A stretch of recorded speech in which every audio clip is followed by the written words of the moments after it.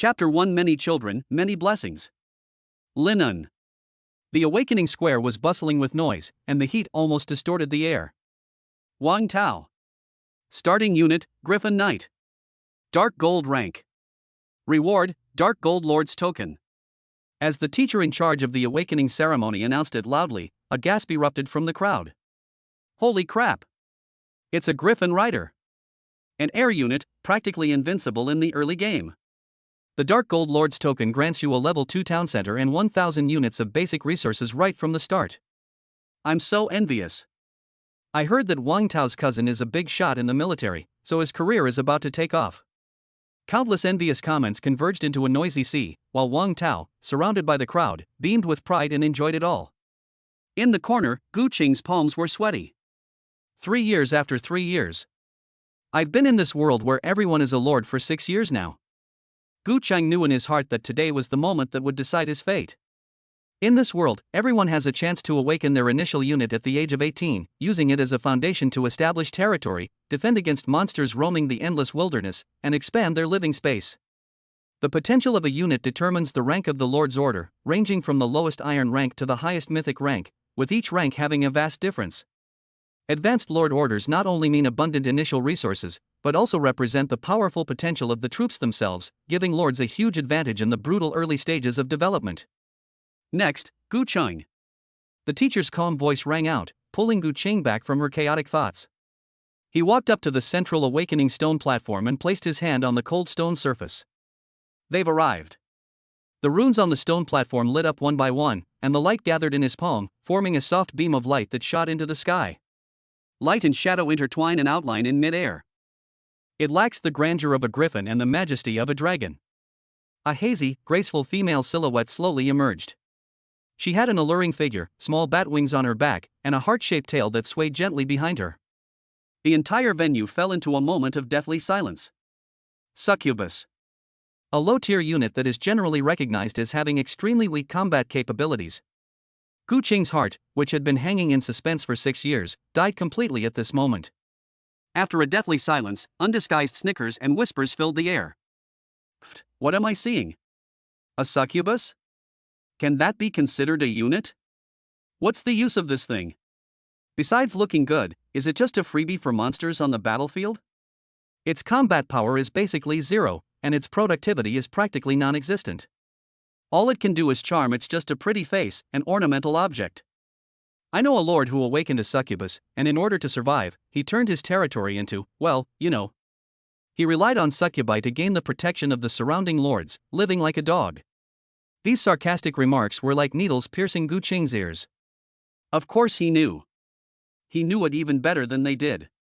The lords of the succubus unit eventually became vassals of other powerful lords, exchanging their unit's special services for a chance to survive, their dignity utterly destroyed and their lives filled with utter humiliation. Gu Qing, initial unit, succubus, grade, black iron, reward, black iron lord's token. The teacher's voice was devoid of any emotion, and a rusty iron-like token appeared out of thin air and fell into Gu Qing's hands. The token felt cold to the touch, with the 3 crooked characters City Lord's token engraved on it, giving it a cheap feel. Compared to Wang Tao's dark gold rank Lord's token, which radiates a dark golden light, it's utter trash. The token then transformed into a stream of light and entered his brow, and information about a territory appeared in his mind. Territory, unnamed, not manifested. Tier, iron.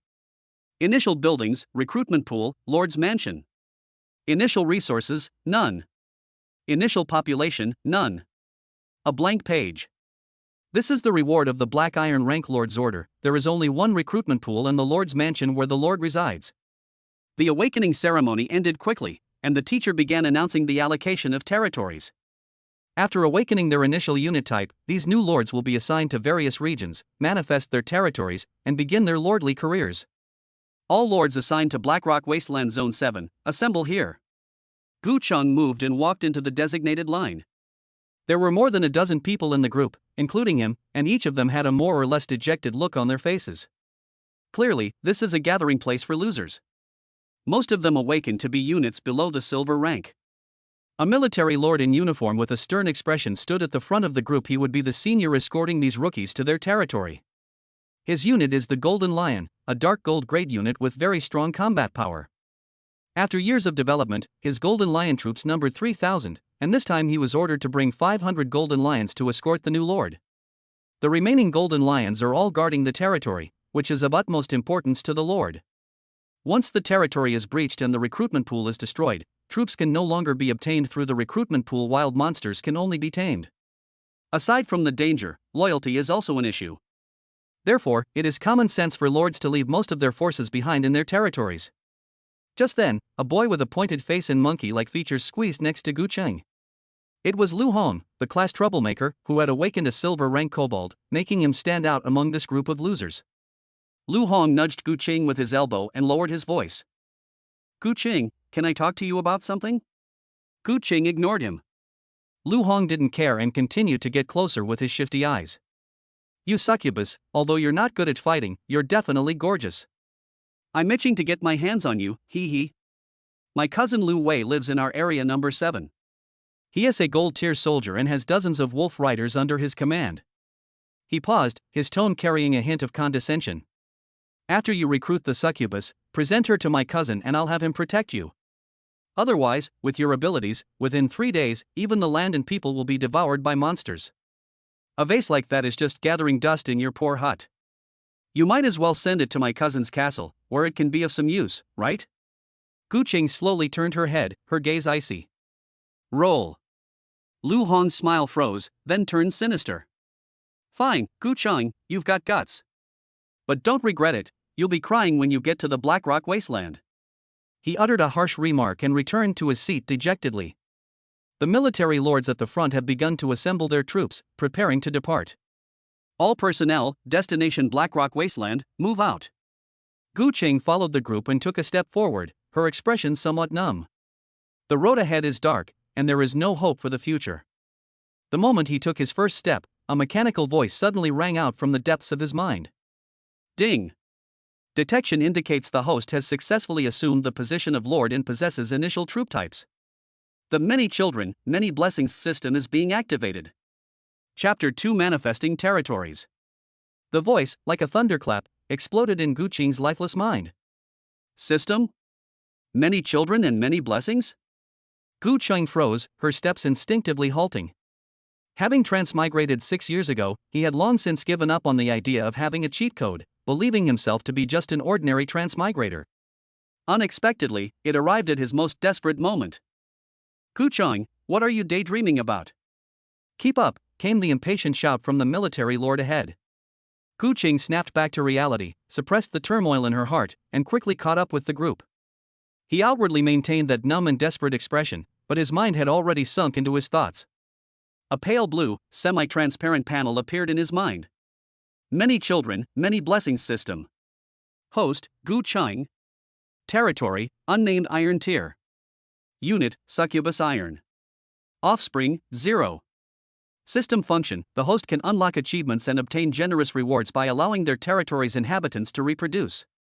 Core bonus: the talents and strengths of all offspring and descendants will be converted into the host's personal strength in a certain proportion.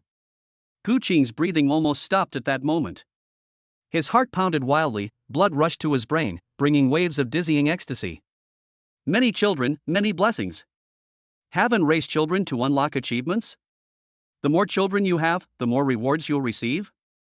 A look of joy appeared on Gu Cheng's face. With this Many Children, Many Blessings system, Gu Cheng was confident that he could develop his territory even with the lowest-ranking Black Iron succubus troops. Moreover, this Many Children, Many Blessings ability can also convert the talents and strengths of one's offspring and descendants into Gu Cheng's personal strength in a certain proportion, thus boosting Gu Cheng's combat power. It should be noted that although lords have troops, their own strength is very weak. They are most afraid of enemy decapitation plans and can only continuously train themselves and improve their strength through some spiritual materials. But with this Many Children, Many Blessings system, Gu Cheng's strength will naturally increase as long as he has more children. This is so awesome. Keep up. Everyone, stay alert. Ahead, the military lord's cold voice interrupted Gu Cheng's thoughts. The group has left the safe zone of Linen City and entered the true wilderness. This is the Blackrock Wasteland. As its name suggests, the ground is covered with black pebbles of all sizes, and not a blade of grass grows there. The strong wind whipped up sand and dust, which blew onto people's faces, carrying a chilling atmosphere. The air was filled with a faint smell of blood and decay, making one's nerves tense.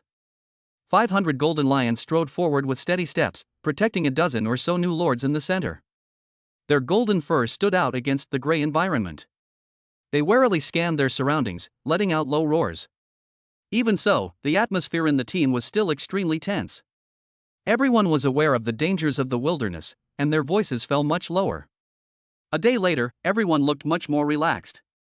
They encountered no danger along the way, and there was still half a day's journey to reach their manifested territory. Awoo! Suddenly, a series of mournful wolf howls came from behind the distant mountain rocks, one after another. Be on guard! The military lord's expression changed, and he shouted sternly. 500 golden lions instantly entered battle mode, their muscles bulging, baring their sharp fangs, and forming a defensive circle. Rustling! A dense rustling sound came from all directions. From the shadows of the black rocks, one after another, gray-black demonic wolves emerged. They were a size larger than ordinary wolves, their eyes gleaming with a hungry green light, and foul-smelling saliva dripping from their mouths. They're wasteland gray wolves. Silver rank, and there are at least 1,000 of them. In the group, a student who had awakened a reconnaissance-type unit was pale-faced and his voice was trembling. Thousands. This number plunged the hearts of all the newly appointed lords into despair. These rookies, who haven't even recruited a single soldier yet, are no different from lambs to the slaughter when faced with such a large pack of wolves. All new lords, stay where you are and do not move. The military lord, his face ashen, waved his hand and commanded, Golden Lion Guard, charge. Roar! A deafening roar of a lion echoed across the wilderness. 500 golden lions transformed into 500 golden lightning bolts and took the initiative to meet the wolf pack. The battle erupted instantly. The golden lions truly live up to their reputation as dark gold tier units. Each one is incredibly brave and fierce. With a flick of its claws, it could easily tear open the flesh of a demon wolf. With its massive jaws snapping open, it bit through the wolf's neck. However, there were too many gray wolves in the wasteland, fearless and relentlessly surging forward. A golden lion was instantly pounced on by 7 or 8 demonic wolves and torn apart. Although it took the lives of 3 or 4 wolves before it died, it was ultimately no match for the overwhelming force of the enemy. Blood and flesh flew everywhere, and screams filled the air. The strong stench of blood in the air stimulated everyone's nerves. Standing in the crowd, Gu Cheng experienced the cruelty of this world for the first time so directly. This is not a game, this is a real life or death struggle. Ah! With a scream, a girl closest to the edge of the group was bitten on the calf by a wolf that had bypassed the defenses and was dragged backward. Help me, she screamed in terror, frantically clawing at the ground, but to no avail. Damn it, the military lord roared, trying to come to the rescue, but he was tightly entangled by several elite demon wolves and could not spare a move. The girl's figure was quickly swallowed up by the wolves, and her shrill screams came to an abrupt end, leaving only a pool of glaring blood. Panic spread like a plague among the new lords. Run! Someone shouted, and immediately 3 or 4 students who had lost their composure turned and ran away, breaking away from the group's protective circle. Fool! Come back! The military lord's eyes were bloodshot. But it was all too late. Once they broke formation, they became the most delicious prey in the eyes of the wolf pack. Several wolves pounced like ghosts, easily knocking them to the ground, their sharp teeth piercing their throats. In just a few minutes, 5 living people were turned into cold corpses. Lu Hong was so frightened that his face turned pale, his legs trembled like leaves, and he almost collapsed to the ground. He looked at the dismembered corpse not far away, his stomach churned, and he vomited with a loud gulp. Gu Qing's heart was in her throat. The bloody battle lasted for nearly half an hour. Finally, after the Golden Lion Guard suffered nearly 100 casualties, they managed to wipe out all the thousands of wasteland gray wolves. The air was filled only with the overwhelming stench of blood and the gasps of survivors. The military lord, his face ashen, counted the number of people. The team, which originally numbered more than a dozen, was now reduced to less than 10. He looked at the terrified rookies with a complex expression, and finally uttered a few cold words, "This is the world you are about to face. If you don't quickly establish your territory, death will be your only fate." The procession continued forward, the atmosphere even more deathly silent than before. After another 2 hours of travel, they finally arrived at their destination, a relatively flat area. Find your respective locations according to the coordinates on your lord's decree. The military lord's voice carried a hint of weariness. After materializing your territory, you will be protected by a beginner's shield that can withstand most attacks from low-level monsters for 7 days. After 7 days, you'll have to fend for yourselves. After saying that, he led the remaining Golden Lion Guards to patrol and guard the perimeter of the area. Once all the territories of these new lords have materialized, he will leave, leaving them to fend for themselves. The group dispersed to find their own territory coordinates. Although everyone is in the same area, the territories are still quite far apart, so there's no need to worry about competing for surrounding resources. Gu Qing quickly found her own place. Taking a deep breath, Gu Qing took out the rusty Black Iron Lord's token. Does this area constitute territory? Yes. Chapter 3 Succubus Suna, Achievements in Reproduction. The token in his hand instantly transformed into a glimmer of light, merging into the ground beneath his feet. Buzz. The ground trembled slightly, and a soft white light curtain spread outward from him, forming a circular shield with a diameter of about 100 meters. Inside the protective shield, the ground began to rise. A thatched hut that looked as if it could be blown down by a gust of wind, and a stone pool only 3 meters square, filled with strange, dark purple water, emerged from the ground. Territory successfully materialized. Territory, unnamed. Tier, Black Iron. Buildings, Tier 1 Lord's Mansion Thatched Hut, Recruitment Pool. Resources, none. Population, none. This is all his possessions. A few hours earlier, seeing this situation, which resembled a refugee camp, Gu Qing would have felt only endless desolation and despair. But now, he stared intently at the stone pool, his eyes burning with desire. That was his only hope. Without hesitation, Gu Qing went straight to the recruitment pool. Succubus Recruitment Pool Iron. Recruitable Unit, Succubus. Recruitment Price, 10 Energy Crystals 1 person. Currently available recruitment quantity, 1 initial bonus. This is the recruitment pool for recruiting troops. Simply throw a sufficient number of energy crystals into the recruitment pool to recruit initial troops. Seeing the initial recruitment slot, Gu Qing didn't hesitate and recruited immediately. The water in the recruitment pool began to churn violently, bubbling up. A graceful and alluring figure slowly rose from the pool. She was completely naked, her skin as white as snow, dazzlingly white against the backdrop of the gray wasteland. Her small bat wings fluttered gently behind her, and her long purple hair cascaded down to her waist. On her exquisitely beautiful face, there was a hint of bewilderment. When she saw Gu Qing, her captivating eyes lit up instantly, filled with affection and dependence. She gracefully stepped out of the recruitment pool, knelt on one knee in front of Gu Qing, clasped her hands in front of her chest, and lowered her alluring face. "My lord, Suna pays you her highest respects." Her voice had a strange magic, as if it could penetrate into one's bones, making one feel numb all over. Gu Qing's gaze fell on Suna, and he opened her attribute panel. Unit, Succubus. Name, Suna. Tier, Black Iron. Loyalty, 100 Die Hard. Level, 1. Strength, 2. Agility, 5. Constitution, 3. Spirit, 8. Skill, Charm Active, can be used on male creatures of level not higher than the user, with a chance to cause them to become confused or submit. Talent, none. Sure enough, apart from having slightly higher mental strength, his other attributes were pitifully low, and his combat power was almost zero. Gu Qing looked at Suna kneeling in front of him, feeling a mix of emotions. It may be beautiful, but its combat effectiveness is indeed worrying. However, the most important thing now is to activate the Many Children, Many Blessings system and receive rewards. Get up. Gu Qing reached out and helped Suna up. You are my only subordinate now, and we must rely on each other. Suna stood up, looking at Gu Qing with seductive eyes. My lord, Suna is willing to do anything for you. Her voice possessed a natural allure, causing even a transmigrator like Gu Qing to feel a flutter in his heart.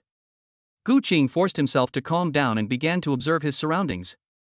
Outside the protective barrier, one could occasionally see the figures of some low-level monsters wandering around, eyeing the area menacingly. This protection will disappear after 7 days. At that time, these monsters will swarm in and tear him and Suna to pieces. To survive, you must improve the defense or combat capabilities of your territory. Suna, what do you know about combat? Although Gu Qing had checked Suna's attributes, he still asked her a question. Suna shook her head, somewhat shyly.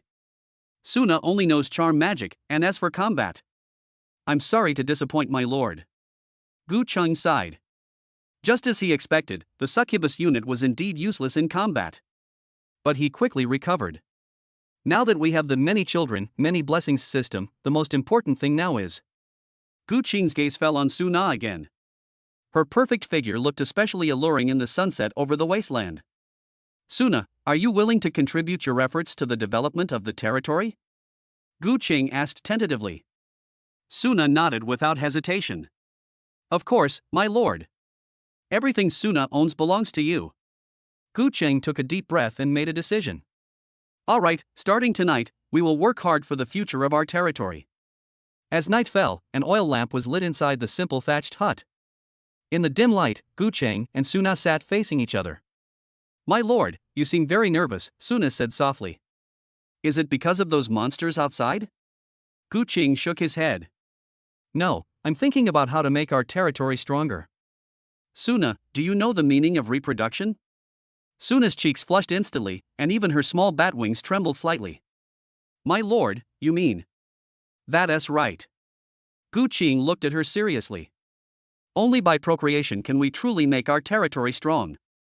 This is the hope for our territory's development and the only way to survive in this cruel world. Suna lowered her head, her voice barely audible. If this can strengthen the Lord's territory, Suna is willing. Seeing her shy expression, Gu Qing's heart fluttered. As expected of a succubus, even her shy demeanor is so captivating. Okay. Let's get started.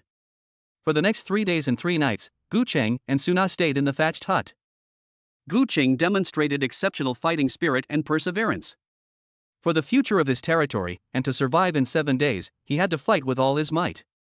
Suna also threw herself into it wholeheartedly, bringing out the succubus's nature to the fullest and cooperating extremely well. On the first day, there was still some awkwardness and tension between the two. The next day, the two got into the swing of things and their teamwork became increasingly seamless. By the third day, the two had become so engrossed in their work that they forgot to eat and sleep. For 3 consecutive days, Gu Qing persisted in the fierce battle. During this time, Gu Qing would occasionally leave the thatched hut to check on the surrounding area of the territory. The number of monsters outside the protective shield seems to be increasing. They have smelled fresh flesh and blood and have been constantly wandering around the perimeter. This made Gu Qing even more anxious, and he returned to the thatched hut, supporting his aching back. Late on the 3rd night, Gu Qing felt completely drained, both physically and mentally, and was about to faint. A mechanical voice, as beautiful as heavenly music, suddenly rang in his mind. Ding! Congratulations, host! The succubus Suna has successfully conceived.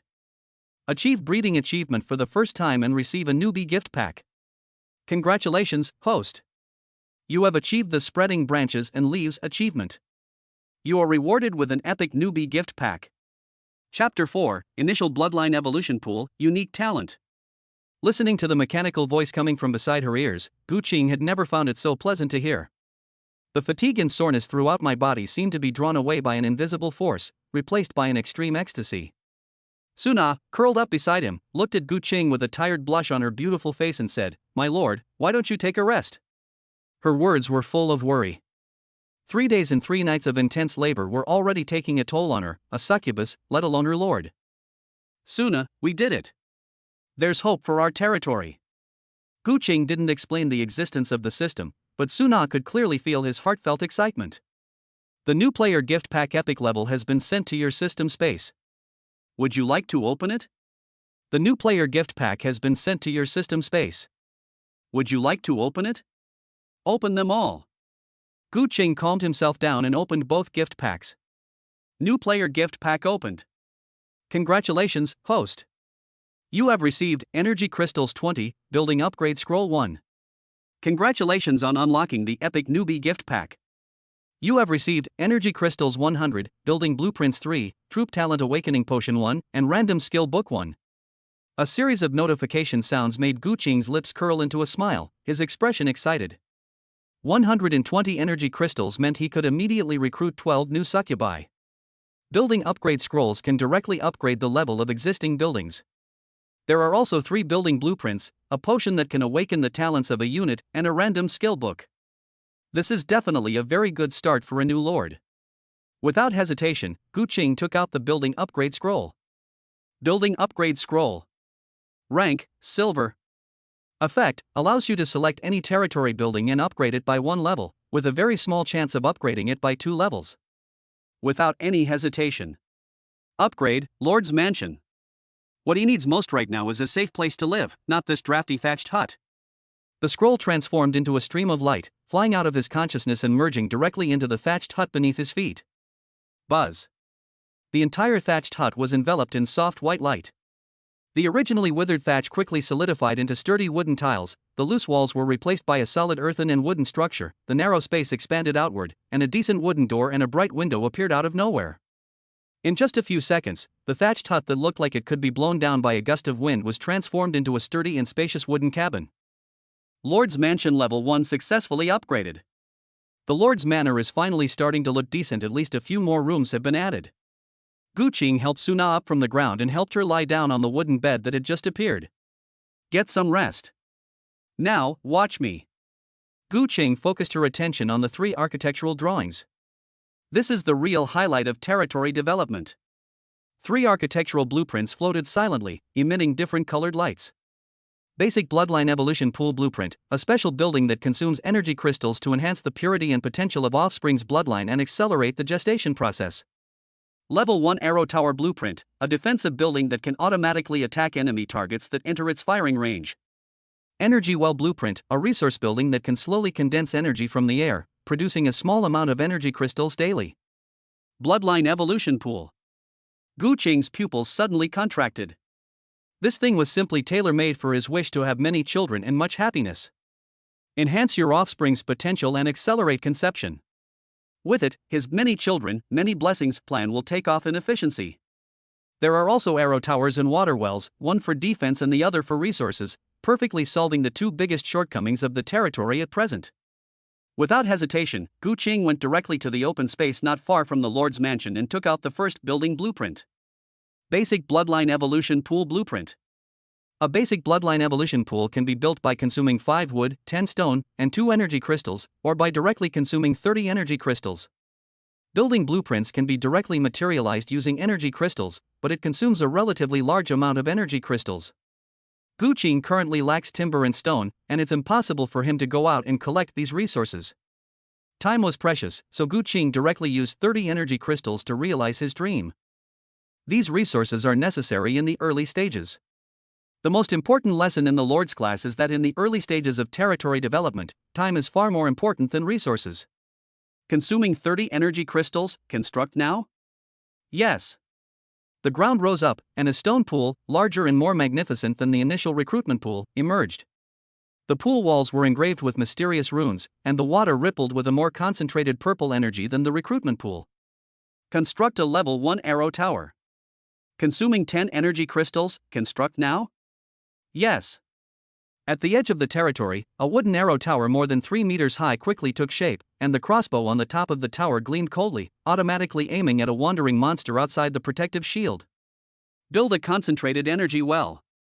Consuming 10 energy crystals, construct now? Yes.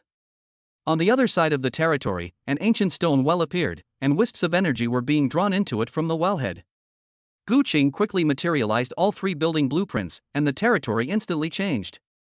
Wooden cabins, mysterious evolution pools, protective arrow towers, and energy wells that continuously produce resources.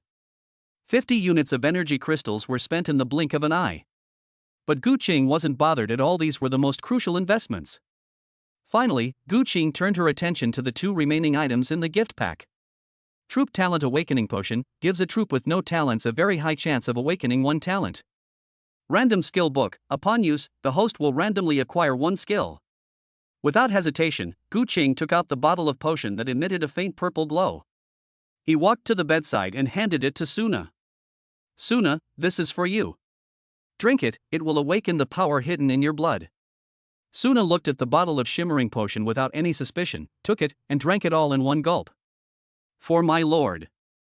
The moment the medicine entered her mouth, a surge of scorching energy exploded within her body. A purplish-black light burst forth from her body, completely enveloping her. Her small bat wings suddenly unfurled, making her originally soft lines even sharper. Wisps of mysterious runes appeared and disappeared on her skin. Gu Qing immediately opened her attribute panel. Unit, Succubus. Name, Suna pregnant. Tier, black iron. Loyalty, 100 die hard. Level, 1. Strength, 2. Agility, 5. Constitution, 3. Spirit, 8. Skill, charm. Talent, Succubus Queen unique aura effect, increases all attributes of all succubus units within the territory by 10%. As the queen of the tribe, there is a certain probability that offspring conceived and born will undergo beneficial mutations or rank advancement. Chapter 5 Essence of Life, Bloodline Resonance. Succubus Queen. A unique talent. Gu Qing's breath caught in her throat for a moment. This talent effect is absolutely amazing. Not only can it improve the attributes of all succubi, but more importantly, it can cause offspring to mutate and advance in rank. This means that he may have succubus offspring of bronze, silver, or even gold rank in the future. This is the real trump card. Suppressing his overwhelming joy, Gu Qing used the last random skill book. Congratulations, host, you have acquired the skill, Essence of Life. Essence of Life. Rank, Gold. Effect, the host can convert a portion of their own life force and spiritual energy into pure life essence, which can be infused into their partner's body, greatly increasing the chances of conception, optimizing offspring's talents, and shortening the gestation period. Note, overuse can damage the host's fundamental health. Gu Qing's expression was somewhat strange. He hadn't expected to unleash such a skill. However, it perfectly aligns with his belief that having many children brings many blessings. It can improve the quality of offspring and shorten the gestation period. With this skill and the bloodline evolution pool, offspring can be born quickly. He looked at the newly built, primary bloodline evolution pool, its waters rippling with rich purple energy, and then at Suna lying on the bed, her brows furrowed with weariness.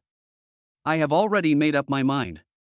The new player protection period is only 7 days, so every minute and every second is incredibly precious. Suna, how are you feeling? Gu Qing looked at Suna lying on the bed. Her appearance was even more beautiful, and she radiated a sacred maternal glow. My lord, I feel a powerful force surging within me. Suna gently stroked her lower abdomen, her eyes filled with happiness. And our child, he is healthy and full of vitality. Gu Qing nodded, calculating the time in her mind. Normally, a succubus's pregnancy lasts 3 months, but with the bloodline evolution pool and life essence skills, the pregnancy period should be compressed to the extreme. Suna, let's try out that newly built evolution pool. Gu Qing helped Suna up, and the two arrived at the bloodline evolution pool that emitted a faint purple light. He gently placed Suna in his arms into the pool.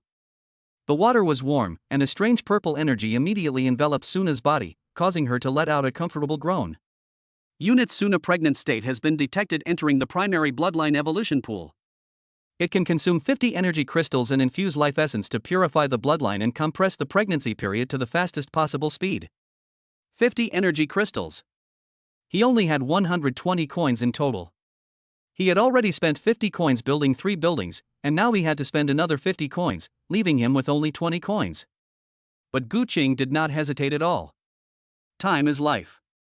Especially in this cruel wasteland where there is only a 7-day protection period for new players, any opportunity to accelerate development and improve strength must be seized with all efforts. The sooner Suna's baby is born, the better for Gu Qing. Gu Qing threw 50 energy crystals directly into the primary bloodline evolution pool in front of him. Then, Gu Qing activated the skill she had just mastered. The essence of life. An indescribable force was drawn from the depths of his body. It wasn't just a simple loss of physical strength, but a more primal energy, a mixture of vitality and spiritual power, that was continuously being poured into Suna's body in the bloodline evolution pool through his arm. Buzz.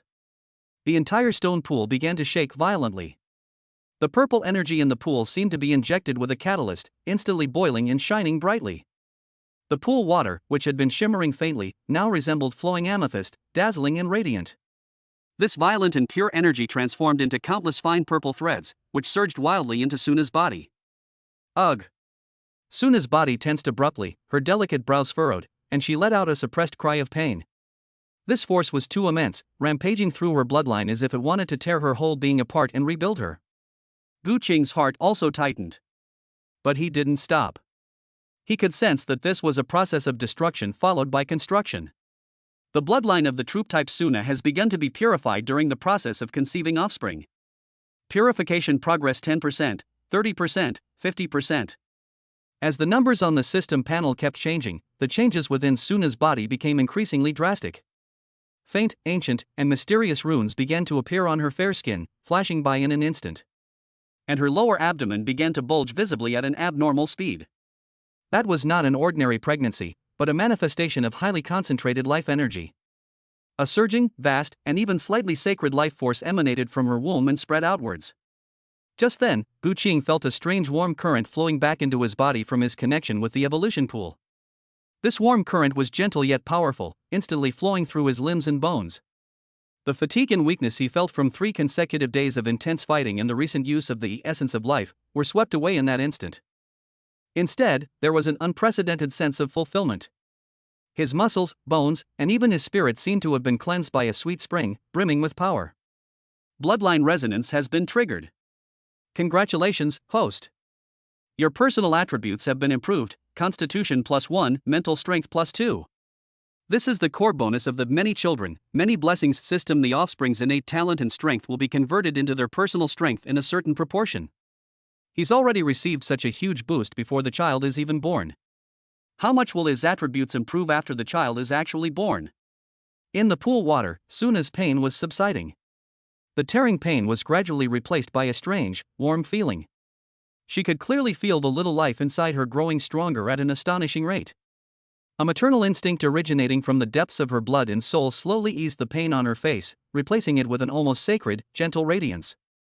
Bloodline purification complete. The offspring conceived by Unit Suna have seen a significant boost in potential. The gestation period has been significantly shortened, and delivery is expected to be completed within 24 hours. 24 hours. Gu Qing's breathing became rapid.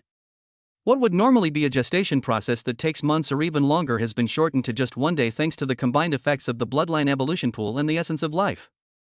This means that his first child will be born no later than tomorrow night.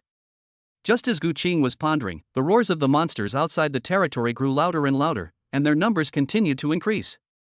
Gu Qing frowned slightly. Something was wrong. The number of monsters outside seemed to be increasing.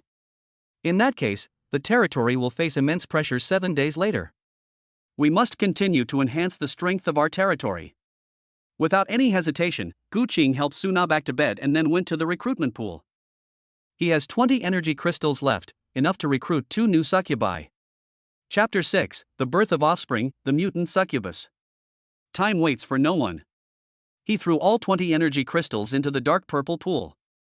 The pool water churned and boiled again, and 2 figures, slightly younger than Suna but equally alluring and graceful, slowly rose from the pool. Upon seeing Gu Qing, their eyes immediately filled with absolute loyalty and dependence, and they knelt on one knee. Lord! Lord! Gu Qing named them Lily and Lena. He pointed in the direction of the cabin and gave Lily his orders. Lily, go and take care of Suna. She is about to give birth to our territory's first child. We cannot afford any mishaps. Yes, my lord. Lily stood up, bowed respectfully, and walked gracefully toward the cabin.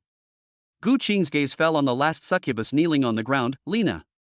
His gaze was complex, but it was quickly replaced by an unquestionable resolve. For the sake of territory, for the sake of survival, some things are necessary.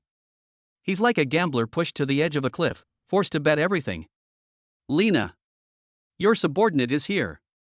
Are you willing to give everything for the strength of the territory? Lena was slightly taken aback, and then a blush appeared on her beautiful face, but her eyes were incredibly firm. For my lord, Lena would gladly die 1,000 deaths.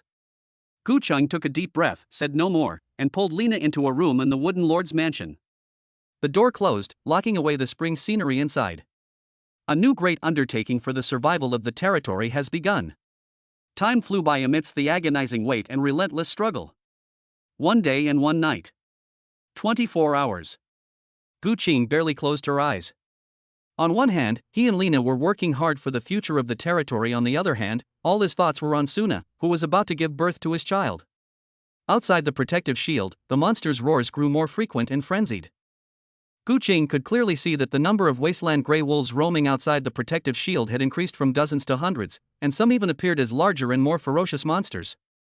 The pressure, like a landslide, relentlessly crushed him every second. The 7-day protection period has now passed 4 days. Time is running out for him. Just then. Ah! A scream, a mixture of pain and relief, came from the direction of the primary bloodline evolution pool. Gu Qing was jolted, pushed Lina aside, and rushed out without regard for anything else. In the primary bloodline evolution pool, Suna's body was completely enveloped by an unprecedentedly dense cocoon of purple energy. The energy cocoon was like a giant heart, beating violently. Each pulse emanated a life force that made Gu Qing's heart tremble.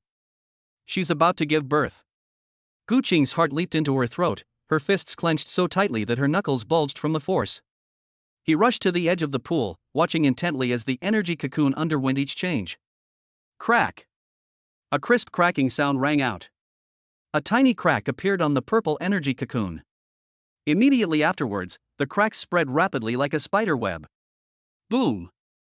The entire energy cocoon exploded with a roar, turning into countless purple specks of light that scattered into the air. As the light faded, a figure the size of an infant floated silently above the evolution pool. It was a succubus cub. Her skin was as white as jade, and she had a pair of small but exquisite purple bat wings on her back, with mysterious runes shimmering on the wing membranes. A heart-shaped tail sways gently behind it. What's most striking is her eyes. Those were not the purple or red pupils characteristic of the succubus race, but a pair of deep, pure black eyes. Exactly the same as Gu Qing. A strange and powerful energy fluctuation emanated from her small body and spread outwards. This is definitely not the aura a unit of the black iron rank should have. Gu Qing held her breath completely at that moment. The next second, the system notification sound he had been waiting for came crashing down on his mind like a storm. Ding! Congratulations, host! Your first offspring has been successfully born. A benign mutation has been detected in the offspring's bloodline. Offspring unit, mutant succubus. Offspring potential rating, gold. Congratulations, host. You have achieved the first offspring achievement. Congratulations, host. You have achieved the bloodline leap achievement. Achievement rewards are being distributed. Congratulations, host. You have obtained iron ore 5,000. Wood 5,000.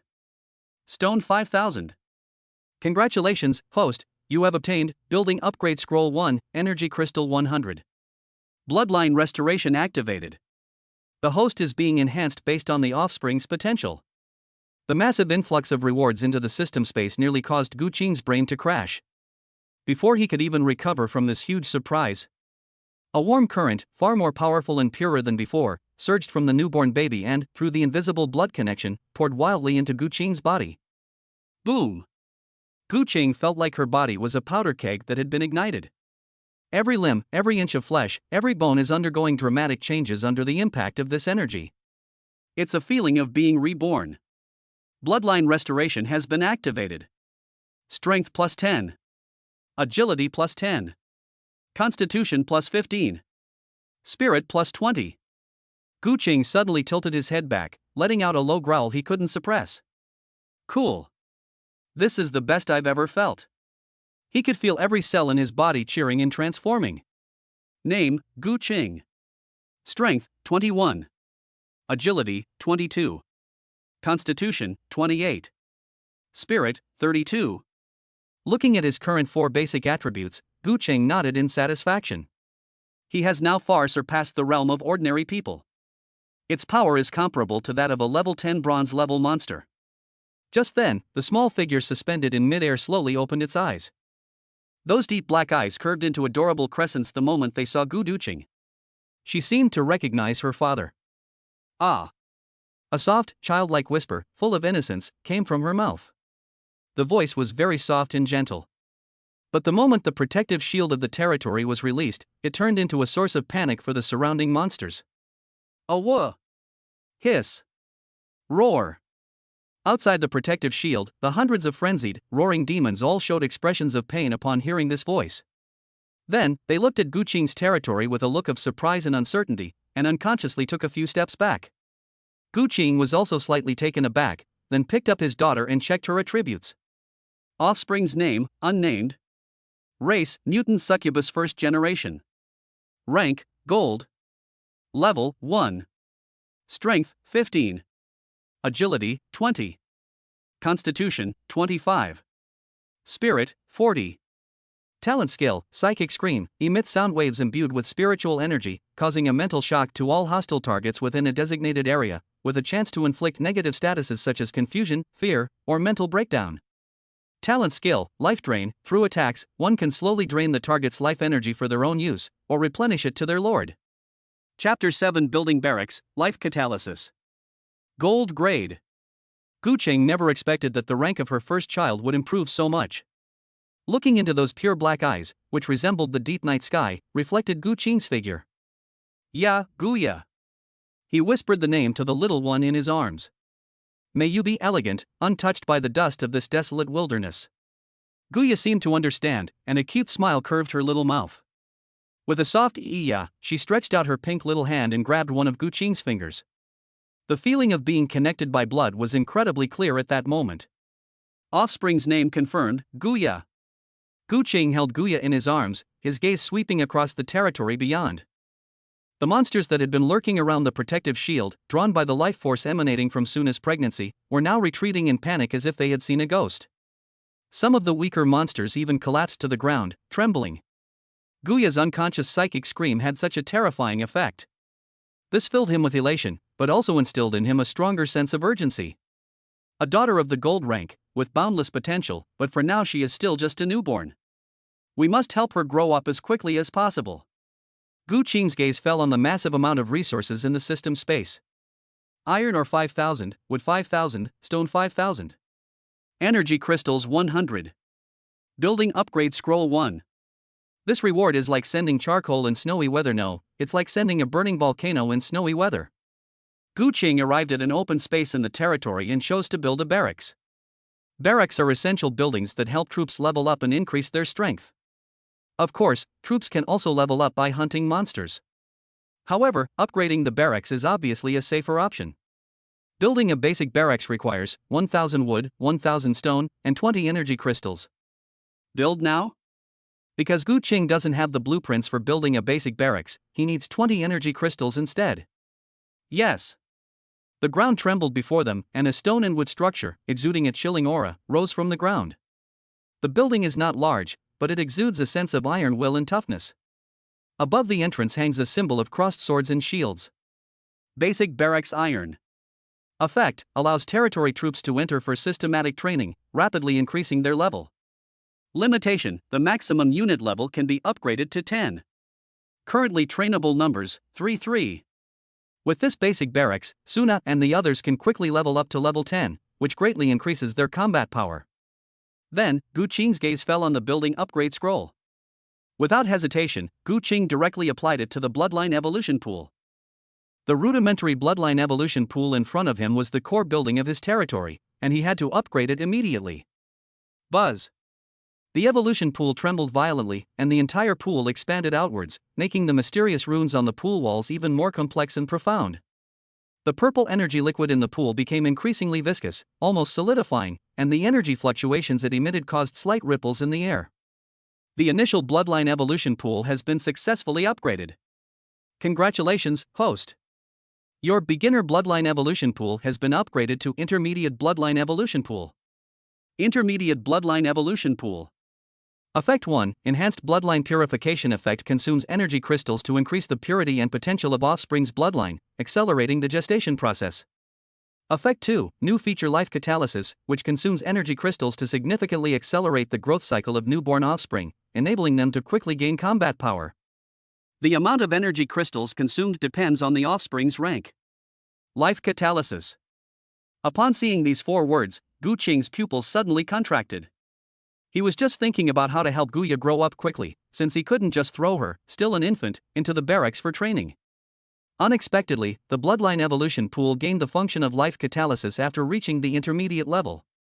Without hesitation, Gu Qing placed Guya directly into the intermediate bloodline evolution pool. Subsequently, Gu Qing used his life force to catalyze the process. Do you wish to perform life catalysis on Guya? Requires 50 energy crystals. 50 energy crystals. Gu Qing's eyelids twitched. This price wasn't cheap. But what he lacks most right now is time. 4 days of the 7-day protection period have already passed, and the number of monsters outside will only increase. He must have enough power to protect himself before the protective shield disappears. He threw 50 energy crystals into the pool. The pool water instantly boiled, turning into a huge purple vortex that completely swallowed Guya's small figure. A life energy far more powerful than that during conception surged into Guya's body. Meanwhile, Guya's figure, at the center of the vortex, began to lengthen and grow at a visible speed. From a helpless infant to a toddler learning to walk, and then to a graceful young woman. The whole process took only a few minutes. When the pool water returned to calm, the whirlpool dissipated. A black-haired girl, about 1.6 meters tall, with a figure that already resembled that of a succubus, but whose face still retained a touch of childishness and innocence, stood gracefully in the pool. The pair of purple bat wings on her back grew larger, and the runes on the wing membrane shimmered with a chilling light. Those pure black eyes looked at Gu Cheng with deep affection and dependence. "Father." The voice was crisp and melodious, yet possessed an innate allure. Gu Cheng stared at the girl in front of him, momentarily lost in thought. This is his daughter. He opened Guya's attribute panel, and the data had changed. Child's name, Guya. Race, mutant succubus first generation. Rank, gold. Level, 5. Strength, 30. Agility, 40. Physical fitness, 50. Mental state, 80. Talent skills, mind blast, life drain. She had only grown to the age of a young girl when her level skyrocketed to level 5, and her 4 main attributes had doubled. The potential of this gold grade item is truly terrifying. "Yeah, go to the cabin and rest first, get used to your strength." Gu Cheng suppressed his excitement and said gently to Guya. "Yes, father." Guya nodded obediently, stepped out of the pool, and walked barefoot towards the wooden house. After settling her daughter in, Gu Cheng immediately found Suna, who had just given birth and was recovering in the wooden house, as well as Lily, who was waiting nearby. "Suna, Lily." "My lord." The two women immediately stood up. Although Suna had just given birth, she recovered extremely quickly thanks to the succubus queen's talent, and there was no sign of weakness at the moment. "From now on, the two of you will enter the barracks for training and level up as quickly as possible." Gu Cheng's tone left no room for doubt. "There are more and more monsters outside the protective shield, and we can't afford to waste any time." "Yes, my lord." Without hesitation, Suna and Lily immediately headed towards the newly built primary barracks. Watching them enter the barracks, Gu Cheng turned around, his gaze falling on the last succubus, Lena. Lena seemed to sense something, a beautiful blush rose on her cheeks, and she lowered her head slightly. Gu Cheng didn't say anything, but simply took her hand and walked into the room where he had worked for 3 days and 3 nights. He must continue the fight for his territory. Chapter 8, A Fierce Battle, Another Pregnancy. After a night of fierce fighting, the sensual atmosphere inside the cabin was so thick it was almost impossible to separate. Gu Cheng opened her eyes, and crimson blood vessels covered her eyeballs like a spiderweb. He was not sleepy at all. His extreme fatigue had given him a morbidly heightened state of excitement. He turned his head to the side, and Lena beside him was already fast asleep. The girl's beautiful face was tired, and there were even traces of tears still clinging to her long eyelashes.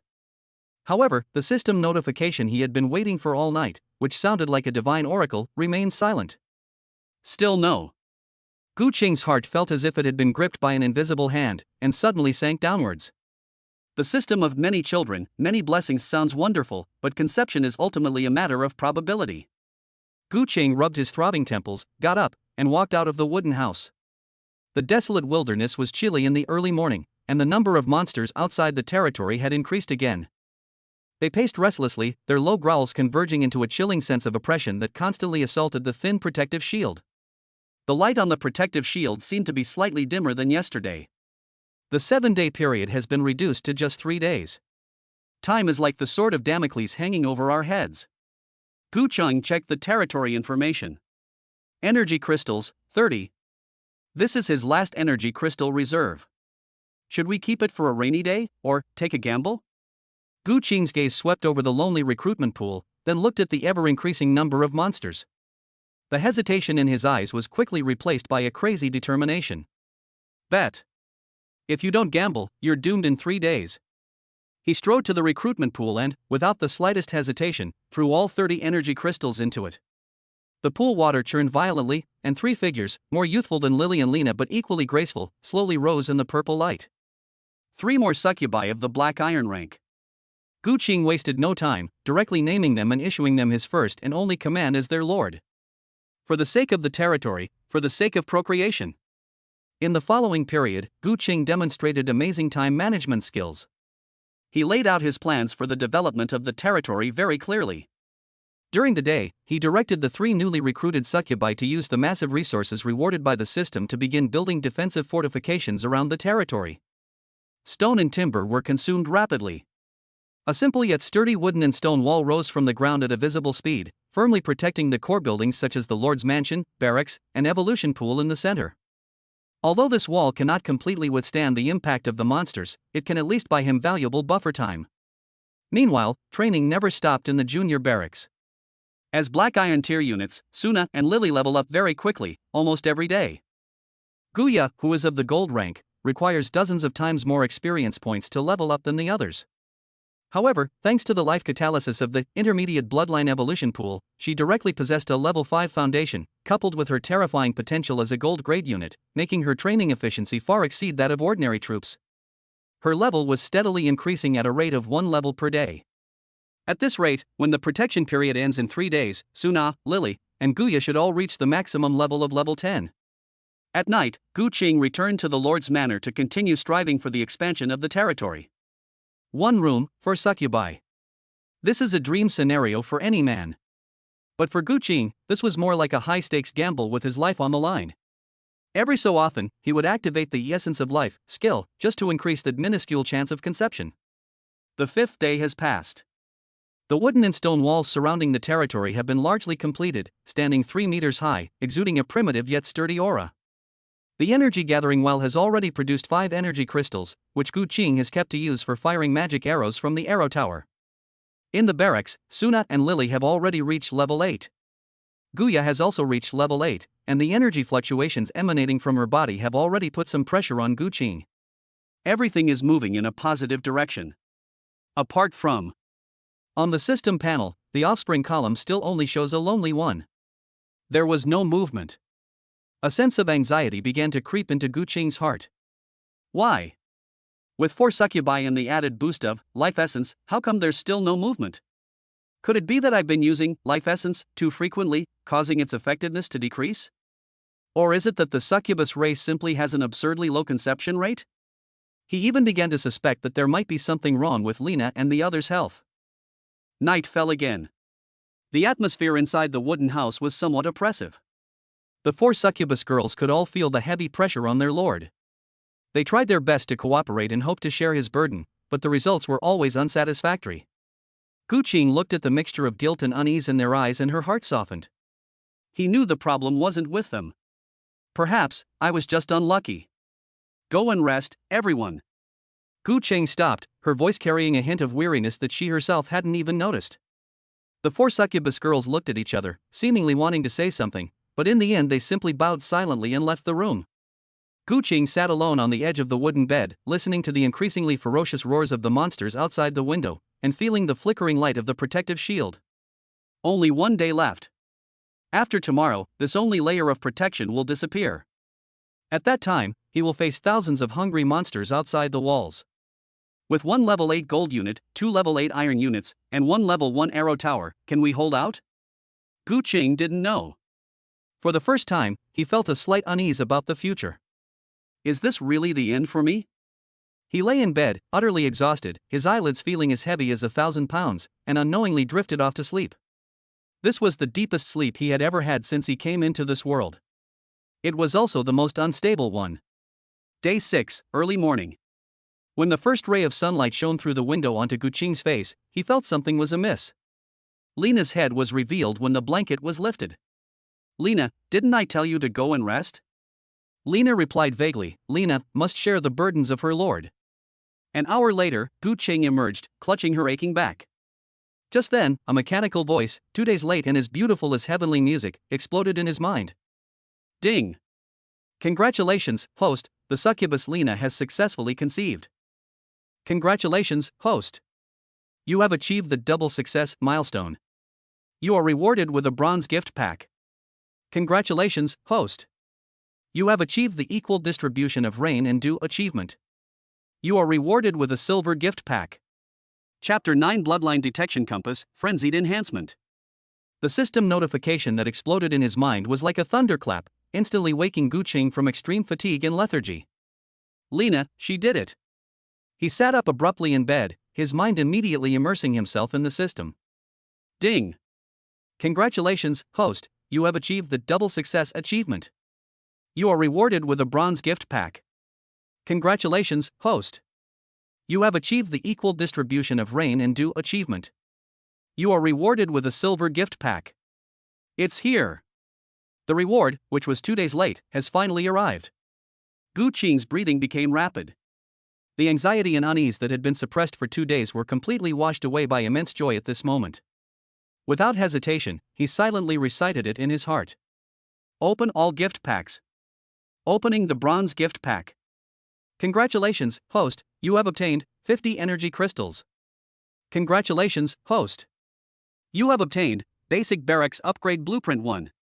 Congratulations, host, you have obtained the Territory Popularity Aura Beginner. 50 energy crystals. Gu Qing's eyes lit up instantly. You can never have too much energy crystals, and he just happened to be almost out of them. What surprised him even more was the Barracks Upgrade Blueprint. The basic barracks can only train troops up to level 10. To continue improving, you must upgrade the barracks. This thing came at the perfect time. As for the Territory Popularity Aura, its effect is quite practical. Territory Popularity Aura Basic slightly increases the happiness of all citizens within the territory and slows the rate at which their loyalty decreases, effectively alleviating the negative emotions caused by the Lord's long-term overwork. Gu Qing's lips twitched involuntarily when he saw the description of the halo. This system is really thoughtful. He had indeed pushed those succubus girls too hard these past few days. He had seen the guilt and unease in their eyes. Having this halo at least makes them feel a little better. Gu Qing was in a great mood and turned her attention to the next gift package. Silver gift package. This is the real big deal. Activate. Opening the silver gift pack. Congratulations, host, you have obtained 200 energy crystals. Congratulations, host, you have obtained Intermediate Building Blueprint Gold Tier Defense Tower. Congratulations, host, you have obtained Special Item Bloodline Detection Compass 1. 200 energy crystals. With the 50 energy crystals from the bronze gift pack, he now has a total of over 250 energy crystals. In addition, there is also an intermediate level architectural blueprint. Intermediate and higher level architectural drawings are very expensive. Because buildings like the basic barracks can be constructed by learning their structure and then directly materialized using materials and energy crystals. However, once you reach the intermediate level of architecture and the grade reaches gold or above, you can no longer learn the construction techniques. Construction can only be carried out using architectural blueprints, or by races like dwarves that possess construction abilities. Therefore, a mid-level architectural blueprint is worth at least 500 energy crystals on the market, and even then, it's often unavailable. Gu Qing's heart pounded as her gaze fell upon the intermediate level architectural blueprint. Intermediate Building Blueprint can construct a gold-tier defensive tower, with attack power far exceeding that of ordinary arrow towers, and possesses area of effect attack capabilities. It has area of effect attack capabilities. Gu Qing's face lit up with joy. Although arrow towers also have area of effect attacks, they require firing magic arrows and consume energy crystals. Otherwise, they can only shoot ordinary arrows, which not only requires making arrows but also prevents them from creating a wide-range attack. It's nowhere near as strong as this advanced defense tower. Moreover, the defensive tower can also raise a defensive shield, making it both offensive and defensive, and definitely an extremely important defensive building for a territory. Finally, Gu Qing focused his attention on the bloodline detection compass. Seeing the compass's effect invigorated Gu Qing even more. Bloodline detection compass can detect special bloodlines or life forms and minerals with high energy responses within a 10-kilometer radius. Can be used once daily. This is simply a map-opening magic tool. What is most important in the wilderness? Resource. Powerful monsters, hidden mineral veins, and unique rare and precious materials are all core resources that allow lords to develop rapidly. But the wilderness is too vast and dangerous, and finding these things is like looking for a needle in a haystack. But now, with this compass, everything is different. Gu Qingqiang suppressed his excitement and used the bloodline detection compass without hesitation. Although we can't go out yet, we shouldn't waste our daily chance. We can bookmark it and explore it properly later. The phantom of the compass in his hand vibrated slightly, and an invisible ripple spread rapidly outwards from the territory as its center. The compass needle began to spin rapidly, and finally, it pointed sharply to a valley about 5 kilometers northwest of the territory. The tip of the pointer shimmered with a rich golden light. At the same time, the system notification sounded again. Ding! A small, undiscovered energy crystal vein has been detected 5 kilometers northwest of our territory. Estimated reserves, 800-1000 energy crystals. Energy crystal vein. Moreover, it's a mineral vein with reserves that could reach 1,000. Gu Qing's pupils suddenly contracted, and her breath caught in her throat for a moment. He was stunned by this huge surprise that came out of nowhere. If we can mine these 1,000 energy crystals, our territory will definitely be able to develop rapidly. Suppressing her excitement, Gu Qing marked the location. Subsequently, Gu Qingxian activated the aura of appeasement for the people of his territory. Then, Gu Qing arrived at an open space, preparing to use intermediate building blueprints to construct a gold-grade defensive tower. Consume intermediate building blueprints to construct a gold-tier defensive tower? You can choose to consume 1,000 wood, 1,000 stone, 1,000 iron ore, and 100 energy crystals, or directly consume 200 energy crystals. Looking at the consumption of this gold-grade defense tower, Gu Qing couldn't help but feel a pang of pain. The higher the grade of the building, the more materials and energy crystals it consumes, and the increase is exponential. However, for the sake of territory defense, Gu Qing chose to build directly. With ample timber, stone, and iron ore, Gu Qing naturally chose the first construction method.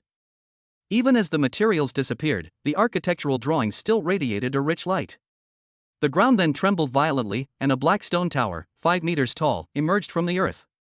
The tower is made of an unknown obsidian, its surface engraved with mysterious runes, radiating a chilling energy fluctuation. A massive energy focusing device is mounted atop the tower, currently slowly accumulating energy. Gold tier defense tower completed. Attack power, 100-150.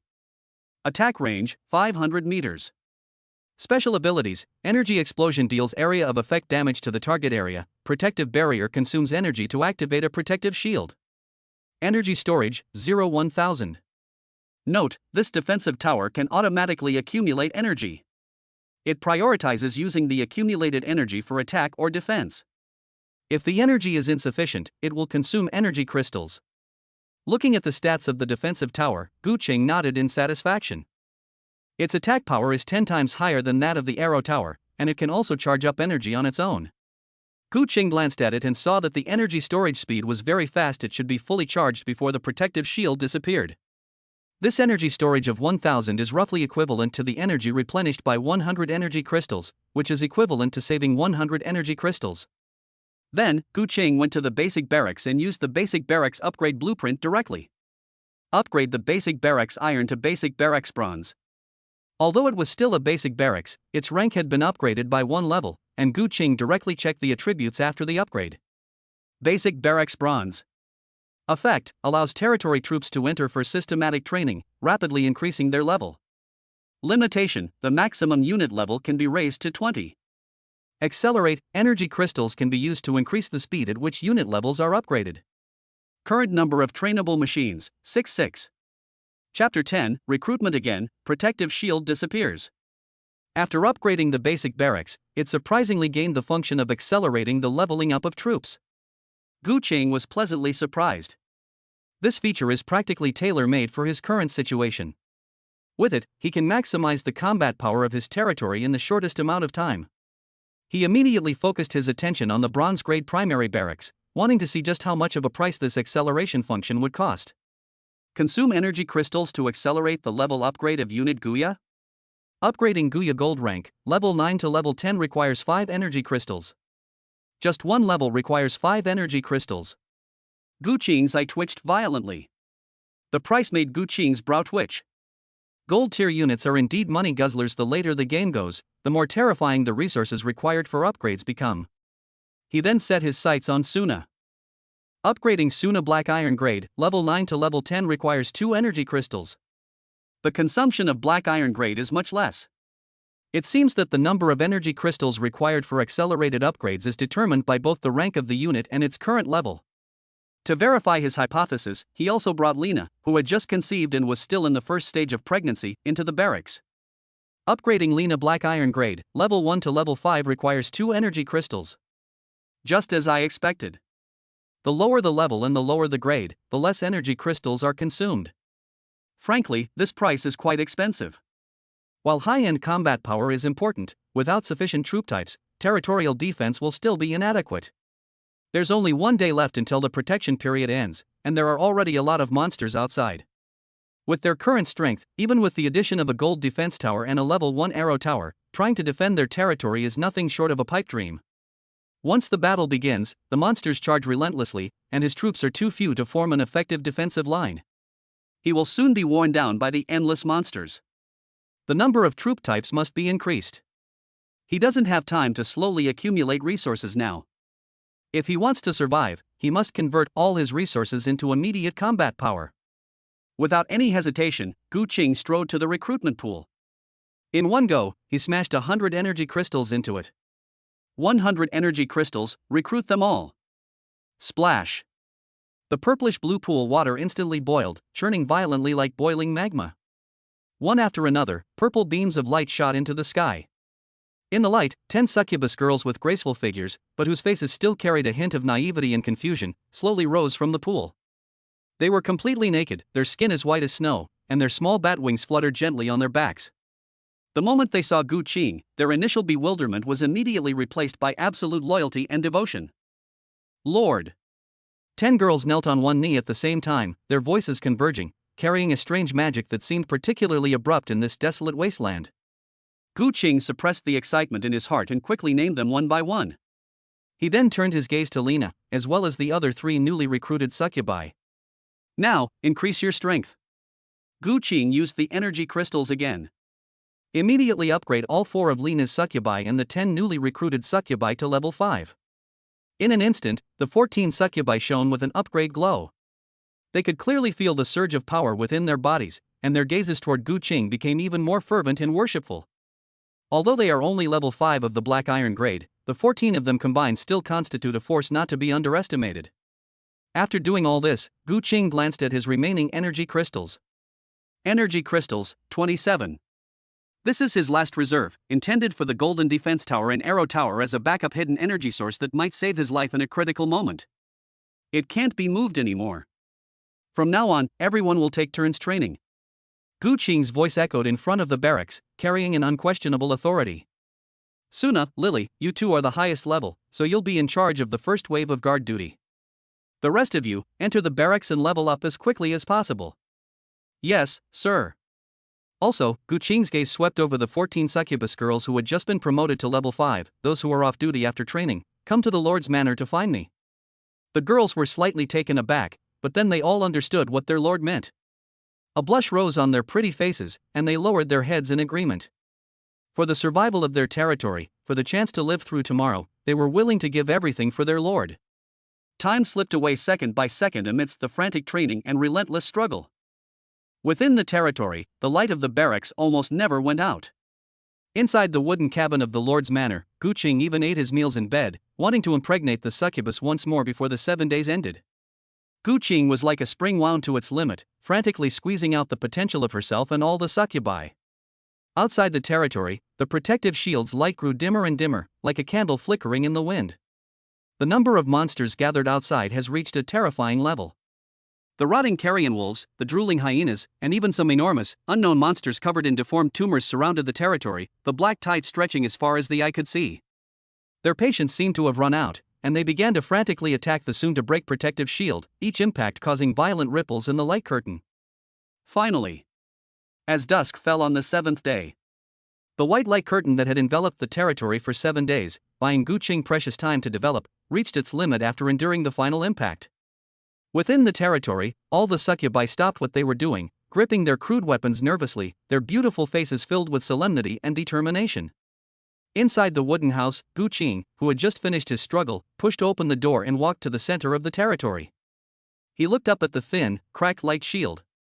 7 days have passed. Unfortunately, they were still unable to get another succubus to conceive. However, the current state of the territory is sufficient to deal with the monsters outside. Crack! A faint, almost imperceptible groan. The white protective shield that had sheltered them for 7 days and 7 nights was like a soap bubble that had been punctured. Silently, it transformed into countless specks of light and dissipated into the cold air. Roar! The demon, which had been suppressed for 7 days, let out a deafening roar at this moment. Their hungry, greedy, and bloodthirsty gazes, unhindered, were fixed on the dozen or so vibrant lives within their territory. Without hesitation, they charged directly towards Guqing's territory. Chapter 11: Resisting the Monster Onslaught, Reconnaissance Units. Roar! The moment the white light shield that had protected them for 7 days and 7 nights turned into countless specks of light and dissipated into the cold air, the suppressed roar of the demons, like a volcanic eruption, instantly engulfed the entire black stone wasteland. The earth trembled as a dark, surging tide of demons, whipping up a bloody storm, rushed madly toward that lonely territory from all directions. Within the territory, every succubus's face was taut, gripping their crude weapons, their beautiful faces etched with a resolute determination to die for their cause. On the wooden roof of the Lord's mansion, Guqing stood against the wind, his expression eerily calm. In those dark eyes, there was no fear, no panic, only a cold silence, like an abyss. The number of monsters outside was more than expected, but Guqing was confident enough to deal with them. He looked down at the monster below, a creature powerful enough to terrify any newly minted lord. His voice wasn't loud, but it clearly reached the ears of every succubus. Ready for battle! Boom! The first wave of monsters crashed hard against the wooden and stone walls that Guqing had built with considerable resources. The dull thuds echoed one after another, and the entire wall trembled violently, sending wood chips and gravel flying everywhere. Some of the weaker monsters that charged at the front were even squeezed into mincemeat by their own kind that surged up from behind, and thick blood seeped out from the cracks in the walls. Because there are no architectural blueprints, this wall is only of the black iron grade. However, it is still quite sturdy. However, the seemingly simple defensive line withstood the first and most ferocious wave of attack. Guqing's gaze remained unwavering as he placed his hand on the control crystal of the defensive tower beside him. A gold-tier defensive tower, currently the strongest firepower point in his territory. His gaze was fixed on the area where the monsters were most concentrated, where a huge ogre was swinging a giant club and smashing the wall frantically. Fire! Buzz! The energy-focusing device at the top of the defense tower lit up instantly, and a beam of light deeper than the night shot out. The beam of light made no sound, yet it carried an aura of destruction, landing precisely at the ogre's feet. A moment of deathly silence. Immediately afterwards, a black energy ball suddenly expanded. Boom! The deafening explosion finally arrived. A violent energy shockwave swept outwards, and all monsters within a 10-meter radius of the ogre, whether powerful or weak, were instantly torn to shreds in this terrifying explosion. Blood and flesh flew everywhere, and severed limbs were thrown high into the air before falling like rain. A huge, charred crater appeared amidst the horde of monsters, creating a vacuum zone in that area. This devastating blow caused the frenzied wave of monsters to momentarily halt. Yeah, left wing. Disrupt them with your shriek. Guqing's icy voice rang out again. Yes, father. Standing atop the wall, Guya's pure black eyes flashed with a fierce glint. She opened her small mouth, and an invisible sound wave spread out from her to the monster horde on the left flank. Ah! This is not just sound, but a spiritual impact that strikes straight to the soul. The monsters struck by the sonic waves let out painful howls. They clutched their heads, staggered backward, their eyes filled with confusion and fear. Some even suffered mental breakdowns and began to frantically attack any living creature around them. Suna, Lily. Led them, use your charm. Yes, my lord. As the first succubus recruited, Suna has now reached level 9. With the blessing of the succubus queen's talent, her figure is as fast as a ghost. She leaped down from the wall, her purple eyes precisely locking onto an elite werewolf clad in bone armor, commanding his pack amidst the chaotic battlefield. Alluring. The werewolf's body stiffened abruptly, the bloodthirsty red light fading from its eyes, replaced by a look of confusion and obsession. It threw away the bone blade in its hand, let out a low growl that seemed to fawn over Suna, and then suddenly turned around and plunged its sharp claws into the chest of its former companion. In an instant, the command system of the monster army was completely paralyzed, and scenes of infighting unfolded everywhere. Lena and the other newly recruited succubi formed several combat squads. They were like dancers in the night, using their agility far exceeding that of monsters to weave through the flashing swords and shadows. They never engage in direct combat, their daggers always manage to slice through the monster's throat and pierce its eye socket at the most cunning angles. Strike once and retreat immediately, never linger in battle. This was the combat order that Gu Qing had given them beforehand, prioritizing their own safety above all else. In an instant, this battlefield on the outskirts of the territory turned into a giant meat grinder. Each roar from the golden defensive tower takes the lives of dozens of monsters. The level 1 arrow towers were also continuously unleashing a rain of arrows, accurately reaping those that slipped through the net. The succubi, with their unique fighting style, turned the entire monster army upside down. However, there were simply too many monsters. On the right side of the defensive line, a gap was torn open, and a porcupine monster covered in sharp quills smashed through a small section of the wall, roaring as it charged in, heading straight for the succubus girls responsible for ranged support at the rear. The succubus girls turned pale and tried to retreat, but it was too late. At this critical moment, a figure, faster than the porcupine monster, blocked their path. It's Gu Qing. Lord! The succubus girls gasped in surprise. Gu Qing had no weapon in his hand, only a sharpened iron rod left over from when he built the defensive fortifications. He showed no fear whatsoever as he faced the charging porcupine monster. Just before the monster was about to hit him, he moved. A simple sidestep allowed him to narrowly avoid a fatal collision. At the same time, the iron rod in his hand, like a black lightning bolt, accurately pierced into the soft jaw of the porcupine monster from bottom to top. Put! An iron rod pierced his brain. The porcupine monster, weighing several hundred pounds, crashed to the ground with a thud, twitched twice, and then fell silent. One fatal blow. Gu Qing slowly pulled out the iron rod, and hot blood splattered all over him, adding a touch of determination to his handsome face. He turned around, looked at the few succubus girls who were still in shock, and said in a deep voice, "You must not be distracted during battle." "Yes, my lord." With the support of his bloodline, Gu Qing's own combat strength is also quite good. The Lord's strength is the greatest boost to all troop types. At this moment, morale was pushed to its peak. The battle lasted for another half hour. After sacrificing 3 succubi with minor injuries, the first and most intense offensive was finally completely crushed. Outside the territory, the corpses of monsters were piled up like mountains, and the thick stench of blood was almost suffocating. The remaining monsters, terrified by the slaughter, looked fearfully at the black stone tower of death and at the alluring figures that reaped lives like ghosts, hesitant to approach. A temporary calm has arrived.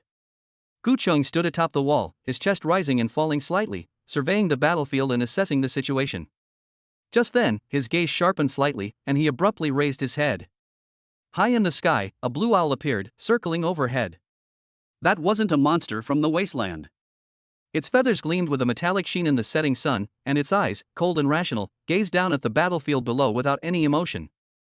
Its gaze finally settled on Gu Qing, carrying a sense of scrutiny and assessment. Reconnaissance troops. Chapter 12: The Trial of the New Lord, the Vengeful Lu Hong.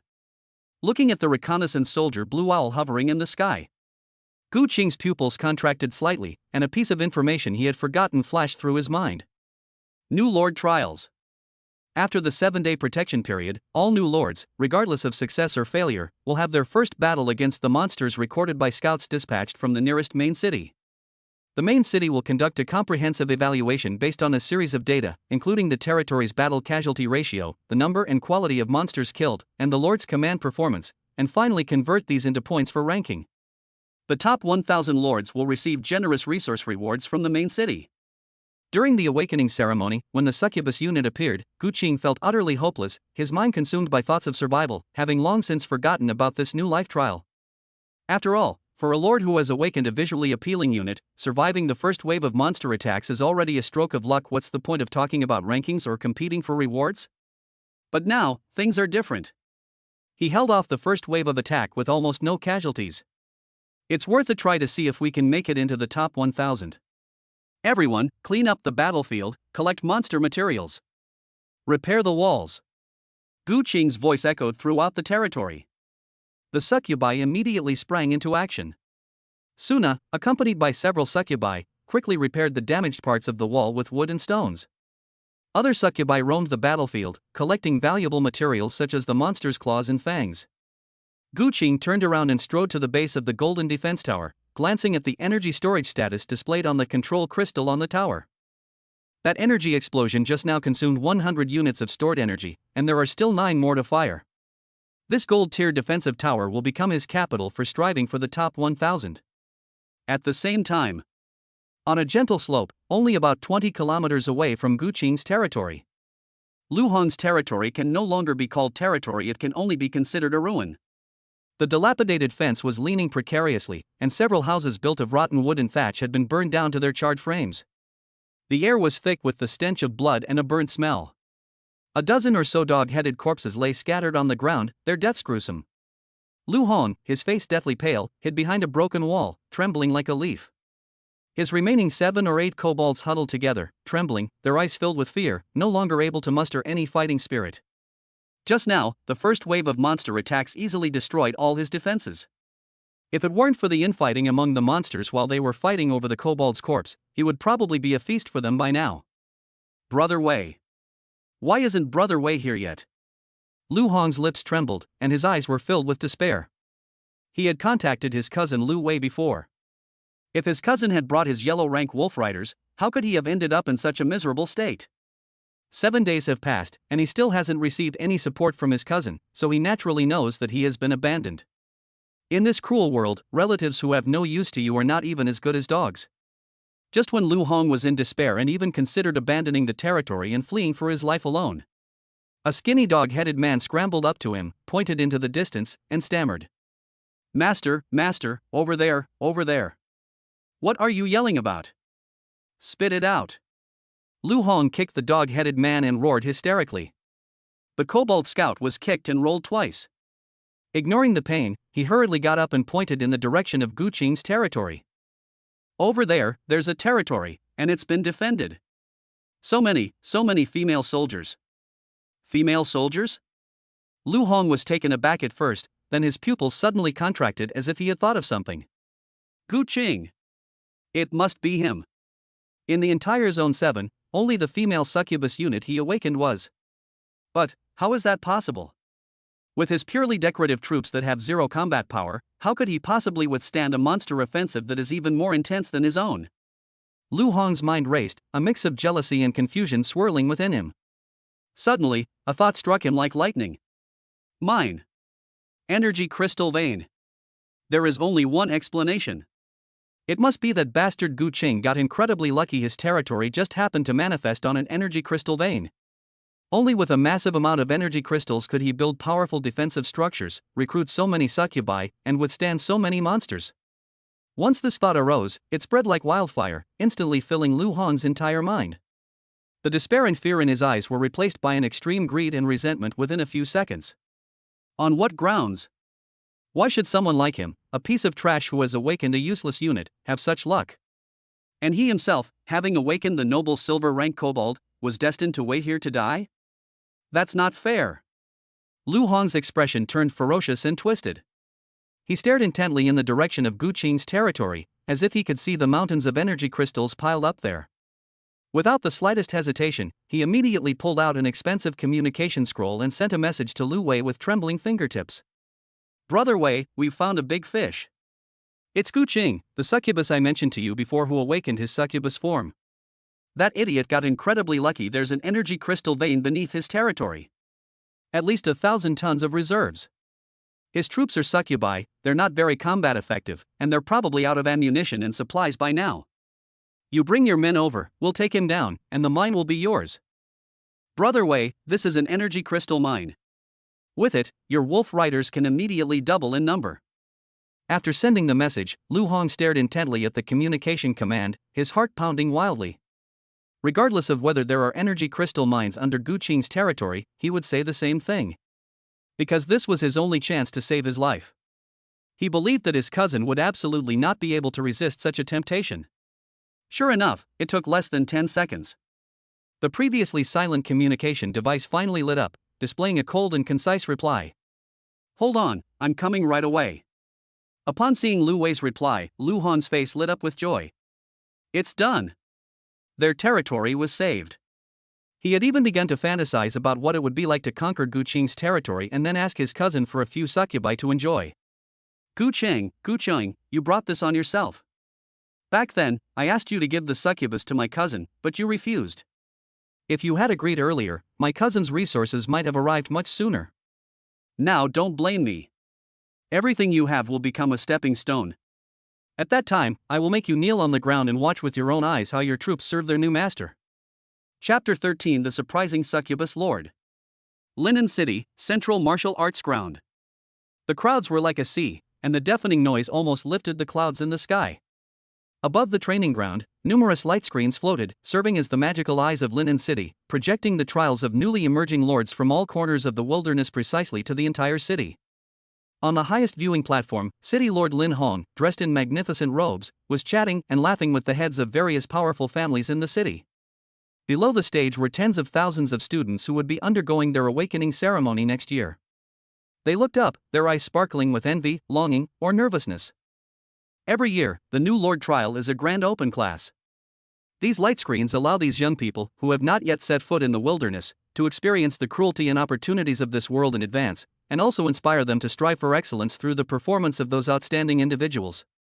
Look at Wang Tao. His Griffin riders have already torn through the monster's first line of defense and begun their reverse hunt. A gasp of surprise erupted from the crowd. As expected of a dark gold rank unit, it's too strong. Those wasteland wolves are nothing but chickens and dogs in front of it. Look at his points, he's already far ahead and firmly in first place. The largest light screen was Wang Tao's territory. The majestic Griffin riders swept low overhead, their iron wings whipping up a fierce wind, each dive accompanied by the howls of monsters and the flying limbs of demons.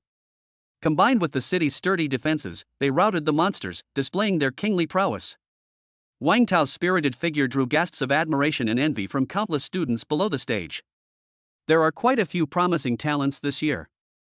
The young man from the Li family who awakened the mighty mammoth, and the young woman from the Zhao family who awakened the elf archer, both have shown remarkable talent, a lord said with a smile, stroking his beard. City Lord Lin Hong nodded slightly, his gaze sweeping over several key screens, a satisfied smile on his face. These are the cornerstones of Linen City's future. Just as everyone was discussing and cheering for the performance of those chosen ones, an uncertain voice suddenly rang out from the crowd. Wait, look at that light screen in the corner, I'm not seeing things, am I? Upon hearing this, everyone instinctively looked in the direction of the sound. It was a very small light screen, squeezed into the most inconspicuous corner. The light was dim, and it was impossible to find without careful observation. When they saw the names on the screen, many people were stunned at first, and then burst into laughter. Gu Chang? Isn't that the unlucky guy who awakened his succubus powers? Hilarious! Why is his light screen still on? I thought he was going to be overwhelmed by monsters at the start. Let me see, TSK, sure enough. Wait. Holy crap? The expected mocking laughter abruptly stopped, replaced by a collective gasp of astonishment. Within the small screen of light, a defensive tower built of massive black stone stood majestically. The succubus units are methodically cleaning up the battlefield and repairing the damaged walls. The most outrageous thing is that their casualties were zero. The entire venue fell into a deathly silence. Everyone was like a duck with its neck choked, mouths agape, but unable to utter a sound. Succubus units. Zero casualties. Did they hold off the first wave of beasts? It's important to know that the number of monsters in the wilderness of Linen City has increased significantly this year, putting new lords under far greater pressure than in previous years. Many territories of silver-grade monster lords failed to withstand the first wave of monster attacks, but the succubus units of the black iron grade held up. This is a succubus? Isn't this thing supposed to be just an ornamental vase? When did it become so powerful? That tower is a gold-grade defensive tower. A sharp-eyed lord on the viewing platform exclaimed in surprise, breaking the silence. One stone stirs up 1,000 waves. What? A gold-grade defensive tower? How could a newly appointed lord possibly obtain something like that? No wonder he was able to hold on. He got incredibly lucky and somehow managed to get his hands on a blueprint for a golden defensive tower. I knew it. How could a trash unit like the succubus be so strong? It turns out it's all thanks to the defensive towers. Everyone suddenly realized what was happening, and their gazes toward Gu Qing changed from shock to jealousy and disdain. In their view, Gu Qing's ability to hold out was purely due to good luck, relying on external factors rather than the inherent strength of the troops themselves. Blackrock Wasteland, Area 7. Roar! The last monster had its neck snapped by a huge silver wolf. Lu Wei dismounted and stared expressionlessly at the ruins that resembled a junkyard. 100 elite wolf riders stood solemnly behind him, their iron-blooded aura making the surrounding air heavy. Lu Hong scrambled out from behind the broken wall, his face plastered with the obsequious joy of surviving a disaster. Brother Wei. Brother Wei, you finally arrived. If you had come any later, I would never have seen you again. Although he lost his chance to compete for the ranking of the new lords after outsiders intervened, staying alive was the most important thing. The territory has at least been preserved, so there is still hope. Lu Wei glanced at him, his eyes cold, devoid of any warmth from a long-awaited reunion with a loved one. Where's the mine? His voice sounded like it had been pulled out of an ice cellar. If Lu Hong hadn't mentioned energy crystal mines in the communication scroll, he wouldn't have bothered making this trip at all. What cousin? In his eyes, he wasn't even worth as much as a dog. Although the alliance does not prohibit attacking the territory of a newly established lord, it is never a good thing to get your reputation out of it. But if there is an energy crystal mine with reserves of thousands, what does a little fame matter? Lu Hong's heart skipped a beat, and he quickly pointed in the direction of Gu Qing's territory, adding fuel to the fire. Brother Wei, it's over there. I saw it with my own eyes, his territory is full of energy crystal mines, the light is shining through. That kid built his defensive towers and recruited a bunch of succubi by relying on the energy crystals in the energy mines. He was afraid Lu Wei wouldn't believe him, so he lowered his voice and put on a lewd smile that any man would understand. Brother Wei, you didn't see it. Those succubi of that kid are all incredibly beautiful. They're even better than the most expensive girls in the main city. Once we take him down, all those succubi will be yours, right? A glint of greed finally flashed in Lu Wei's eyes. Energy crystals, and top-quality succubi. This deal is worth it. Lead the way. Lu Wei flipped onto the wolf without uttering a single unnecessary word. Okay. Overjoyed, Lu Hong hurriedly ran to the front of the group, leading 100 menacing wolf riders in a grand procession towards Gu Qing's territory. He looked at the black stone tower in the distance, which was faintly visible in the setting sun, and a ferocious and venomous smile appeared on his face. Gu Qing, your death is near. Chapter 14, Defense Successful, the Arrogant Lu Hong. The stench of blood on the black rock wasteland was as thick as a frozen swamp. Just as Gu Qing was inspecting the energy reserves of the defense tower, a concerned voice rang out from behind him. Father, are you all right? Guya appeared beside him at some point, her pure black eyes reflecting Gu Qing's blood-stained figure, her gaze filled with undisguised heartache. I'm fine. Gu Qing smiled and reached out to rub the top of her head. After a bloody battle, Guya's level has soared to level 10. The energy fluctuations within her body grew increasingly profound, and the oppressive aura emanating from her golden bloodline became increasingly heavy and weighty. Yeah, you did a great job. Gu Qing's praise came from the bottom of her heart. If it weren't for her opening, mind scream, that tore apart the monster army's formation, victory wouldn't have come so easily. Receiving her father's approval, Guya's face blossomed into a pure smile, like a satisfied cat, as she affectionately rubbed her cheek against Gu Qing's palm. My lord, the battlefield has been cleared. Suna stepped forward and bowed to report. Her level also reached level 10. Nourished by the succubus queen's talent, her figure became even more breathtakingly alluring, and every move she made exuded a deadly charm.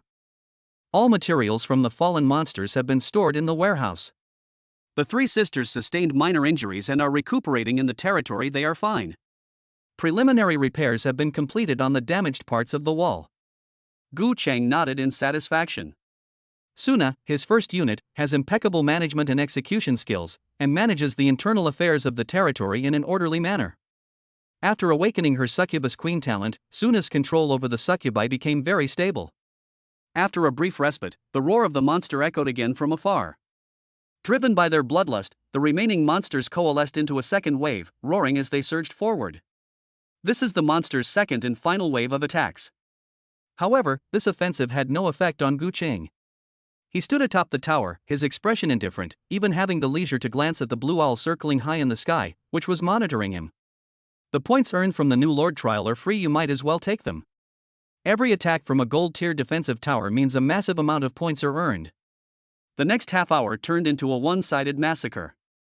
Gu Qing acted like a calm commander, precisely directing every bit of firepower in the territory.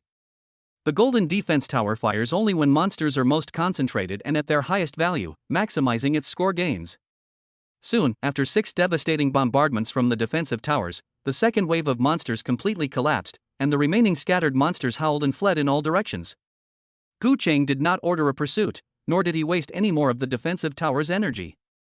The energy stored inside the tower has 3 more opportunities to be used, and it must be saved as a trump card. Although we managed to defend against the monster attack, we still cannot let our guard down. There are many dangers in the wilderness. Although the defensive towers charge up quickly, it is safest to leave them for a few more times. Just then, a muffled sound like the beating of drums came from deep within the earth. The sound was rhythmic, heavy, and oppressive, as if an ancient behemoth was striding in, each step treading on everyone's hearts. A cavalry unit appeared on the horizon. Hundreds of cavalrymen rode giant silver wolves with hair as stiff as steel needles, each one taller and more imposing than a warhorse. The knight on the wolf's back was clad in well-made black heavy armor and held a gleaming longsword. They didn't shout or yell, they remained silent. In the silence, an overwhelming sense of oppression, as if pulled from a mountain of corpses and a sea of blood, swept over us. Between the gaps in the armor were congealed dark bloodstains, and every pair of eyes looked as if they had been soaked in a pile of corpses, cold and numb. This killing intent was far more tangible and terrifying than that of the thousands of demons before. Within their territory, the succubi, who had just relaxed, instantly tensed up, as if facing a formidable enemy. At the very front of the group were 2 figures. The young man at the head of the group, riding on the largest wolf, had a cold and stern expression. It was Lu Wei. Beside him, Lu Hong followed like a lapdog, his face a mixture of fawning and resentment. Lu Wei reined in the reins, his gaze sweeping over the almost completely intact territory before him. A towering wall, a black tower radiating terrifying energy fluctuations, and a dozen succubi with considerable auras. A hint of surprise flashed in his eyes. Even he himself lost nearly 20 wolf riders when facing the first wave of monster attacks. How come this guy, who awakened a trash unit, is completely unharmed? There is only one answer. There really are energy crystal mines here. Lu Wei's greed instantly burned away all his doubts. Gu Qing! You fucking get the hell out here! Lu Hong yelled at the top of his lungs, trying to intimidate Gu Qing, pointing at him on the wall with a twisted and excited expression. If you know what's good for you, hand over the energy crystals and these little sluts. My cousin might spare your life. Gu Qing's gaze passed over him and landed directly on Lu Wei. What do you want by coming to my territory? Lu Wei's eyes were as if he were assessing the value of an object. His words were completely flat, like iron blocks striking each other. You have 3 seconds to open the door and kneel down to surrender. Otherwise, we'll raze this place to the ground. He was too lazy to say another word. In his view, trampling a newly established territory is no different from crushing an ant. Gu Qing's pupils contracted slightly. Hundreds of gold-rank wolf riders, whose level far surpassed his succubi. Moreover, it is obvious that these wolf riders have been through many battles and must have a wealth of combat experience. This was a force powerful enough to crush him. Unexpectedly, Lu Hong's cousin, Lu Wei, was so shameless that he directly attacked Lu Hong, the newly appointed lord. A head-on confrontation is suicidal.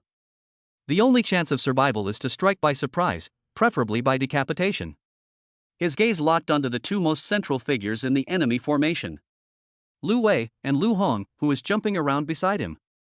Yeah, prepare to scream. Gu Qing's voice was calmly conveyed to each succubus through the mental link. Suna, prepare to use charm. Target, all wolf riders except the Wolf King. Everyone else, prepare to finish them off. He took a deep breath, and then gave a gentle smile to the arrogant Lu Hong below. The next second, his voice resounded throughout the entire territory, carrying an undeniable killing intent. Fire! Buzz! At the top of the golden defensive tower, the deathly black runes lit up one by one, emitting a low hum, like an ancient ferocious beast slowly opening its single eye. A beam of destructive energy, condensed to its extreme, tore through the air without warning, carrying an all-purifying heat, and instantly engulfed the location where Lu Wei and Lu Hong were. Chapter 15 Linen City Reward, Silver Grade Blueprint. Lu Wei's pupils suddenly contracted, and a deadly sense of crisis made the hairs on his body stand on end. Scatter! Defend! He roared in fury, but it was too late.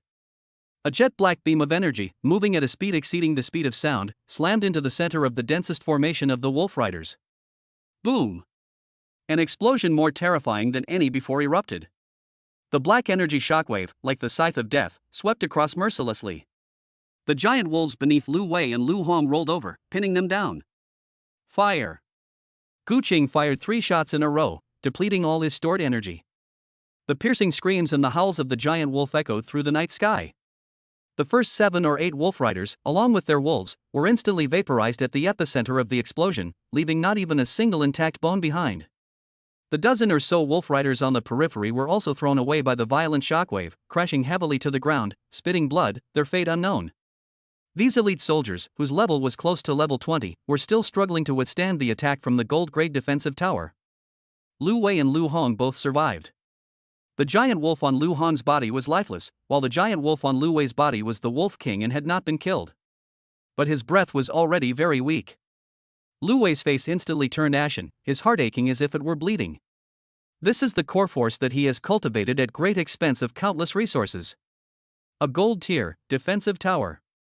He stared intently at the black tower that exuded an aura of death, his teeth grinding together. Lu Hong, who was standing to the side, was so frightened by the shelling that he collapsed to the ground, a warm, foul odor emanating from his crotch. Wei. Brother Wei, this. Lu Wei ignored this good-for-nothing. The anger in his eyes was quickly replaced by an even stronger greed. A gold-tiered defensive tower. This is really good stuff. Gu Qing has definitely struck gold. As long as we can take this territory, it would be worth it even if we lost half of our 20 wolf riders. Charge, all troops. Lu Wei drew his long sword from his waist, the tip pointing directly at Gu Qing's territory, his eyes flashing with a crazed light. Shock it to the ground at all costs. Kill Gu Qing, and everything inside will be ours. Roar. The remaining wolf riders let out bloodthirsty roars, preparing to charge regardless of casualties. Just then, a clear and melodious cry came from high above. The blue owl that had been circling overhead, like a blue lightning bolt, swooped down and hovered in the center of the battlefield where the two armies were facing off.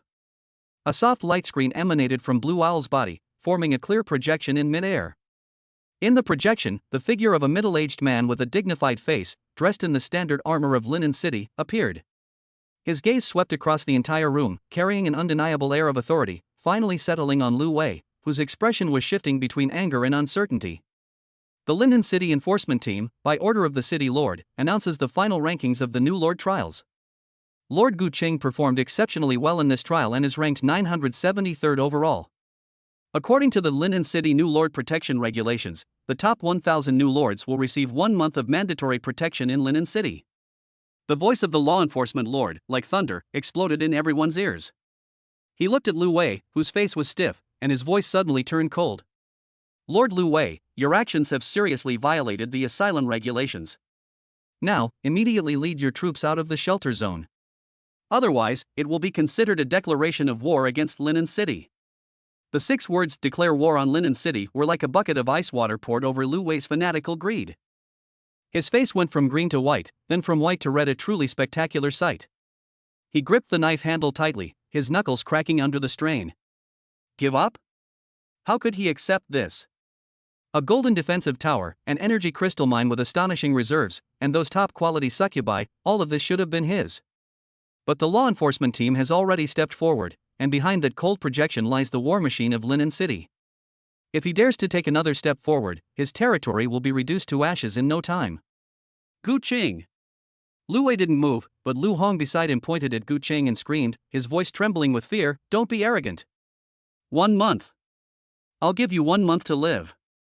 After 1 month, my cousin will personally raze this wretched place to the ground and crush your bones one by one." Gu Qing didn't even bother to look at him, but calmly stared at the law enforcement lord in the projection. A hint of approval flashed in the eyes of the law enforcement lord, then his gaze fell on Lu Wei, and he snorted coldly. Step back. Lu Wei's chest heaved violently, but in the end, his insane greed was suppressed by reason.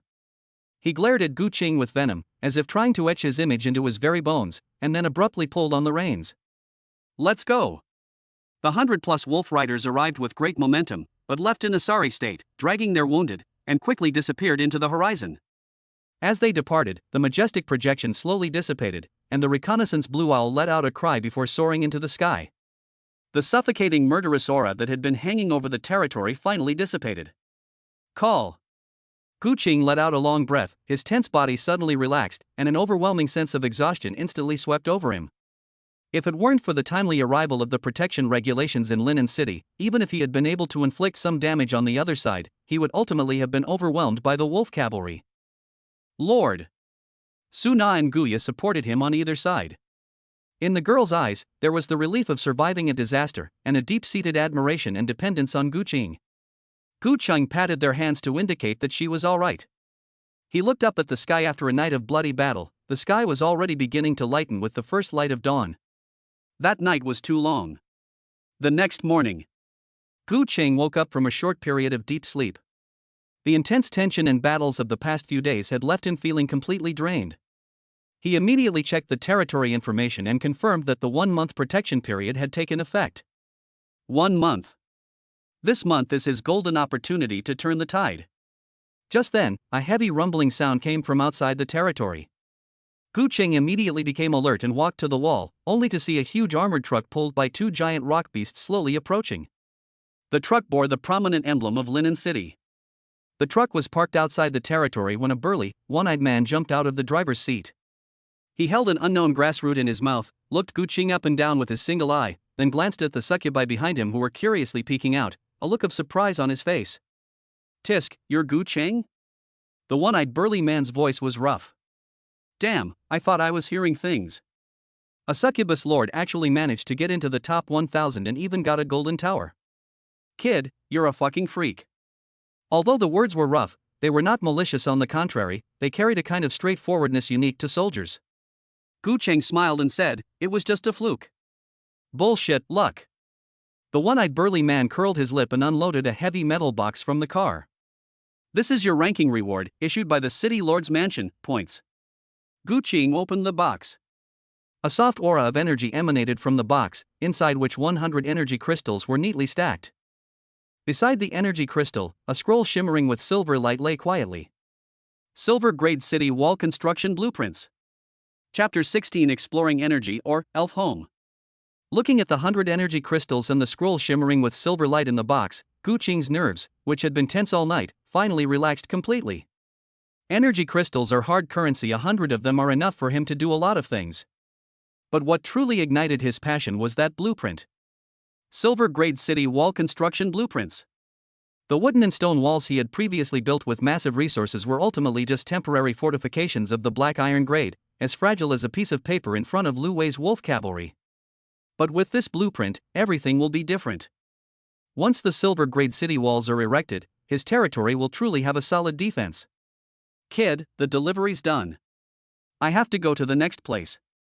Seeing that Gu Qing had confirmed it was correct, the one-eyed burly man jumped onto the huge armored truck and waved his hand.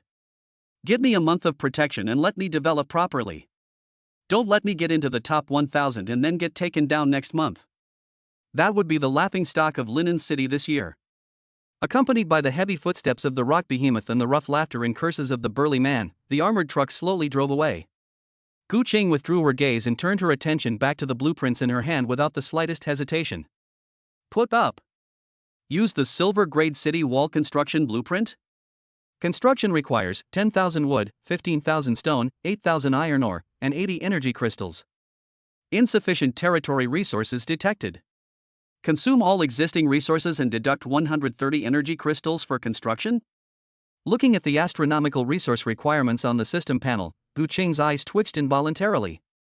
As expected of a silver grade building, its consumption is practically life-draining. Of course, the main reason is that the city walls consumed too many materials. Unlike defense towers, although they are of the gold grade, they are still just towers and do not consume a lot of materials. He thought the resources he had previously amassed, plus the system rewards, were already a huge sum of money, but he never expected that it would still be a drop in the ocean in the face of this city wall. Yes. Gu Qing gritted his teeth and directly chose the construction method that consumes energy crystals. The city walls represent the security of the territory and must be built as soon as possible. The 100 energy crystals I just received and haven't even had a chance to warm up yet, plus the energy crystals I had saved up before and the energy crystals produced by the energy gathering well in the past 2 days, make exactly 130 energy crystals. Rumble. The entire territory was trembling violently. The original simple wooden and stone wall crumbled in the silver light, and in its place stood a magnificent city wall, 8 meters high, made entirely of giant granite. The walls were thick and sturdy, their surfaces shimmering with a faint magical glow. At the top of the walls, standard firing ports and the bases for defensive fortifications were also provided. An unprecedented sense of security welled up within me. Looking at the brand new city wall, Gu Qing's heartache was slightly relieved. money should be spent wisely. After completing all this, Gu Cheng once again threw himself into the intense task of developing his territory. Suna, Lily, Guya, and the newly recruited succubus were all sent to the barracks for more intensive training. With a bronze-grade barracks, they can advance to level 20 at most. This month is enough time for their strength to undergo a qualitative leap. He himself returned to the wooden cabin where he had struggled for several days and nights. As night fell, the enchanting atmosphere in the room intensified once more. This time, however, the atmosphere was less filled with the despair and oppression of the past, and more with the urgency of surviving a catastrophe. Lu Wei's resentful gaze was like a thorn, deeply embedded in Gu Qing's heart. 1 month. He only has 1 month. He must achieve explosive growth in his strength within this month, otherwise, the day the protection period ends will be the end of his territory. The many children, many blessings system was his only hope. He needs more offspring, and he needs the achievement reward that is enough to defy fate. A day passed quickly. As the morning sun shone into the wooden house again, Gu Qing opened his bloodshot eyes and rubbed his aching back. Rising from between two smooth, snow-white bodies, Gu Qing looked at the sleeping succubus beside him and left the wooden house. The heavenly sound he had been waiting for all night never came.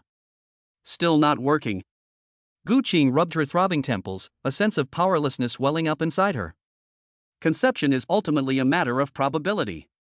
Even if he had tried his best, luck is something that can't be forced. He stepped out of the cabin and looked at Lena, who was resting quietly in the yard.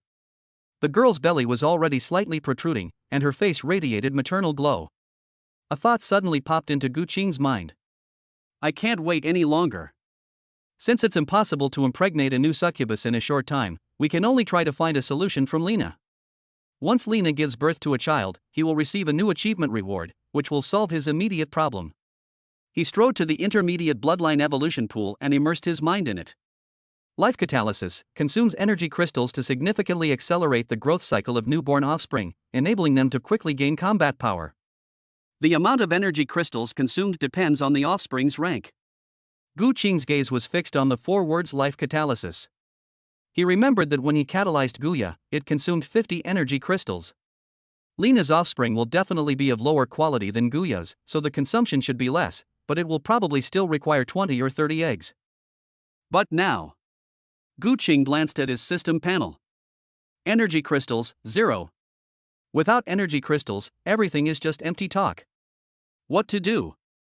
Are we going to go out into the wilderness to hunt monsters? No, that's too slow and extremely inefficient.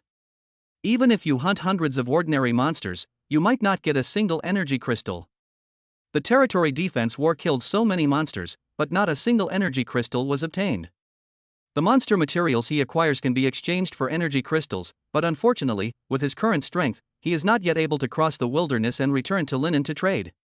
Just when Gu Qing was extremely anxious and at her wits' end, a figure appeared silently behind him. Father. Guya's voice was clear and crisp, tinged with a hint of worry. She had reached level 12, her figure had grown even taller, and her pure black eyes were even more profound than before, as if they could see through people's hearts. Looking at her daughter, Gu Qing suddenly felt a pang in her heart. He remembered that energy crystal vein that he marked with the Yi bloodline detection compass. 5 kilometers northwest of the territory. Estimated reserves, up to 1,000. In an instant, Gu Qing's breathing became rapid. Ya. Gu Qing's voice was somewhat hoarse. Father, please speak. Guya nodded obediently. She could sense her father's anxiety. I have a task for you. Gu Qing briefly explained the situation regarding the mine. Does father want me to explore that valley? A hint of excitement flickered in Guya's dark eyes. She was very excited to be able to share her father's burdens. That's right, but remember, your primary task is reconnaissance, not combat, Gu Qing solemnly instructed. Find out the types and numbers of monsters in the valley. If the enemy is too strong, retreat immediately. Safety first. I understand, father. Guya nodded heavily. The girl nodded heavily, and the pair of purple bat wings on her back suddenly spread open, creating a gust of air, and she instantly rose into the air, turning into a black dot and disappearing into the northwestern horizon. Watching Guya's retreating figure, Gu Qing felt both anticipation and a touch of worry. This was, after all, her first time carrying out a mission alone. Just then, a flash of inspiration struck him, and he slapped his forehead. Damn it! I've been so busy dealing with post-war matters and spreading the family tree these past few days that I completely forgot about that map opening tool. Bloodline Detection Compass. This thing can be used once a day, but I've been so busy defending my territory these past few days, and I'm so exhausted, I've completely forgotten about it. We can't waste any more time today. Without the slightest hesitation, Gu Qing immediately focused his mind on the system space and activated the ancient compass. Buzz. Invisible ripples once again spread outwards from the territory in all directions. The compass needle began to spin wildly, seemingly even more violently than before.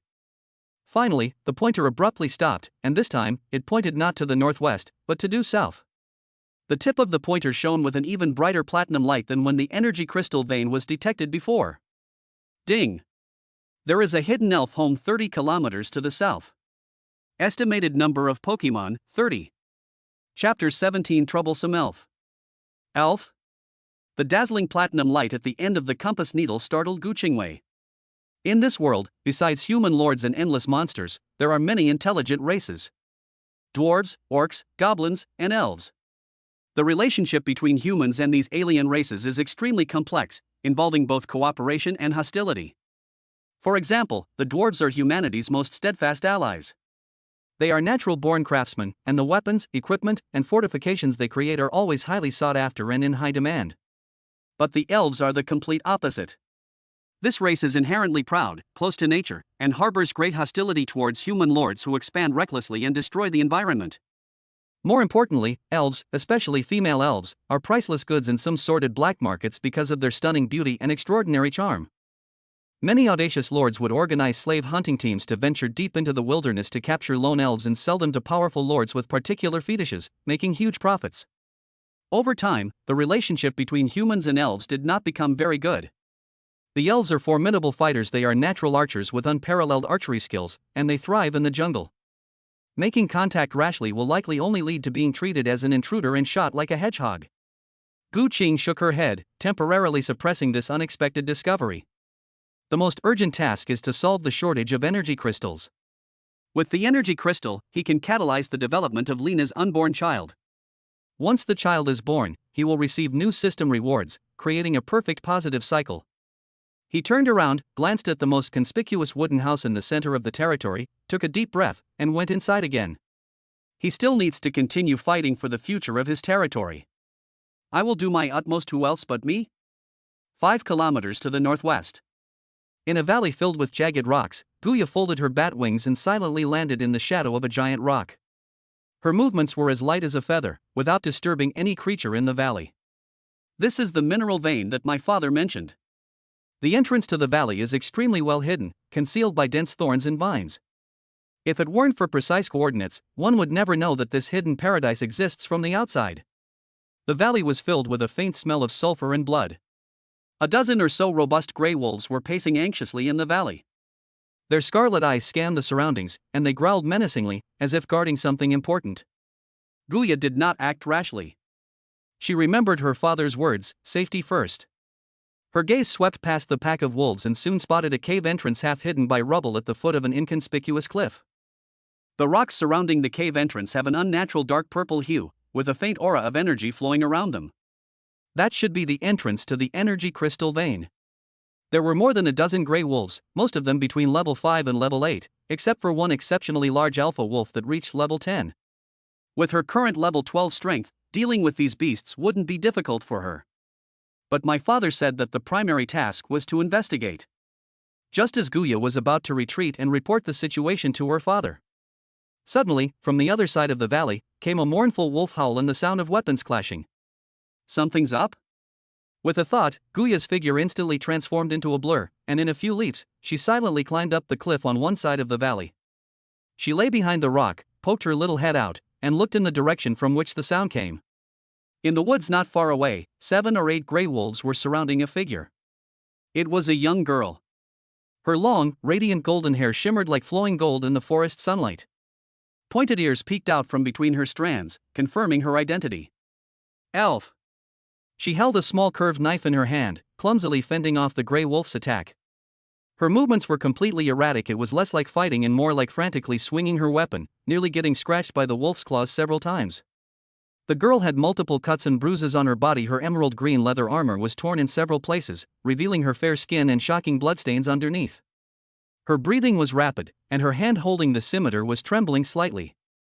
Her pretty face, stained with dust and blood, was filled with fear and helplessness. This doesn't resemble a battle-hardened elven archer at all. Rather, it's like a hothouse flower who has never left her home and is venturing out on her first adventure. Awah! A gray wolf seized the opportunity when she was in a defensive slump and pounced on her from the side. The girl cried out in surprise and instinctively raised her sword to block, but the wolf's enormous impact knocked her off balance, causing her to fall heavily to the ground. Seeing this, the other gray wolves' eyes gleamed with ferocity, and they roared as they swarmed forward. The girl was about to be devoured by wolves. Guya frowned. To save or not to save?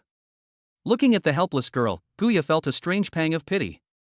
Without much hesitation, just as the foremost gray wolf's claws were about to tear open the elf girl's throat, an invisible sound wave suddenly descended.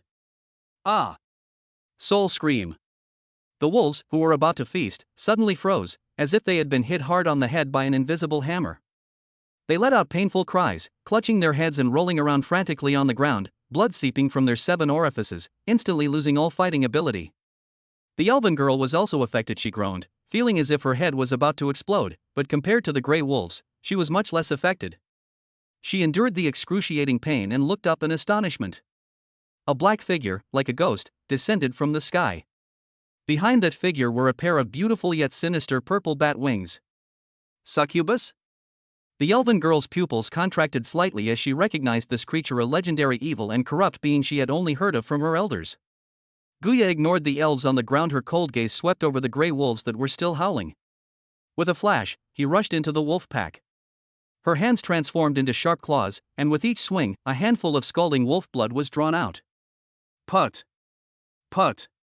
The sound of claws tearing flesh was as dense as rain pattering on banana leaves. In just a few seconds, 7 or 8 ferocious gray wolves of the wilderness were all turned into cold corpses.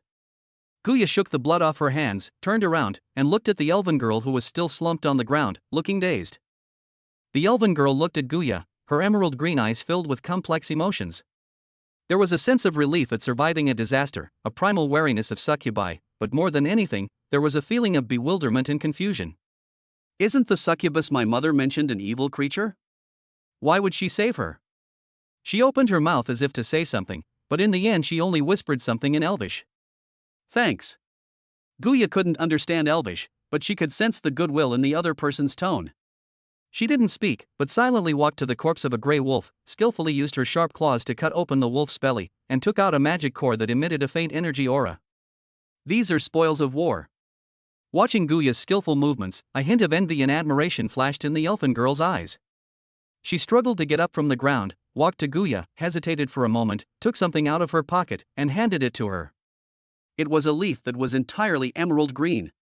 The leaves have naturally formed complex patterns, exuding a refreshing and invigorating vitality. For me? Guya raised an eyebrow, somewhat surprised. The elven girl nodded emphatically, stuffed the leaf into Guya's hand, then pointed to herself and then to the southeast, gesturing for a long time. Guya roughly understood what she meant. This is a thank you gift. After accepting the leaf, Guya turned to leave. Her mission was complete, and she had even saved an elf along the way. It was time to return and report to her father. But she had only taken 2 steps when the elven girl caught up with her, grabbed her sleeve, and pleaded in her emerald eyes. She pointed to the depths of the valley, then to herself, a look of anxiety on her face. It seemed that what she was looking for was in this valley. But there were still more than a dozen gray wolves in the valley, including a level 10 alpha wolf. She couldn't possibly get through alone. Guya looked at her pitiful appearance and felt a headache coming on. Why is this elf such a troublemaker? Chapter 18. The second offspring, a high-rank succubus. Looking at the pleading that was almost overflowing in the elven girl's emerald green eyes, Guya felt a headache coming on. Trouble. The word popped into her mind. Her father's orders were to investigate, and now she's not only gotten into a fight, but she's also saved an unidentified elf, who's now clinging to her. But seeing the other person tugging at her clothes, looking so helpless and pitiful, Guya ultimately couldn't bring herself to leave. She nodded silently. Anyway, it was just a pack of gray wolves, at most level 10, so taking care of them wouldn't be difficult for her. Upon receiving permission, a delighted smile immediately bloomed on the elven girl's face, and her pale complexion regained some color. The two of them, one in front and one behind, cautiously made their way deeper into the valley. Guya's figure blended into the shadows, her movements silent, while the elfin girl seemed much clumsy, almost stepping on dry branches and making a sound several times, but Guya quickly pulled her back each time. After bypassing several wolf patrol points, Guya finally made her move before a lone gray wolf spotted them. A dark shadow flashed by. Before the gray wolf could even let out a howl, its throat was precisely cut open, and scalding wolf blood gushed out, staining the ground red. The elven girl was startled, and then her gaze toward Guya held a newfound respect. After passing through the final obstacle, the view inside the valley suddenly opened up. A small pool of water appears in the middle of the valley.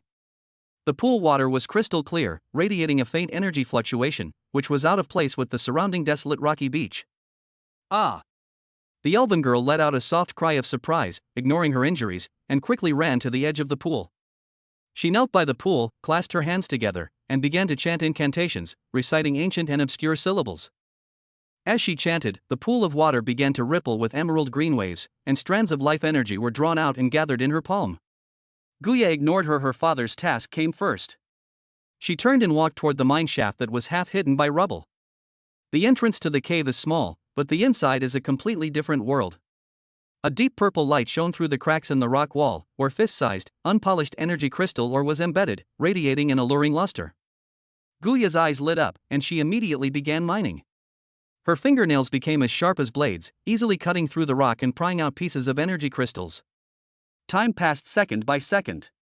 When Guya stuffed the last energy crystal into the leather pouch she carried, she could already feel its heavy weight.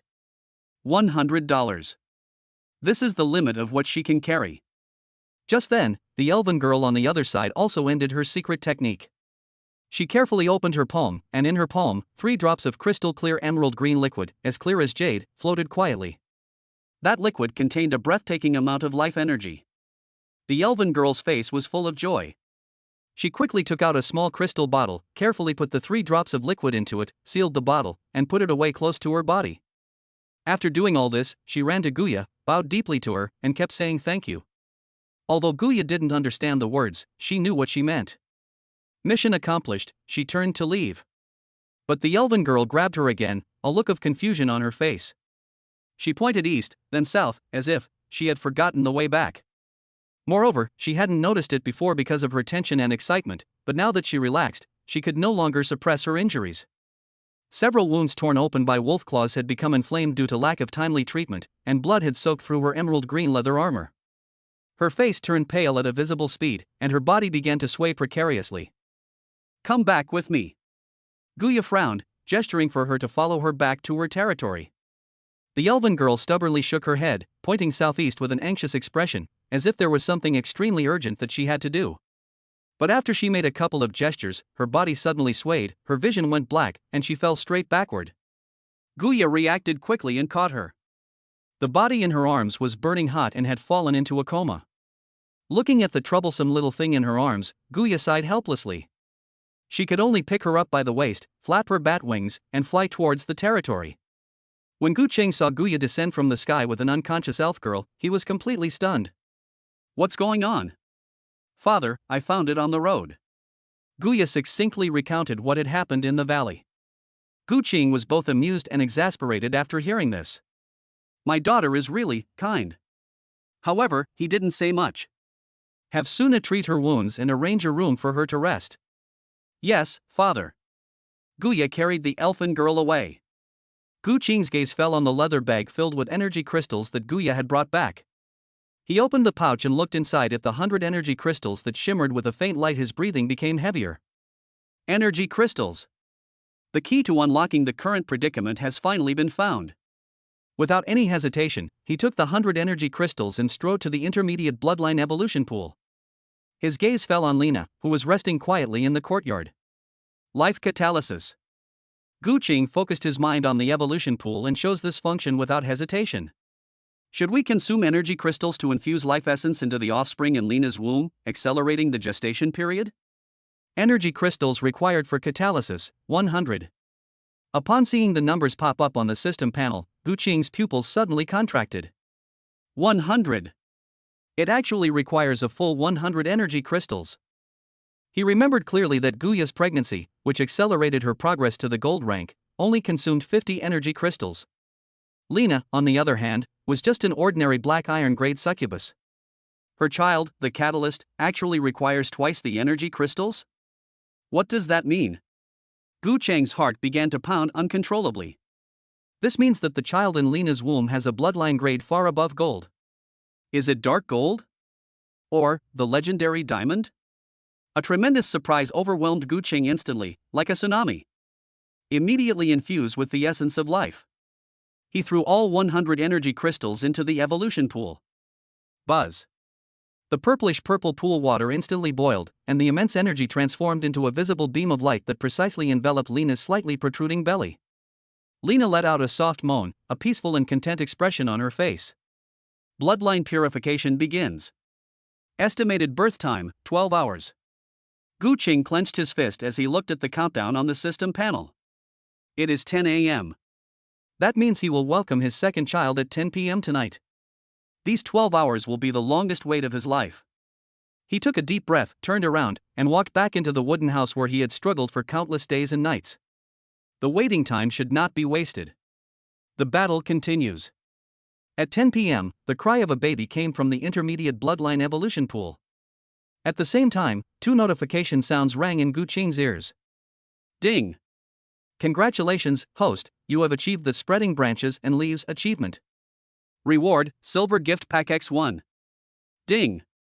Congratulations, host, on giving birth to a high-ranking succubus offspring, achieving the hidden achievement Leap of Bloodline, rewarding you with a Dark Gold Gift Pack X1. Chapter 19 Original Sin Succubus Essence Condensation. It's done! Gu Cheng's heart pounded wildly, and an indescribable joy instantly overwhelmed all the fatigue brought on by the days of fierce fighting. Dark Gold Gift Pack. It's a Dark Gold Gift Pack. He originally thought that Lena was only of the iron rank, and that her offspring would at most be of the gold rank, so he would be lucky to get a gold gift pack. Unexpectedly, the system gave him a huge surprise. This shows that the newborn's bloodline potential far exceeds his imagination. He quickly got up and rushed towards the intermediate bloodline evolution pool. The shimmering light in the pool had faded, returning it to its serene purple hue. Although Lena, who had just given birth, looked exhausted, the joy and contentment in her eyes were impossible to hide. Upon seeing Gu Cheng, she smiled gently and handed the tiny infant, enveloped in an aura of energy, to Gu Cheng. My lord, she is our daughter. Gu Cheng carefully took the child. The moment he touched her, a feeling of blood connection that was far stronger and more domineering than when he held Guya before surged through his entire body. He looked down and saw that the baby girl in his arms had opened her eyes. She had strange double pupils, and deep in her pupils, it seemed that countless runes were flowing and disappearing. Just one glance was enough to make Gu Cheng feel a tremor in his heart. I'll call you Gu Chan. He whispered a name for his second daughter. Name, Gu Chan. Race, Succubus Sin Bloodline. Rank, Dark Gold.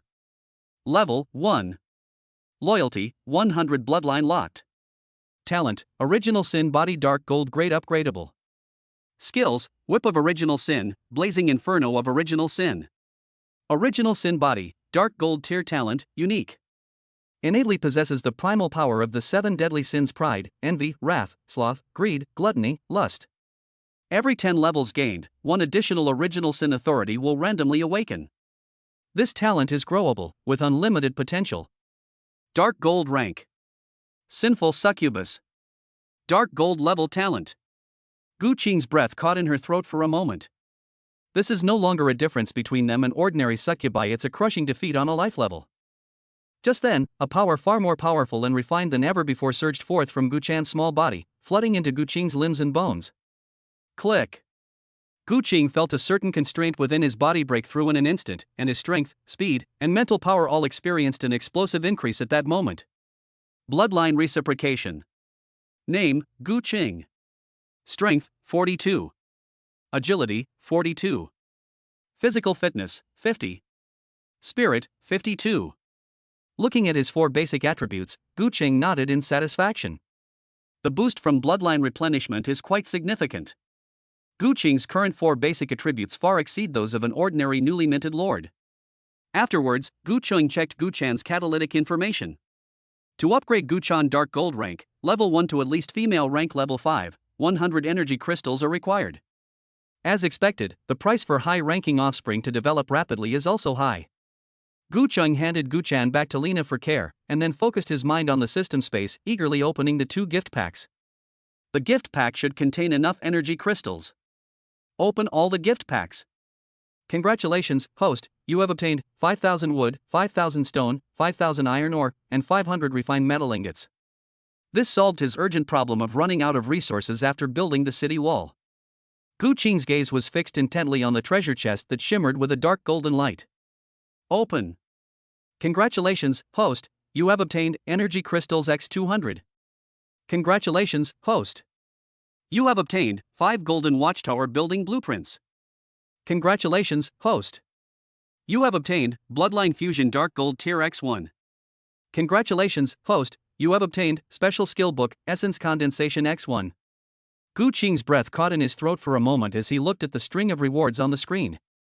200 energy crystals. 5 gold grade watchtower blueprints. There are also 2 skill books I've never seen before. His attention immediately fell on the dark gold grade skill book.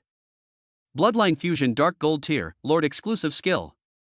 Effect 1, when mating with other intelligent life forms, one can absorb a trace of their bloodline essence and integrate it into oneself. Effect 2, when offspring are born with a succubus unit, the offspring will have a chance to inherit the alien bloodline you fused with, evolving into a completely new hybrid unit. Example, fusing with dragon bloodline can produce a dragonborn succubus, fusing with elven bloodline can produce an elven succubus. Effect 3, this skill will automatically upgrade and unlock new abilities for every 10 different powerful bloodlines successfully fused. Gu Qing's pupils suddenly contracted. This is practically a divine skill tailor-made for him.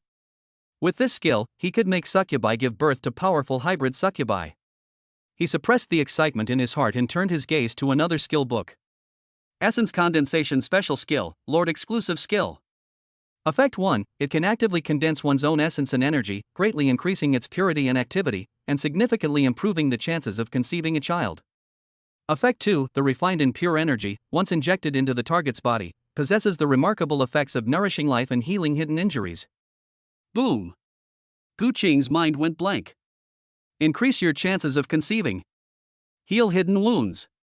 Either of these effects is simply phenomenal. The former perfectly solved his previous predicament of low success rate, while the latter has unlimited possibilities. What does that mean? This means that he can personally resolve any incurable injuries sustained by his troops in battle. With these 2 divine skills, the development speed of his territory will enter an unbelievable fast track. Gu Qing suppressed the excitement in his heart and turned his gaze to the 5 blueprints for the Golden Watchtowers. Golden Watchtower. Rank, Gold. It can detect every rustle of wind and grass within a 10-kilometer radius and can identify stealth units no higher than its own rank. Construction requirements, 5,000 wood, 5,000 stone, 2,000 iron ore, 50 energy crystals. This is the eye of the territory, and its strategic value is immeasurable. Build a Golden Watchtower. Please select a construction location. Gu Qing's gaze fell on the southeast corner of the territory map. That direction was precisely where the elf homeland had been located, as detected by the bloodline detection compass. Now that an elf is in his own territory, just in case, it's best to build a Golden Watchtower here first. The Golden Watchtower is under construction. This Golden Watchtower is, after all, of the gold grade, so it requires a considerable amount of resources. Only one can be built at this time. We'll deal with the rest after we've mined some timber and stone. We can't use energy crystals to represent everything. Now that the territory is on track, resources can be managed more carefully. A sharp watchtower, made entirely of obsidian and standing 15 meters tall, rises from the southeast corner of the territory. At its top, a deep blue crystal eye silently turns southeast, taking in everything in the distance. After doing all this, the customer glanced at his remaining energy crystals. Energy crystals, 150. Without hesitation, Gu Qing directly chose to induce the birth of Guchan. Their growth and development are too slow, they need to be accelerated. Dark gold grade combat power is extremely important for the current territory. 100 energy crystals were poured into the bloodline evolution pool, and Guchan placed Guchan into the pool water. Buzz! The pool water boiled, and a purple light mixed with dark gold instantly enveloped it. Chapter 20 The Elf Mother and Daughter, Irina's Hidden Wounds. The pool water boiled, and a purple gold light enveloped Gu-chan's small body. A moment later, the light faded, and a girl who looked about 15 or 16 years old, with a delicate and beautiful appearance, leaped out of the pool and threw herself into Gu-ching's arms. Father! The girl's voice was clear and melodious, with a natural allure. In stark contrast to Guya's calm and composed demeanor, Gu-chan possesses an indescribable liveliness and agility. Her unusual double pupils curiously surveyed her surroundings, as if everything in the world was a novel toy in her eyes. Father, you smell nice. Gu-chan snuggled against Gu-ching like a kitten, her little hands already starting to explore his body. Gu-ching, both amused and exasperated, gently pressed down on her mischievous little hand, but her heart was filled with warmth. Compared to Guya's sensible nature, this second daughter is noticeably more clingy. Go to the barracks and find Suna. Have her train you and help you get used to your strength as soon as possible. Gu-ching rubbed her head. The combat power of the dark gold tier must be formed as soon as possible. Yes, my dearest father. Gu-chan winked mischievously, and a pair of small bat wings unfolded behind her. Her figure transformed into a streak of light, and she instantly appeared at the entrance of the barracks. After settling Gu-chan in, Gu-ching glanced at the sky knight had already fallen. Without pausing, he turned around and called over 3 other succubi who had been waiting for a long time, and once again entered the wooden house that held great significance for him. The development of our territory cannot be relaxed for a moment. In the early hours of the morning, Gu-ching, who had been fighting for several hours, was preparing to fall into a deep sleep. Wah-ha! A sharp, urgent alarm shattered the tranquility of the territory without warning. The sound came from the newly built golden watchtower in the southeast corner of the territory. Gu-ching jolted awake, instantly rolling out of bed, all her drowsiness vanishing in an instant. Enemy infiltrators. He felt a chill run down his spine, quickly dressed, and rushed out of the wooden house. Thank goodness. Thank goodness I built the watchtower beforehand. Otherwise, if the enemy had sneaked in undetected, the consequences would have been unimaginable. With a few leaps, he climbed the towering city wall and looked towards the southeast, where the watchtower warned of danger. Under the cover of night and by the light of the moon, he could clearly see a dozen lithe figures silently approaching from the edge of the woods a few hundred meters outside his territory. Elf! There were 15 of them in total, each dressed in exquisite emerald green leather armor, holding a longbow and carrying a quiver of arrows. Their movements were swift as the wind and completely silent. Leading the group was a tall, elegant female elf. Even from a distance, Gu-ching could feel the sharp aura emanating from her. This is an elite squad. Moreover, judging from the faint energy fluctuations emanating from them, their level is definitely not low. Such a force is enough to easily wipe out the territories of most newly established lords. Gu-ching's face darkened. Although the golden defense tower is powerful, its shelling has a charging and interval system, making it difficult to hit accurately against such a highly agile enemy, thus greatly reducing its effectiveness. Once they get close to the city walls, the succubi under his command will become easy targets, thanks to the elves' uncanny archery skills. A direct confrontation is definitely not the best strategy. Everyone on alert. Do not launch an attack. Gu-ching ordered in a deep voice. He decided to try diplomacy first, then resort to force. Friend across the way, what brings you to my territory so late at night? Gu-ching's voice was not loud, but it carried clearly. The figures in the woods stopped in their tracks. The leading female elf raised her head, the moonlight shining on her exquisite face, yet it was icy cold and devoid of any warmth. Human lord, you have captured my kin. Hand her over immediately. Otherwise, tonight I will reduce your filthy territory to ashes. Her voice was cold and clear, carrying undisguised murderous intent and anger. Did they arrest her compatriots? Gu-ching was taken aback at first, then immediately realized what was happening. It's that elven girl that Guya brought back. Guya, bring up the guest we rescued. Gu-ching immediately ordered Guya through the mental link. Soon, Guya, supporting the still somewhat weak elf girl, appeared on the city wall. Mother! Upon seeing the female elf below the city wall, the elven girl let out a joyful cry. The female elf, known as the mother, melted instantly upon seeing the elven girl unharmed, her icy expression transforming into deep concern. The misunderstanding has been cleared up. It seems this was a misunderstanding. Gu-ching breathed a sigh of relief, opened the city gate, and extended an invitation. Since you're here, why not come into the territory, have a drink of water, and rest for a while? The leading female elf hesitated for a moment, and the elves behind her all showed wary expressions, clearly very resistant to entering human territory. But seeing her daughter's pale face on the city wall, the female elf finally nodded. Sorry to bother you. Led by the female elf, the 15 elves sheathed their weapons, maintained a vigilant formation, and entered Guqing's territory. Upon seeing her mother, the elven girl could no longer contain herself and rushed into the elven woman's arms, the two embracing tightly. You silly child! How dare you run off to a place like that all by yourself? The female elf hugged her daughter, her voice filled with both heartache and reproach. Guqing listened quietly from the side. As a lord, learning the languages of the various intelligent races is a required course, and he naturally understands Elvish. Through their conversation, Guqing learned that the elven girl's name was Yitong, and her mother's name was Irina. Mother, I have it. I have the water of life. As if presenting a treasure, Yitong excitedly pulled the small crystal bottle from her bosom and handed it to Irina. Irina looked at the 3 drops of emerald-like liquid in the bottle, her body trembled slightly, and she reached out to hug her daughter even tighter. The two talked for a while longer, and Guqing roughly understood. The elven leader, Irina, suffered a severe internal injury that has been unable to heal. Her daughter, Yitong, risked her life to go alone to the spiritual spring in the valley to extract the water of life in order to cure her mother. What a filial daughter! However, judging from Irina's expression, the water of life was clearly unable to heal her hidden injuries.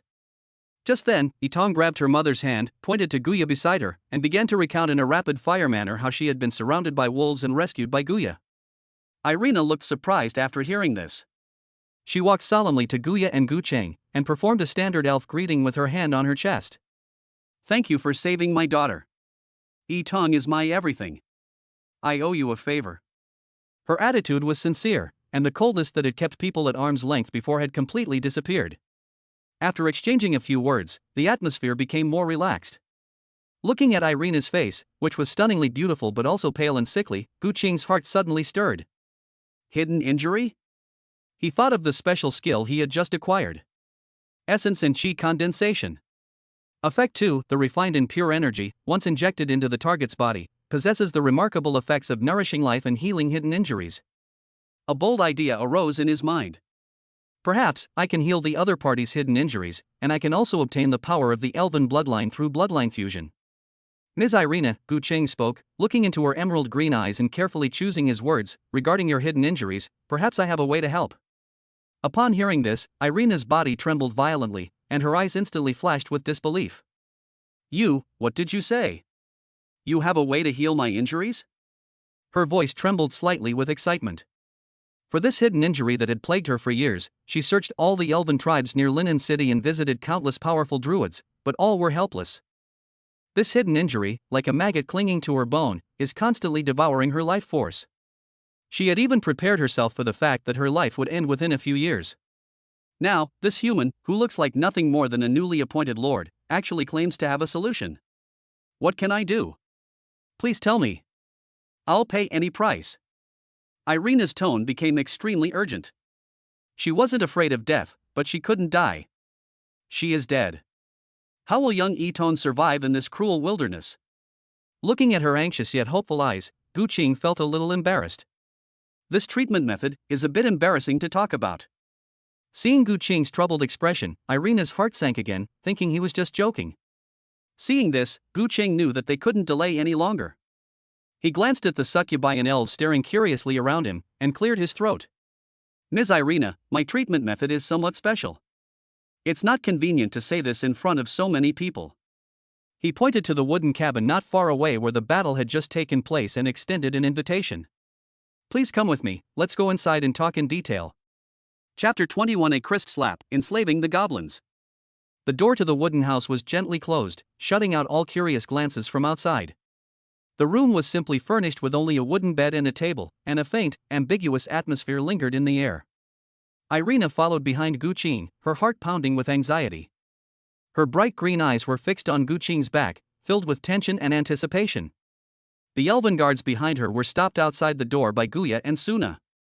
Although they were all wary, they did not do anything rash when they saw that Yitong was unharmed. Ms. Irina, please have a seat. Guqing gestured to the bedside and pulled over the only chair to sit down. Irina didn't sit down, but stood still, her body taut like a fully drawn bow. Lord Guqing, please tell me, what exactly is the method? Her voice was hoarse with urgency. Guqing looked at her stunningly beautiful yet sickly pale face and pondered for a moment. This is indeed a bit difficult to talk about. He organized his thoughts, trying to make his words sound less like those of a pervert. Ms. Irina, I have awakened a special talent that allows me to concentrate my own life essence. This essence contains extremely strong vitality, capable of nourishing all things and repairing hidden injuries. Irina's breathing quickened instantly, and a bright light flashed in her eyes. Life essence? Repairing hidden injuries? This sounds like a divine skill tailor-made for her. Then, how should it be treated? She pressed, her voice trembling. Guqing looked at her, his gaze becoming somewhat subtle, and he even dared not meet her eyes. The treatment process is somewhat special.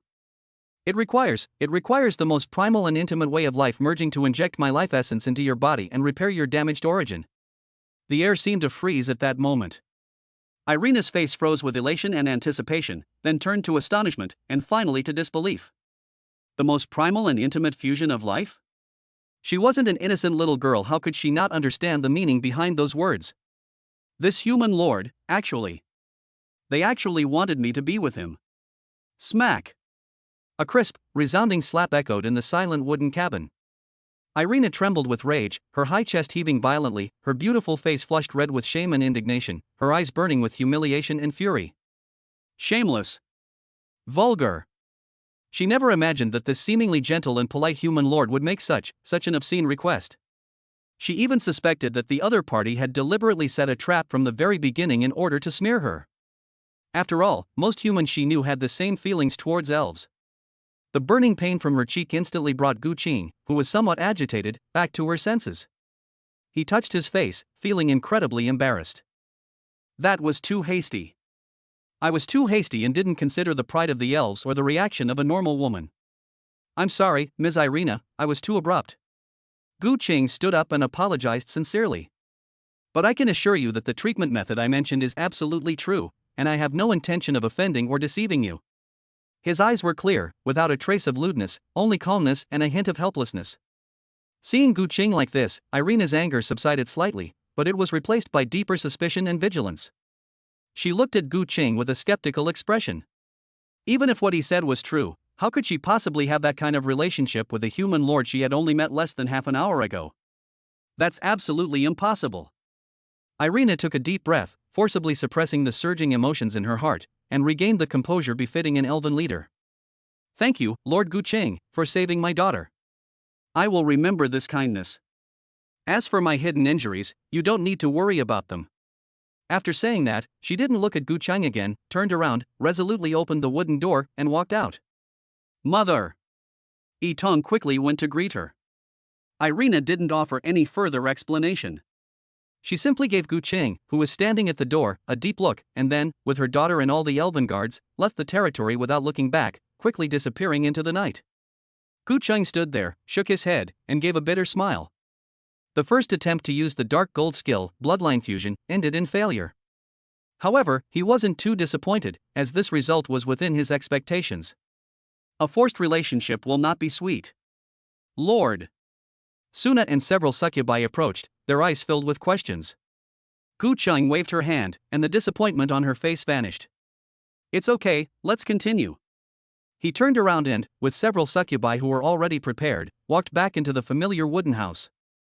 The most urgent task is to have many children and descendants, and to reap the rewards of having many children and many blessings. That is the best way.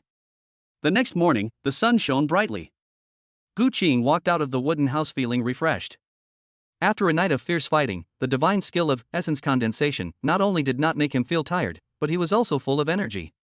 Although none of the succubi from last night had given birth to any pregnant women, Guqing was not in a hurry. He walked to the center of the territory and, without the slightest hesitation, activated the ancient compass once more. Bloodline detection compass. Buzz.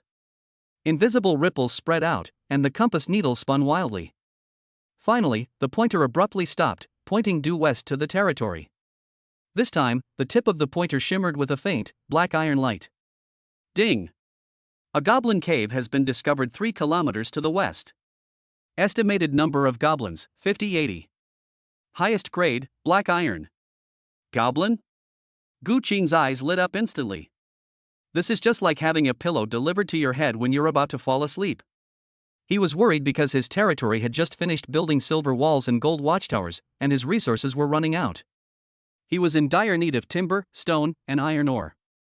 He had originally planned to lead the succubi to do manual labor today, cutting down trees and mining. Now, here comes the free labor that's been delivered right to our door. Although goblins are cunning, cowardly, and greedy, they are natural-born miners and laborers. Most importantly, this race has little backbone. As long as they are given food and a place to live, they will work hard without complaint, making them one of the easiest races to enslave in the wilderness. Conquer this goblin cave, enslave all the goblins, and make them mine resources for you.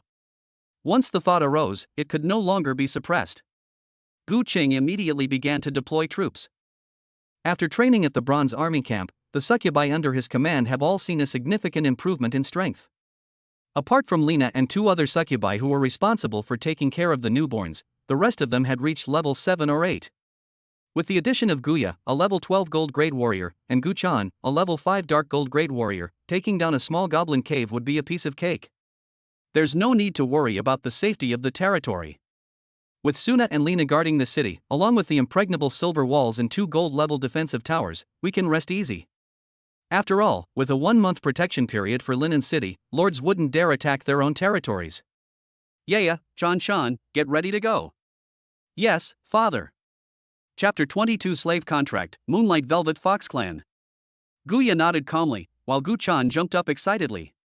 Soon, an elite squad of 10 succubi, personally led by Gu Qing, set off westward in a grand procession. 3 kilometers is not a long distance. At the foot of a rocky slope, Gu Qing quickly found the cave entrance hidden by bushes. The cave entrance was filled with the pungent stench characteristic of goblins, and there were scattered bits of gnawed animal bones around. Yeah, go in and investigate first. Yes.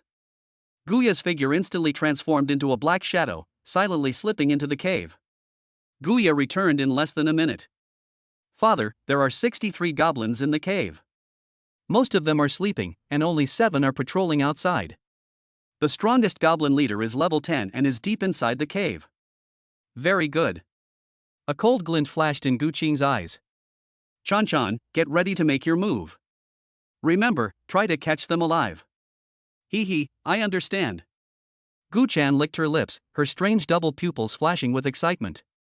The next second, her small figure shot out like a cannonball. Wake up, all of you. Time to get to work. The girl's clear voice suddenly rang out in the silent cave. The whip of original sin. A long whip made of pure dark golden energy appeared out of thin air, lashing into the cave with a whistling sound as it tore through the air. Snap. A series of shrill screams and howls suddenly erupted inside the cave. The battle erupted instantly. Gu Qing didn't rush and he simply stood leisurely at the cave entrance. He believed in his daughter's abilities. As expected, the battle inside the cave was less a battle and more a one-sided crushing defeat. Gu Chan's power of original sin was like a devastating blow to these goblins with weak willpower. Gu Ye's was like a top-notch assassin with each strike, she precisely crippled a goblin's fighting ability without taking his life. In less than 5 minutes, the cave became completely quiet. Father, it's all taken care of. Guya's voice came through. Gu Qing then led the remaining succubi into the cave, which reeked of foul odors. Inside the cave, more than 60 goblins, including the level 10 goblin leader, were all tied together with bruises and swelling on their faces, trembling and looking at Gu Qing and his group with fear in their eyes. Gu Qing nodded in satisfaction and was about to announce the punishment for these goblins. But his gaze was suddenly drawn to something peculiar in the corner of the cave. It was a dilapidated wooden box that the goblins had discarded in a corner like trash. A faint, yet incredibly familiar, silver light shone through the cracks in the wooden crate. Gu Qing's heart stirred, and he walked over and kicked open the wooden box. The box opened with a click, revealing its contents. It wasn't gold or silver treasure, but a tattered parchment scroll. The silver light emanated from the parchment scroll. Gu Qing's pupils contracted, and she bent down to pick up the parchment scroll. Slave Contract Silver Rank. Special Props. Effect, allows you to enter into a master-servant contract with an intelligent being, making it your personal slave. Once the contract is signed, the slave will be unable to disobey any of the master's orders. Note, this contract is damaged and can only be signed for slaves of silver rank and below. Current available quantity, 0-100. It's such a good thing. Gu Qing's face revealed an uncontainable joy. With this, we can completely control any other races we capture in the future. 100 slots are enough for him to build an absolutely loyal vassal army.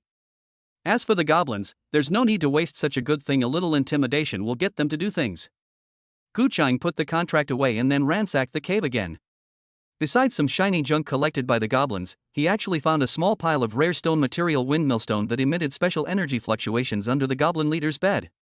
This is an essential material for building certain special defensive fortifications, and it is extremely rare and expensive in Linen City.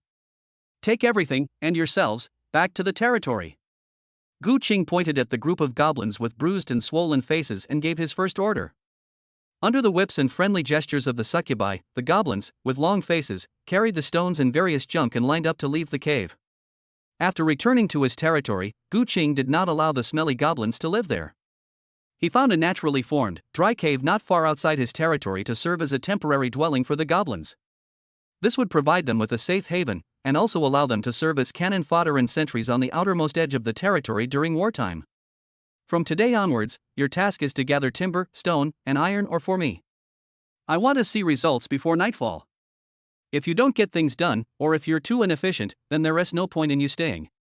The goblins shuddered, grabbed their rudimentary tools, and headed off into the distance, frantically gathering various resources for Gu Qing. Although the goblins were timid, Gu Qing still sent 3 supervisors.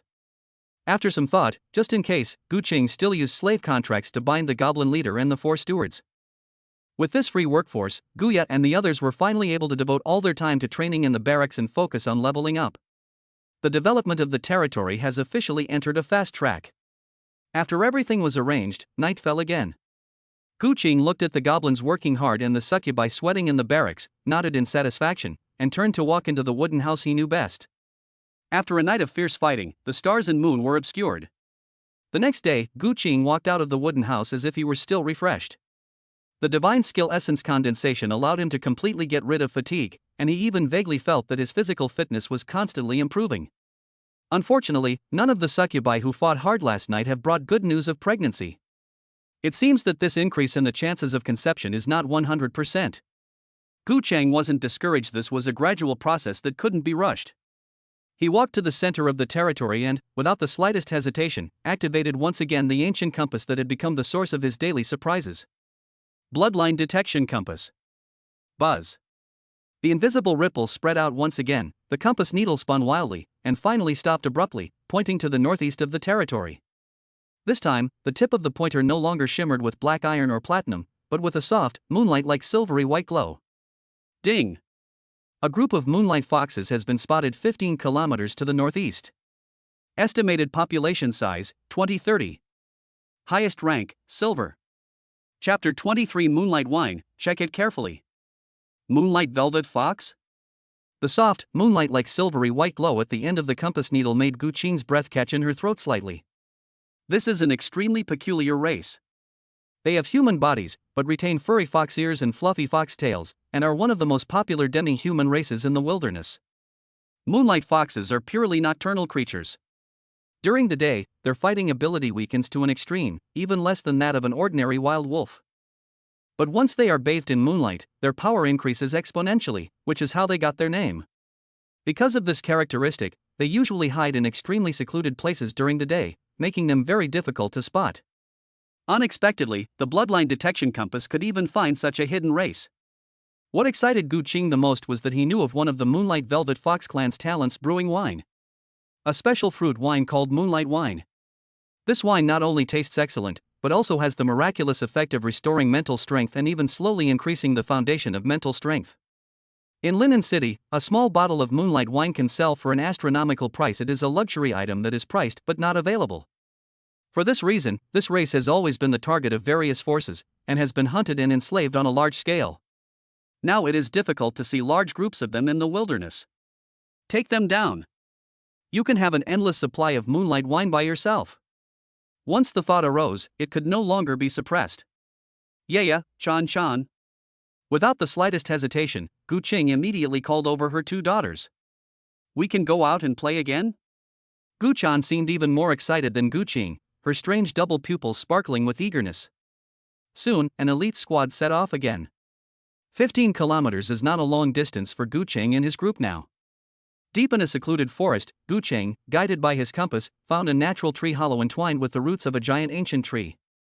This is the den of the moonlight fox. During the day, they are at their weakest. The fighting process could not even be called a fight. When Gu Chan's dark golden whip, made of the power of original sin, brutally tore through the disguise of the tree hole and lashed in, all that came from inside was a chorus of panicked screams. Guya followed closely behind, like a black lightning bolt, rushing into the nest. Gu Cheng didn't even have to make a move. The battle was over in just 5 minutes. 27 moonlight velvet foxes were invited out unharmed.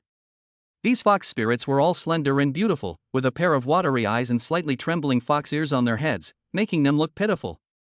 But their eyes were filled with pride and stubbornness.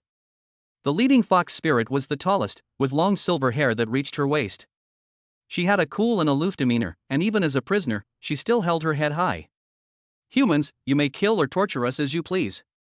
But there is absolutely no way you can make us submit. The female leader's voice was cold and resolute. Oh? Gu Cheng raised an eyebrow and walked up to her. These moonskin foxes have quite a fiery temperament. Unfortunately, he had plenty of ways to do it. I don't need you to submit. Gu Cheng reached out and gently pressed his hand on the female leader's forehead, much to the female leader's astonishment. The tattered parchment scroll silently unleashed the power of the slave contract.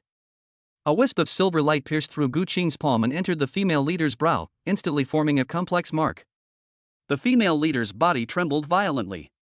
The arrogance and stubbornness in her eyes vanished as quickly as ice and snow melted under the scorching sun, replaced by absolute obedience and respect. Master, master. She lowered her proud head, her voice trembling slightly without her even realizing it. Very good. Gu Cheng nodded in satisfaction. Now, make your people submit to me. But what happened next was beyond Gu Cheng's expectations. The leader has been controlled by this human. She betrayed the moonlight. We will never surrender. We elect Moon Creek as our new leader. The remaining moonlight foxes not only disobeyed the orders, but also became agitated and quickly elected a new leader. Seeing this, Gu Cheng couldn't help but feel a headache coming on. That's really stubborn. This is also a major reason why the number of moonlight foxes is decreasing. They are hard to subdue. Having no other option, he had to resort to the same old trick. After using up 10 slots for slave contracts, the new leader and 8 other fox girls who appeared to be of higher status were all contracted. As for the remaining ones, Gu Cheng did not eliminate them all, nor did he continue to waste the precious contract slots. He simply let them go. There are only 100 slots available for slave contracts, and each one used is one less available, so they must be used wisely. Leaving 10 fox maidens to be in charge of brewing wine is enough. The fox woman who was released might be found again later, and if conditions permit, she could be enslaved again. Back in his territory, Gu Cheng settled the 10 fox girls on the edge of the territory and built them simple dwellings. From today onwards, your task is to brew moonlight wine for me. Find the ingredients yourselves. I need to see the finished product. Yes, master.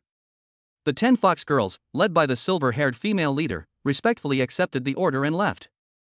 Gu Cheng glanced at the goblins working diligently, then at the fox girl gathering materials in the distance, nodded in satisfaction, turned around, and walked back into the wooden house he knew so well. The battle continues. At night, after the moonlight foxes had prepared all the strange fruits and nectar they had gathered, the brewing process officially began. The silver-haired female leader, Yu Zhao, the former chieftain of the Moonlight Fox clan, was busy with 9 clansmen in front of a huge stone urn. They placed various materials into the urn according to mysterious proportions, chanting incantations and ancient songs, their movements elegant and sacred. Gu Cheng watched with great interest from the side. Soon, the brewing process reached its final stage. An unnatural blush appeared on Yu Zhao's face. She glanced at Gu Cheng, who was looking at her with curiosity, and said shyly in a low voice, "Master, could you please not watch the next steps?" Oh? Why? Gu Cheng became interested. Is there some secret? No. Yu Zhao lowered her head even further, her voice barely audible. This is the ultimate secret of our Moonlight Velvet Fox Clan's brewing method, which should not be seen by outsiders. This only made Gu Cheng more curious. Under his gaze, Yu Zhao had no choice but to blush, bite her lip, and tell the truth. The final step in making moonlight wine requires the saliva of our female moonlight velvet foxes as a starter for final fermentation. Our saliva is naturally sweet and contains a special active substance that can greatly enhance the flavor and effects of moonlight wine. I see. Upon hearing this, Gu Cheng adopted a serious expression. I don't believe it. Ha? Yu Zhao was stunned. She looked up anxiously. Master, Yu Zhao would never lie to you. Whether it's a scam or not, you'll know once you try it. Gu Cheng's voice brooked no argument. Before Yu Zhao could react, Gu Cheng stepped forward, leaned down slightly, and kissed her lips, which were slightly parted due to nervousness. Yu Zhao's eyes widened instantly, her mind going completely blank. It was indeed exceptionally sweet, even with a strange fragrance. After the kiss ended, Gu Cheng looked at the silver-haired fox girl in his arms, who was completely stunned, limp all over, and whose pretty face was so red it looked like it was about to bleed, and nodded solemnly. You can't detect anything just from what's said. With that, he picked Yu Zhao up by the waist and, amidst her gasps of surprise, strode toward the wooden house not far away.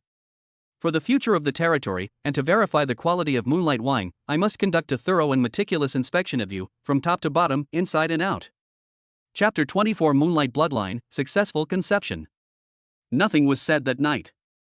As the first rays of dawn shone through the cracks in the wooden cabin's window, Gu Cheng opened her eyes, feeling refreshed.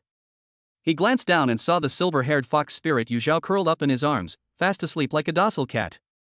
Her long eyelashes trembled slightly, and a trace of tired blush remained on her beautiful face. Just then, a series of system notifications rang in his mind. Ding! Detected deep life fusion between the host and the Moonlight Velvet Fox clan. The bloodline fusion skill has been activated. Congratulations, host, on successfully fusing with the Moonlight Bloodline Silver rank. Currently fused bloodline, Moonlight Bloodline 110. A cool and gentle power flowed quietly through Gu Cheng's veins and into his limbs, making him feel that his spiritual power had increased slightly. It's done. Now, he can try to make the succubus give birth to offspring with the bloodline of the moon. Gu Cheng felt a surge of excitement. Yu Zhao, who was in his arms, seemed to sense his movement and slowly woke up. When she saw Gu Cheng so close to her, a hint of shyness and panic flashed in her watery eyes. Master, master. She lowered her head, not daring to look Gu Cheng in the eye, her voice barely audible. Gu Cheng smiled, got up and dressed, and didn't dwell on the matter further. Stepping out of the wooden house, the territory was already a thriving scene. In the distance, goblins, under the whips of several succubus overseers, were carrying baskets of stone and timber back to their temporary warehouse. On the other side, several moonlight velvet foxes were carefully tending to the various exotic fruits they had collected, preparing for a new round of brewing. Everything is moving in a positive direction. Gu Cheng walked to the center of the territory and, without the slightest hesitation, activated the ancient compass that had become a source of daily surprises for him once again. Bloodline Detection Compass. Buzz. Invisible ripples spread out, and the compass needle spun wildly. Finally, the pointer came to a steady stop, pointing directly north of the territory. The end of the pointer gleamed with a dim bronze light. Ding! A large exposed iron ore deposit has been discovered 10 kilometers to the north. Estimated reserves, abundant. Iron ore. Gu Cheng's eyes lit up. Although the walls of Baiyin City were sturdy, the defensive works on the walls were still just simple foundations. To upgrade them into true defensive solidity, you'll also need ballistae and catapults. These all require massive amounts of iron ore. The discovery of this iron ore deposit is a godsend. He immediately dispatched the goblin leader, who, with 30 goblins under the watchful eye of a succubus, went to mine iron ore. After doing all this, Gu Cheng checked his remaining energy crystals. There are still more than 150. Energy crystals are the hard currency of this world. They are indispensable for everything from catalyzing offspring to constructing advanced buildings. It seems that mining that energy crystal mine must be put on the agenda as soon as possible. But before that, he had something even more important to do. Spreading branches and leaves is the foundation of his livelihood. Gu Cheng walked to the recruitment pool and focused his mind on the territory panel. Consume 100 energy crystals to recruit 10 black iron grade succubi? Recruit. Gu Cheng confirmed without hesitation. Buzz. Within the recruitment pool, a deep purple light flowed, and 10 graceful figures emerged one after another, respectfully kneeling on one knee before Gu Cheng. Greetings, my lord. 10 new succubi, 10 new hopes. Gu Cheng nodded in satisfaction and instructed Suna to take the 10 new recruits into the barracks immediately to begin their most basic training. After doing all this, he turned his gaze to the northwest. That energy crystal vein marked by the bloodline detection compass has reserves of up to 1,000. Previously, we dared not start mining due to insufficient resources. But now, things are different. He glanced at his 2 daughters, who were instructing new recruits at the entrance of the barracks. After these few days of training and the baptism of previous battles, their strength has improved considerably. Name: Guya. Rank: Gold. Level: 13. Name: Gu Chan. Rank: Dark Gold. Level: 8. Guya's level steadily increased, and her combat skills became increasingly proficient. Gu Chan, as a Dark Gold grade Sin Succubus, grew at an even more terrifying speed, rising from level 5 to level 8 in just a few days. She wielded the Sin Whip with increasing skill. With the 2 of them leading the team, plus 8 elite succubi of level 7 or above, they were more than capable of handling any potential dangers around the mine. Yeah, Chan. Father. Father, is there another fight? Gu Chan ran over excitedly as soon as she heard the call. Gu Qing explained the task of mining energy crystals to the 2 of them in detail. Remember, safety first, Gu Qing solemnly instructed. The goblins are in charge of transportation. Your task is to eliminate threats and ensure the smooth progress of the mining. Understood. Guya nodded emphatically. Don't worry, father, those little wolf cubs aren't even worth a single lash from my whip. Gu Chan patted her still developing chest, looking confident. Soon, a mining team, led by Guya and Gu Chan, consisting of 8 elite demon horses and 20 goblin laborers, set off in a grand procession towards the valley in the northwest. Watching the team's departing figures, Gu Chang took a deep breath, turned around, and walked back into the wooden house he knew so well. With his daughters working hard outside, he, as their father, naturally couldn't slack off. The battle continues. As evening fell, when Gu Qing pushed aside the 3 snow-white suits and walked out of the wooden house, feeling refreshed once again, the mining team had just returned to their territory. 20 goblins, each as tired as a dog, were carrying heavy leather bags. The skin was opened, and a dark purple light instantly illuminated half of the territory. Unpolished energy crystal ore was piled up into a small mountain. Congratulations, host. You have successfully mined 500 energy crystals. 500 yuan. Looking at this huge sum of money, Gu Qing's breathing became heavier. It's real. This time it's really real. With this energy crystal, he can do so many things. Catalyze new offspring, recruit more troops, and upgrade stronger buildings. His territory is about to experience explosive growth. Well done. Gu Chung didn't hold back her praise, giving her 2 daughters' little heads a good pat. Guya simply smiled calmly, while Gu Chan proudly raised her chin, giving off a praise-me look. Just as Gu Qing was immersed in the joy of his great harvest. A heavenly sound that he had been longing for days, almost to the point of exhaustion, suddenly rang in his mind without warning. Bite. Congratulations, host. Your succubus Yumi has successfully conceived. Congratulations, host. You have achieved the Flourishing Branches and Leaves achievement. You are rewarded with a bronze gift pack. Chapter 25 Offspring Talent Refresh Card, Bloodline Fusion. Yumi. Conception successful. Upon hearing this heavenly sound, Gu Qing's body froze, and then a tremendous surge of joy, like a volcanic eruption, rushed from the bottom of his heart straight to the top of his head. After waiting for so many days, finally, another succubus is pregnant. Moreover, it was at this perfect time, right after he had just obtained 500 energy crystals and successfully fused with the Moonlight bloodline. It's as if everything was destined. Flourishing and lush. Even the name of the achievement is so fitting. However, the first time you conceive is the best. It seems that the reward for having offspring is still higher. Then, Gu Qing's gaze instantly locked onto a petite succubus in the crowd. That was a black iron rank succubus named Yumi, a new recruit who had just been brought in not long ago. At this moment, she stood there somewhat at a loss, her hands unconsciously stroking her flat stomach, her face showing a hint of bewilderment and the shyness of becoming a new mother. When she felt Gu Qing's burning gaze, her pretty face instantly turned red, and she quickly lowered her head, her heart pounding like a deer. Lord! Very good, you did a great job. Gu Qing strode forward and pulled Yumi into his arms, showering her with praise. The succubi around them cast envious glances. In their eyes, bearing children for their lord was the greatest honor. Gu Qing felt more relaxed than ever before. He immersed his mind in the system space without the slightest hesitation. Open the bronze gift pack. Congratulations, host, you have obtained 1,000 wood, 1,000 stone, and 1,000 iron ore. Congratulations, host, you have obtained Offspring Talent Refresh Card Bronze X1. The usual resource rewards were just an appetizer. Gu Qing's attention was instantly drawn to the card that shone with a bronze luster. Offspring Talent Refresh Card Bronze. Rank, Bronze. Effect, can be used the instant a child is born, with a certain chance to refresh the child's initial talents. Note, the higher the offspring's rank, the lower the success rate.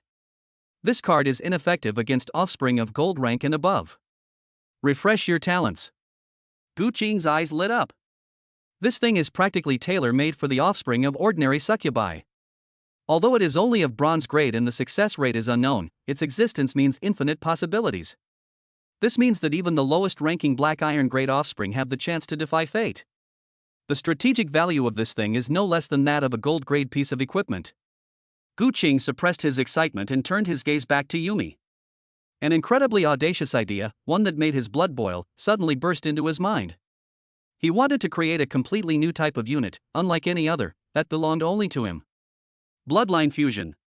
Moonlight bloodline. Mixed race offspring. Once this thought appeared, it spread like wildfire and could no longer be contained. Yumi, come with me. Gu Qing, pulling the still somewhat bewildered Yumi along, strode towards the intermediate bloodline evolution pool in the center of the territory. He was going to give it a try. After all, the effect of this bloodline fusion is to create a hybrid succubus. My lord, Yumi looked at the bloodline evolution pool in front of her, which radiated immense energy and instilled a sense of awe in her. She felt both nervous and excited. She was just an ordinary black iron succubus, and never imagined that she would one day receive such attention from her lord. Gu Qing did not explain. After letting Yumi enter the bloodline evolution pool, he focused his mind on the evolution pool and gave the instructions. Perform life catalysis on the offspring in Yumi's womb. He wanted to see how many energy crystals were needed to catalyze the fusion of the offspring within Yumi's womb. This will directly determine the potential of this offspring. If the potential is high enough, there is no need to fuse with the Moonlight bloodline. If the potential is insufficient, one can try to fuse with the Moonlight bloodline to create a hybrid succubus. Life catalysis requires 20 energy crystals. Only 20 energy crystals are needed, which means that the offspring in Yumi's womb is of a relatively low grade. Without hesitation, Gu Qing directly chose to use bloodline fusion, fusing the Moonlight bloodline he had just acquired into the fetus in Yumi's womb. A brand new notification popped up, accompanied by a blood red warning. Host detected attempting to create a new hybrid unit. Inject Moonlight bloodline? Warning, there is an extremely low probability of bloodline conflict from mixed race fusion, which may result in the failure of offspring birth and damage to the mother. If the fusion is successful, the energy crystals required for catalysis will be 150. 150. Upon seeing this number, Gu Qing's heart stirred. Guya, who was originally catalyzed to the gold grade, only needed 50. 100 are needed to catalyze the dark gold grade of Gu Chan. And this undeveloped mixed-race child requires a total of 150. This number has far exceeded the scope of the gold grade. This proves that the bloodline potential of this mixed-race offspring is at least at the gold level, or even higher. As for the blood red warning, Gu Qing completely ignored it. Risk?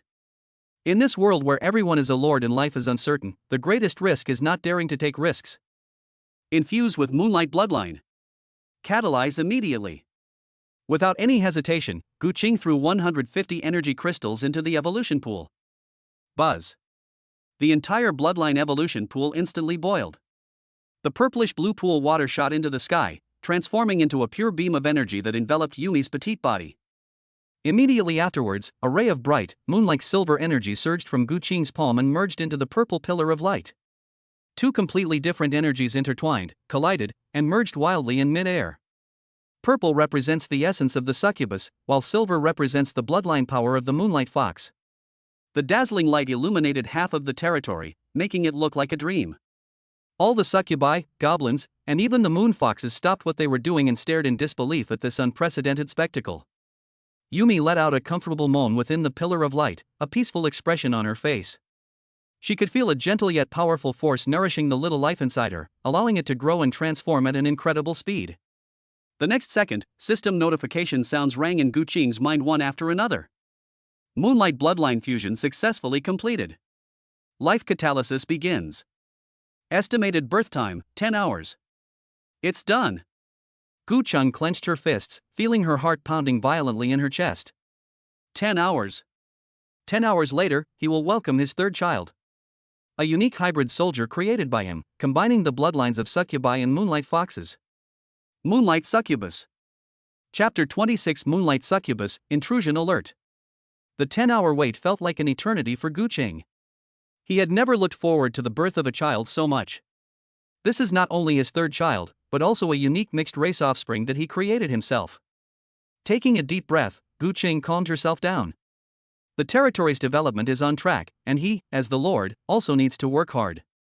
Gritting his teeth, Gu Cheng decided to add a succubus. Since it's so hard to conceive with 3 babies, let's try 5. After selecting 5 succubi, Gu Cheng led them into the cabin with a death-defying resolve. As night deepened in the light and the bloodline evolution pool reached its peak, a clear and ethereal cry, like the gentle tinkling of a wind chime, emanated from it. It's done! Gu Cheng's heart skipped a beat. He rolled out of bed and headed straight for the bloodline evolution pool. The light was fading, and the pool returned to its tranquil state. Although Yumi's face was pale, her brows were full of joy and pride at becoming a mother. She carefully handed the infant, enveloped in a silvery purple halo, to Gu Cheng. Lord!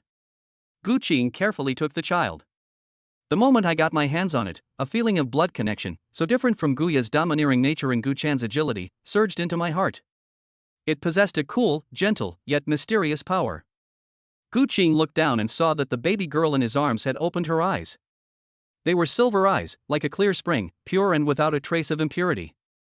Just a glance was enough to ease the tension in Gu Cheng's mind, which had been strained by days of intense battles. I'll call you Gu Yu, he whispered as he bestowed the name upon his third daughter. Name, Gu Yu. Race, Moon Succubus Hybrid. Rank, Gold. Level, 1. Loyalty, 100 Bloodline Locked. Talent, Moon Shadow Veil Moonlight Amplification. Skills, Moonlight Illusion, Mental Soothing. Moonlight Veil, naturally affinity with moonlight and shadow, greatly enhancing stealth abilities. Under the moonlight, it can blend into the shadows, making it extremely difficult to be detected. Moonlight Boost, under moonlight, combat power will be increased by 100%. Moonlight Illusion, draws upon the power of moonlight to create an illusion, confusing the enemy's mind. Mental Soothing, releases gentle emotional fluctuations to calm the target's emotions and relieve mental fatigue. Gold Grade. Moonlight Succubus. Gu Cheng originally thought it was only silver grade. After all, the Moonlight bloodline was only silver grade, but he did not expect it to be gold grade after fusion. Moreover, Gu Yu has 2 other talents. In addition, the 2 excellent skills made Gu Cheng very happy. This is a super assassin and support who specializes in stealth, illusion, and mental assistance. Just then, a surge of spiritual energy, several times purer than that of a normal black iron succubus and possessing the characteristics of cool moonlight, emanated from Gu Yu's small body, rushing into Gu Cheng's mind like a clear spring. Boom! Gu Cheng felt as if his spiritual world had been cleansed, and the whole world became clearer than ever before in his perception. The wind rustling through the leaves, the distant panting of the goblins at work, even the even breathing of Gu Chan in Lena's arms, everything was laid bare. Bloodline Reciprocation. Name, Gu Cheng. Strength, 42. Agility, 42. Physical fitness, 50. Mental state, 82. His mental attribute increased by a full 20 points. However, the fact that the feedback is only in terms of spiritual attributes may be due to the mixed race offspring. Gu Cheng then glanced at his remaining energy crystals. Energy crystal, 358. Without the slightest hesitation, Gu Cheng placed Gu Yu into the bloodline evolution pool. Life catalysis. He wanted to immediately nurture his precious daughter into a successful person.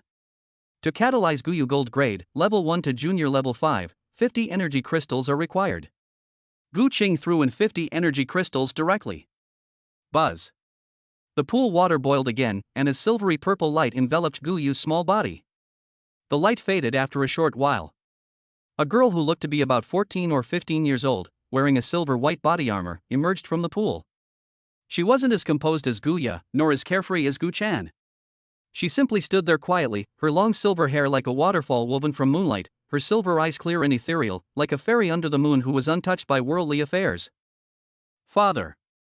Her voice, like her personality, is clear, cool, and pleasant, carrying a power that can calm the mind. Gu Cheng nodded in satisfaction, preparing to celebrate with her 3 daughters. But just then. Beep. Beep. Beep. A sharp, urgent, and heart-wrenching alarm suddenly shattered the tranquility of the territory. The sound came from the newly built Golden Watchtower in the southeast corner of the territory. The alarms are several times more frequent than when the elves last visited. This is the highest level intrusion alert. Gu Qing's smile froze instantly, a chill running from the soles of her feet to the top of her head. With a leap, his figure flashed like lightning, and he instantly appeared atop the towering city wall. Suna, Guya, and Guchan followed closely behind, each with a solemn expression and weapons in hand. What happened? Gu Qing asked in a deep voice. At the top of the Golden Watchtower, the deep blue crystal eye was spinning wildly, its beam of light scanning back and forth across the woods hundreds of meters to the southeast of the territory. A line of scarlet warning flashed wildly on the territory panel in front of Gu Qing. Warning! High-energy stealth units detected approaching at high speed. Number of targets, 510. Warning! Target possesses advanced stealth abilities, cannot be precisely locked onto.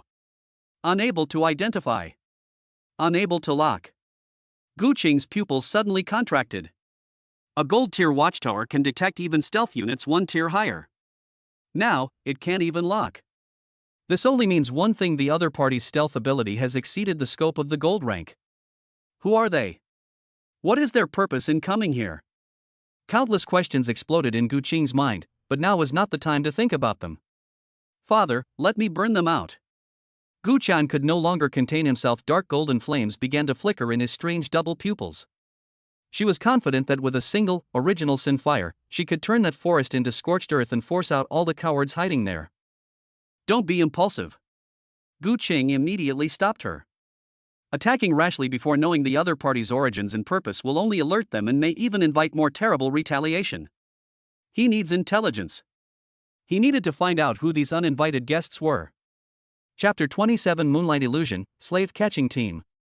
However, the opponent's stealth ability was so high that ordinary reconnaissance methods were completely ineffective. Sending people to investigate is extremely dangerous. What to do? Gu Qing's gaze unconsciously fell on the girl with a cool and quiet demeanor who had just arrived at the city wall. Gu Yu. His newly born 3rd daughter. Moonlight illusion draws upon the power of moonlight to create an illusion, confusing the enemy's mind. A bold idea arose in his mind. Since we can't see them using conventional methods, what if we used illusion magic to make them reveal themselves? Moon. Gu Qing's voice was calm and steady, without the slightest hint of nervousness. Father. Gu Yu walked to his side, looked up, and gazed at him quietly with her silver eyes. Can you sense what's happening in that forest to the southeast? Gu Yu closed her eyes, quietly sensed for a few seconds, and then nodded gently. Very blurry. There are several distorted shadows, as if draped in an impenetrable black veil. Their aura is very dangerous. Really? Gu Qing felt a chill run down his spine and immediately gave the order.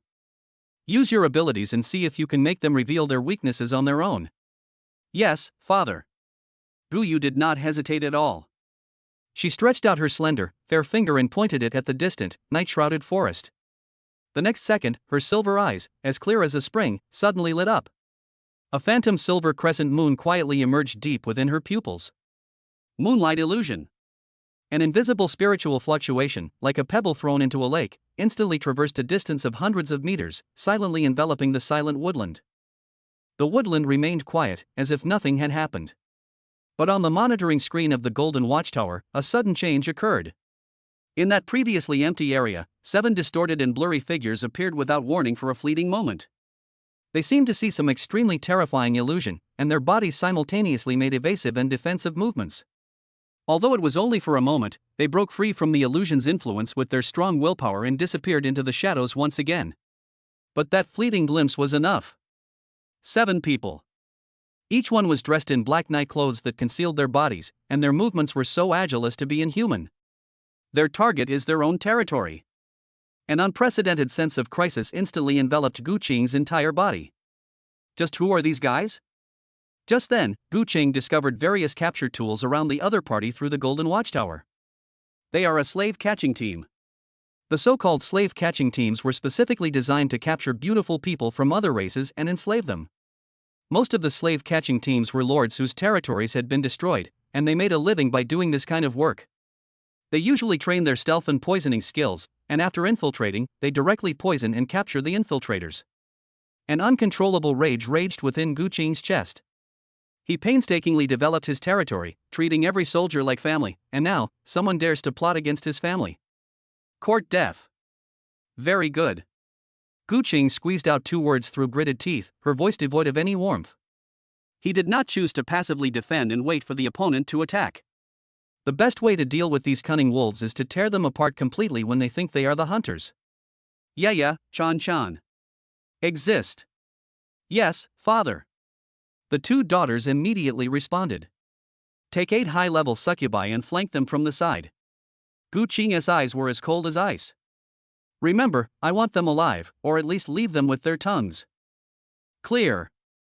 Leave it to me, father.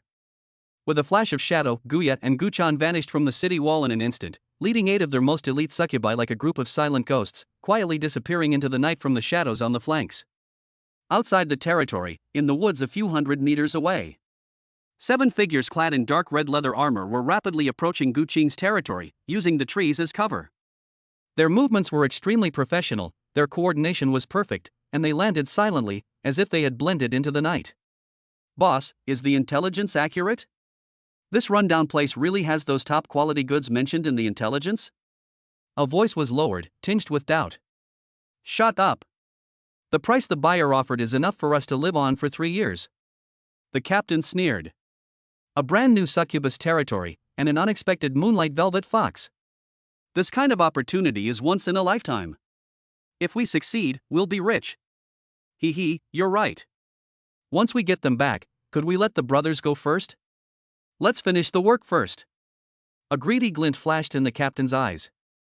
Everyone, stay alert. The defensive towers in this territory are gold level, and they're going to be tough. I'll use some tools to disable the watchtower first. You guys sneak in immediately, kill the lord, and then control those succubi and fox women. Don't hurt a single one.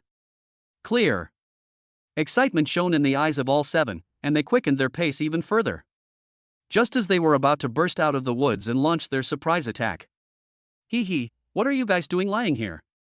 A clear and melodious girl's voice, yet with a hint of eeriness and allure, suddenly rang out above them. Who? The captain, who was in the lead, was shocked and looked up abruptly. What greeted him was a terrifying whip made of pure dark golden energy that ripped through the night sky. The whip of original sin. Boom! The long whip slammed down like divine punishment, cracking the earth and sending rocks flying. The terrifying energy shockwave instantly shattered their previously tight formation. Damn! We've been discovered. How could this be? The captain rolled on the ground in a disheveled state, both shocked and furious. Their stealth skills are so advanced that they can even fool silver-level detection magic.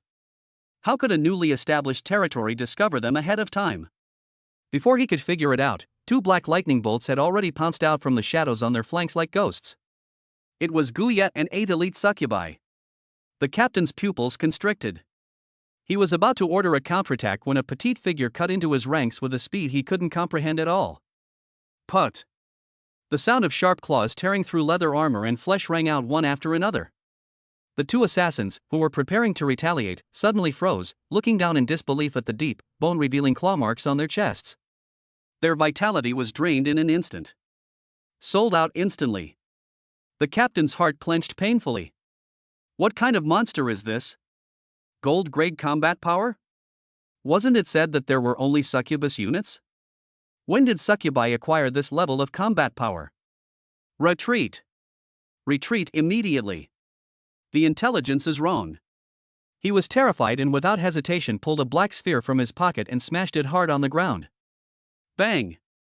Thick black smoke exploded instantly, completely enveloping everyone's vision. Trying to run? A delicate laugh rang out, followed immediately by a terrifying pressure that sent shivers down one's spine. Dark golden flames, like a high wall, roared up outside the smoke, forming a desperate encirclement that completely blocked all their escape routes. Original Sin and Karmic Fire. Chapter 28: The Power of Original Sin, Platinum Gift Pack. Amidst the flames, Gu-chan's petite figure slowly emerged. She licked her lips, her strange double pupils filled with mockery. The battle was a one-sided massacre. Before Guya, who was of the gold rank, and Gu-chan, who was of the dark gold rank, this group of slave hunters, who could only rely on their ability to move forward and on medicine, were like a flock of lambs to the slaughter. Guya is like the Grim Reaper, gracefully traversing the battlefield. With each move, an enemy inevitably falls. Gu-chan was even more direct, wielding the original Sin whip with great force, whipping the assassins until they screamed and their skin was torn open. No! Don't kill me! We're from the Crimson Brotherhood. You can't! An assassin screamed in terror, trying to intimidate the other party by using his identity. On the city wall, Gu-ching's eyes turned icy cold the moment he heard the name. The Scarlet Brotherhood. The notorious slave hunting organization on the black market is ruthless and inhumane, specializing in kidnapping and selling various demi-human races, and its hands are stained with blood. Most importantly, they were even more ruthless towards the lords. Poison the lord, plunder resources, and seize troops. This is exactly what the Scarlet Brotherhood does. Because most of the Scarlet Brotherhood members are lords whose territories have been conquered and who do not have fixed territories, they act without restraint. So it was this bunch of scum. Yeah, Chan. Gu-ching gave the final order through the mental link: quickly finish this, and leave the leader behind. The moment the order was given, the cries of agony on the battlefield ceased abruptly.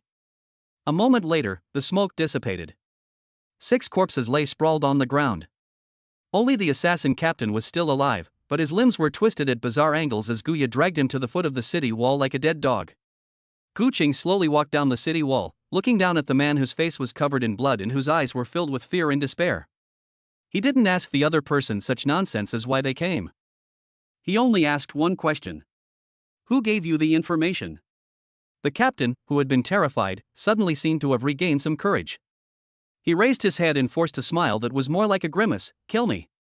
Will our Crimson brothers let you go? They will raze this filthy territory to the ground and turn all your women into the lowest slaves. Gu-ching lost patience. He winked at Suna beside him. Suna understood, and a long, barbed whip appeared out of thin air in her hand, which she lashed out without mercy. Snap! Skin torn and flesh ripped open. Ah! The captain let out a blood-curdling scream like a pig being slaughtered. But after a few lashes, all that did was make him scream even more pitifully, and he kept repeating the same threats and curses. My lord, this guy is tough. Suna said, frowning. Gu-ching's gaze fell on Gu-chan, who looked eager to try. Chan, come here. Good father. Gu-chan jumped out excitedly, walked up to the captain, squatted down, and looked him over curiously. The captain looked at the delicate, seemingly harmless little girl in front of him, a hint of disdain and ruthlessness flashing in his eyes, and he opened his mouth as if to spit out a mouthful of blood. But before he could make a move, he met a pair of strange double pupils. Deep within those pupils, countless runes seemed to flow and vanish, drawing his entire mind into them. The girl's clear and melodious voice rang softly in his ear, like the whisper of a devil. What are you afraid of? The power of original sin fear. Boom! The captain's world changed completely in that instant. The territory, the city walls, the succubi, all of them vanished. Instead, there was an endless sea of blood. Countless slaves he had tortured and killed became vengeful spirits, reaching out their pale hands from the sea of blood to grab his body. No! Get out! All of you get out of here! He sought his younger brother, whom he had beaten to death for stealing a piece of bread when he was a child, staring at him with empty, venomous eyes. He saw the elven girl whose throat he had slit during his first mission, her blood splattered all over his face. Deep within his heart, all the fears he had deliberately forgotten and suppressed were magnified infinitely at this moment, turning into the most terrifying nightmare, tearing his reason apart and devouring it inch by inch. The slave-catching captain let out a scream that was not human, tears and snot streaming down his face. His whole body convulsed violently, and he curled up into a ball, like a maggot whose spine had been broken. His tough guy demeanor from just now has completely vanished. The succubi around them, witnessing this scene, instinctively took a step back, their eyes filled with awe as they looked at Gu-chan. This is the power of the dark gold rank, the sinful succubus. A direct attack on the soul, a probing of original sin. As Gu Chan levels up, she will unlock more powers of original sin. Now, can you speak? Gu Qing's voice, like a divine judgment, echoed in the captain's mind. I'll talk. I'll talk. I'll tell you everything. The captain's mental defenses had completely collapsed, and he incoherently confessed everything. It's Zhang Yang. A human lord named Zhang Yang. His territory is in a valley about 50 kilometers to the east. He discovered your territory, he saw your succubus. He's jealous of you. He wants to kill you and take everything from you. But he dares not disobey the protection that Linen City provides for you. So he sold the intelligence to our Crimson Brotherhood, hoping to use us to get rid of you.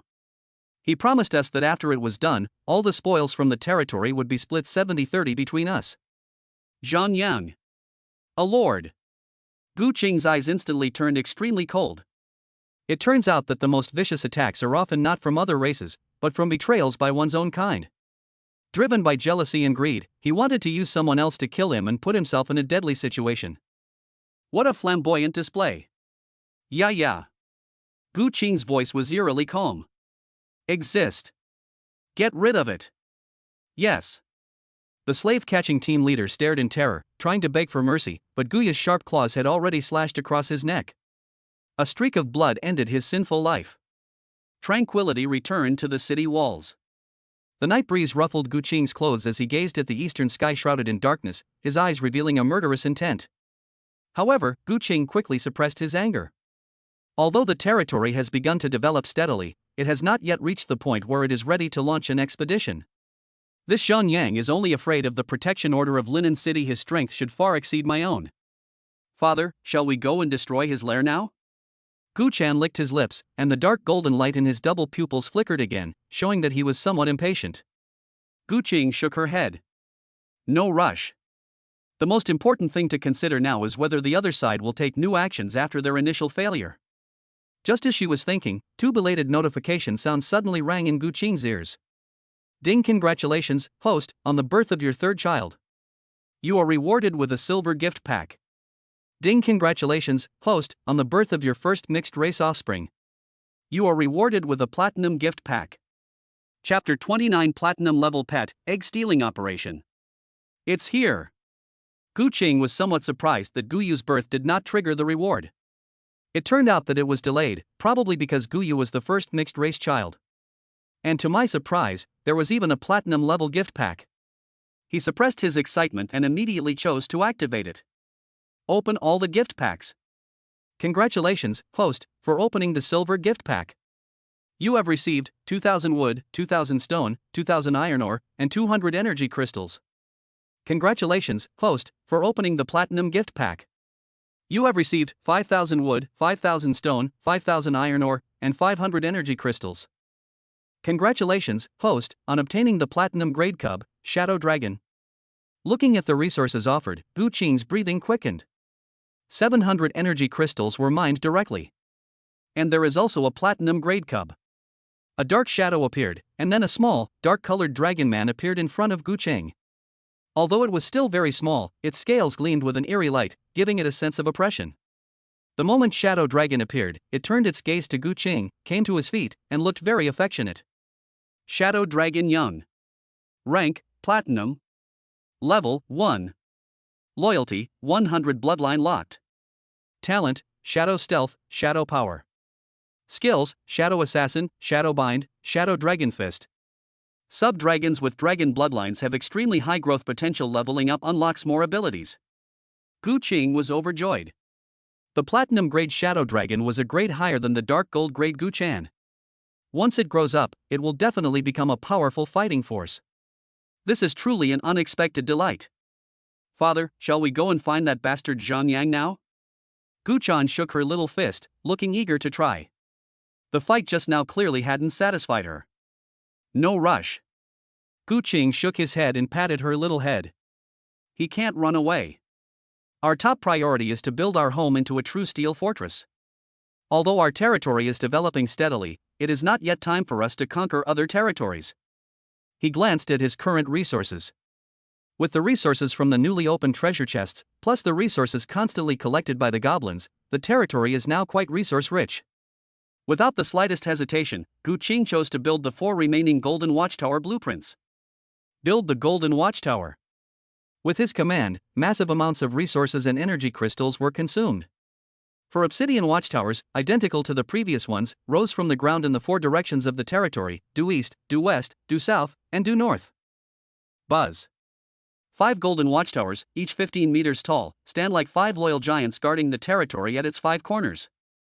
The deep blue crystal eyes atop the towers slowly rotate, forming a 360-degree surveillance network with no blind spots. No matter what happens, it can no longer escape his eyes. After doing all this, Gu Qing finally felt truly at ease. However, the Golden Watchtower requires a lot of resources. Not only were the resources he had just acquired cleared out, but Gu Qing also used a lot of energy crystals to offset the resources needed for its construction. There are currently 668 energy crystals remaining. After thinking for a moment, Gu Qing directly spent 500 energy crystals to recruit 50 new succubi. Although these succubi are all of the Black Iron rank and have little combat power, they can help build territories. As their level increases, they can also develop considerable combat power. Most importantly, Gu Qing wants to try different methods of conception. Perhaps replacing the succubus could increase the chances of conception. Gu Qing has gone to great lengths to develop the territory. Suna, all succubi, double the training intensity. Gu Qing's voice echoed throughout the territory. All resources will be allocated to you. I want you to level up in the shortest possible time. Yes, my lord. The entire territory once again entered a state of high-speed operation. The newly recruited succubi were working hard in the barracks, the goblins were mining or even more diligently, and the Moonlight Foxes, under Yu Zhao's leadership, were preparing to brew a new batch of moonlight wine. After settling everything in, Gu Qing once again led the carefully selected succubus into the wooden house that held special significance for him. After a night of fierce fighting, the stars and moon were obscured. The next morning, Gu Qing walked out of the wooden house as if he were still refreshed. The divine skill essence condensation is practically a perpetual motion machine tailor-made for him. Unfortunately, the 5 succubi who fought hard last night still failed to bring good news. Gu Qing was not discouraged. This was a matter of appearance, and there was no way to rush it. He habitually walked to the center of the territory and, without the slightest hesitation, activated once again the ancient compass that had become the source of his daily surprises. Bloodline detection compass. Buzz. Invisible ripples spread out once again, and the compass needle spun wildly. Gu Qing's heart also jumped. The territory lacks nothing except special units that can change the course of the battle. Finally, the pointer abruptly stopped, pointing straight to the north of the territory, to an area marked Broken Wind Mountains on the map. This time, the light flashing at the end of the pointer was no longer a single ray, but a complex glow interwoven with bronze and silver. Ding! A flock of wind-walking vultures has been detected 20 kilometers to the north.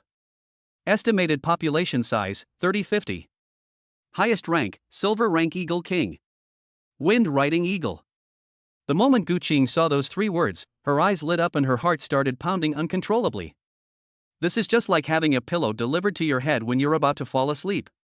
The Windhawk is a large flying monster known for its speed and endurance, with a wingspan of up to 10 meters. It is fierce in nature and is one of the small overlords of the wilderness skies.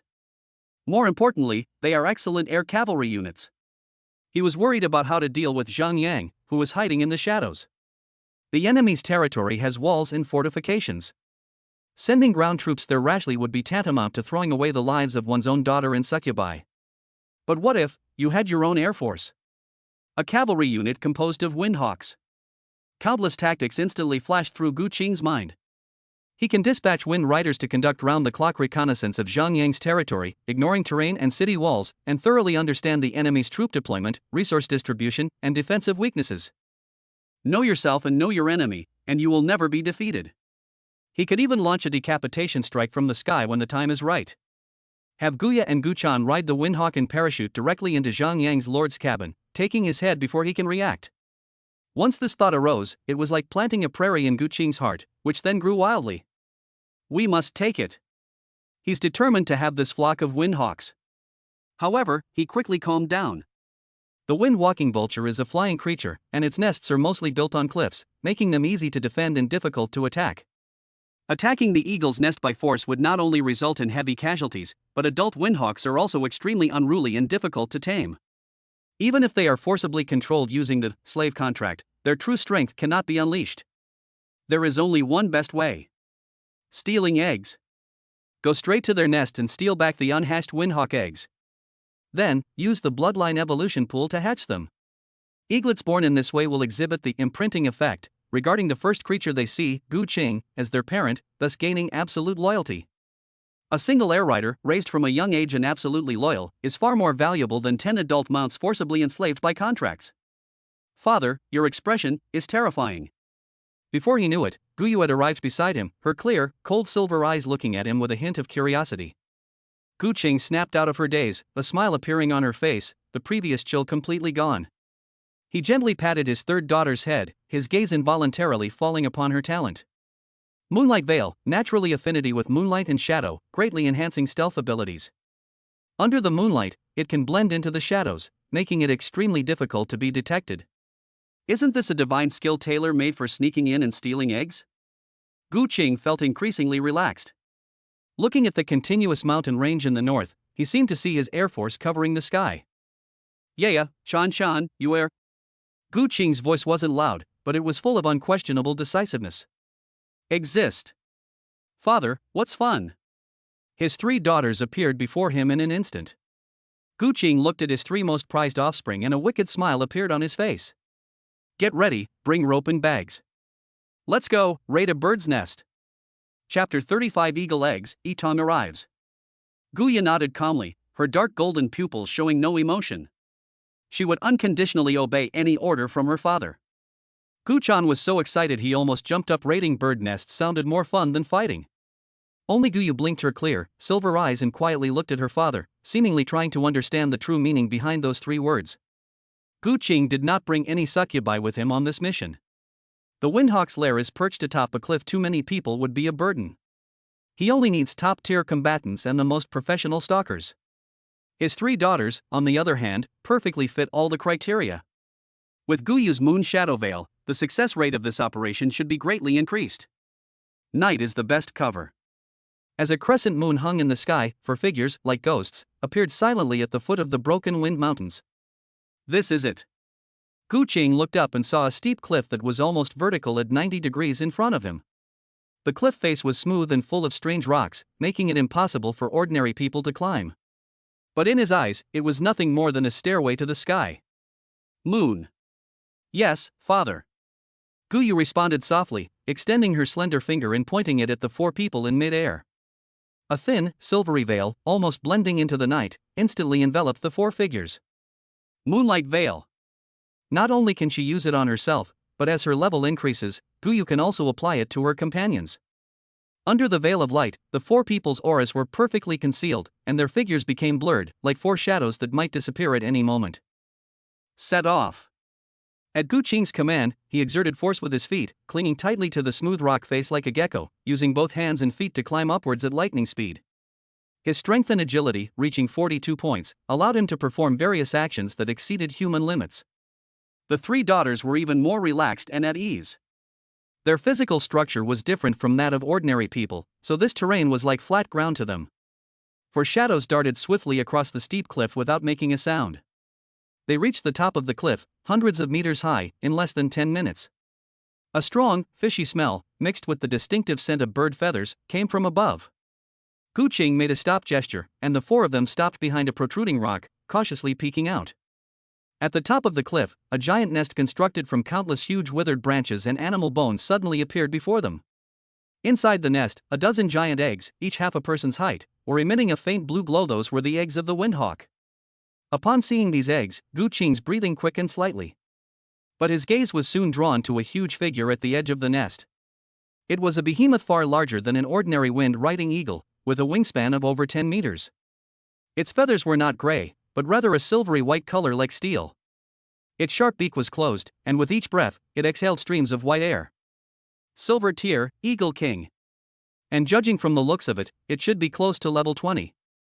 At this moment, it is lying by the nest with its eyes closed, seemingly dozing. Great opportunity. Gu Qing's eyes sharpened as he looked at Guyu.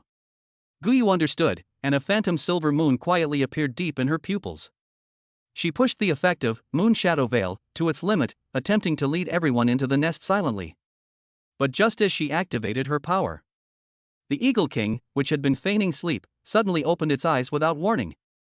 Those were eyes as sharp as a hawk's, yet gleaming with a cold metallic luster.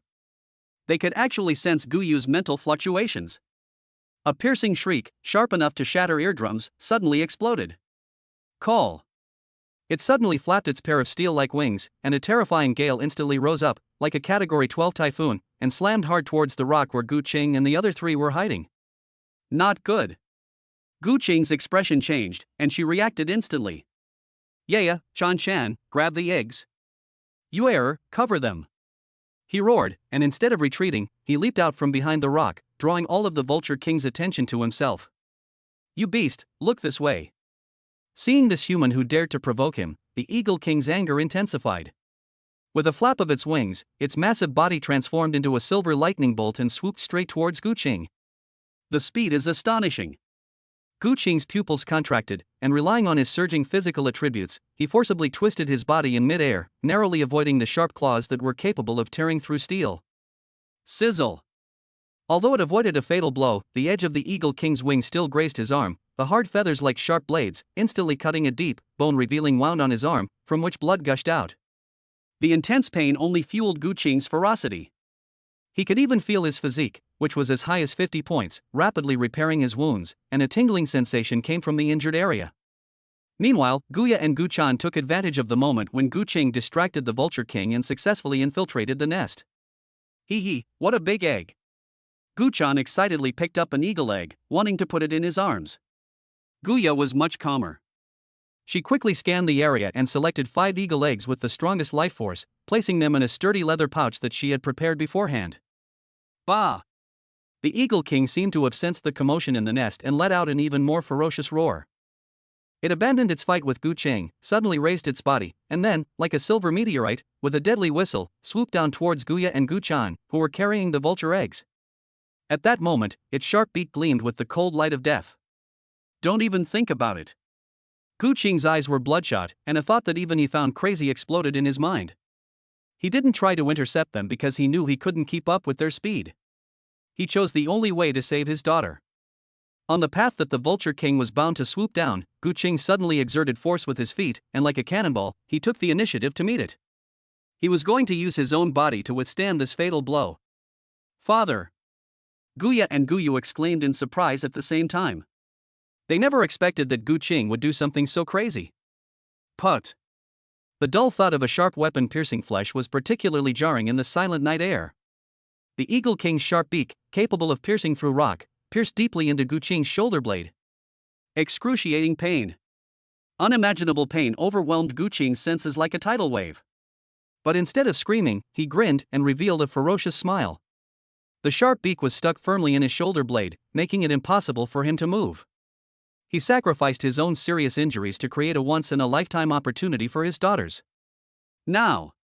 Gu Qing used all his strength to let out a roar. A black lightning bolt flashed past behind the Eagle King.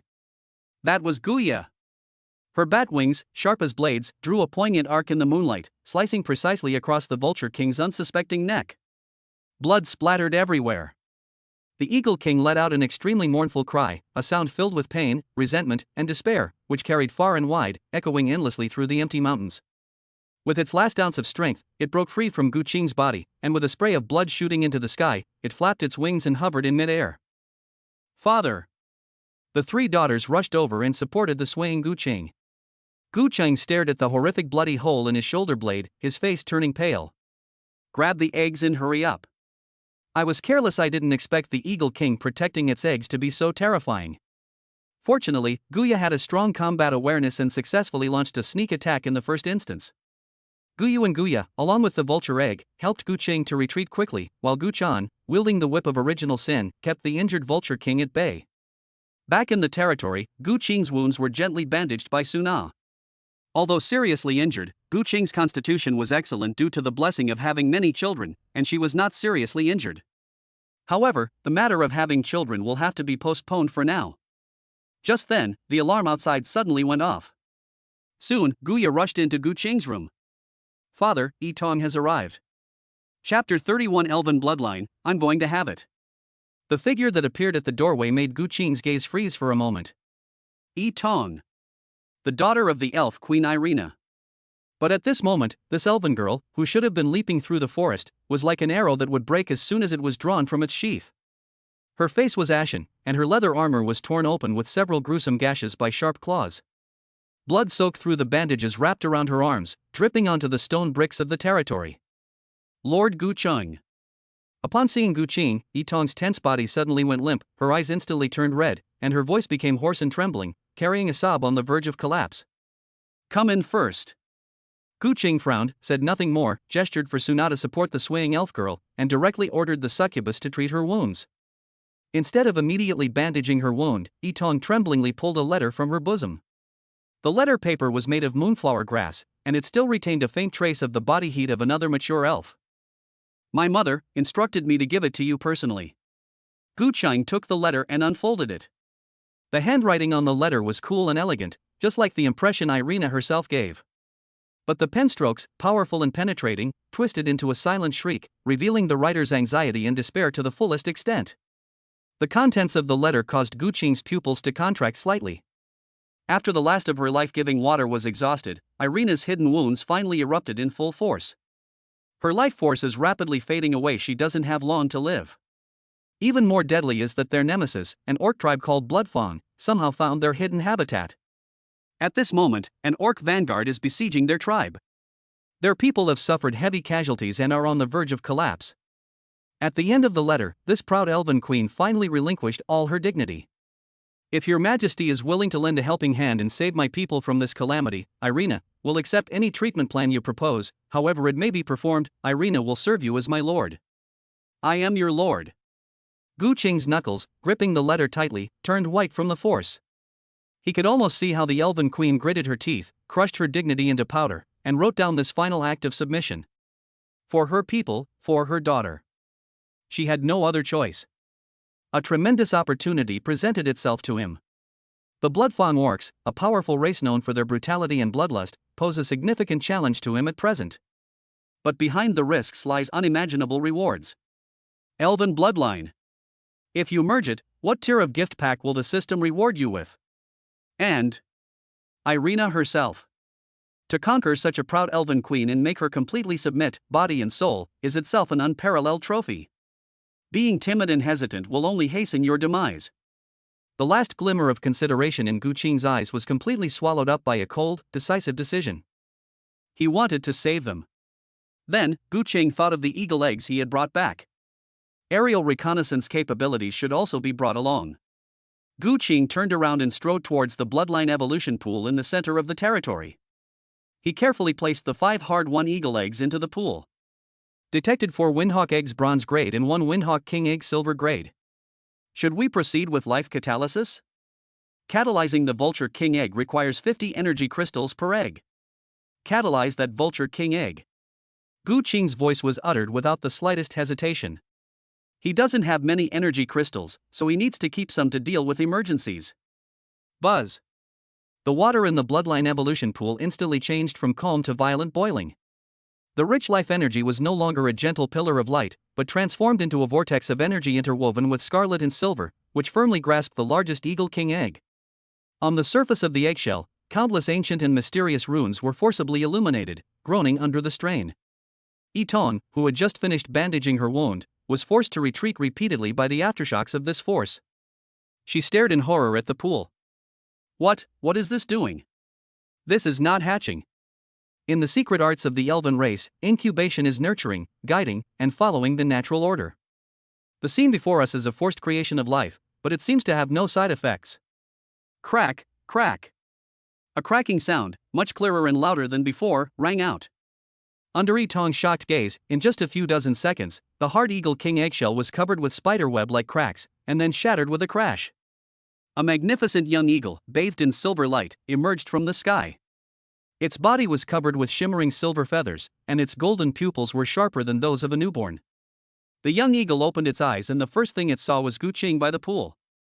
It suppressed all its sharpness, let out a tender cry full of filial affection, and walked with slightly unsteady steps to Gu Qing's feet, nuzzling his trouser leg affectionately with its little head. Windwalker Eagle King Cub. Rank, Silver. Level, 1. Loyalty, 100. Imprinting effect. It's done. Gu Qing's Air Force now has its first and most core member. Yitong stood there, her body stiff, almost forgetting to breathe. This human lord actually managed to forcefully create a silver-level magical beast king in such a domineering way. This overturned all her understanding of the laws of life. Shock is not enough to describe her feelings at this moment. Gu Qing stroked the little Eagle King's soft feathers, encouraging it to try flying. The little Eagle King flapped its wings and took flight, wobbling precariously. After flying for a while, it became familiar with flying and began to chirp happily. Yeah, Shan, you, each of you choose 20 high-level, strong succubi to accompany us to the elf tribe. Looking at Gu Qing, Guya asked with concern, Father, your injuries? Gu Qing smiled and said, It's nothing, just some minor injuries. Guya nodded upon hearing this, and soon she, Gu Chan, and Guyu selected the succubi to go to war. Afterwards, Gu Cheng brought along Little Eagle King and Shadow Dragon. Since neither the Little Eagle King nor the Shadow Dragon are unit types, they can only level up by eating monster meat and killing monsters. Taking them out is also a way to give them a level up. Especially Shadow Dragon, as long as its level increases, its combat power will skyrocket, and it will become the strongest force in the territory. Tonight marks the first step in its growth. Looking at the team that was beginning to take shape in front of him, Gu Qing nodded in satisfaction, and then turned his gaze to Yitong. Lead the way. Go to your tribe. He wanted Irina, and all the desperate elves, to see this. He, Gu Qing, has enough power to protect them. He's determined to have the elven bloodline. Chapter 32. After rescuing the elven tribe, Irina prepares to receive healing. Looking at the blood-soaked bandage on Gu Qing's shoulder, Yitong's eyes were filled with worry and guilt. She wanted to persuade them, but thinking of her mother and her people, she kept her mouth shut. All their hopes could be placed on this man who exuded powerful confidence. The group moved swiftly through the night. On the way, they inevitably encountered wandering monsters. A group of nightblade leopards, known for their speed, smelled blood and tried to prey on the group. Let them practice. Gu Qing didn't let her daughters take action, but instead turned her attention to two special individuals in the group: Shadow Dragon and Little Eagle King. Upon receiving the order, Shadow Dragon let out a deep roar. Its body, which was originally only the size of a forearm, grew longer in the wind as it charged, transforming into a black afterimage more than 2 meters long, and crashed directly into the leopard pack. Its scales are hard, and its claws are as sharp as knives. It didn't even use any skills with just its platinum-grade physical body, it unleashed a bloody storm within the leopard pack. A Nightblade Panther attempted to ambush from behind, but its skull was shattered by a barbed dragon tail. In the sky, the Little Eagle King also launched an attack. It circled, its golden pupils locking onto its prey below. With a flap of its wings, it swooped down like a silver arrow released from a bow. Put! The sharp claws easily pierced the back of the Nightblade leopard, then lifted it up again, carrying its prey into the air before slamming it down. Ding! Your unit Shadow Dragon has killed a Nightsaber, gaining experience points. Level up to level 3. Ding! Your unit Windwalker King has killed a Nightsaber, gaining experience points. Level up to level 5. With each killing and devouring, the two cubs grew at a visible rate. Shadow Dragon's size is now close to that of an adult werewolf, its scales are becoming increasingly dark, and its aura is becoming more dangerous. The wingspan of the Little Eagle King has increased to nearly 10 meters, making it fully capable of carrying people. And air power is taking shape.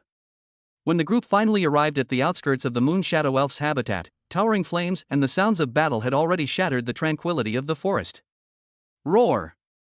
For the tribe! Hundreds of burly, dark green-skinned orcs, wielding rough battle axes and spiked clubs, were frantically attacking a barrier made of vines and moonlight. The barrier's light dimmed, and it teetered on the brink of collapse. Inside the barrier, the elves, relying on the ancient trees, continuously retaliated with precise arrows, but their numbers were too few. With each charge of the orcs, an elf fell amidst wails of agony. The orc corpses were also piled up like mountains. The elven arrows had caused them huge casualties, but this only fueled their ferocity. Upon seeing this scene, Yitong trembled uncontrollably, and tears welled up in her eyes. Mother! Gu Qing's expression, however, was frighteningly calm. He picked up Guyu and placed her directly on the back of the already exceptionally handsome little vulture king. Moon, ascend.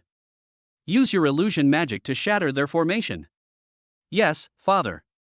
Guyu's cold, silver eyes reflected the chaotic battlefield below, and she gently patted the vulture king's neck with her small hand. The little eagle king let out a clear cry, flapped its wings, and carried Guyu silently into the night sky. A hazy veil of moonlight perfectly concealed the figures and aura of the man and his horse. Yaya, Inglom, follow me and advance from the left flank. Chan, you take the others and flank from the right. We have only one goal.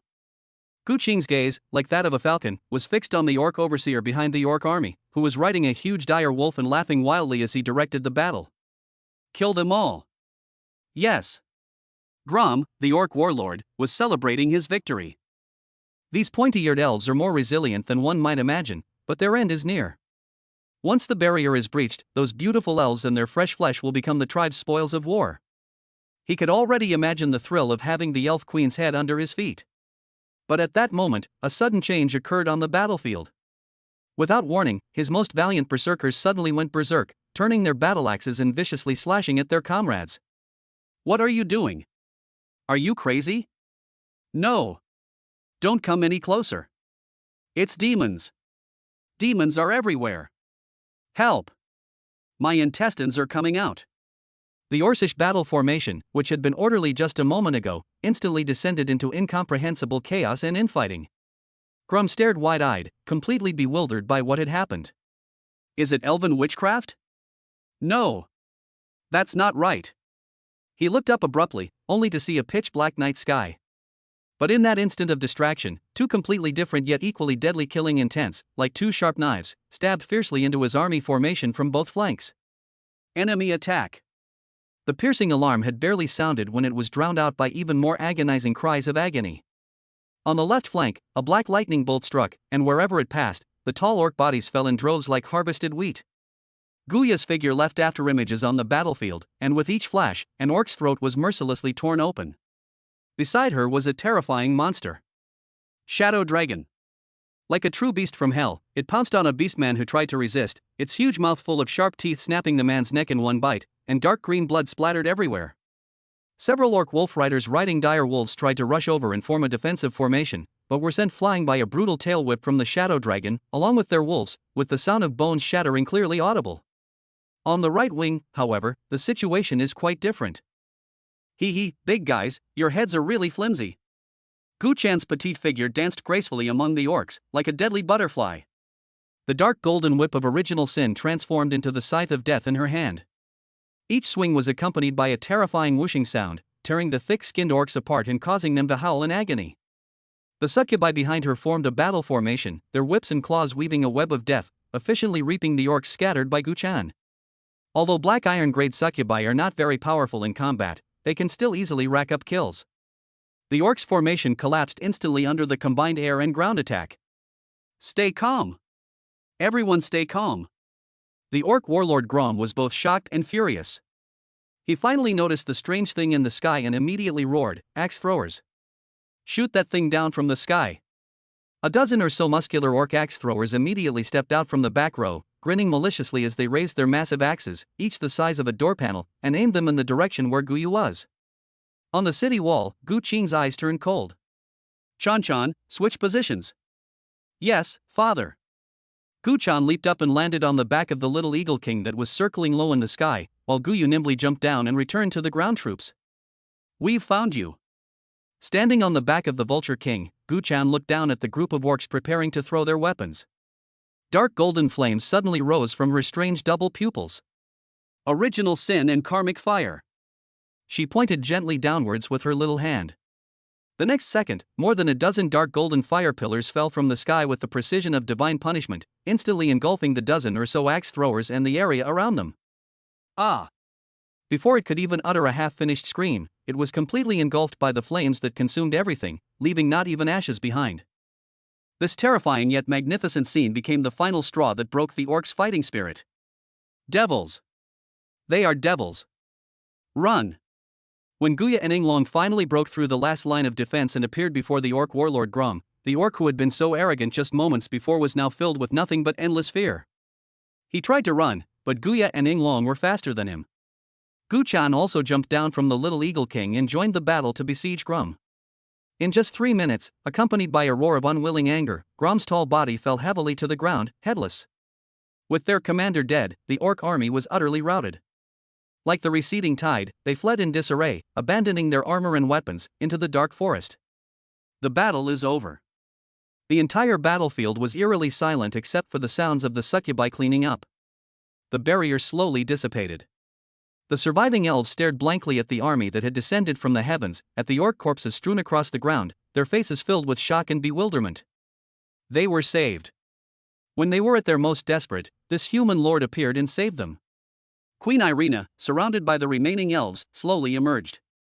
She too bore injuries, her beautiful face etched with exhaustion, but her purple eyes shone brighter than ever before. The tribe has been saved. Then, she looked at Gu Qing, her gaze falling on the still bleeding wound on his shoulder, her expression extremely complicated. Finally, this proud queen bowed deeply to Gu Qing, her noble waist drooping gracefully. Behind her, all the Moon Shadow elves knelt down on one knee in unison. The Moon Shadow tribe, with 47 surviving members, is willing to serve you as their master. Irina's voice, clear and resolute, echoed through the silent woods. From this day forward, your will be the direction for us Moon Shadow elves. Gu Qingwei was taken aback. She had originally thought it was only Irina, but she hadn't expected that Irina would lead the tribe to submit. However, Gu Qing quickly realized the significance of it. The elven tribe no longer has the strength to protect itself. One can only choose one powerful entity to rely on. And the one who saved them has clearly become that being. A smile appeared on Gu Qing's face. After tonight, his territory will welcome a powerful ranged archer force. It was late at night. When Gu Qing finished arranging everything and returned to her makeshift wooden hut, a figure was already waiting outside the door. It's Irina. She changed out of her armor and into a pure white moonlight dress. Her long silver hair shone brightly in the moonlight, making her look otherworldly beautiful. She looked at Gu Qing, her pretty face slightly flushed, her proud purple eyes carrying a hint of nervousness, a hint of shyness, and a hint of resigned determination. Master Irina is ready to receive your treatment. Chapter 33 Subduing the Moonshadow Elf, Irina's Loyalty. Inside the wooden cabin of the Lord's Manor, the light from the animal oil candles flickered gently. Irina stood by the door, moonlight streaming through the simple window frame, illuminating her white dress and outlining her pure yet slightly frail figure. Her voice was soft, yet it resonated deeply in the quiet room. Master Irina is ready to receive your treatment. After saying this, she lowered her eyes, her long eyelashes casting a shadow in the candlelight, concealing all the emotions in her purple eyes. Gu Qing sat on the edge of the bed, not getting up immediately. He simply watched her quietly, watching this elven queen who had been so high and mighty not long ago now standing before him in an almost sacrificial posture. He could see her slightly trembling fingertips beneath her efforts to maintain composure. You can also sense the humiliation and tragedy beneath her proud and dignified exterior. He remembered that letter, and how she, in dire straits, had personally ground her pride to dust for the sake of her people. This is a queen's decision, it's the future of a race. But he knew very well that this was not Irina's intention. She might not even believe she can cure her, she might just be using it as a condition for repaying her. Gu Qing finally spoke, her voice calm and unreadable. He didn't mention treatment or surrender, but instead asked a question that completely surprised Irina. Do you regret it? You've entrusted the fate of the entire Moonshadow elf race to a human you've known for less than a few days. Irina was suddenly startled. She looked up, her beautiful purple eyes filled with astonishment. She had imagined countless possibilities. He might just pin her down on the bed and assert his ownership in the most primal way. He might use cold words to enjoy her submissive posture. But she never expected that he would ask her if she regretted it. This question, like a needle, instantly pierced the hard shell she had built with resolute determination and numbness. A bitter smile bloomed on her lips. Do you regret it? When the tribe's barrier crumbled under the orc's onslaught, and when the cries of her people pierced her heart, she had no choice. But when she saw this man, risking his life to fulfill a promise that was not yet clear, coming to her rescue despite being wounded, when she saw his powerful and unique offspring tearing the brutal orcs to shreds with overwhelming force, she knew she had made the right bet.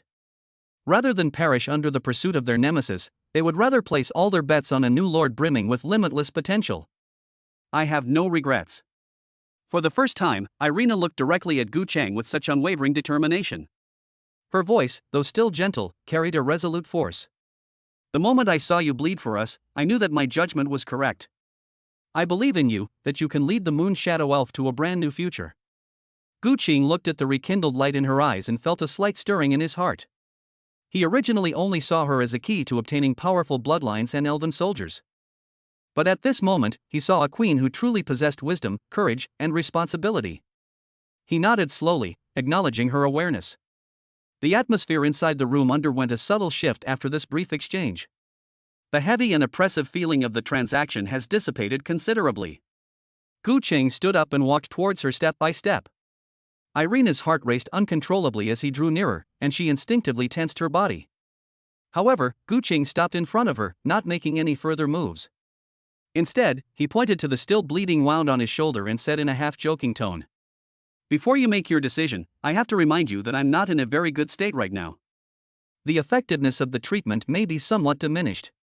Ina was taken aback by his sudden composure and even slightly teasing words. My tense nerves instantly relaxed. Looking at the gruesome wound on Gu Qing's shoulder, a genuine worry and guilt uncontrollably surfaced in her purple eyes. She assumed the injury was from the fight earlier. It was Irina's incompetence that caused Master to be injured, she said softly, lowering her head. Just then, there was a gentle knock on the door of the cabin. My lord, the elven healing ointment. Suna's voice rang out from outside the door. She placed a small wooden box at the doorway and tactfully withdrew, her footsteps fading into the distance. Irina looked at the wooden box, hesitated for a moment, then took the initiative to step forward, picked it up, and turned back to Gu Qing. Master, please allow me to treat your wounds. She opened the wooden box, and a refreshing fragrance of herbs and plants instantly filled the room. Gu Qing did not refuse. He untied the bandage that Suna had hastily wrapped, revealing the bloody hole pierced by the Vulture King's sharp beak. Under the moonlight, the Elf Queen's slender, fair fingers gently cleaned his wounds. Her movements were focused and gentle. The close proximity created a somewhat ambiguous atmosphere. Gu Qing could clearly smell her unique, forest-like fragrance, see the flickering candlelight on her long silver hair, and feel the shivers that came from her cool fingertips touching his skin. Irina's cheeks were already flushed, and her heart was pounding like a drum. She didn't dare to look up, and could only focus all her attention on the ointment in her hand. The cooling ointment was applied to the wound, and the excruciating pain was replaced by a soothing sensation.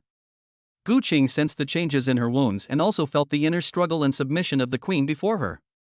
He suddenly reached out and grasped her hand as she applied the ointment. Irina froze, nearly dropping the ointment in her hand. She looked up and met a pair of deep, bright eyes. There was no desire in those eyes, only solemnity. I assure you, Moonshadow Elf, that you will be honored by your choice today. Gu Qing's voice was deep and powerful, like a contract etched into the depths of Irina's soul. Are you still ready now? He asked the question again. Irina looked at him, at the seriousness in his eyes, and at the wound on his shoulder that he had inflicted on her. The last trace of resentment and unwillingness in my heart vanished completely. She met his gaze and nodded solemnly and slowly. Bite. Congratulations, host. You have successfully subdued the Moonshadow Elf tribe and obtained the Silver Tier Unit Moonshadow Elf. Congratulations, host. You have gained the absolute loyalty of the Moonshadow Elf Queen Irina. Congratulations, host. You have achieved the All Races Pay Homage Achievement Beginner level. You are rewarded with a golden gift pack. Chapter 34 Healing Hidden Injuries, the Elf Queen Conceives. A series of system notifications exploded in his mind, startling Gu Qing. Subduing the Moonshadow Elf tribe even came with a basic achievement called All Races Pay Homage? There's also a gold gift package. This rescue operation was incredibly profitable. Gu Qing suppressed the urge to immediately check the gift package and turned her gaze back to the Elf Queen in front of her. Seeing that he hadn't moved for a long time and was just looking at her with those deep eyes, Irina became increasingly nervous, and her fingertips hanging at her sides curled up. Just when she thought Gu Qing was about to exercise his authority as master, Gu Qing took her hand. His palms were warm and dry, and the warmth emanating from them made Irina's body tremble slightly. The essence of life for elves is different from that of us humans, Gu Qing said, his voice steady and solemn. Your hidden injury stems from the depletion and loss of your life essence. If you simply use the most brutal method to combine it, not only will it not cure the problem, but it will also be like drinking poison to quench thirst, accelerating the passing of your life. Irina suddenly raised her head, her beautiful purple eyes filled with disbelief. He actually knows the secret of the origin of elven life? This is not widely known knowledge, only core members of the elven race would understand it. What Irina didn't know was that after refining his essence, his understanding of the origin of life became increasingly profound. Ignoring her shock, Gu Qing's spiritual power, like a gentle tide, slowly emerged and softly enveloped Irina. This spiritual force was far purer and more powerful than she had imagined. More importantly, it was not aggressive at all. Instead, it was like the warmest sunshine in winter, gently soothing her soul, which was exhausted from years of pain. With just a moment of contact, Irina felt much more relaxed. Her understanding of Gu Qing was once again completely overturned. This man not only possesses formidable martial prowess and mysterious methods, but also has an extraordinary understanding of the essence of life. Sit down cross-legged. Gu Qing's voice carried an undeniable authority. Irina subconsciously did as she was told, and sat opposite Gu Qing on the carpet beside the bed. Gu Qing raised her hands and placed them against his own palms. Close your eyes, clear your mind, and feel the energy I am sending you. The moment he finished speaking, Gu Qing focused his mind on his body and instantly activated essence condensation. The surging life essence within his body was rapidly purified and compressed, transforming into the most primal and purest life energy. The treatment has officially begun. The powerful life energy, like a river bursting its banks, flowed into Irina's body through their tightly pressed palms. This is not a simple act of intercourse, but a higher-level fusion of life that transcends races. Just then, the system notification sounded at the perfect moment. Detected that the host is undergoing a life fusion with the high-ranking unit Moon Shadow Elf Queen Silver rank. The other party has severe hidden injuries. Do you wish to expend mental energy to guide and repair its life essence? Yes. Gu Qing did not hesitate at all. Upon receiving the instruction, Gu Qing actively guided his powerful life energy, like the most precise scalpel, through Irina's complex meridians, and quickly found the nearly depleted life source within her body, like a candle flickering in the wind. There was no violent impact, only a gentle yet steadfast repair, like spring rain nourishing the earth. Irina let out a soft moan of pleasure that made her feel almost melt. She felt as if her long-dried and cracked body had received its first sweet rain. Warm and powerful energy flowed through my limbs and bones, cleansing blocked meridians, nourishing withered organs, and repairing every wound left by hidden injuries. The most vital source of life, nourished by that external energy, regained a faint vitality and grew at a visible speed. A faint, emerald-green halo, symbolizing life and nature, emanated from her body, illuminating the entire wooden house as if a divine miracle had occurred. As the source of life was restored, a long-dormant power suddenly awakened deep within her bloodline. That is the power of the Elf Queen's bloodline. Irina's waterfall-like silver hair moved without wind, dancing wildly in the air. A pure and powerful natural aura suddenly erupted from her body, creating a wonderful resonance with the life energy that Gu Qing had transferred in. Buzz. Two completely different forces, in the instant of resonance, formed a perfect energy cycle. While Gu Qing's life energy was repairing Irina, it was also nourished by her pure natural power and elven bloodline, becoming more refined and pure, like steel that had been forged through countless trials. Gu Qing felt that her spirit and physique were slowly growing under this feedback. This is no longer a one-sided treatment, but a win-win life-enhancing experience. After an unknown amount of time, when the green light on Irina's body reached its peak and then slowly subsided, she finally opened her eyes. All weariness, pain, and despair had vanished from those purple eyes, replaced by a clarity and vitality akin to that of a newborn. She could feel that the hidden injury that had troubled her for many years had healed to a great extent, and all that was left was to take care of herself slowly. Her strength is rapidly recovering. And all of this is thanks to the man in front of me. She looked at Gu Qing's slightly pale face and knew that he had exhausted himself trying to treat her. A complex mix of gratitude, admiration, shyness, and affection welled up inside me. Gu Qing slowly finished his practice, looking at the radiant elf queen before him, a completely different person, and a satisfied smile appeared on his face. He stood up and swept Irina, who had also stood up, into his arms. Irina gasped and instinctively wrapped her arms around his neck, her pretty face instantly turning as red as if it were about to bleed.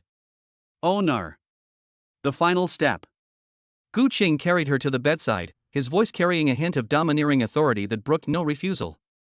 Irina buried her head in his chest and let out a soft barely audible. Nothing was said that night. The next morning, as the first rays of sunlight streamed through the window into the wooden cabin, Gu Qing opened her eyes, feeling refreshed. The divine skill of essence condensation transformed his night's hard work into an increase in cultivation. Instead of feeling tired, he felt even more energetic. The elven queen beside him was still fast asleep, her beautiful face flushed with contentment, her long eyelashes like butterfly wings, serene and beautiful. Gu Qing did not disturb her, but quietly admired her for a moment before preparing to get up. But just then, a system notification suddenly rang out in his mind, completely unexpected. Ding! Detection indicates offspring are developing.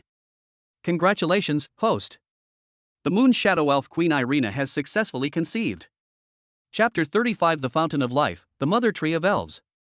The notification sound that exploded in his mind made Gu Qing's heartbeat, which had just calmed down, race wildly again. Irina is pregnant. Gu Qing never expected that he would be able to kill the enemy with a single shot. The instant this thought flashed through his mind, a bloodline support force, far more powerful and pure than any he had ever experienced before, surged forth from Irina's body without warning. Boom! That was no longer a clear spring, but a surging ocean of life. It not only contains a terrifyingly powerful life energy, but also carries the unique rhythm of the elves that resonates with nature, as well as the coolness and holiness of moonlight. This power was like an ancient dragon awakening, surging wildly through his limbs and bones. Before Gu Qing could even react, the surging torrent of life found the hideous wound on his shoulder blade. An indescribable tingling and warm sensation came over me. He could clearly see that the flesh pierced by the Vulture King's sharp beak was wriggling and healing at a speed visible to the naked eye. The broken bones, under the infusion of life energy, emitted a fine crackling sound as they were forcibly connected and reshaped. In just a few breaths, the horrific wound that had been so deep that the bone was visible not long ago completely disappeared. The skin is smooth and flawless, without even the slightest scar. That's not all. After the injuries were repaired, the pure energy did not dissipate. Instead, it surged even more fiercely into the core of his body, beginning to transform and strengthen him at the deepest level. Muscles were contracting, bones were rumbling, and a monstrous wave was surging through the mental world. Strength +1, agility +1. Constitution +2, spirit +3. A barrage of notifications flooded his screen like a waterfall. Finally, as the surging energy subsided and completely merged into his body, Gu Qing immediately opened his personal panel. Name, Gu Qing. Strength, 52. Agility, 52.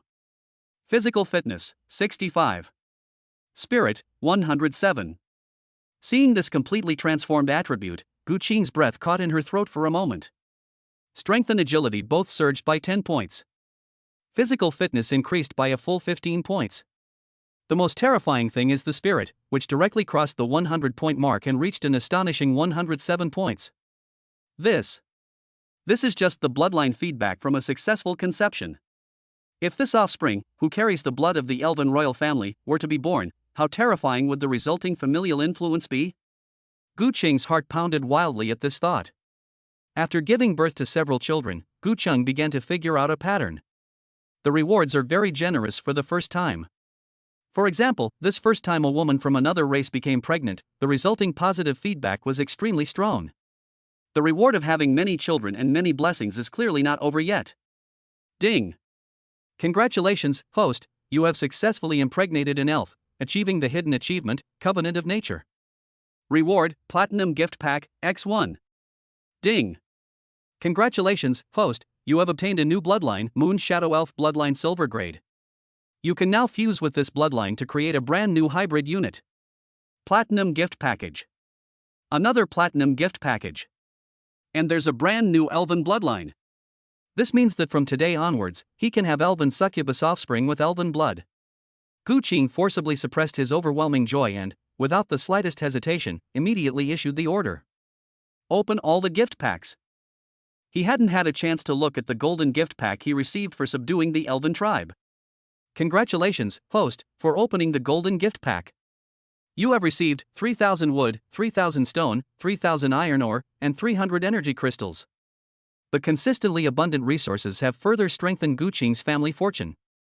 But his mind was completely focused on the gift package that was about to appear, which was shimmering with a dazzling platinum gold light. Platinum level rewards have never disappointed him. Congratulations, host, for opening the platinum gift pack. You have received Lifespring Miniature Construction Blueprint X1. Congratulations, host. You have obtained Seed of the Elf Mother Tree Platinum Grade X1. The moment Gu Qing saw these two lines of notifications, his pupils contracted to their maximum size. His mind even went blank for several seconds. Fountain of life? The fairy mother tree? He sat up abruptly in bed, and two objects radiating different lights floated silently in his palm. An old-fashioned parchment drawing depicts a small and exquisite spring with emerald green lines. Just looking at it, one can feel the immense vitality it contains. Fountain of life miniature. Type: special building blueprints. Effect: after construction, it will automatically generate 10 units of Fountain of Life daily. Fountain of Life can quickly restore injuries, purify negative status effects, and long-term consumption can slowly increase the unit's constitution and vitality. Construction requirements: 10,000 wood, 10,000 stone, 1,000 energy crystals, 1 territory vein node. Note: the source of all life. When the Fountain of Life begins to flow, this land will no longer be barren. The other item was a seed, only the size of a thumb, entirely emerald green, as if carved from the finest jade. It lay quietly in Gu Qing's palm, yet it seemed to bear the weight of an entire world, and an ancient, vast, and benevolent aura of life wafted towards him. Seed of the Elf Mother Tree juvenile. Rank: Platinum. Type: special plant. Effect: after planting, it will slowly grow into an elven mother tree. The elven mother tree can improve the surrounding ecological environment, gather natural energy, increase the growth rate of all plants within the territory, and provide powerful buffs to elven units. Planting requirements: irrigation from the Fountain of Life, and the heart's blood of an elven queen. Note: she is the daughter of nature and the mother of all spirits. Gu Cheng stared wide-eyed at the two items in her hands, her heart pounding as if it would jump out of her chest. This is no longer just about resources or equipment. This is a strategic treasure. It is capable of completely changing the foundation of a territory and laying the cornerstone of an immortal dynasty. The Fountain of Life, a continuous source of healing holy water, means that his army will have unparalleled endurance. The Elf Mother Tree is an unimaginable divine object. It can create a true elven holy land. With these two things, his territory will no longer be a Cold War fortress, but a cradle of life that can self-circulate and grow continuously. Its value far exceeds that of 1,000 troops. With the Elf Mother Tree, Irina will be even more subservient to me. Most importantly, with the Elf Mother Tree, Gu Qing will be able to continuously absorb other elf tribes. After all, the Mother Tree of the Elves is a sacred tree to the elves. No elf could resist the allure of the Mother Tree. Chapter 36: The Elf Queen's Submission, offering her as a concubine for seedlings. Gu Qing carefully put away the two treasures, his excitement lingering. He turned his head and looked at Irina, who was still fast asleep beside him. Moonlight streamed through the window, illuminating her exquisite face. Her ethereal beauty stirred within him an unprecedented sense of satisfaction and possessiveness. She wasn't just his woman, she was the goddess of fortune who brought him all of this. Seemingly sensing his gaze, Irina's long eyelashes trembled slightly, and she slowly opened her purple eyes. When she saw Gu Qing staring intently at her, her beautiful face flushed bright red in an instant, and she instinctively pulled up the blanket to cover herself. "Master, master." Her voice was barely audible, carrying a hint of hangover languor and endless shyness. "How are you feeling?" Gu Qing's voice was filled with laughter as he gently tucked a strand of silver hair behind her ear. Irina felt the changes in her body. The hidden injuries and weakness that had plagued her for years were swept away, replaced by an unprecedented sense of fullness and vitality. She could feel that her strength had not only fully recovered, but was even slightly stronger than at her peak. Moreover, there was a little life inside her. And all of this stems from the man in front of us. Her gaze fell on Gu Qing's shoulder, which was now completely healed, and her purple eyes were filled with tenderness and gratitude. "Irina is very good." She paused, seemingly mustering immense courage, and leaned forward to gently plant a kiss on Gu Qing's cheek. "Thank you, my master." At this moment, the proud elven queen truly surrendered completely, body and soul. Gu Qing smiled and enjoyed it all, then lifted the covers and prepared to get up. These two things were key to the elves establishing themselves and growing in his territory. He needed to leave the cabin immediately and plant the fairy mother tree first. The construction of the Fountain of Life requires a full 1,000 energy crystals and the so-called territory vein node, which he cannot currently meet. Once the elf mother tree is planted, it might quickly form a spiritual vein node. Seeing him get up, Irina quickly put on her pure white moonlight dress and followed closely behind. When she stepped out of the wooden house and saw the bright green seed in Gu Qing's hand, radiating a vast aura of life, she froze on the spot. Her purple eyes, which had just regained their luster, widened instantly, and she stopped breathing. This is the seed of the elf mother tree?" Her voice trembled as the elf queen. She knew better than anyone what this tiny seed meant. That was a sacred relic lost by their race for 1,000 years. It was the faith and destiny of all elves. Gu Qing did not explain the origin of this thing, but simply handed the seed of the elf mother tree in his hand to her. You are the elf queen, so you shall choose the most suitable place to plant the seed that symbolizes your new life. Irina stretched out her trembling hands and carefully cradled the seed, as if she were holding the weight of the entire world. Tears streamed down her beautiful face once again. This time, it was tears of joy, excitement, and the overwhelming sense of hope that brought me to tears. She raised her head and looked deeply into Gu Qing's eyes, her gaze filled with adoration and love that was almost overflowing. This man not only saved them, but also gave them a brand new future. Without hesitation, Irina, holding the seed, led all the elves who had rushed over upon hearing the news to the center of the territory, next to the bloodline evolution pool. Here, they held a simple yet incredibly solemn ceremony. Under the devout gaze of all her people, Irina personally planted the seeds of the mother tree into the soil. She bit her fingertip and dripped a drop of her heart's blood, which contained the essence of her life and emitted a pale golden light, onto the seed. The moment the seed was planted, a strange change occurred. The bloodline evolution pool, which had been calm, suddenly began to surge violently, as if it had been drawn by some divine force. A stream of scarlet water unexpectedly split off from the pool, transforming into a creek that precisely irrigated the newly planted seed. Buzz! The moment the seed came into contact with the blood pool water, it burst forth with a dazzling emerald green light. To everyone's astonishment, it sprouted, broke through the soil, and grew rapidly at a speed visible to the naked eye. In just over 10 seconds, a sapling, more than a meter tall, with a crystal-clear trunk and leaves that looked like they were carved from jade, appeared before everyone's eyes. It emanates a soft and holy halo, a life energy so pure it is almost divine, spreading outwards from its center like ripples throughout the entire territory. Gu Qing understood what was going on as he watched this scene. The water in the bloodline evolution pool contains the most primal life force, which can actually replace the fountain of life and nurture the mother tree. But this is probably only temporary. For the elf mother tree to truly grow, it ultimately needs a continuous supply of the fountain of life for irrigation. It seems we must mine the remaining energy crystals from the previously discovered energy crystal mine as soon as possible. Just as he was pondering this, all the units within his territory were drawn to this sudden surge of life. Inside the barracks, the succubi, who were sweating profusely, stopped their training. Inside the mine, the goblins who were working hard to mine abandoned their pickaxes. Even Shadow Dragon and Little Eagle King, who had just experienced a great battle and were resting in their nest, poked their heads out. Their faces all showed expressions of rapture and longing. The life energy permeating the air made them feel all their fatigue disappear and their spirits lifted. They all walked toward the center of the territory without prior arrangement, and when they saw the sapling that radiated a sacred light, their eyes revealed heartfelt awe and affection. Gu Qing seized the opportunity, stepped forward, and announced loudly in front of all the people of the territory. From this day forward, the Moon Shadow Elves will become permanent residents of our territory. He looked at Irina beside him and granted her the power she deserved. I appoint Irina as the leader of the elven race, to command all the elven people. They will have the power to defend the territory and participate in its development. As soon as she finished speaking, Irina led the 47 elves behind her to kneel on one knee before Gu Qing under the newly born mother tree, performing the most solemn lordly salute. We swear to serve our lord to the death. Your will is the direction for us Moon Shadow Elves. Their voices, clear and firm, were witnessed by the gentle glow of the mother tree, and their loyalty was firmly established.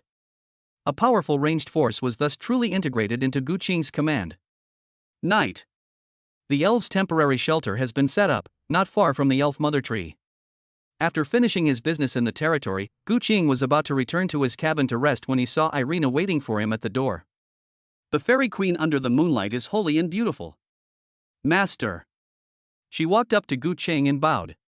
Is there something you need? Irina's pretty face flushed slightly. She glanced at the young elven girls not far away, bathed in the glow of the mother tree, curiously surveying their territory and filled with hope for the future. Suddenly, she mustered her courage and whispered. Master, the mother tree has been planted. The future of our Moon Shadow Elf race is now completely bound to you in this territory. But, our population is far too small. She paused, then looked up, her beautiful purple eyes fixed on Gu Qing with an intensely serious gaze, even carrying a hint of pleading. Irina knows that your bloodline is incomparably noble and powerful.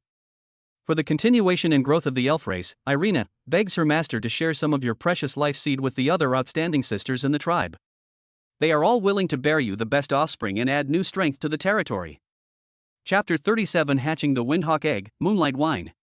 Looking at Irina, whose expression was extremely serious, Gu Cheng was momentarily at a loss for words. Borrowing sperm? Or should we borrow seeds for the entire elven race? The Elf Queen's ideas always gave him a little shock. Under the moonlight, Irina's pretty face was as red as a ripe apple, but her eyes did not flinch. She did it for the continuation of the entire tribe.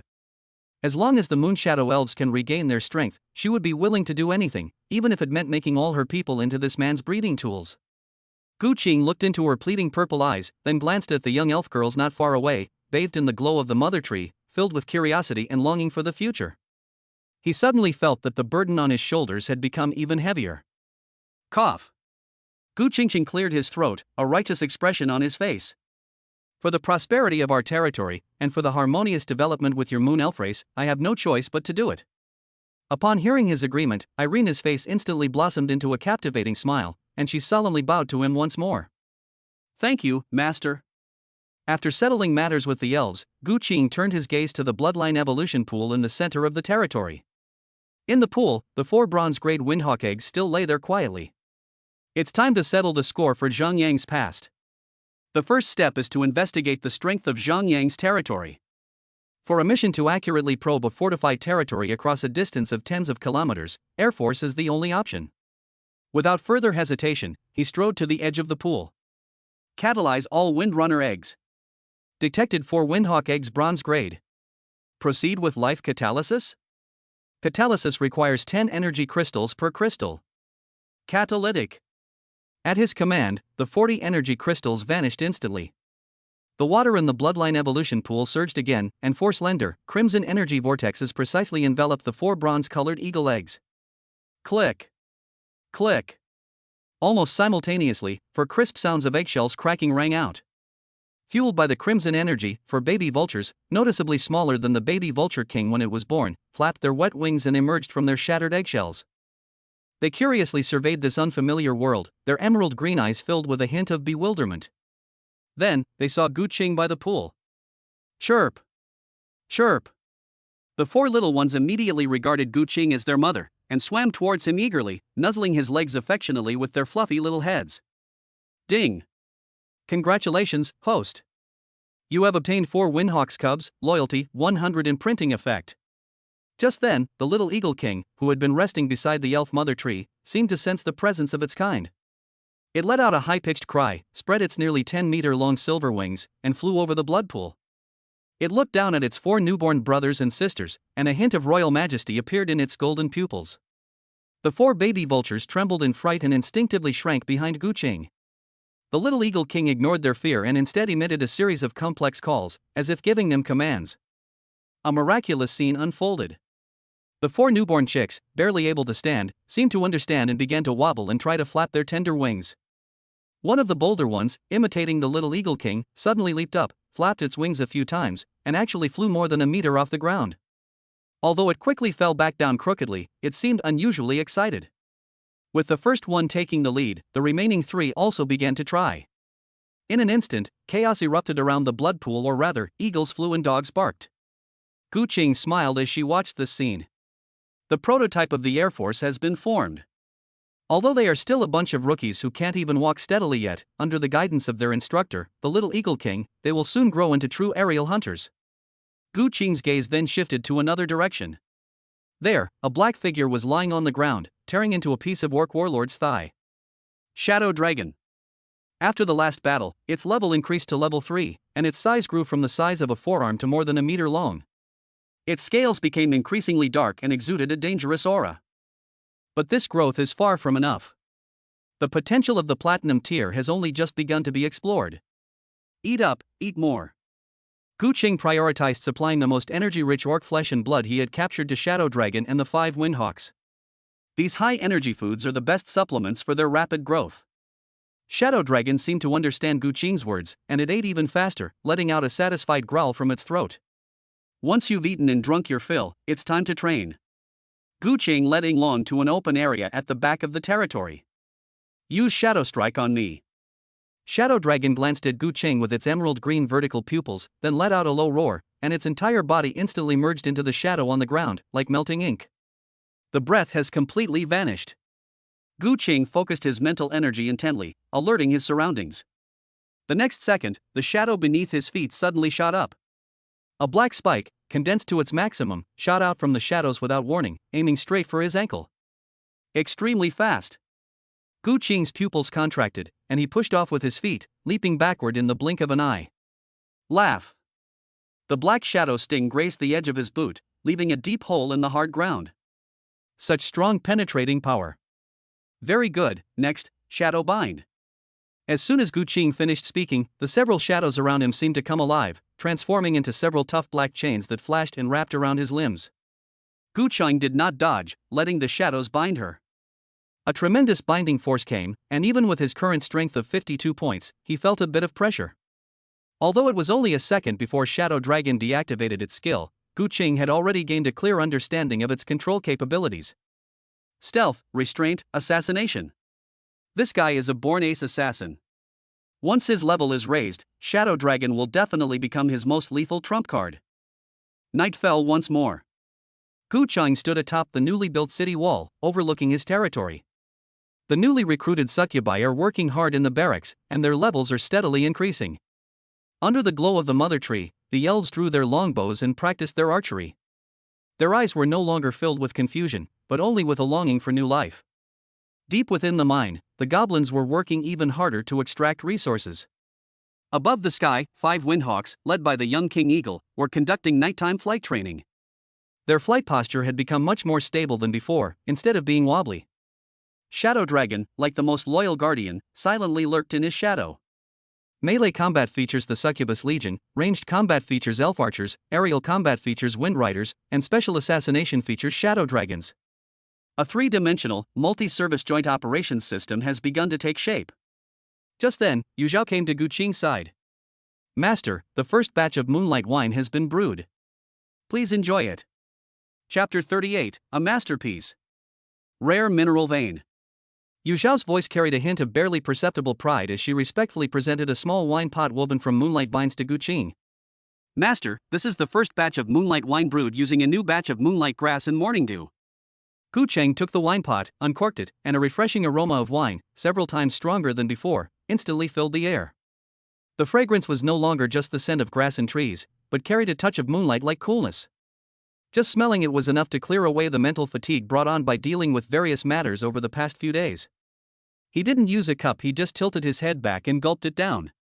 The liquor went down my throat without any spiciness. Instead, it felt like a cool spring flowing down my throat and into my stomach. The next second, a warm and pure energy exploded in his mind. The feeling was like parched land receiving its first sweet rain. All the tense nerves were soothed by this energy, and mental strength began to recover at a clearly perceptible speed, and even grew stronger. Ding! You have consumed Moonlight Wine Premium.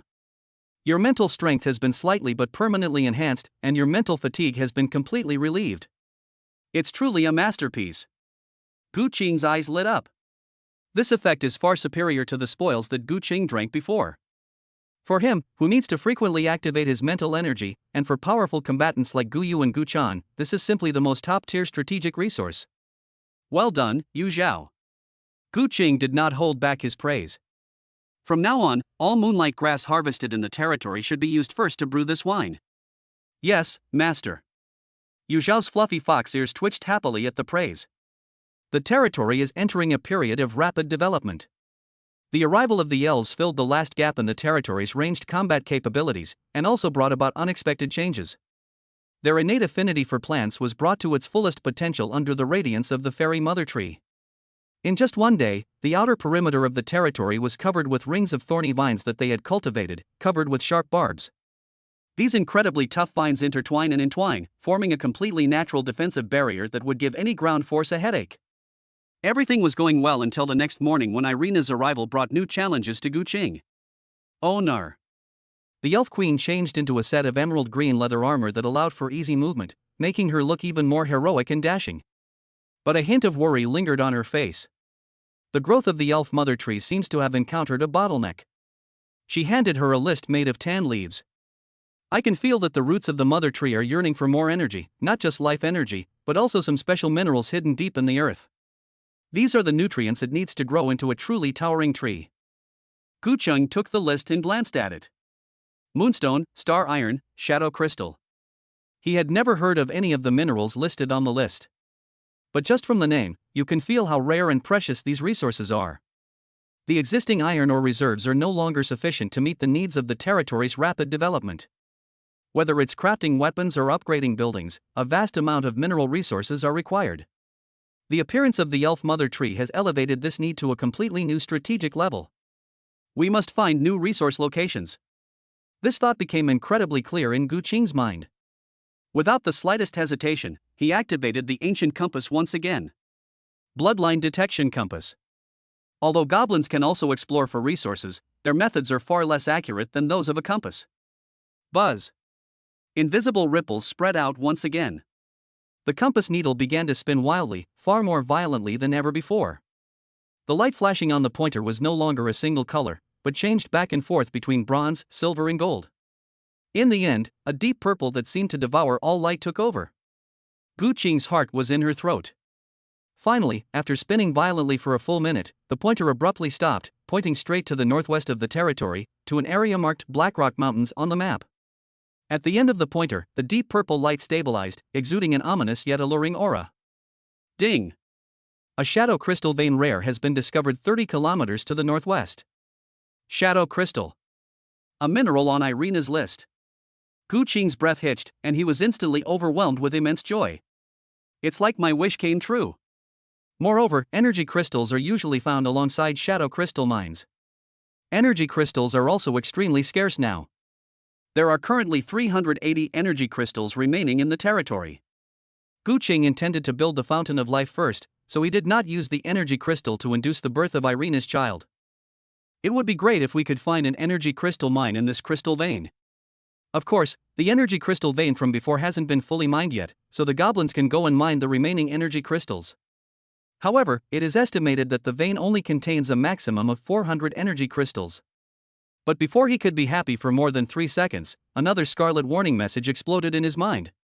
Warning, this mine has been occupied by a pack of Shadow Panthers silver rank, and the pack includes a Panther King whose strength has reached the gold rank. Gold grade. These 4 words were like a giant hammer weighing 1,000 pounds, slamming hard into Gu Qing's heart.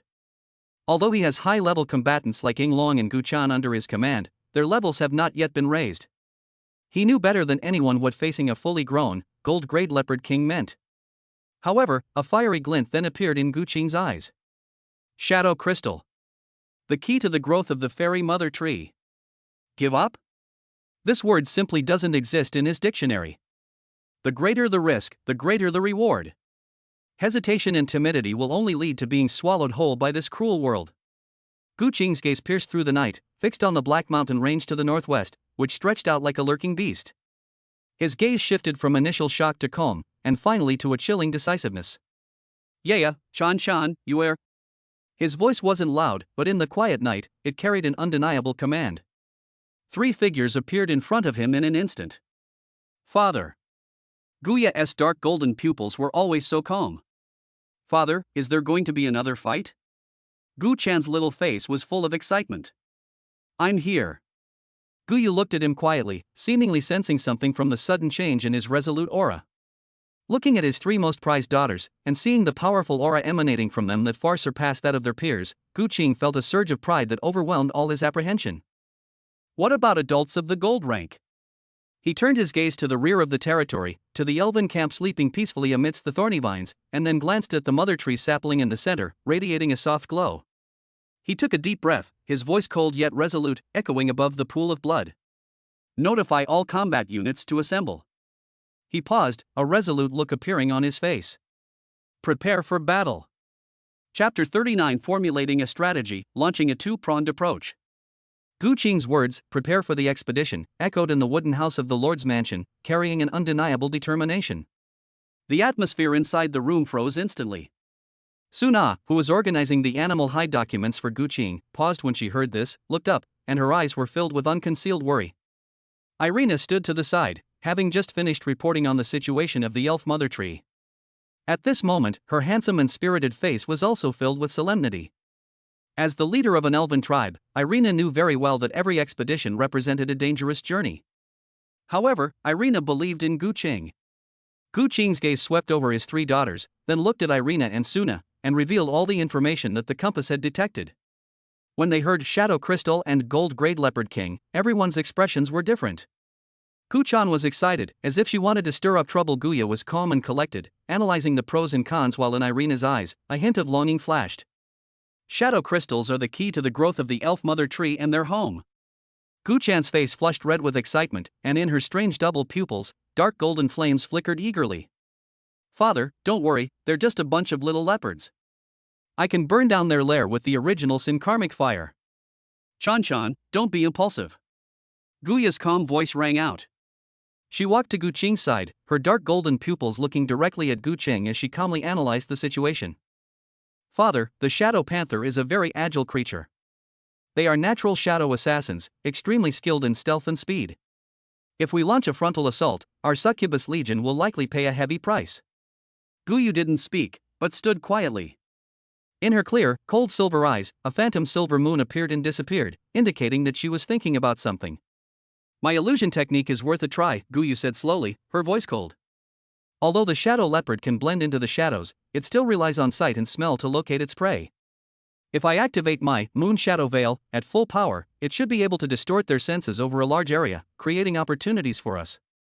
Irina stepped forward and bowed slightly to Gu Qing. Master, our Moon Shadow Elf arrows can be imbued with the power of moonlight, giving them an extra armor-piercing effect against shadow creatures. We can provide ranged suppression from the perimeter to cover the main force. Listening to her daughters and Irina talking back and forth, a clear battle plan quickly took shape in Gu Qing's mind. A well-thought-out plan is the key to victory. He walked to the simple sand table and used a twig to draw a heavy circle in the area representing the Black Rock Mountains. A direct assault is a poor strategy. Gu Qing's voice was calm and powerful, drawing everyone's attention. If we're going to fight, we'll strike at the snake's vital point. Yeah, Ying Long, you two will form an assault team with me. He pointed to the center of the sand table. Our only target is that gold-level Shadow Panther King. Once it falls, the rest of the Panther pack will be nothing but a rabble. Upon hearing this, Guya's dark golden pupils lit up, and she nodded heavily. Fighting against the strong is exactly what she desires. Moon, Chan-chan. Gu Qing turned his gaze to his other two daughters. You two, lead the Wind Riders into the sky. Moon is responsible for using illusions to disrupt the battlefield and make the leopard pack fall into chaos and fight among themselves.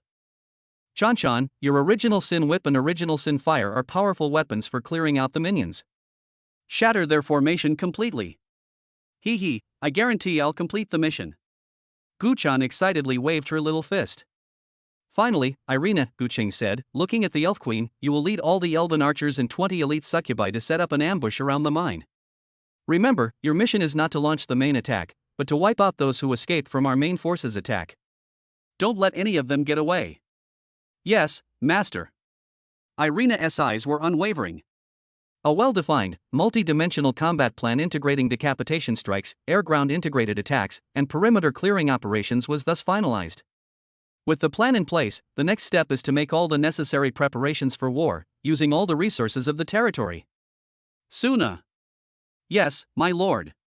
Take out all the equipment from the warehouse and have everyone change into new gear. Yes. The goblin and orc equipment that we confiscated earlier can now be put to good use. Of course, these pieces of equipment are still of relatively poor quality. Once a blacksmith shop is available, equipment can be crafted. Dwarves are experts in this area. If only I could enslave a bunch of dwarves. After doing all this, Gu Chang arrived at the training ground at the back of the territory. The shadow dragon was lying there, with a small mountain of orc flesh and blood piled up in front of it. With each meal it devoured, its aura grew stronger. Ding! Your unit Shadow Dragon has been upgraded to level 5. As it swallowed the last piece of flesh, the Shadow Dragon let out a satisfied growl, and its body, which was already over a meter long, swelled up again. Eventually, the Shadow Dragon swelled to nearly 2.5 meters, its size comparable to that of an adult male lion, its scales reflecting a deep and dangerous luster in the sunlight. Just by standing there, the oppressive aura of a platinum-grade magical beast kept the surrounding succubi from approaching easily. 5 figures were circling in the sky.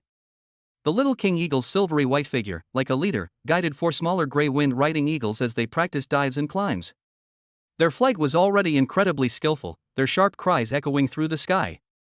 An air cavalry squad capable of carrying 5 soldiers has already acquired combat capabilities. Everything is ready. The sun was shining brightly in the afternoon. In the central square of the territory, an unprecedented elite force has been assembled. Leading the group was Gu Cheng. Beside him stood the shadow dragon, now a colossal creature, its emerald green vertical pupils coldly scanning the area ahead. Guya and the 3 sisters, Gu Chan and Guyu, stood behind him, each emanating a terrifying aura far exceeding their own level. Further behind were 47 moon shadow elf archers led by Irina. They wore uniform emerald green leather armor, carried longbows on their backs, had quivers at their waists, and their eyes were as sharp as eagles. The radiance of the fairy mother tree allowed their aura to blend perfectly with the forest. Beside them stood 20 elite succubi, also clad in newly made equipment, their whips and claws gleaming coldly in the sunlight. 5 wind-riding eagles circled in the sky, awaiting their master's command. This is a small but absolutely terrifying army. Gu Cheng flipped over and straddled Linglong's broad back. Shadow Dragon's scales were cold and hard, and he could feel the explosive power contained within the war behemoth beneath him. Guya's figure flashed, and she landed lightly on the back of the Shadow Dragon, standing side by side with her father. Moon, Chan, get on your mounts. The little Eagle King let out a clear cry and landed precisely in front of the 2 sisters. The 2 sisters, light as a feather, leaped up and sat steadily on the Eagle King's back. The remaining 4 Windhawks each carried one of their most elite succubus scouts. Gu Cheng's gaze swept over the multi-service expeditionary force that was beginning to take shape before him, and a surge of heroic spirit welled up in his heart.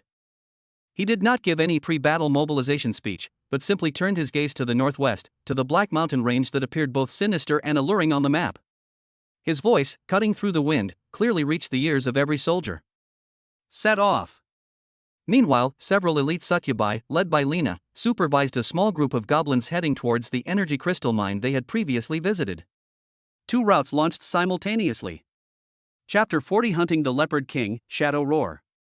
Black Rock Mountains. The moment Gu Cheng's troops stepped into this area, a cold and damp atmosphere swept over them. The rocks here have an eerie, inky black color, as if they have been eroded by some force over the years, and they cannot even reflect light.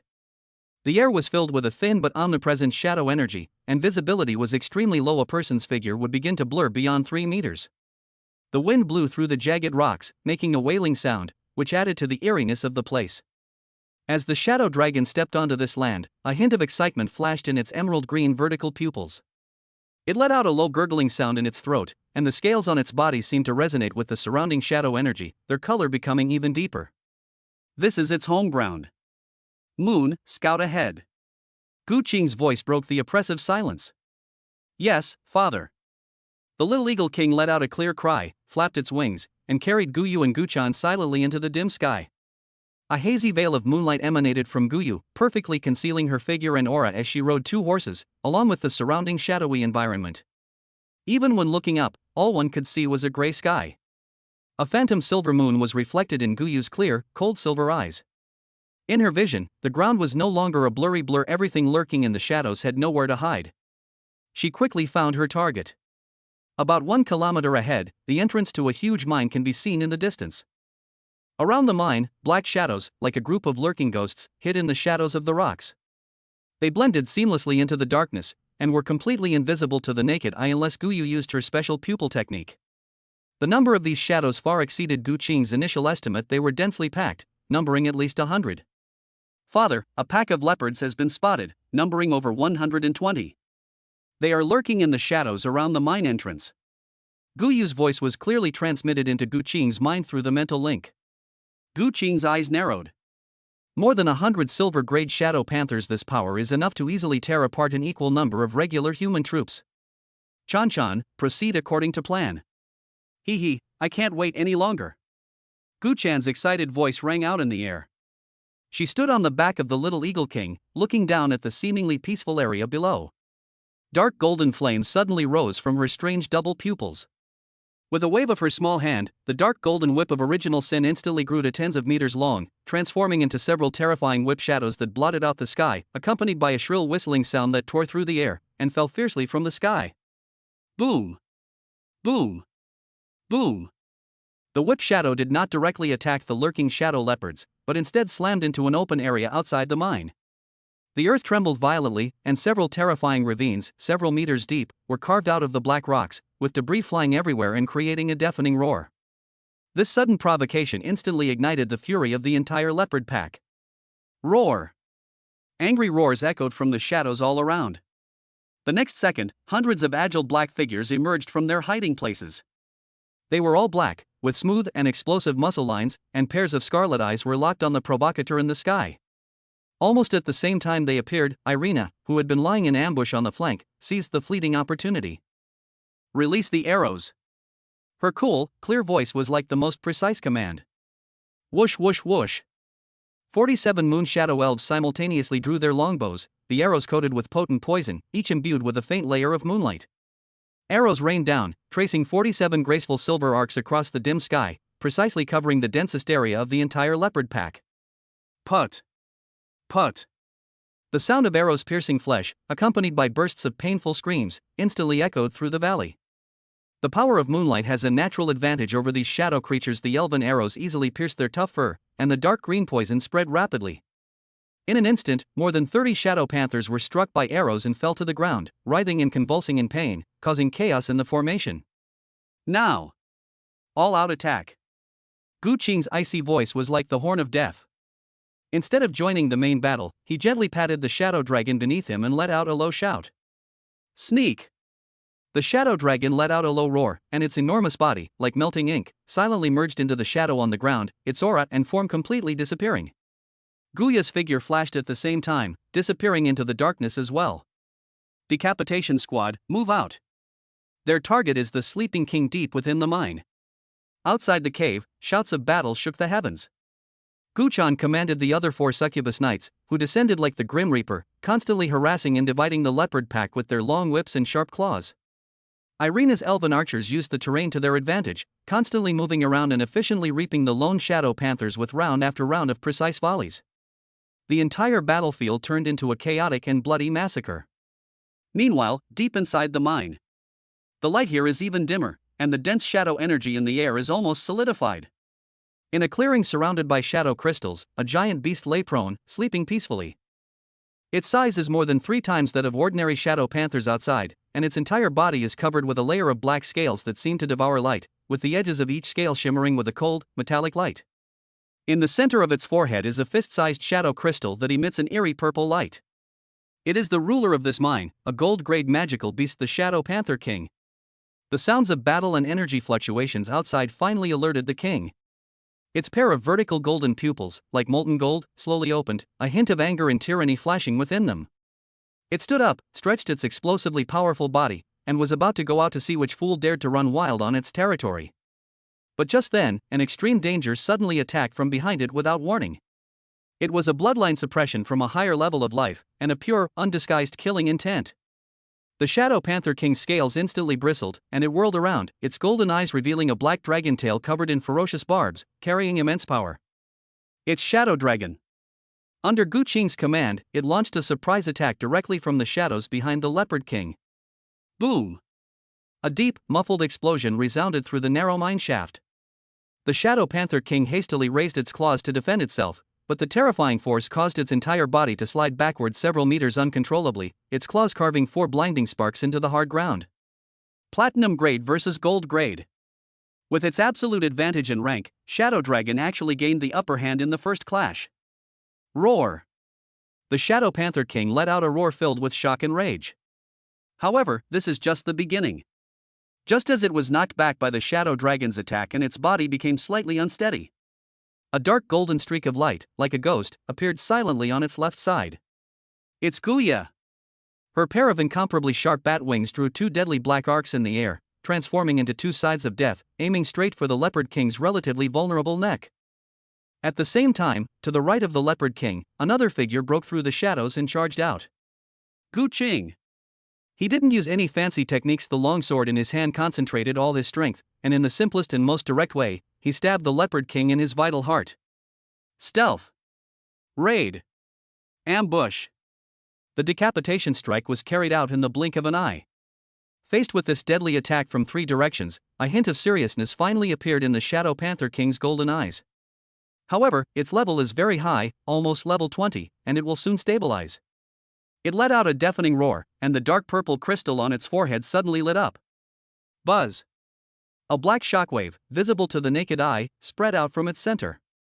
Shadow Roar. Chapter 41 Slaying the Leopard King, a dragon shadow descends from the sky. Buzz! Gu Qing felt as if he had been struck hard by an invisible hammer. His vision went black for a moment, and his mental world was in turmoil. This is a pure mental shock. Guya and Ing Long, who were standing nearby, also froze for a fraction of a second. In that fraction of a second, the seemingly inescapable trap of three forces was instantly broken. The Shadow Panther King seized this fleeting opportunity. Its massive body moved with incredible speed, transforming into a black afterimage. It ignored the Shadow Dragon, whose bloodline was subtly suppressing it, and also paid no attention to Guya, whose aura was deadly. Instead, it pounced straight on Gu Qing, the weakest of the three. Choose the softest persimmons to squeeze. The claws, gleaming with an eerie purple light, tore through the air, creating a sharp whistling sound, and went straight for Gu Qing's head. A close call. Just as the sharp claws were about to touch Gu Qing, a shrill shriek rang out. Guya's dark golden pupils suddenly shone brightly, and she actually managed to break free from the negative effects of the mental shock through sheer willpower. She's faster than the Leopard King. The bat wings returned to defend, transforming into two jet black blades that drew cold arcs in the air.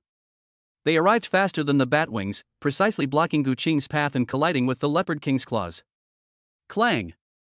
A piercing clang of metal rang out, sparks flying everywhere.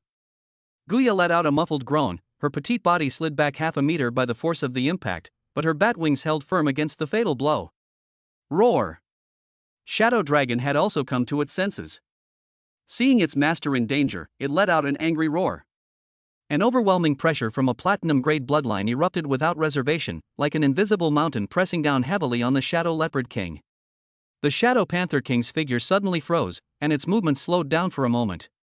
Shadow Dragon's terrifying tail, covered in barbs, swept across with immense force like a black iron whip, sealing off all of Leopard King's escape routes.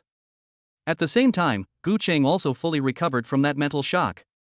His high mental attribute of 107 points allowed him to regain his composure after only a moment of distraction. He didn't back down. Instead, a cold killing intent flashed in his eyes. Chance! The Shadow Leopard King was caught in a stalemate between Guya and Shadow Dragon, leaving its most fortified frontal position wide open. Gu Qing squeezed all the power out of his body and poured it all into the longsword in his hand. There are no fancy sword techniques, only the purest and most primitive piercing. Die! The Shadow Panther King sensed a real threat of death, and a flash of madness and determination appeared in its golden eyes. The fist-sized shadow crystal on his forehead shone brightly, and an even more violent energy was brewing within it, clearly preparing for a final counterattack.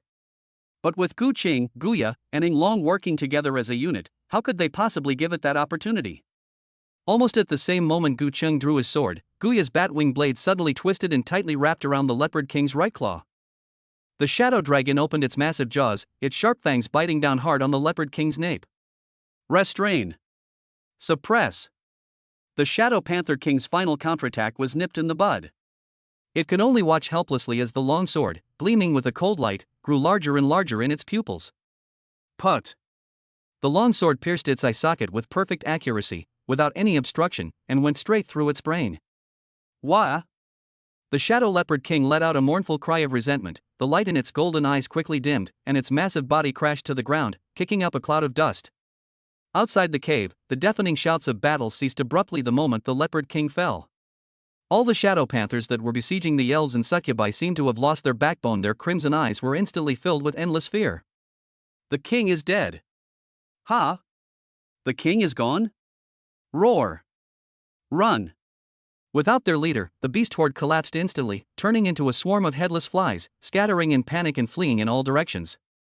This gave Irina and Gu Chan, who were on the periphery, the best opportunity to reap the rewards. Trying to run? Too late.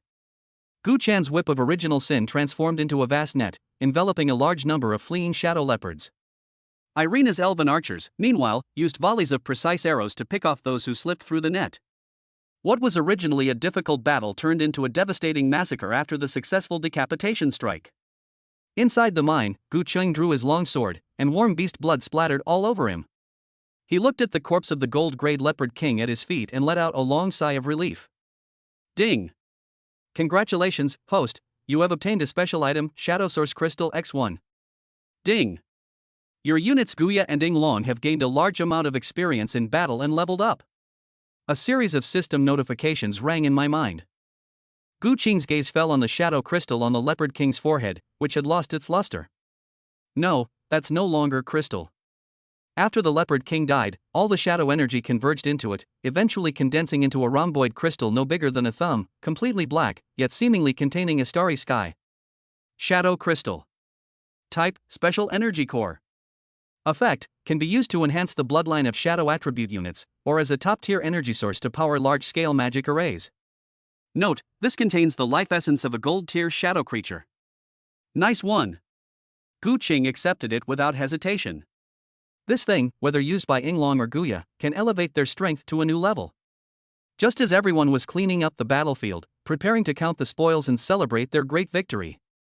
Without any warning, an immense pressure, 100 times more terrifying than that of the golden grey leopard king from before, descended from the sky with a deafening roar, as if the heavens were collapsing. That oppressive aura was domineering, ancient, and filled with the dragon's might that made all things tremble. Wah! The shadow dragon, which had just been so imposing and dominating the golden leopard king, now let out a mournful cry. Its massive body trembled uncontrollably, and it finally collapsed to the ground, its emerald green vertical pupils revealing an uncontrollable fear that originated from the deepest part of its bloodline. That is absolute submission from the subordinate to the superior. Not only Inglong, but Guya's face also turned deathly pale instantly, her bloodline screaming a warning. Alarm bells rang in Gu Qing's mind, and she looked up in alarm. In the dim sky shrouded in shadow energy, a gigantic black shadow, obscuring the sky and the sun, slowly emerged from the thick clouds. The head alone was larger than Gu Qing's entire lord's mansion. That clear, soul-shattering dragon's roar resounded throughout heaven and earth. That wasn't a shadow dragon, a sub-dragon, but a real one, existing only in legends. A giant dragon. Chapter 42 Associated Mineral Veins, Dragon Vein Fruit. That dark shadow, which blotted out the sky, came quickly and went quickly. It merely peeked out from the clouds, yet its overwhelming dragon might, enough to crush souls, caused the world to lose its color before silently disappearing as if it had never existed. But the suffocating pressure lingered in the Blackrock Mountains for a long time. At the mine entrance, all the elves and succubi were deathly pale, their bodies trembling uncontrollably, the most primal fear of being utterly crushed in terms of their life force. Beside Gu Qing, the once arrogant shadow dragon now lay prostrate on the ground like a frightened puppy, its massive body emitting mournful cries, its emerald green vertical pupils filled with uncontrollable horror. Even the usually calm and collected Guya lost focus in her dark golden pupils, and her petite body swayed slightly, clearly indicating that she had also been greatly shocked. Gu Qing's heart was still pounding. He stared in horror at the sky, which had returned to its dim state, his back already soaked with cold sweat. A giant dragon. A real dragon. This creature, which only exists in epics and legends, actually flew right over my head. At that moment, he truly realized that the world he was in was far more vast and dangerous than he had imagined. That gold-grade shadow leopard king is probably not even an ant in front of such a being. Father Guya's voice trembled slightly, but she forced herself to steady herself and looked at Gu Qing. Gu Qing took a deep breath, forcibly suppressing the turmoil in her heart, and her eyes regained their sharpness and calmness. Fear solves nothing, it only hastens your demise. Soothe Shadow Dragon. He gave his first order to Guya, then turned to all the troops, his voice not loud, but carrying an undeniable calmness: speed up the cleanup. This place is no place to linger. His calmness was like a shot in the arm, quickly bringing all the panicked soldiers back to their senses. The group immediately sprang into action, skinning the shadow panther and collecting its valuable claws and crystal cores.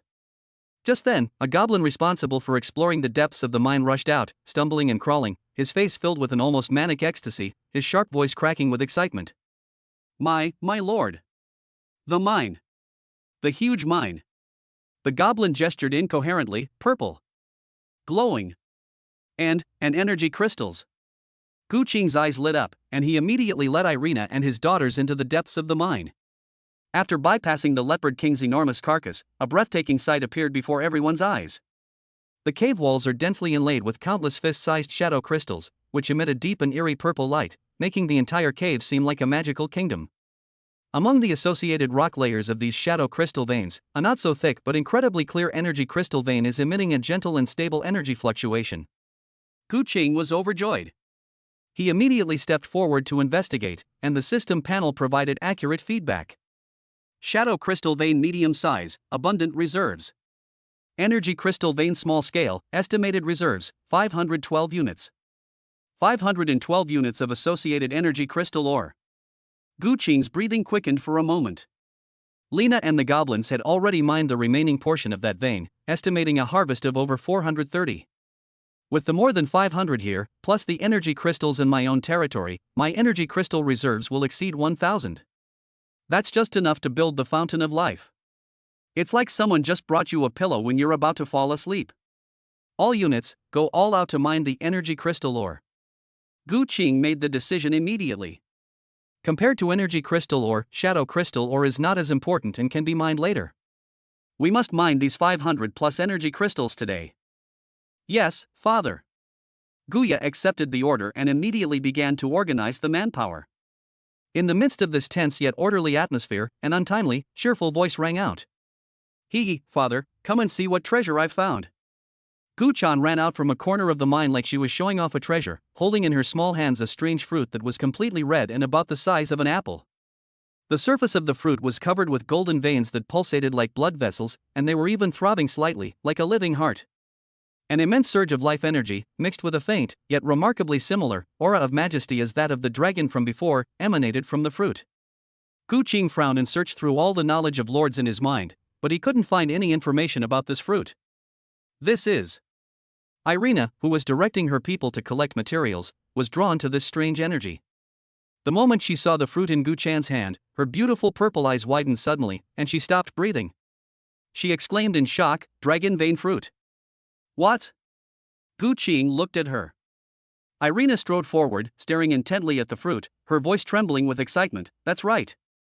It's definitely the dragon vein fruit. I've seen records of it in the oldest elven texts. Amidst the puzzled gazes of the crowd, Irina explained excitedly in an almost reverent tone. Legend has it that this is a rare treasure of heaven and earth that can only be born in the lair where dragons have lived for a long time, or on the land where dragon blood has been spilled, where it has absorbed endless life essence and the majesty of dragons.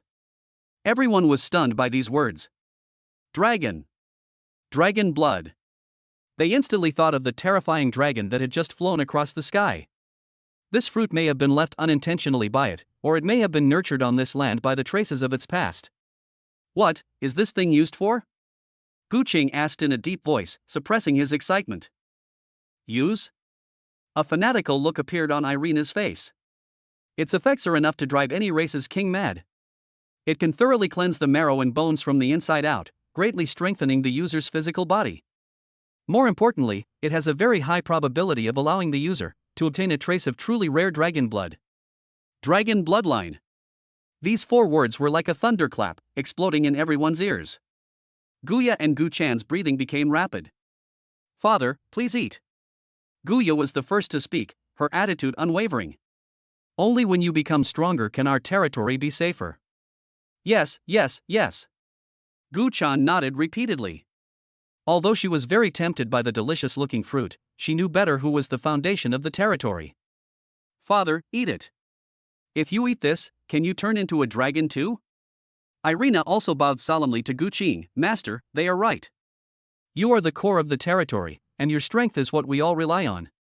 This dragon vein fruit should be consumed by you. Looking at her daughters and Irina's expectant and determined eyes, Gu Qing felt a surge of warmth in her heart. He did not refuse again. He understood that this was both their sentiment and a heavy responsibility. In this land fraught with danger, every opportunity to become stronger must be seized. Good. Gu Qing took the dragon vein fruit that was still pulsating slightly. It was warm to the touch, and the immense vitality and majesty seemed to penetrate his body from his palm. Under the protection of all the core members, he walked to the deepest part of the mine and sat down cross-legged. Without the slightest hesitation, he opened his mouth and, under the breathless gaze of everyone, swallowed the entire dragon vein fruit in one gulp. The fruit melted in his mouth, transforming into a scorching torrent that rushed down his throat with a roar. The next second. Roar. A dragon's roar, originating from the primordial era and filled with boundless majesty, did not come from the outside world, but but rather resounded from the depths of his soul. Gu Qing's body trembled violently, and beneath his skin, golden lines suddenly lit up like red-hot irons. Chapter 43 Dragon Bloodline, Dragon Might. The dragon vein fruit melts in your mouth. Gu Qing didn't even have a chance to chew before the dragon vein fruit transformed into an extremely hot torrent, rushing down his throat with a roar. In that instant, Gu Qing felt as if he had swallowed not a fruit, but an entire erupting volcano. Boom! A violent and unparalleled energy surged through his limbs and bones, tearing apart every inch of flesh and every bone, only to reassemble them in an even more domineering way. Gu Qing let out a suppressed groan, large beads of sweat rolled down his forehead, and blood instantly seeped from his skin, making him look like a blood-soaked figure. The bones are groaning, and the veins are breaking inch by inch. This is a deep, bone-chilling pain that originates from the very source of life. But Gu Qing didn't let out a single scream. His physique, which was as high as 65 points, played a crucial role at this moment. His tenacious willpower locked in the last bit of clarity, and he guided the violent power with all his might to temper his body. Within his spiritual world, a blurry yet incredibly majestic golden dragon shadow flashed by, resonating with his own bloodline in a profound and mysterious way. As if it had received some kind of approval, the originally violent power began to become docile, like all rivers flowing into the sea, merging into his limbs and bones, into every cell of his body. After an unknown amount of time, when the scorching torrent completely subsided and was absorbed by his body, a series of unprecedented system notifications, like heavenly music, exploded wildly in his mind. Ding! Congratulations, host, you have successfully absorbed the dragon vein fruit. Your 4 main attributes have been greatly enhanced. Strength +5, Agility +5, Constitution +10, Spirit +5. Ding! Congratulations, host, you have obtained a new bloodline, a fragmented dragon bloodline special. Ding! You have gained the passive ability Dragon's Might. Gu Qing suddenly opened her eyes. 2 terrifying glints flashed in his eyes, and the entire mind seemed to light up for a moment. He slowly clenched his fist, feeling the explosive power within him, as if he had been reborn, and even his breath caught in his throat for a moment. Name, Gu Qing. Strength, 57. Agility, 57. Physical fitness, 75. Spirit, 112. His attributes have skyrocketed across the board. In particular, his constitution has soared to 75 points, making his body as tough as a sub-dragon of the same level. That's not the most important thing. A fragmented dragon bloodline. With a thought, Gu Qing released a faint pressure emanating from the depths of his bloodline.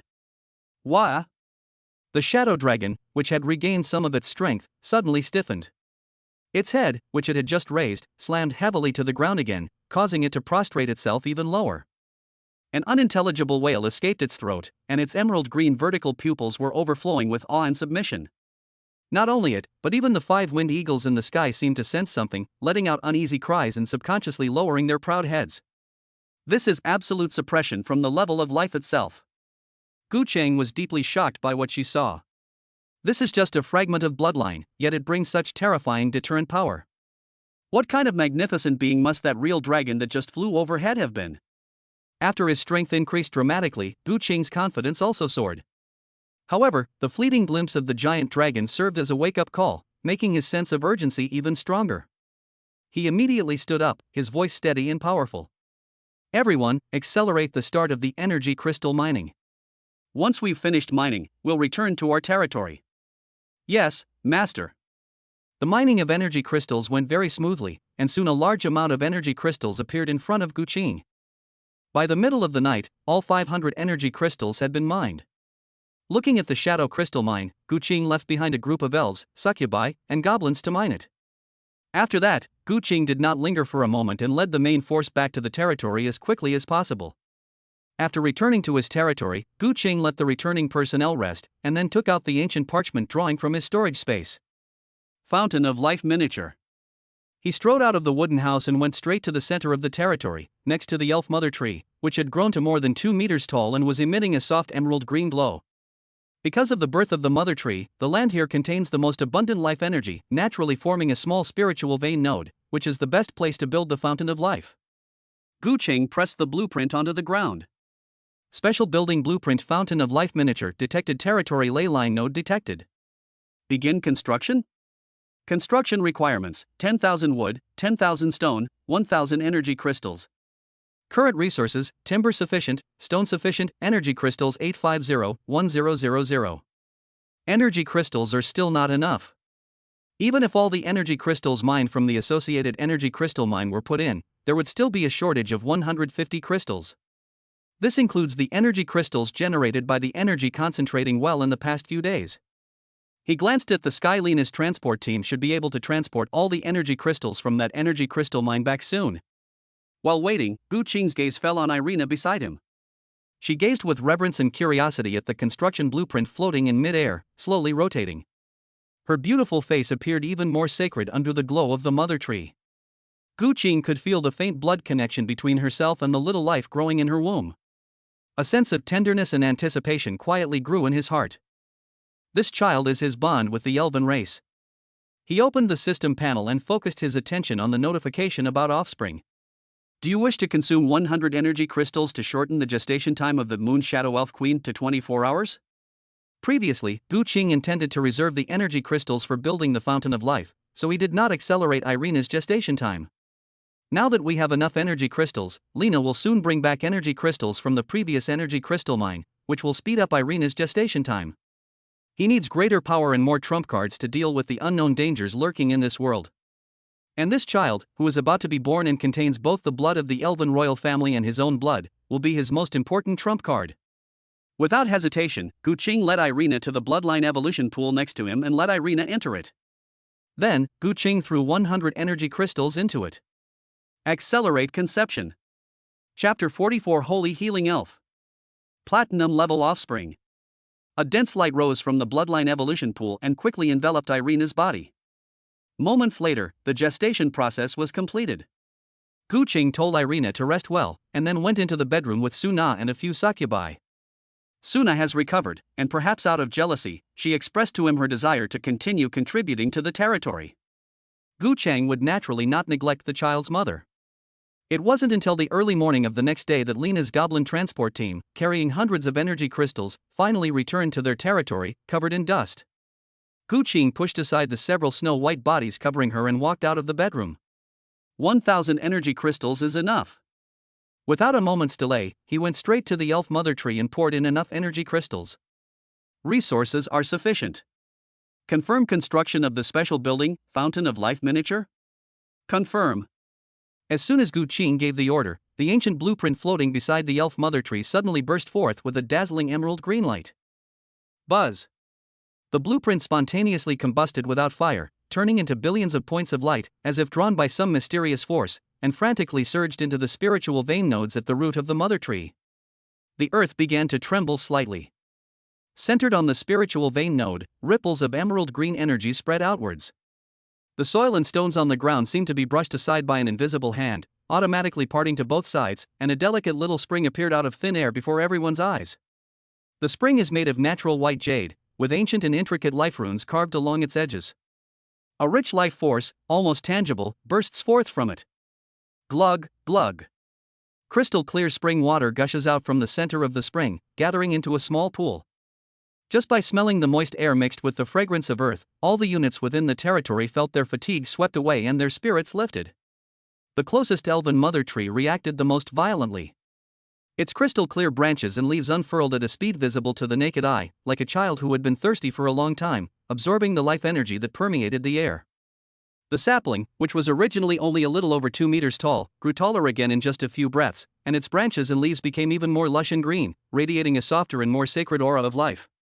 The source of all life, when the fountain of life begins to flow, this land will no longer be barren. A satisfied smile appeared on Gu Qing's face. With this spring, the fairy mother tree will grow even better. Most importantly, Irina had told him that the fountain of life had excellent healing properties. Once bottled, it becomes a good treatment. Even if you are seriously injured, you can put yourself in the fountain of life to stabilize your condition. Most importantly, the fountain of life is also one of the raw materials for many top-tier potions. Irina's Moon Elf clan has many medicinal recipes that use the fountain of life as a raw material. With the fountain of life, the territory's healing abilities will be greatly enhanced. Just then, a green light emanated from the mother tree of elves, enveloping the fountain of life.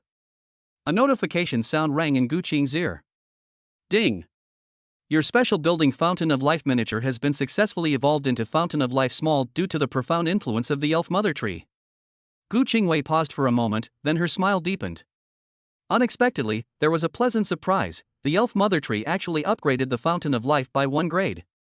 The two are indeed complementary. Gu Qing checked the current attributes of the Fountain of Life. Fountain of Life Small increases daily production of Fountain of Life water by 5 times, increases healing effect by 3 times, and adds a special effect, Vitality Boost. Drinkers receive a 10% increase in all attributes for 1 hour. Compared to the miniature Fountain of Life, the smaller Fountain of Life produces 5 times more water and has a greater healing effect. And it also has an additional special effect. From now on, when the team goes on an expedition, they can carry a bottle of Fountain of Life. Drinking it during battle will increase all attributes by 10%. Although it only lasts for an hour, it's still a decent boost. Irina was also overjoyed and showed a grateful expression to Gu Qing. She never imagined that this human lord would create the elven mother tree and the Fountain of Life, things she herself dared not even dream of. Next, under Irina's guidance, Itong and several elven girls began to use some of the Fountain of Life to concoct some simple elven healing potions. Gu Qing took out the compass and used it again, but only managed to detect a gathering place of monsters. Afterwards, Gu Qing began to arrange matters concerning the territory, mainly focusing on upgrading it.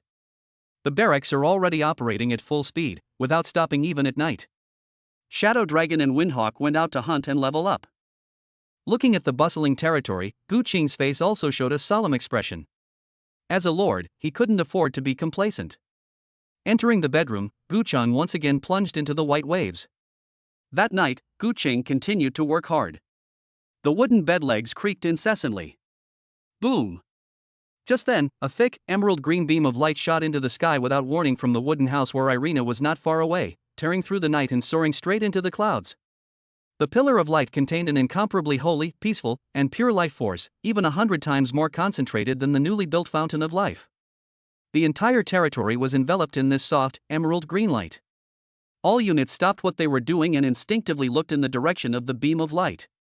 Gu Qing's heart stirred, and a strong sense of blood pulsation came over him. Irina's baby is about to be born. Gu Qing got up immediately, quickly dressed, and went to Irina's door. Inside the room, Irina leaned against the headboard, her long silver hair damp with sweat and clinging to her smooth forehead. Her beautiful face, though showing signs of postpartum weakness, radiated an unprecedented happiness and contentment, overflowing with maternal glow. In her arms, she held an infant enveloped in a dense holy light. Seemingly sensing Gu Qing's arrival, the holy light gradually dissipated, revealing the appearance of an infant. With silver baby hair and pointed ears, she inherited her mother's elfin features. When she opened her eyes, they were like the purest emeralds, and she naturally possessed a kind and healing smile. When she saw Gu Qing, instead of crying, she giggled and stretched out her pink little hand, as if she wanted to grab him. At that very moment, a series of system notifications, as rapid as a storm, exploded in Gu Qing's mind. Ding! Birth detected. Congratulations, host, your offspring Holy Healing Elf has been successfully born. Bloodline assessment in progress. Assessment complete.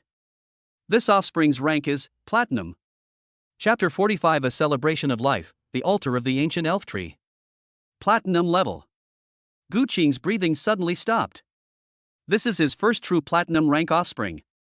Gu Qing never expected that his and Irina's child would break through the rank and reach the Platinum rank.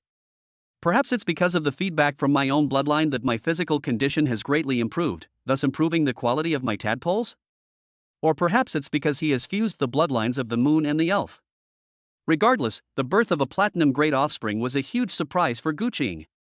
The system's prompts are far from over. Ding! Triggered 100x bloodline return. Congratulations, host. Constitution plus 20, Spirit plus 30. Congratulations, host. You have obtained the Platinum level talent, Ode to Life passive. Ode to Life, your very existence is the highest praise to life. All your healing skills and item effects are increased by 100%. All units under your command will gain a persistent, slow health regeneration aura, increasing regeneration speed by 300% outside of combat. Boom! A surge of pure energy, several times larger than the dragon vein fruit he had absorbed before, poured out from the bloodline connection between him and the newborn. Gu Qing's body shuddered violently. After his physical attributes broke through 75 points, they surged again, soaring to a terrifying 95 points. His mental strength, on the other hand, was like a rocket, directly leaping over the 120, 130, and 140 levels from 112 points, and finally settling at an astonishing 142 points.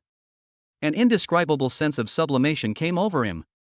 He felt as if his spiritual power had materialized, easily extending outwards to cover the entire territory.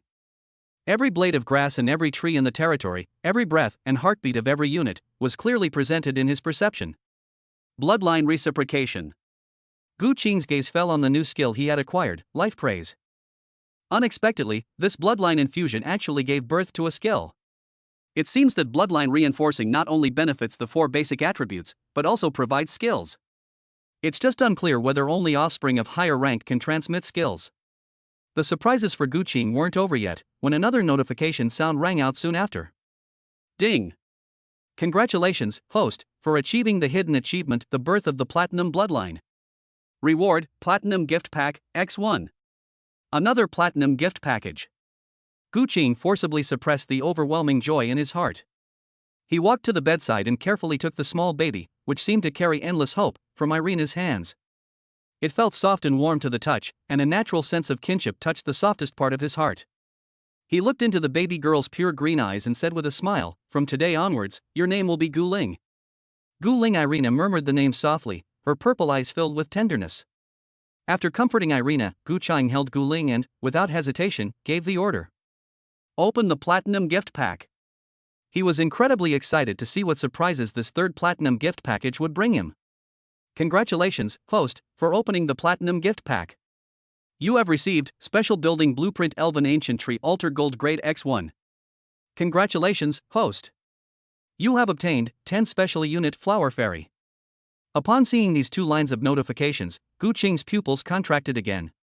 He then eagerly examined the 2 items. Elven Ancient Tree Altar Gold Level. Type, Special Building Blueprints. Effect, the core of the Elven race's faith. After construction, Elven units can pray at the altar, slowly increasing their strength. Specific materials can be consumed to perform a unit advancement ritual at the altar, with a chance to advance ordinary Elven units into more powerful Ancient Tree Guardians or Moonlight Priests. Construction requirements: 20,000 wood, 100 moonstone, 1,000 life spring water, Elf Mother Tree growth stage. Flower Fairy. Rank, Gold. Type, Support Unit. Abilities, nature-friendly, pollen healing, and life-giving.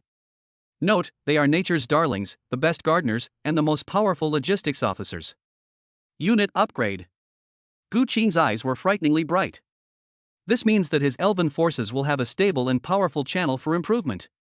And those 10 palm-sized flower fairies with transparent butterfly wings on their backs, as exquisite as carved jade, solved the problem of stimulating the growth of plants in the territory and providing group healing. Huge gains. Gu Qing first placed the flower fairies on the fairy mother tree, so that these flower fairies could help the fairy mother tree grow better. Then, Gu Qing's gaze fell on the elf ancient tree altar. This special building allows elven units to be upgraded, becoming higher-ranking ancient tree guardians or moon priests. However, the construction conditions for this elven ancient tree altar are quite demanding. Putting everything else aside, it's quite difficult to find 100 moonstones. Furthermore, it takes a considerable amount of time for the fairy mother tree to enter its growth period. It seems we'll have to put it away for now and build it later. However, Gu Qing was slightly disappointed that the Platinum Gift Pack did not contain any energy crystals. The territory is currently lacking in energy crystals. Although there are quite a few succubi now, their combat power is relatively low. Only by expanding their scale can they form an effective fighting force. People like Gu Qing, although they have high combat power, are exceptions because of their high rank. Even succubi of the Black Iron rank have relatively low combat power. Of course, they are no pushovers in bed. Gu Qing rubbed his lower back, a thoughtful look flashing in his eyes. He was considering whether to use succubi not as combat units, but only for the purpose of having many children and bringing good fortune. However, if he can have a second troop recruitment pool, it will be difficult to keep up with the number of troops. Like subduing a goblin tribe, how do you subdue the surrounding monsters? That's one way, but monsters don't have much loyalty, and they might even turn against you in a crisis. Shaking his head, Gu Qing dismissed these thoughts. It seems that having more children is still the best option. The current number of succubi is already sufficient. Focus your main efforts on leveling up. The attribute bonuses from level are quite significant even against Iron Tier units. As long as your level is high enough, you can still easily overwhelm the enemy. Gu Qing's barracks are already capable of upgrading troops to level 20, which is absolutely unique among the new lords. Even among the lords who manifested their territories last year, not many possessed barracks. They could only upgrade their troops through hunting, which was far less efficient than upgrading the troops themselves. Pulling himself out of his thoughts, Gu Qing's gaze fell on Gu Ling. He hadn't even checked his elf daughter's attributes yet. Holy Healing Spirit. They must have a high level of expertise in treatment. Chapter 46. The Holy Healing Elf's powerful innate abilities lead to Suna's re-pregnancy. Holy Healing Elf, Gu Ling. Rank, Platinum upgradable. Level, 1. Loyalty, 100 bloodline locked. Talent 1, Holy Healing Heart, passive, all healing skills are increased by 300%, and the user is immune to all curses and plagues. Talent 2, Ode to Life, passive. Within her influence range, all plant-type units such as the Elf Mother Tree gain plus 500% growth speed and significantly improve the quality of their output. All friendly units gain a continuous life regeneration effect. Talent 3, Bloodline Resonance Unique, passive, shares life perception with the bloodline source Gu Qing. The host gains a permanent buff Holy Light Protection, restores 1% of maximum health per second, and all resistances plus 30%. Skills, Basic Healing Spell, Purifying Light. Looking at Gu Ling's talent and skills, Gu Qing gasped. I never expected Gu Ling, a platinum grade talent, to be so formidable. A single Holy Healing Heart tripled Gu Ling's healing effect, and also granted her immunity to the negative effects of curses and plagues. Talent 2, Blessing of Life, is an aura-type talent that not only accelerates the growth of plants like the Mother Tree, increasing their yield, but also grants friendly units a continuous life-restoring aura effect.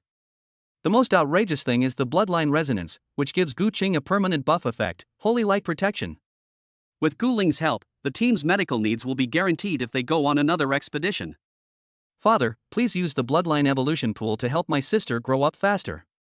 Gu Chan, who was standing to the side, looked at the little Gu Ling and spoke up. Gu Qing nodded and was about to put Gu Ling into the Bloodline Evolution Pool when Irina stopped him. Irina looked at Gu Qing and her daughter, her purple eyes filled with gentle and wise light. Master, please do not use the Bloodline Evolution Pool to force Gu Ling to be born. Although her voice was weak, her tone was firm. Why? Gu Qing asked, puzzled. Gu Ling, she is a born Holy Healing Elf, with incredibly pure blood. Irina's gaze fell on the ever-growing elf mother tree outside the window and the spring gushing forth the water of life, a hint of pride on her face. We now possess the mother tree of spirits and the fountain of life, whose life energy is the best nourishment for her. Letting her grow naturally in such an environment will give her a more solid foundation than any child that is forced into existence, and her future potential will be even greater.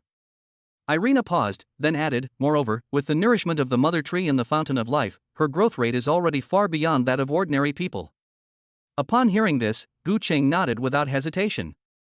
Since natural growth was better for Gu Ling, then they naturally couldn't use any methods to force her to grow. What's more, this way we can save some energy crystals. Thinking of this, Gu Qing smiled and gently kissed Gu Ling's rosy cheeks. Okay, whatever you say.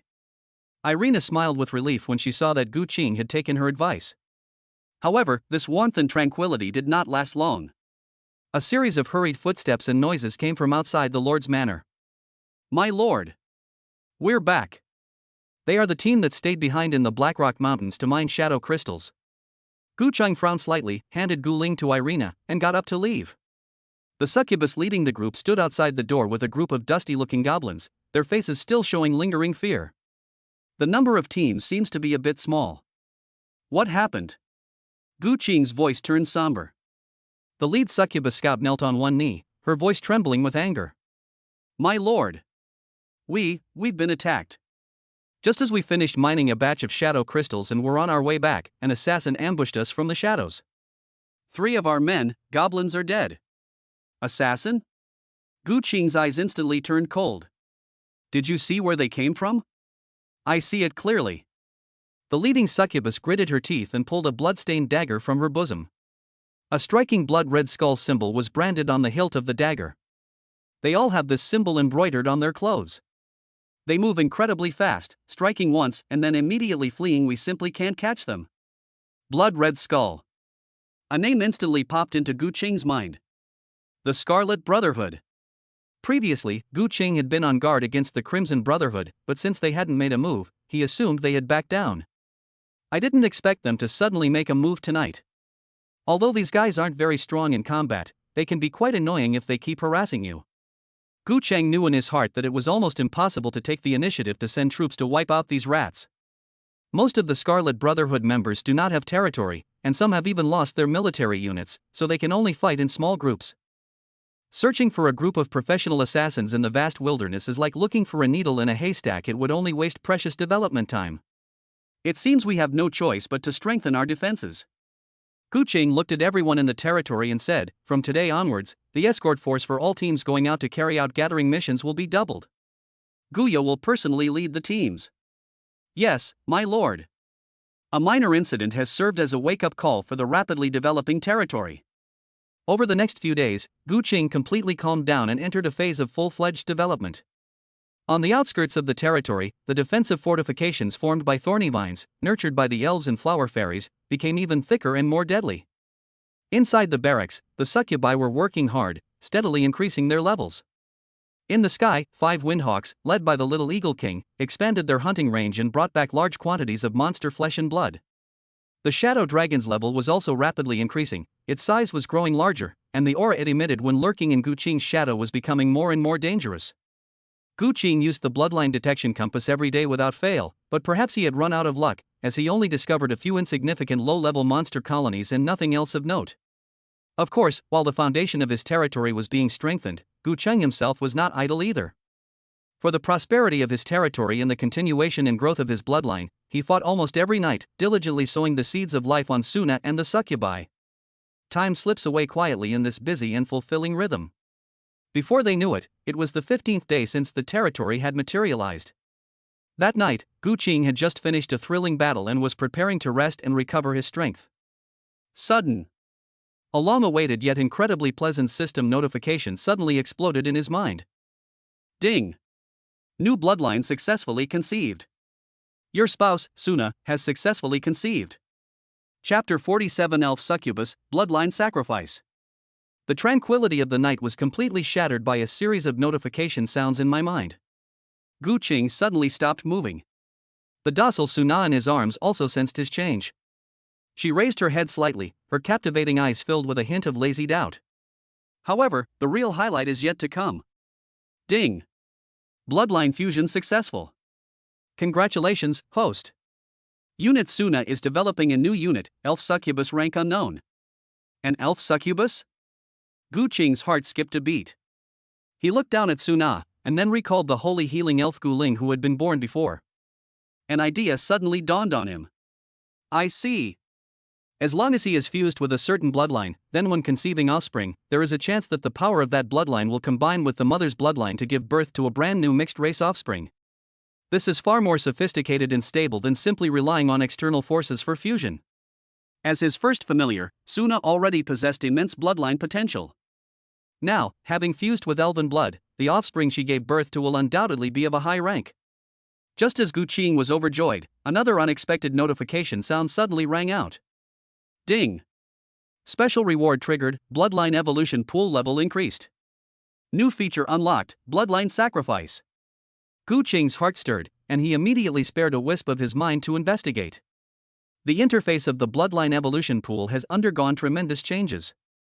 The originally simple interface now features a gilded border, and below the existing Bloodline Awakening option, a new option radiating a scarlet glow has been added. Bloodline Sacrifice, the Lord can sacrifice units of the same race to the altar. The life essence and bloodline origin of all sacrificed units will be purified and gathered to strengthen the bloodline of the designated target unit. There is a small chance to improve its rank or learn a new skill. Note, sacrifice carries risks and may cause the target unit's bloodline to collapse. Please use with caution. Gu Qing's pupils suddenly contracted. This feature is simply incredible. Although there are risks, this gives him a way to transform low-ranking grunts into nutrients for high-ranking combat power. For example, he now possesses a large number of black iron-grade succubi, which he could sacrifice some of to strengthen high-grade succubus offspring like Guya and Gu Chan, or even strengthen Suna. But Gu Qing had no intention of doing so.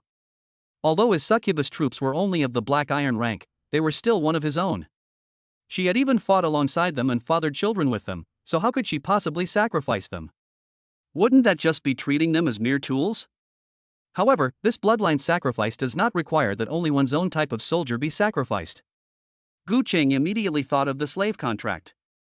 If you encounter a group of monsters in the future, you can form a contract with the leader and then throw other monsters into it as sacrifices to enhance the combat power of the contracted leader. In any case, it's a good thing that the bloodline evolution pool has gained an additional function. My lord. Suna sensed the intense fluctuations in Gu Qing's aura and called out softly with some concern. Gu Qing snapped out of his daze and looked at the docile succubus queen in his arms, a warm feeling welling up in his heart. He lowered his head and kissed Suna's smooth forehead gently. Suna, you've done me a great service again. A beautiful blush rose on Suna's cheeks as she obediently buried her head in his chest. Without the slightest hesitation, Gu Qing took Suna directly to the bloodline evolution pool and once again chose to accelerate her gestation. Should we consume 100 energy crystals to shorten the succubus queen's gestation time to 24 hours? Confirm. A soft light enveloped Suna, and a brand new life force began to rapidly form within her womb. Having resolved the issue of having offspring, Gu Qing felt a great weight lifted from his heart, but another deeply buried thorn kept him from sleeping soundly.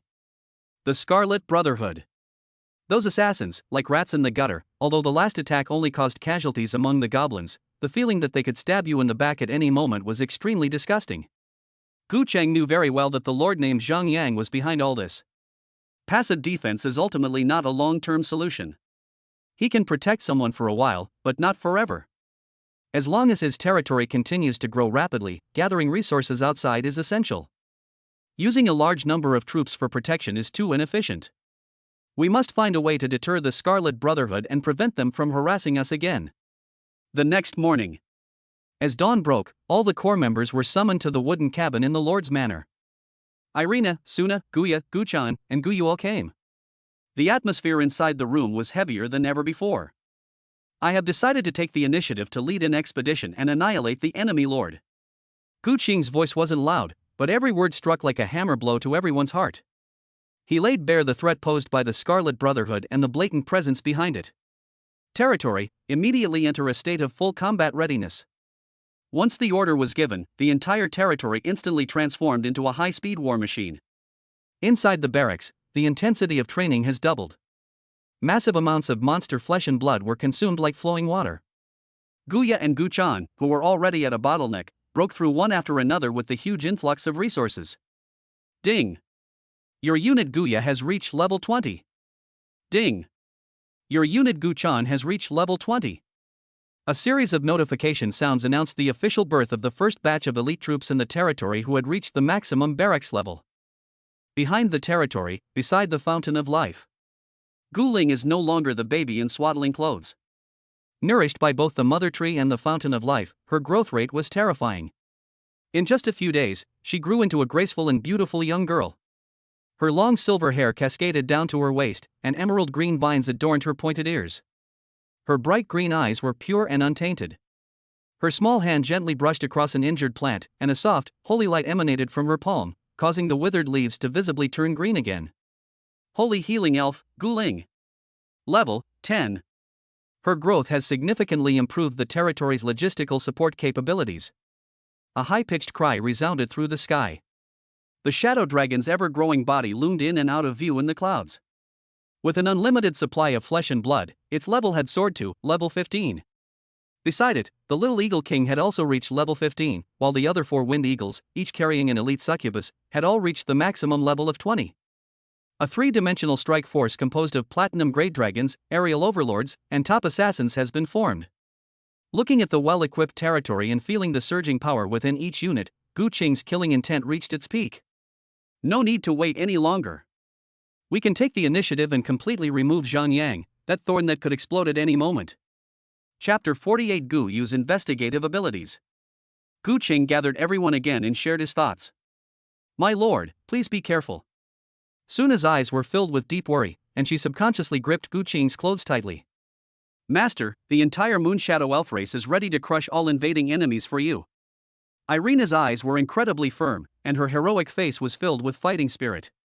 Although they were worried, seeing Gu Qing's unwavering gaze, they all chose to support him unconditionally. Gu Qing's gaze finally fell on her third daughter, who hadn't uttered a word from beginning to end and had simply sat quietly in the corner. Gu Yu. He needed extremely precise intelligence to ensure that this proactive attack would be a fatal blow, destroying the rat hiding in the shadows along with its nest. Moon. Gu Qing's voice was steady and powerful. I need you to make a trip. Gu Yu raised her head, and in her clear, cold silver eyes, a phantom silver moon was reflected as she quietly looked at her father.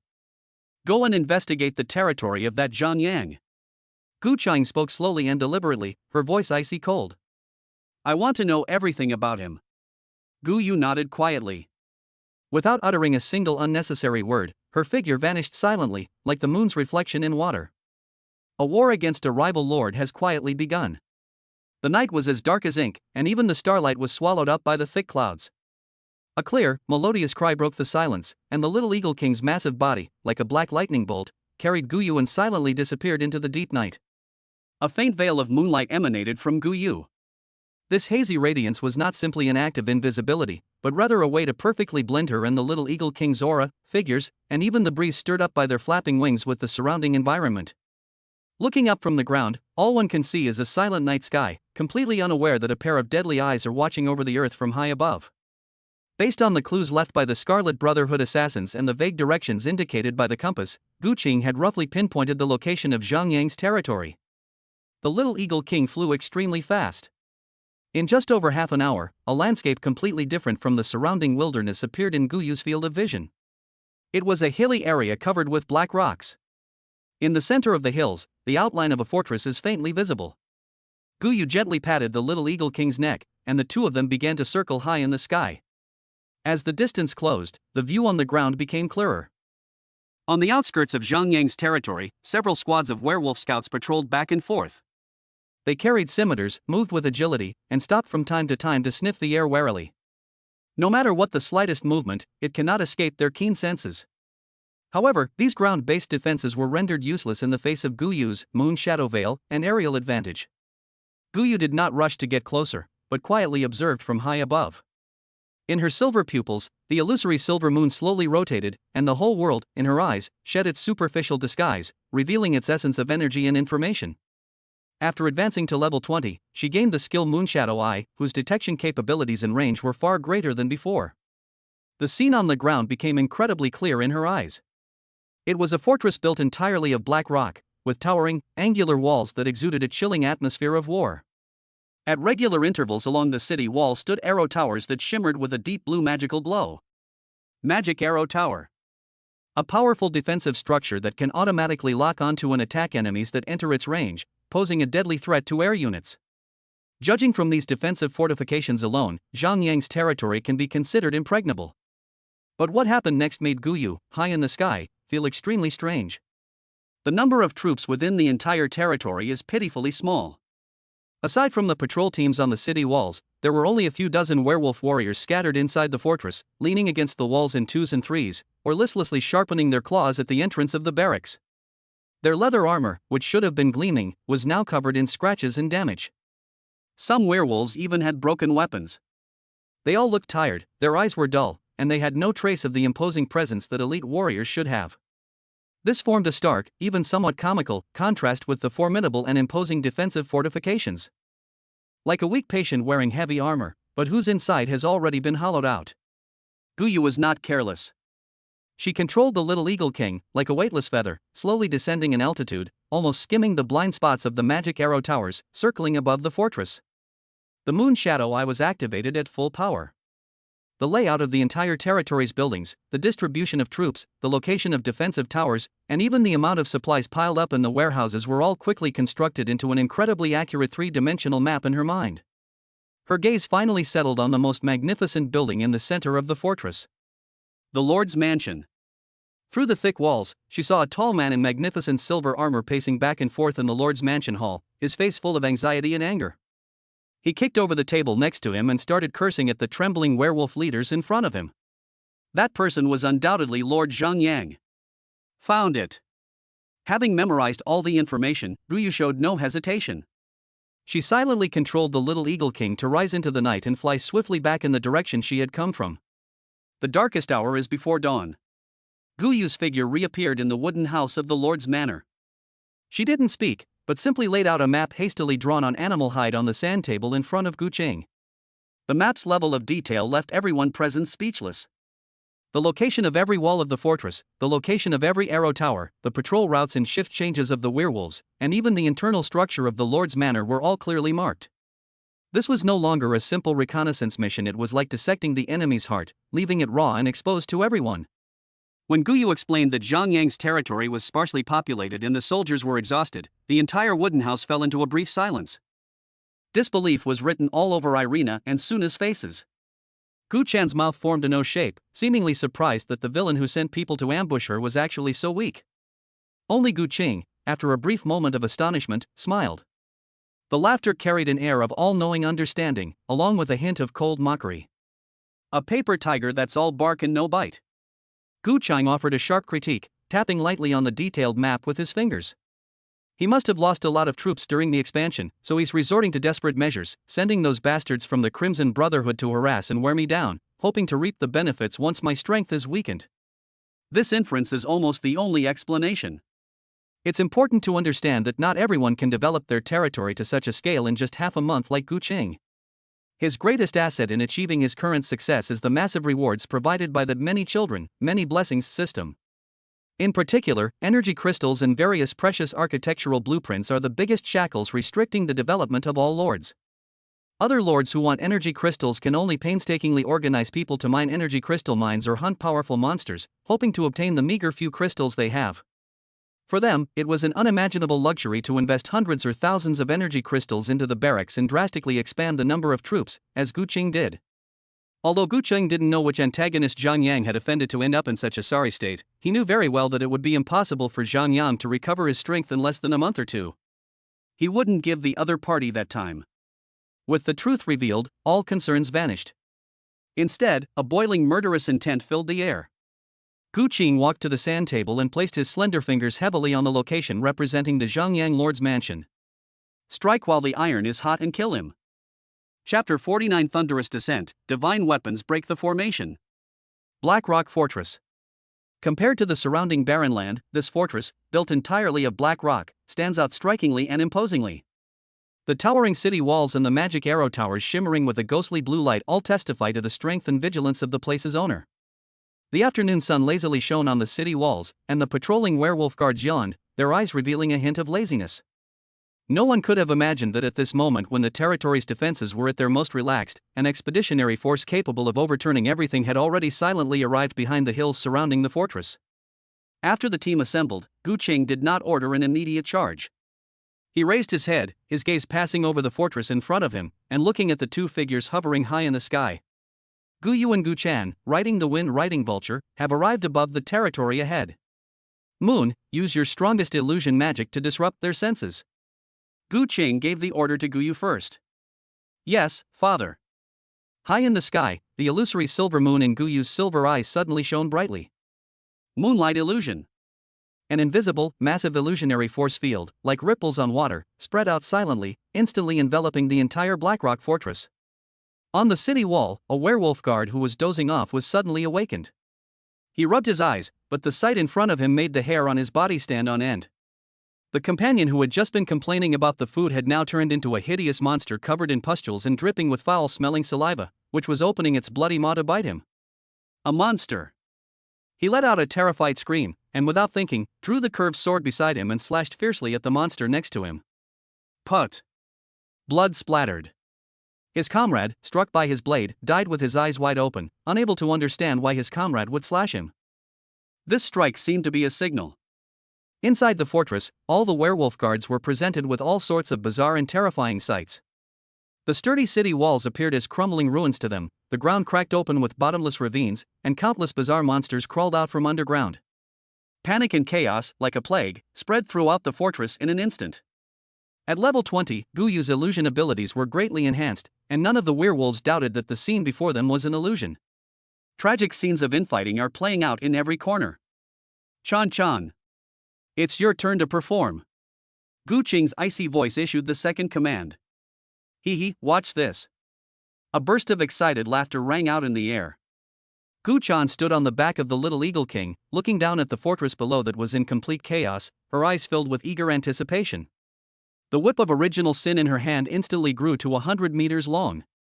The dark golden whip was engulfed in a raging fire of sin, and the entire whip seemed to transform into an enraged fire dragon descending from the deepest hell to the human world. With a shrill whistle that tore through the air, it slammed into the densest enemy barracks area in the fortress. Boom! A deafening roar, accompanied by a towering burst of flames, caused the entire Blackrock fortress to tremble violently. That military camp, under that whip, was as fragile as paper, instantly razed to the ground. The raging flames spread everywhere, and countless werewolf warriors who were still asleep or awakened by the chaos outside, who were preparing to put on their armor, were burned alive to charcoal in the domineering flames before they could even let out a scream. That's not all. Almost at the same moment Gu Chan made her move, Irina, who had already formed a battle formation on the other side of the hillside, raised her longbow. Release the arrows. 47 Moon Shadow Elf archers moved in perfect unison, drawing their bows and knocking their arrows. The arrows, imbued with the power of moonlight, traced 47 graceful silver arcs across the sky, like a precise meteor shower, traversing the chaotic battlefield and aiming precisely at the still operating magic arrow towers. Puff! Puff! Puff! A series of crisp breaking sounds rang out. Every arrow struck the exposed energy core of the magic arrow tower with perfect accuracy. The faint blue light that had just flickered faded one after another, and the war fortresses that had once inspired fear in countless enemies fell silent, becoming useless decorations. Above, for other succubi, riding winged eagles, like circling death gods, finally found their chance to swoop down. They let out a terrifying shriek as they swooped down from the sky, their sharp claws and whips mercilessly reaping the werewolves who were going berserk in the illusion or fleeing through the flames. Only then did Gu Qing, accompanied by Ying Long, break through the city gates of the territory and charge in from the front. The entire battlefield was a scene of one-sided slaughter. Zhang Yang's proud defense system proved incredibly vulnerable to Gu Qing's integrated air-ground attack. From the moment Gu Yu activated her illusion to the moment all the defensive arrow towers fell silent, the entire process took less than a minute. Without a defensive system, Zhang Yang's werewolf troops, already in disarray, had no power to resist and were quickly killed. Inside the Lord's Manor, Zhang Yang peered out the window in terror at the apocalyptic scene outside, his mind going completely blank. The barracks were destroyed, the arrow towers fell silent, and their own soldiers were killing each other like headless flies, while terrifying fire whips and raptors raged through the air. He simply couldn't understand it. How could my seemingly impregnable fortress suddenly turn into a living hell? What kind of terrifying enemy have I provoked? Could it be that the dwarves have attacked? Impossible. The immense fear contorted his face, but now was clearly not the time to think about such things. Zhang Yang roared directly at the werewolf guard. Quickly! Activate the final defenses. Go and activate the gargoyle guard. The gargoyle guards are his last resort, now only they can save his territory. At that very moment. Boom! The gate of the Lord's Manor, made of fine iron and strong enough to withstand the impact of a battering ram, shattered with a deafening roar. Countless wood chips and iron pieces flew everywhere. A cold, emotionless voice pierced through the billowing smoke and dust, reaching Zhang Yang's ears clearly. Your gargoyle guards have no chance of being activated. Zhang Yang looked up in shock. Amidst the firelight and smoke at the entrance, a tall, slender figure slowly emerged. Behind him, to his left, was a petite figure, like a ghost, wielding a dark gold bat-winged blade. To the right was a colossal creature, its emerald-green vertical pupils emerging from the shadows radiating a chilling, predatory light. Chapter 50: Slaying Zhang Yang and Conquering Territory. It's him! Zhang Yang's mind went blank for a moment. He recognized that face. That new lord whom he treated as an easy target, who was given information by the Crimson Brotherhood to harass and slowly devour. What is he doing here? How dare he come here? How could his fortress, his impregnable black stone fortress, be turned into a living hell by this new lord in such a short time? Countless questions and extreme fears finally converged into a heart-wrenching roar. It's you! How dare you lay a hand on my territory? Zhang Yang's face was completely distorted with anger and fear. He pointed his finger at Gu Qing, his voice sharp like a stray dog whose tail had been stepped on. You coveted my territory, isn't it only natural for me to destroy you? Gu Qing did not stop walking, her voice as calm as if she were stating a trivial matter. Don't you like getting involved with the Crimson Brotherhood? Soon your territory will be gone, so you can join them. Of course, that's assuming you can survive. Don't even think about it. Extreme fear gave rise to a final madness. Driven to the brink, Zhang Yang's eyes flashed with a violent, bloodthirsty light. He roared to the sky in a voice that was not human, his muscles swelled instantly, and dense blood red lines appeared on his skin. A violent aura burst forth from his body. He's actually a berserker of a pretty high level. Gu Qing raised an eyebrow. Lords do not have ranks, they can only improve their 4 basic attributes through rare and precious materials. However, there is one thing that allows lords, like troops, to level up. That's the job change scroll. However, job change scrolls are extremely rare, even lords who have survived in the wilderness for 5 or 6 years may not be able to obtain one. This guy is really lucky. Get out here. As Gu Qing was thinking, Zhang Yang slammed his hands on the ground, and the hard obsidian floor tiles in front of him cracked open with 2 huge gaps. Roar! With a deep roar, 2 ferocious statues, each 3 meters tall and made entirely of obsidian, with outstretched wings and wielding giant axes, suddenly crawled out from the ground. Their eye sockets burned with a ghostly blue soul fire, and their bodies radiated the powerful pressure unique to the gold grade level. Obsidian Gargoyle. This is his last trump card. It's a powerful guardian he summoned from a special altar at the cost of countless resources. Yeah, Ying Long. Gu Qing finally stopped. He didn't even glance at the 2 imposing gargoyles. His gaze remained fixed on Zhang Yang, and his tone was indifferent. Those 2 stones are yours. Yes, father. The moment she finished speaking, Guya vanished into thin air. The next second, a dark golden streak of light tore through the air and appeared above the gargoyle on the left as if by teleportation. Her pair of incomparably sharp bat-wing blades drew 2 deadly black arcs in the air, without any fancy moves, aiming straight for the gargoyle's relatively vulnerable neck joints. Roar! On the other side, Shadow Dragon let out a deep roar. It was no longer hidden in the shadows. Its huge body carried immense force, like an out-of-control heavy truck, and crashed into the gargoyle on the right. The battle reached a fever pitch in an instant. The obsidian gargoyle's defense was incredibly strong. When Guya's bat-wing blade struck its neck, it produced a piercing metallic clang and exploded into a string of dazzling sparks. But Guya was incredibly experienced in combat. When her first attack failed, her petite body nimbly flipped in the air, and like a persistent leech, she instantly pressed herself against the gargoyle's back. Her wings, like 2 high-speed spinning winches, frantically slashed at the base of its wings. Shadow Dragon's fighting style is even purer and more violent. Facing the oncoming obsidian giant axe, it neither dodged nor avoided it. Its dragon tail, covered with ferocious barbs, was like a black steel whip, striking first and landing hard on the gargoyle's waist and abdomen. Boom! With a dull thud, the gargoyle, weighing several tons, was sent flying by the force of its tail, crashing heavily into a load-bearing pillar in the hall, kicking up clouds of dust.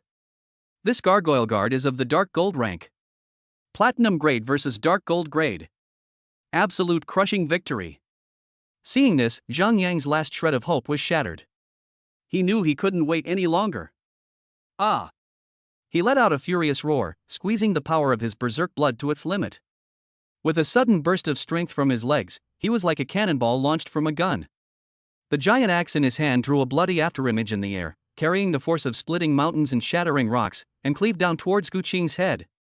He still has a chance.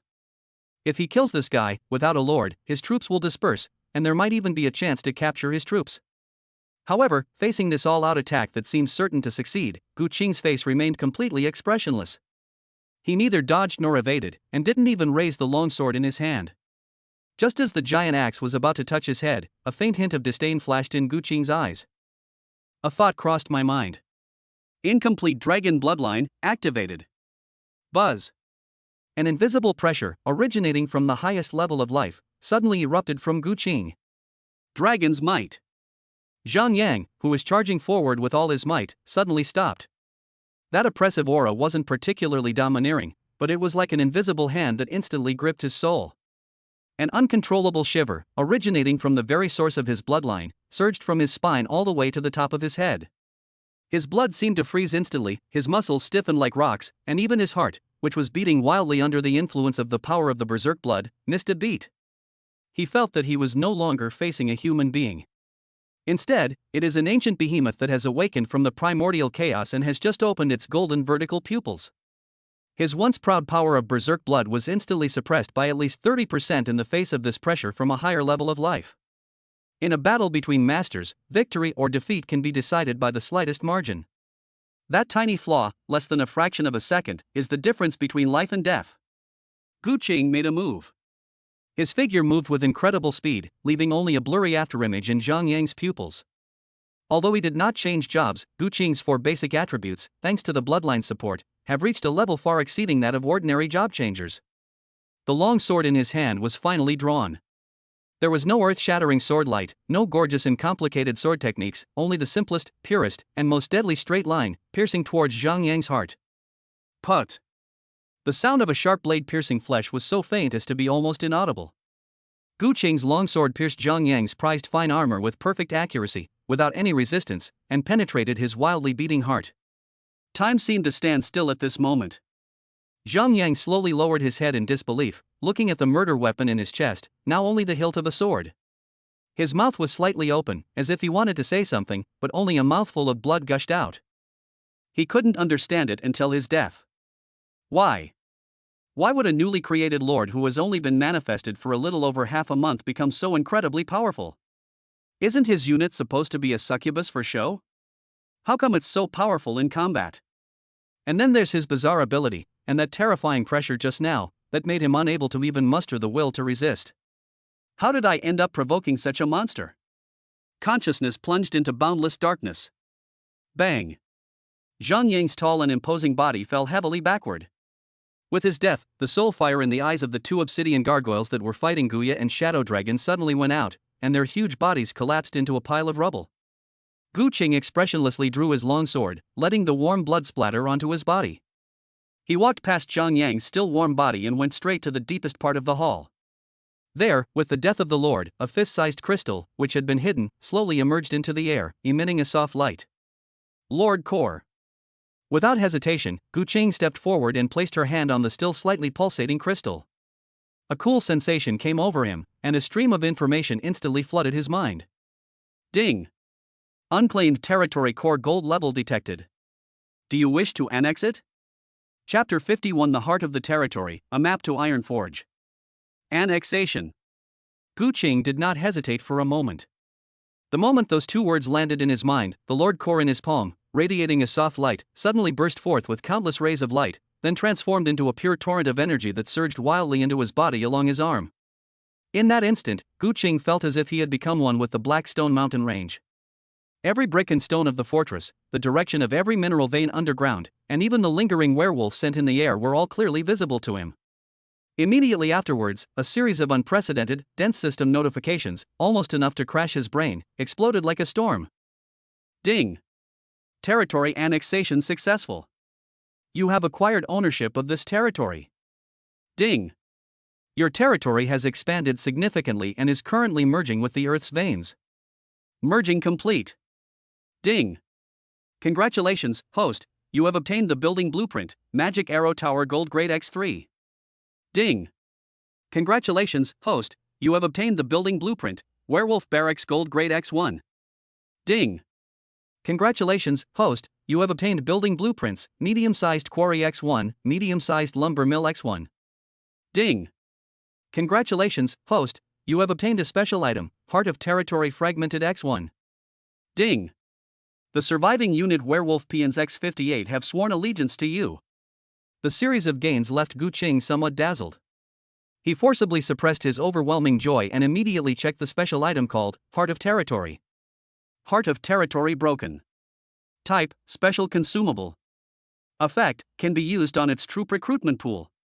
After use, there is a chance to upgrade the tier of the troops recruited in the pool. Note, a Lord's Core shattered in war, but still retains a trace of primordial power. Nice one. Gu Qing's eyes lit up instantly. This is the heart of a lord. The greatest reward after conquering a territory. There is none other than this. A top-tier item that can upgrade the rank of recruited troops in your territory's recruitment pool. For example, if Gu Qing uses it on his own recruitment pool, it's possible to turn a recruitment pool that can only recruit iron-grade succubi into one that can recruit bronze-grade succubi. However, the probability is relatively low. Even so, Lord's Heart remains the most sought-after item on the market. If it weren't for the Alliance keeping them in check, the Lords of the Wilderness would have long since been fighting each other for the Lord's Heart. I'll try it on my own recruitment pool when I get back and see if it works. Gu Qing's gaze then fell upon several blueprints. After conquering a territory, the buildings within it have a chance to be converted into blueprints, which can then be used in your own territory. What delighted Gu Qing the most was obtaining the blueprints for the Magic Arrow Tower. These Magic Arrow Towers are more focused on attack than the defensive towers in their own territory, and they can work together. Quarries and logging sites can accelerate the collection of stone and timber and the formation of finished stone and timber products. This time, the conquest of Zhang Yang's territory yielded a great harvest. We can also take all the supplies from their warehouse back with us. It's a pity this place is too far from my territory, otherwise I could just annex it. Just as he was pondering this, outside the Lord's manor, the group of surviving werewolf laborers, escorted by Guya, walked in tremblingly. The moment they saw Gu Qing, they seemed to feel a mark from the depths of their souls, and they all knelt down, offering their loyalty in broken Mandarin. Greetings, to the new master. After the war, not only was that thorn in their side completely removed, but their territory also gained dozens of extra laborers and a pile of priceless blueprints and tools. Gu Qing felt more relaxed than ever before. Clean up the battlefield, and pack up everything of value to take with you. Yes, father. Guya accepted the order and immediately led a team of succubi to begin a thorough search of the entire fortress. Although Zhang Yang's territory is weak in military strength, it has accumulated a considerable amount of resources over the years. The warehouse was piled high with timber, stone, iron ore, and even a number of rare magic crystals, which made the succubi responsible for inventory stare wide-eyed. Just then, Guya, who was in charge of searching the Lord's bedroom, walked over quickly. Father, we've made a discovery. Her expression was somewhat strange. Gu Qing followed her into the bedroom, which was filled with an atmosphere of bloodshed and extravagance. There, in a hidden compartment under the bed, lay a box made entirely of mithril. The box was small but exceptionally exquisite, its surface engraved with complex and mysterious magical runes, with rings of pale blue magical light slowly flowing across it, forming a sturdy magical lock. I tried using brute force, but it didn't work, Guya said succinctly. Gu Qing stepped forward, reached out, and gently touched the magic lock. A slight tingling sensation came from my fingertips, and a force of resistance emanated from the runes. This magical restriction is quite ingeniously designed. Without the corresponding key or the password to break the spell, forcibly breaking it will only detonate the energy inside, blowing the box and its contents to pieces.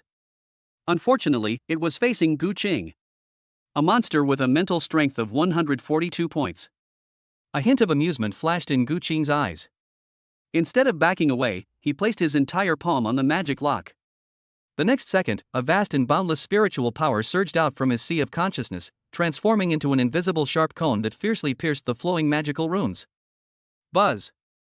The mithril chest let out a mournful cry of unbearable strain, and the blue aura on its surface suddenly intensified, like an enraged beast frantically resisting the invading force. The magical energy inside the box and Gu Qing's mental power engaged in a silent struggle. Guya subconsciously took a step back. She could clearly feel that the air around the small box was distorted due to the clash of energies. Open it for me. Gu Qing gave a low shout and intensified his mental power once again. Click. A crisp sound, like glass shattering, rang out. The blue aura on the surface of the mithril box vanished instantly, like a punctured balloon. The seemingly indestructible magic lock has been opened. A hint of undisguised admiration flashed in Guya's eyes. This is her father, always so powerful and omnipotent. Gu Qing slowly opened the box. Surprisingly, the box did not contain the gold and silver jewelry or powerful magical items that I had imagined. There is only one map. An antique map made from some kind of extremely tough white animal hide, exuding a faint sense of age. The map is meticulously crafted to an extreme degree. The text is written in an ancient, universal language, and is marked in detail with descriptions of mountains, rivers, forests, swamps, and even some dangerous monster lairs. This is undoubtedly a regional map of extremely high value. But what truly made Gu Qing's pupils contract abruptly was the powerful title written in bright red ink at the very top of the map. A fragmented map leading to Ironforge. Chapter 52 Recruitment Pool Upgrade, Bronze Unit Succubus of Desire. Ironforge. These three words were like a thunderclap, exploding in Gu Qing's mind. Dwarf tribe. He realized it almost instantly. In this perilous wilderness, dwarves from Ironforge once roamed, but they quickly disappeared. Countless lords have spent great efforts searching, but all have found nothing. He wanted to develop his territory, equip his troops with better weapons and armor, and upgrade his buildings to higher levels. He lacked everything, but what he lacked most was top-notch forging technology. And the dwarves, without a doubt, are the most outstanding craftsmen and blacksmiths on this continent. The value of this map is immeasurable. It is even 100 times, 1,000 times, more valuable than all the resources, blueprints, and tools obtained in this war combined. This is like being given a pillow when you're sleepy. No, it's like receiving a luxurious bed with gold trim and velvet upholstery. Having it means having a chance to establish contact with the dwarf tribe. Gu Qing carefully put the animal hide map into his storage space, his heart filled with elation and excitement that lingered for a long time. He took a deep breath, forcibly suppressing his surging emotions, and turned to leave the bedroom. After Gu Qing gave the order, the entire Blackrock fortress was completely transformed into a massive moving site. The 58 surviving werewolf laborers, under the pressure of their new master, worked with great enthusiasm, moving the mountain of timber, stone, and iron ore from the warehouse out box by box. Above the sky, 5 windhawks became the most efficient means of transportation. Their enormous bodies can carry several tons of supplies at a time, shuttling back and forth between their territory and Blackrock Fortress. The transportation problem that once plagued countless lords has become so simple after the introduction of aerial units. In just half a day, all the wealth that Zhang Yang had painstakingly accumulated over several months was moved away. As the sun set, the last and most precious spoils were packed up. Gu Qing, Guya, Yinglong, and other core combatants personally brought up the rear, escorting supplies containing mithril boxes and various blueprints on their return journey. The group proceeded to a narrow canyon area with towering cliffs on both sides, making the terrain treacherous. Just then, Guyu, who was walking at the front, suddenly stopped and raised her hand without warning. The entire team stopped instantly, and all units went on high alert. "Father, there are mice." Guyu's voice was cold and clear, and the shadows of the cliffs on both sides were reflected in her silver pupils, as if she had already seen through something. As soon as the words were spoken, dozens of dark figures, like venomous snakes that had been lying in wait for a long time, sprang up from the shadows of the cliffs on both sides, their poisoned daggers gleaming with a deadly cold light in the afterglow of the setting sun. "It's the Scarlet Brotherhood." A succubus scout recognized the blood-red skull symbol on the other's clothes and shrieked a warning. These assassins had clearly received news of the destruction of Blackrock Fortress and were unwilling to lose Zhang Yang's source of wealth. They were so audacious that they dared to set up an ambush here and try to steal Gu Qing's spoils. However, Gu Qing showed no surprise whatsoever in the face of this sudden ambush. He even found it somewhat amusing. A bunch of rats who don't even have a territory dare to bare their teeth in front of him? Perfect, let's use them to test the true strength of the troops. He didn't even have the desire to take action himself, and simply uttered 2 words. "Kill him." Roar. A deep roar, as if from the deepest abyss. The shadow beneath Gu Qing's feet twisted and expanded violently in an instant. The shadow dragon's enormous and ferocious body suddenly burst out of the shadows. It opened its blood-red maw, and a breath mixed with shadow and dragon fire swept across an area on the left cliff like a black torrent of death. "Ah!" A piercing scream echoed through the canyon. The dozen or so assassins who had just rushed down the cliff had no chance to react before they were burned to a crisp in the terrifying dragon's breath, leaving not even a skeleton behind. Shadow Dragon's pair of emerald green vertical pupils swept over all the trembling assassins in the canyon. The terrifying pressure emanating from the platinum-level sub-dragon crashed down like a tangible mountain. Many assassins' legs went weak on the spot, and they couldn't even hold onto their daggers, which fell to the ground, their livers and gallbladders shattered. "Hee, it's my turn." From the sky came Gu Chan's excited laughter. She and 4 other succubi, riding wind eagles, were already circling above the canyon. With a wave of her small hand, Gu Chan sent 5 windhawks into a high-pitched cry. The specially made javelins, imbued with the flames of sin that they had prepared beforehand, poured down like a rain of fire. Boom! Boom! Boom! The javelins did not directly attack the assassins, but landed precisely at the 2 entrances to the canyon. A towering wall of flames suddenly rose up, completely sealing off all the assassins' escape routes. This place has become a prison of despair. A bunch of good-for-nothings, how dare they ambush their father? A cold, emotionless voice rang out behind the assassins. A minor leader of the Crimson Brotherhood turned around in horror, only to see a pair of bat-winged blades radiating a dark golden light, rapidly enlarging in his pupils. Put! Guya's figure moved like a ghost, darting rapidly through the chaotic battlefield. Each flash was accompanied by a spurt of blood. Her movements were elegant yet deadly, as if she were not killing someone, but dancing a death waltz. This was a one-sided massacre. The remnants of the Scarlet Brotherhood were as fragile as paper in the face of Gu Qing's integrated air and ground strike force. In less than 5 minutes, the noise in the canyon completely subsided. Gu Qing looked at the corpses scattered on the ground without any change in his expression and waved his hand. Keep going. When the team returned fully loaded and arrived at their territory, it was already late at night. At the entrance to the territory, Irina and Suna had been waiting for a long time. Seeing Gu Qing return safely, their hearts finally settled down. After giving a brief explanation, Gu Qing did not rest. Instead, he summoned all the corps members and came to the succubus recruitment pool in the center of the territory. All eyes were focused on Gu Qing's hands. He slowly opened his palm, and a crystal, only the size of a fist, with a surface covered in cracks, yet still emitting a faint light, lay quietly in his palm. Heart of territory broken. This is a spoil of war seized from Zhang Yang's territory, called the Heart of Territory. Gu Qing's voice sounded exceptionally clear in the quiet night. It has only one function, to give you a certain chance of improving the rank of our troop recruitment pool. His gaze fell on Suna and the group of succubi beside him.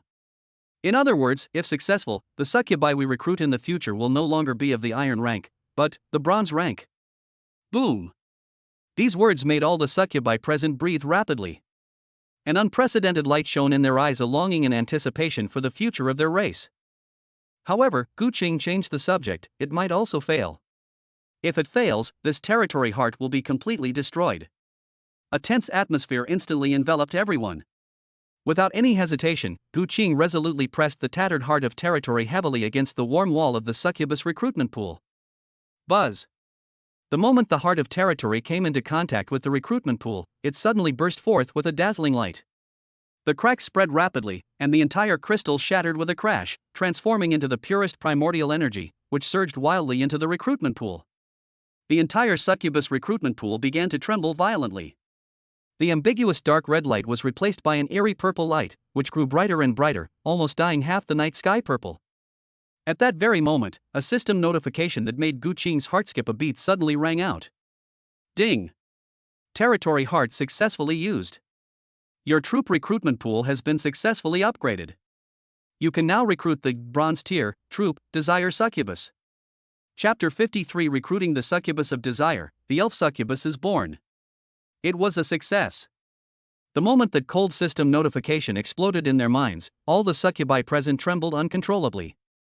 The allure in their captivating eyes was gone, replaced by an unprecedented fervor and excitement. Rank. These are shackles etched deep into their blood. Iron, the lowest rating, was a nightmare they could never escape. But now, their king, their lord, has personally shattered these shackles for them with a broken core that he obtained from who knows where. Although they themselves did not advance in rank, the new sisters they recruit in the future will be of a higher bronze rank. Lord! Lena's voice trembled slightly as she looked at the recruitment pool, which had originally emitted an ambiguous red light but was now completely enveloped in an eerie purple glow. Her eyes were filled with unwavering admiration and affection.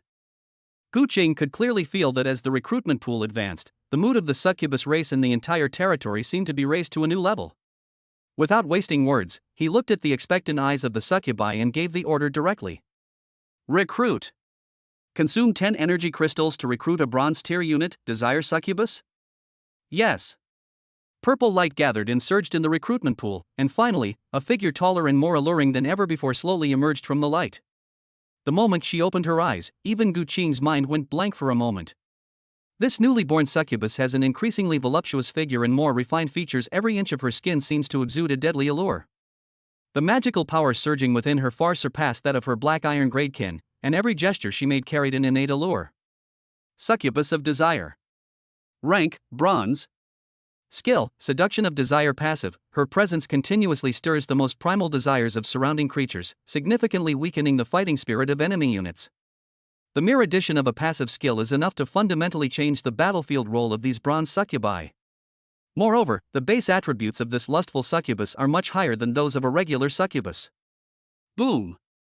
Just as the entire territory was celebrating the succubus race's advancement, an incredibly peculiar pillar of energy suddenly shot into the sky from the wooden house where Suna was not far away.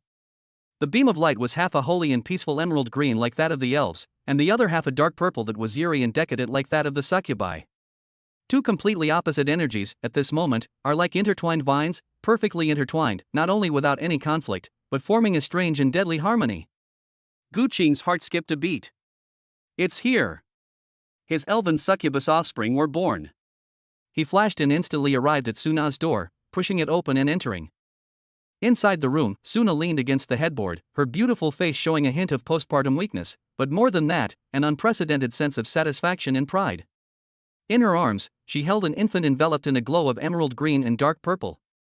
Seemingly sensing Gu Qing's arrival, the light slowly faded, revealing the appearance of an infant.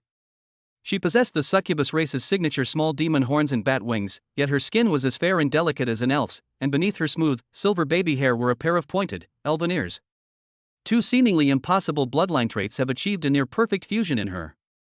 At that very moment, a series of system notifications, as rapid as a storm, exploded in his mind. Ding! Birth detected. Congratulations, host, your offspring elf succubus has been successfully born. Bloodline assessment in progress. Assessment complete. This offspring's rank is Gold. Gold grade. Gu Qing's breath hitched. Before he could recover from this huge surprise, the familiar and pleasant notification sound rang out again. Ding. Triggered 100x bloodline return. Congratulations, host. Constitution plus 15, Spirit plus 40. Congratulations, host. You have obtained the gold level talent, Natural Temptation passive. Natural allure, your very existence is the ultimate allure of nature. Your affinity for all natural beings including plants, animals, and elements is greatly enhanced, and your charm-based skills also work on non-intelligent beings. Boom! An energy even more powerful and pure than the energy he gained from fusing with the dragon vein fruit and giving birth to the holy healing elf surged forth from his bloodline connection with the newborn. Gu Qing's body shuddered violently. His physical attribute, which was 95 points, instantly broke through the 100-point mark and finally settled at an astonishing 110 points. His mental strength was like riding a roller coaster, soaring from 142 points all the way to the next level, directly crossing the barriers of 150, 160, 170, and 180, and finally stopping at a terrifying 182 points. The moment Gu Qing's mental strength broke through the 150-point barrier, he felt that his whole world had changed. His perception seemed to be infinitely enhanced, as if an invisible mind's eye had appeared in the center of his forehead. He no longer simply uses his eyes to see and his ears to hear. He can see the various energy elements flowing in the air, hear the life rhythm contained in every drop of water in the nearby fountain of life, and feel the emotional fluctuations of every unit and even every plant in his territory. In his perception, the world had shed its material shell, revealing its most primordial form of energy. The newly acquired talent, Natural Temptation, filled him with immense joy. This means that his affinity for various natural organisms has greatly increased. This will greatly benefit the acquisition of future bloodlines. Gu Qing forced down the turmoil in her heart, walked to the bedside, and carefully took the child from Suna's hands. He looked at the baby girl's eyes, which inherited Suna's charm and had a touch of elfin purity, and said with a smile, "From today onwards, your name will be Gume." Gume. Suna murmured the name softly, her eyes filled with tenderness. Giggle. Seemingly liking the name, Gume, who was being held in Gu Qing's arms, suddenly let out a silvery laugh. She stretched out her delicate pink hand and pointed towards an ordinary thorny vine in the yard outside the window. The next second, something happened that left everyone speechless. That tough, thorny vine seemed to have come to life, growing, twining, and weaving rapidly in an extremely gentle and skillful way. Finally, it flew into the house on its own, transforming into an exquisite thorn wreath that gently landed on Gume's silver baby hair. Chapter 50. For the succubus of desire impregnates and is delegated to Ironforge. At the entrance, Irina and a group of elven girls, who had just arrived after hearing the news, were all speechless with astonishment when they saw the thorn vine that had spontaneously woven itself into a wreath. The elves are drawn to nature because they themselves are creations of nature. However, the power of succubi has always been considered the opposite of nature, filled with desire and depravity. Yet now, these two forces coexist so harmoniously, even perfectly, in a single infant. This has completely overturned their understanding. Looking at his exceptionally talented daughter in his arms, Gu Qing had no more hesitation. He carried Gume and headed directly towards the bloodline evolution pool in the center of the territory. "My lord, you must." Suna's voice carried a hint of worry. "Don't worry, it's just to help her grow up quickly so she can protect herself." Gu Qing's voice was gentle, but her movements didn't stop. He needs to transform this potential into real combat power as soon as possible. Should we consume 100 energy crystals to spawn Gumei? Confirm. The light enveloped Gumei's small body, the pool water surged, and surging life energy and bloodline power flowed into her body. Just moments later, the light faded, and a graceful girl with an elfin, holy aura slowly emerged from the pool. Her silver hair reached her waist, and new vine leaves clung to her pointed ears. Her purple eyes held a natural allure, yet remained clear as water. Even in simple clothes, she could not conceal her devilish figure and captivating charm. Father. Gumei's voice was like a nightingale singing in a valley, with a hint of the succubus's unique tingling sensation. Gu Cheng nodded in satisfaction and immediately ordered, "Go to the barracks and familiarize yourself with your strength as soon as possible." "Yes, father." Gumei bowed to Gu Cheng without any questioning, then swayed her slender waist and walked towards the barracks. Having resolved Gumei's development issues, Gu Cheng then turned his attention to the now advanced succubus recruitment pool. The development of the territory must never stop. He used another 20 energy crystals to recruit 2 bronze-rank succubi. Looking at the 2 new recruits in front of him, whose figures and appearances far surpassed those of ordinary succubi, Gu Cheng's face revealed a determined expression. For the continuation of his bloodline and for the future of his territory, he will once again throw himself into a series of arduous and extraordinary battles. Embracing 3 lustful succubi, Gu Cheng turned and went back into the house for another fierce battle.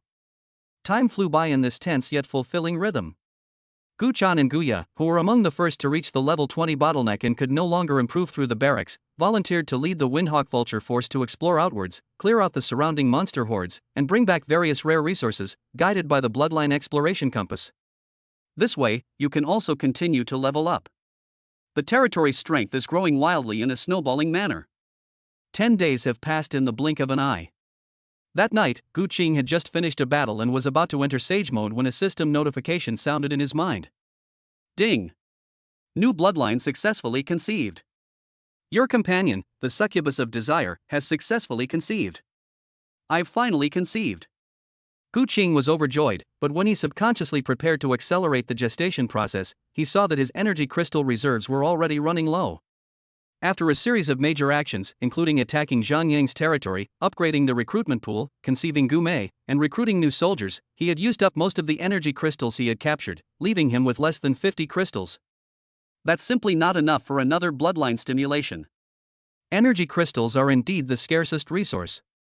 If Gu Cheng hadn't discovered that energy crystal mine before, his development wouldn't have been so rapid. Looks like we need to find a way to open source it. Gu Cheng frowned slightly. The shortage of energy crystals had begun to constrain his development speed. Besides obtaining energy crystals from energy crystal mines, the only other way to acquire them is by hunting high-level monsters, which have a chance to drop them. The next morning, he took out the incomplete map leading to Ironforge. Perhaps we can head to Ironforge, establish relations with the dwarves, and then hunt monsters along the way to replenish our energy crystals. Then, Gu Cheng took out the bloodline detection compass. I haven't found anything good these past few days, so I hope I'll have better luck today. After using the compass, a notification sound quickly rang in Gu Cheng's ears. Ding!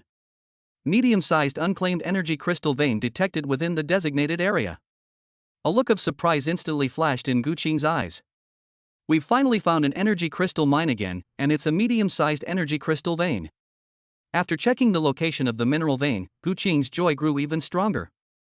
This energy crystal vein was actually located on the path leading to Ironforge. Gu Cheng immediately summoned all core members. Inside the Lord's Manor, Irina, Suna, Guya, Guchan, Guyu, Gumei, and the newly adult Guling were all present. Gu Cheng laid the animal hide map flat on the sand table, and with his slender fingers, he pointed heavily at the location mark with the energy crystal vein. I have decided to personally lead the delegation to the dwarven tribe of Ironforge. His voice was steady and powerful, and his gaze swept over each of his daughters present. We have 2 goals. First, to capture this energy crystal mine and completely solve the territory's energy problem. With enough energy crystals, we can finally put the building blueprints such as the Magic Arrow Tower that we seized from Zhang Yang to good use, and the territory's defense will be upgraded to a new level. Second, he paused, his tone becoming extremely solemn, establish diplomatic relations with the dwarves of Ironforge. We need their forging technology to arm our army. Kill 2 birds with 1 stone. This plan ignited a burning flame in the eyes of all the core members present. This expedition will be a long and perilous journey, so the team must be the elite of the elite. Gu Qing's gaze sharpened. Irina, Guya, Guchan, Guyu, Guling, and Gu Mei, these 6 daughters, with the highest rank and strongest combat power, are naturally the obvious choice. In addition, there's the Air Force led by Shadow Dragon and Little Eagle King. This team is powerful enough to sweep away most of the forces in the wilderness. For the rest, Gu Qing only needs to bring some support staff. Gu Qing intends to lead this operation as an elite team.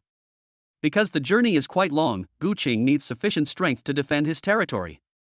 However, when discussing logistics and labor issues, a minor but significant problem arose. The 58 werewolf laborers captured from Zhang Yang's territory. During these 10 days or so, although they worked diligently under the supervision of the succubus, their loyalty hovered around the passing grade, and they had many complaints. Just as Gu Qing was pondering, a succubus scout rushed over to report. "My lord, those werewolves have started causing trouble." Chapter 55 Bloodline Sacrifice, Silver Moon Wolfguard.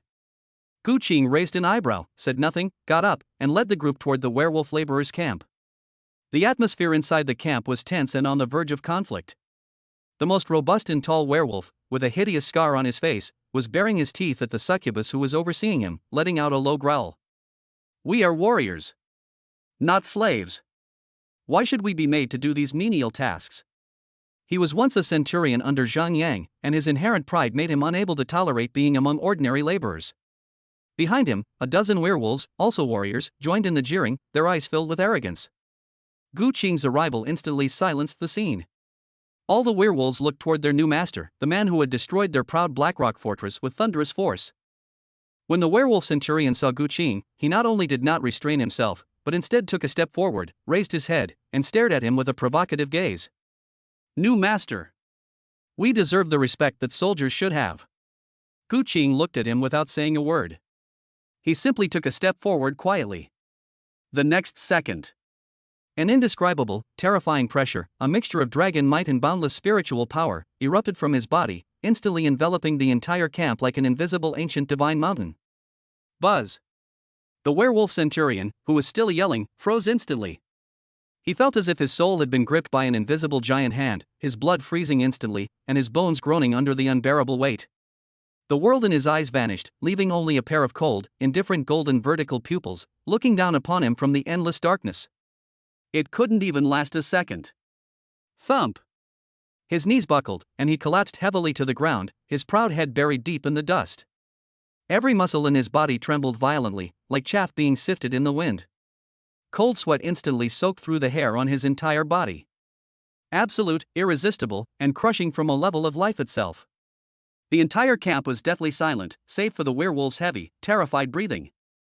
All the werewolves lay prostrate on the ground, not even daring to raise their heads. Gu Qing slowly withdrew his oppressive aura, and the air in the camp began to circulate again. He looked down at the werewolf centurion who was on the verge of fainting, his voice calm yet clear to every werewolf. "Here, there are no soldiers or laborers. Only loyalty and usefulness matter." After saying that, he pointed to the bloodline evolution pool that was radiating a mysterious glow not far away, and extended an olive branch that would determine their fate. "Prove your loyalty and worth, and I will give you the opportunity to evolve. Like this." Gu Qing waved his hand. Guya, who had been waiting nearby, immediately led several werewolves captured in the previous extermination operation who refused to submit to the bloodline evolution pool. "Throw it in." Under the horrified gaze of all the werewolves, the few that were still struggling frantically were mercilessly thrown into the pool.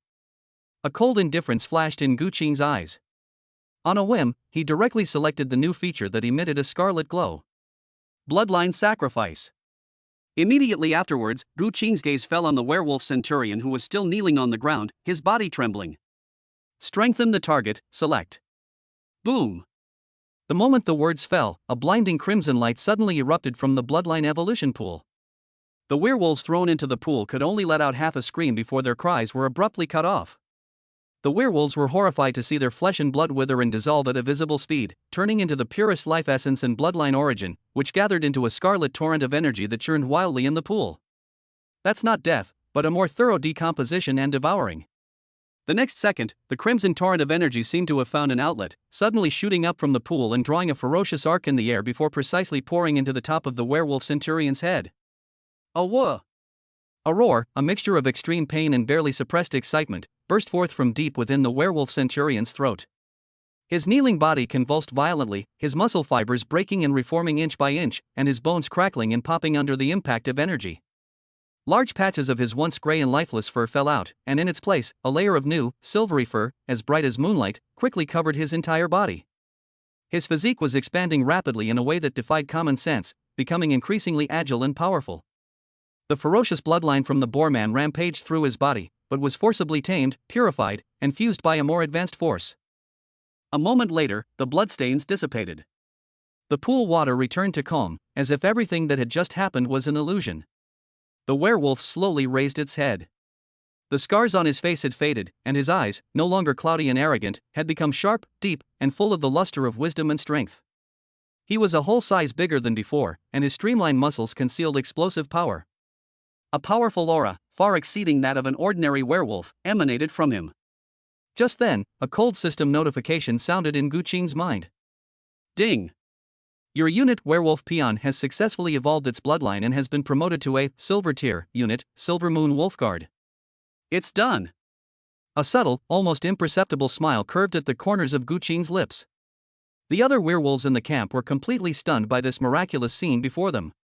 Their eyes went from initial fear to awe, and finally to unparalleled fervor and worship. Evolution. Upgrade your rank. This is something they never dared to dream of.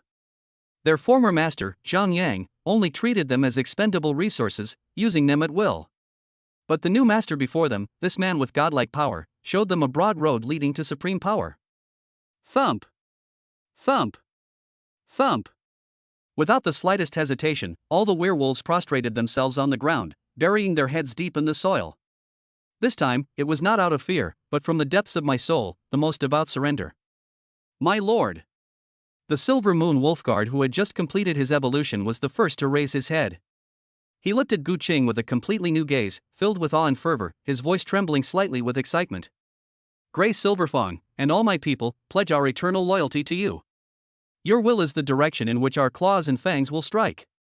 We are willing to offer everything for our lord. The 50-odd surviving werewolves let out a unified roar that shook the surrounding area. Ding! Your unit Werewolf Peons X57, loyalty increased to 100 diehard. Ding! Your unit's Silver Moon Wolfguard has increased its loyalty to 100 diehard loyalist. Looking at the group of werewolves who had completely submitted to him, Gu Qing nodded in satisfaction.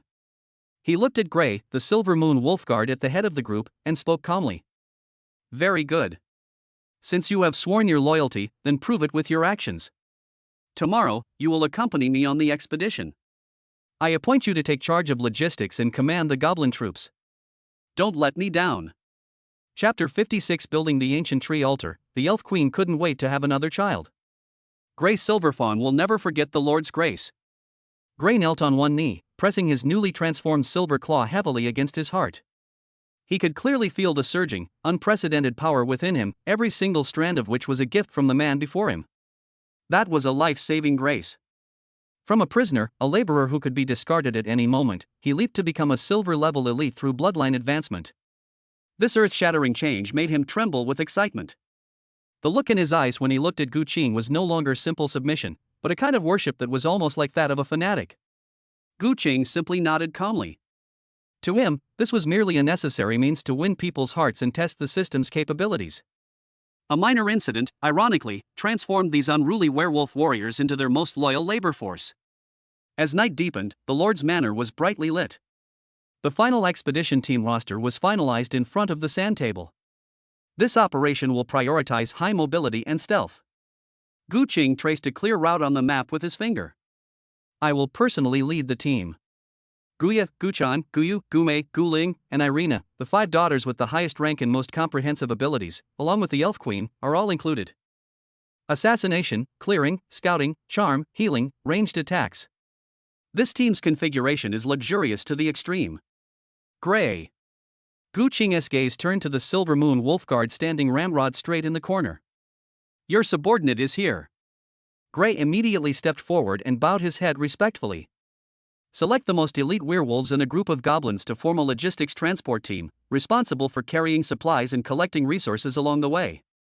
Remember, speed is the top priority. Yes, my lord. Gray's voice was firm and powerful, without the slightest hesitation.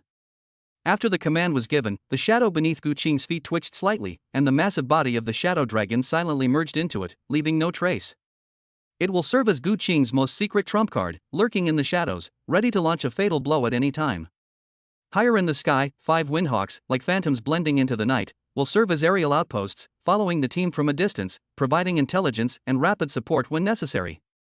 After arranging the departure, Gu Qing's gaze fell on Suna and Gu Mei, who had just come of age. The defense of this territory is now in your hands. Rest assured, my lord. Suna's eyes sparkled, tender yet carrying a hint of the decisiveness befitting a queen. With the fountain of life constantly providing healing and energy, the ever-growing elven mother tree protecting the entire territory, and the gradually improving watchtowers and defensive towers on the periphery, the territory can now be described as a mobile warfortress. Gu Qing took out a blueprint that shimmered with magical light from his storage space and handed it to Irina. These are the blueprints for the Magic Arrow Tower. Once the energy crystals produced by the energy gathering well are sufficient, you will be responsible for building them in several key locations within the territory to further enhance firepower. Irina solemnly accepted the blueprints and nodded. Everything seemed to be arranged perfectly. Just as Gu Qing was about to adjourn the meeting and let everyone go to rest, he suddenly remembered something. He once again took out the most mysterious blueprint he had obtained from the ostentatious mithril box from his storage space. Ancient elf tree altar. He had never studied this drawing carefully. I'm taking these out now just to double-check the required materials before we leave, so that Irina and the others can keep an eye out for them while I'm away. But when his gaze swept over the rows of material lists below the drawings, his pupils suddenly contracted. Construction requirements: Elf Mother Tree Growth Stage X1, Moonstone X10, Lifespring X 100 liters. Moonstone. Isn't that one of the rare magic crystals seized from Zhang Yang's warehouse? At the time, I just thought the energy was pure, so I packed it all up and brought it back, forgetting that it was the core material for building the altar. All the materials are here. Gu Qing's heart skipped a beat, and a surge of joy welled up inside her. But then he saw the most crucial prerequisite. The elf mother tree must enter its growth stage. He immediately spared a thought to check on the condition of the mother tree, and the feedback he received was that although the mother tree had been growing vigorously, it seemed to be just one step away from entering the growth stage. Gu Qing's eyes flickered as she thought of the flower fairy. Gu Ling, Irina, all the flower fairies, follow me. Gu Qing stood up abruptly, took the blueprints, and strode towards the rear of the territory, towards the sacred land nourished by the fountain of life. The group was puzzled, but they still followed immediately. Under the moonlight, the mother tree of elves radiated a soft glow of life, its enormous canopy like an open emerald green canopy, sheltering this land. Gu Ling, use your strongest healing power to infuse the mother tree. Flower fairy, use all your strength to induce childbirth. Gu Qing's command was concise and direct. Yes, father. Gu Ling did not hesitate at all. She walked to the mother tree, closed her eyes, and gently placed her hands on the thick trunk. Heart of healing, full power activation. A brilliant and pure holy light burst forth from her small body, transforming into a pillar of light that continuously flowed into the body of the elf mother tree. 10 flower fairies also danced around the mother tree, waving their wings and scattering golden pollen that contained the power of life. Pollen induces labor. Buzz. Under the combined effects of Heart of Healing and pollen growth induction, the entire elf mother tree seemed to be injected with the most potent catalyst, bursting forth with an unprecedentedly dazzling green light. Visibly, the already thick tree trunk began to grow taller and thicker at a speed that defied the laws of nature. Countless new branches sprouted from the trunk, and tender green leaves unfurled rapidly, unleashing an indescribable surge of life that soared into the sky. Ding! Under the catalysis of multiple life energies, your spirit mother tree has successfully entered the growth stage. Ding! The construction requirements for the building, Elven Ancient Tree Altar, have been met. It's done! A glint flashed in Gu Qing's eyes, and without hesitation, he slammed the blueprint in his hand onto the open ground next to the mother tree. Put up! After a large amount of resources entered the blueprints emitted light and disappeared into the ground in front of them. Rumble! The earth began to tremble slightly, and countless emerald green light spots spread out from the roots of the elf mother tree, quickly outlining an ancient and complex magic circle on the ground. Immediately afterwards, a sacred altar made entirely of interwoven moonstone and ancient tree branches rose from the ground amidst the light. The moment the altar took shape, all the elven units in the entire territory, whether it was Irina, Guling, or the Moonshadow Elf archers, all stopped what they were doing. They felt a calling from the deepest part of their bloodline. It was an ancient resonance, originating from the very beginning of the race. Oh! A Moonshadow Elf archer couldn't help but let out a joyful cheer. The cheer seemed contagious soon, all the elves were emitting heartfelt, irrepressible cries of joy. Irina gazed excitedly at the altar before her, which radiated a sacred light. Her delicate body trembled slightly. She knew what that meant. This means that the Moon Elf race finally has a foundation for a resurgence. Their future is no longer a distant fantasy. Her gaze finally settled on the man who had single-handedly created all of this.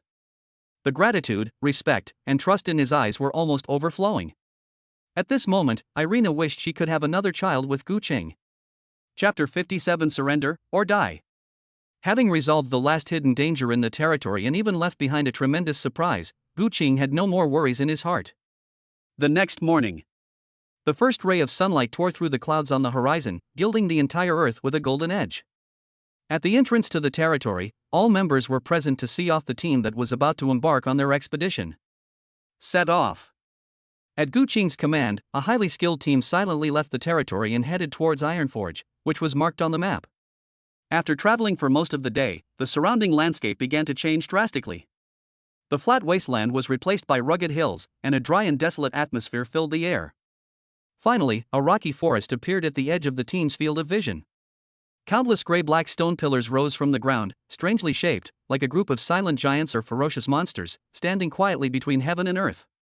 The wind whistled through the cracks in the stone pillars, producing a shrill and piercing sound, sometimes like the wailing of a female ghost, sometimes like the mournful howl of a vengeful spirit, constantly assaulting the eardrums of everyone in the group and disturbing their minds. Wailing Stone Forest. Father, a large tribe of harpies is entrenched in the stone forest ahead. High in the sky, Guyu's cool voice clearly entered Gu Qing's mind through the mental link. Guyu's abilities are best suited for the role of a scout. So she kept riding the little Eagle King to scout in mid-air. Harpy? Gu Qing raised an eyebrow slightly. This was a notoriously troublesome monster that used the complex stone forest terrain as a natural lair, moving swiftly and making them extremely difficult to deal with. Most importantly, their signature sonic attacks are impossible to defend against, can directly affect the mental level, and are extremely lethal to low-level units. All personnel on alert, maintain formation, and advance in a contracted manner. Gu Qing's command was concise yet steady. The group slowed down, and the werewolf guards led by Grey Silverfang instinctively gripped their weapons, scanning the shadowy stone pillars around them warily, emitting low, threatening growls. However, just as the group stepped into the outer perimeter of the stone forest, from all directions, without any warning, countless extremely piercing screams rang out. The sound was like countless poisoned steel needles, piercing deep into everyone's brains. Invisible sound waves surged in like a tidal wave. Ugh!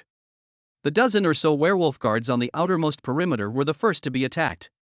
They felt as if their heads were about to explode, stars were flashing before their eyes, the world was spinning, they couldn't even stand up straight, and their weapons fell to the ground with a clatter. The team's formation instantly became somewhat chaotic. Snort! A cold snort rang out amidst the chaos. There was not a ripple in Gu Qing's eyes. That terrifying mental power of 182 points was like an invisible barrier, instantly spreading out from him and enveloping the entire team. The ear-piercing screams that could drive ordinary soldiers to the brink of mental collapse were weakened the moment they came into contact with this barrier, like waves crashing against rocks, and eventually turned into a harmless breeze. The werewolves, who were clutching their heads and howling in pain, suddenly froze. That soul-wrenching pain vanished abruptly. Instead, there was an unprecedented peace and tranquility, as if one were in the warmest harbor, where no storms from the outside world could disturb one's peace. They looked up in shock at the indifferent-looking man in the center of the group. Grey Silverfang's pupils contracted sharply, and the look in his eyes as he looked at Gu Qing had changed from his previous fanatical worship to a deep-seated awe. This is their new master. A godlike power.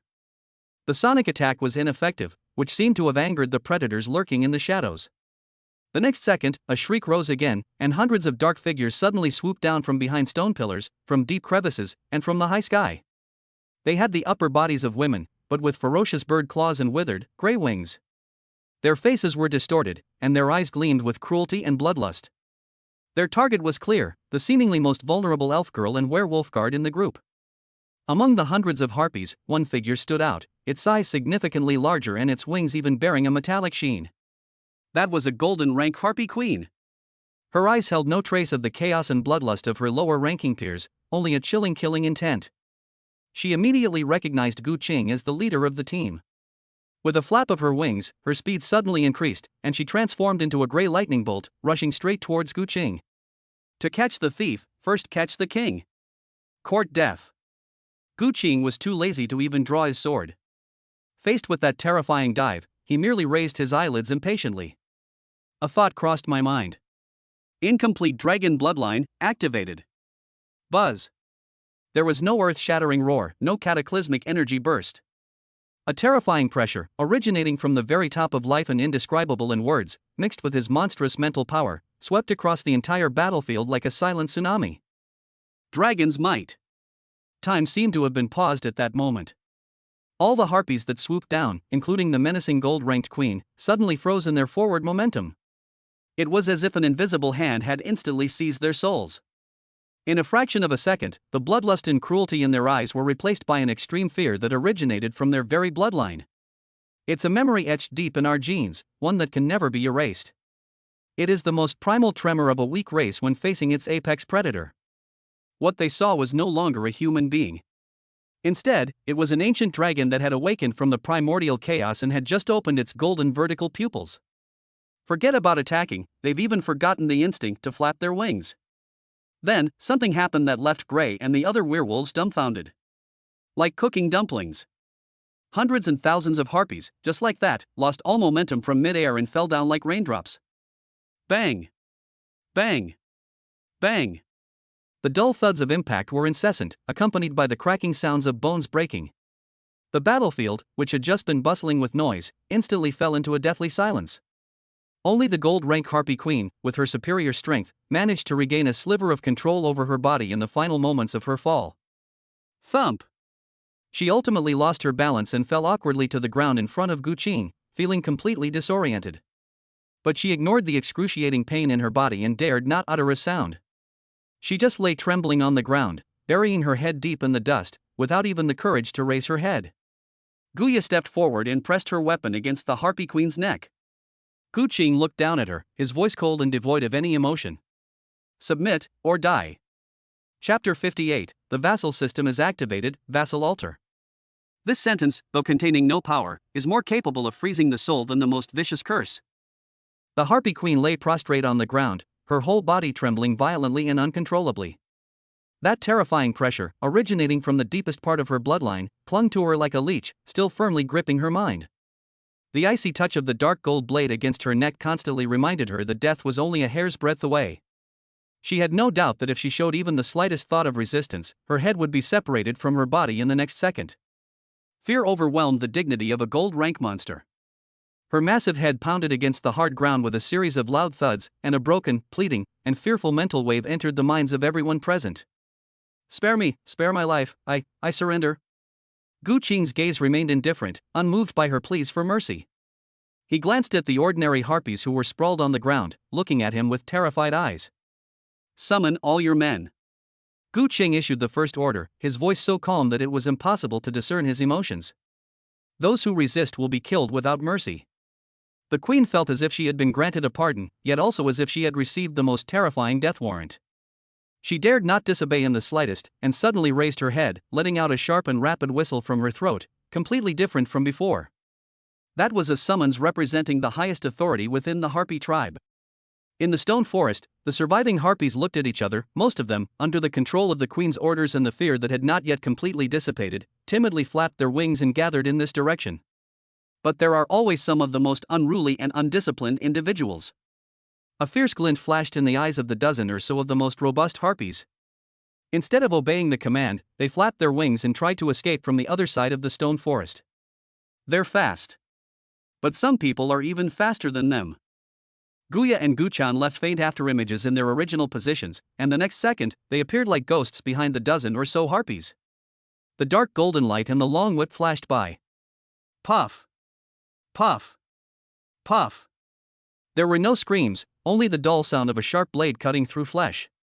A dozen or so heads, still bearing expressions of shock and ferocity, shot into the sky, their warm blood gushing out like a fountain, instantly staining the gray-black stone pillar behind them crimson.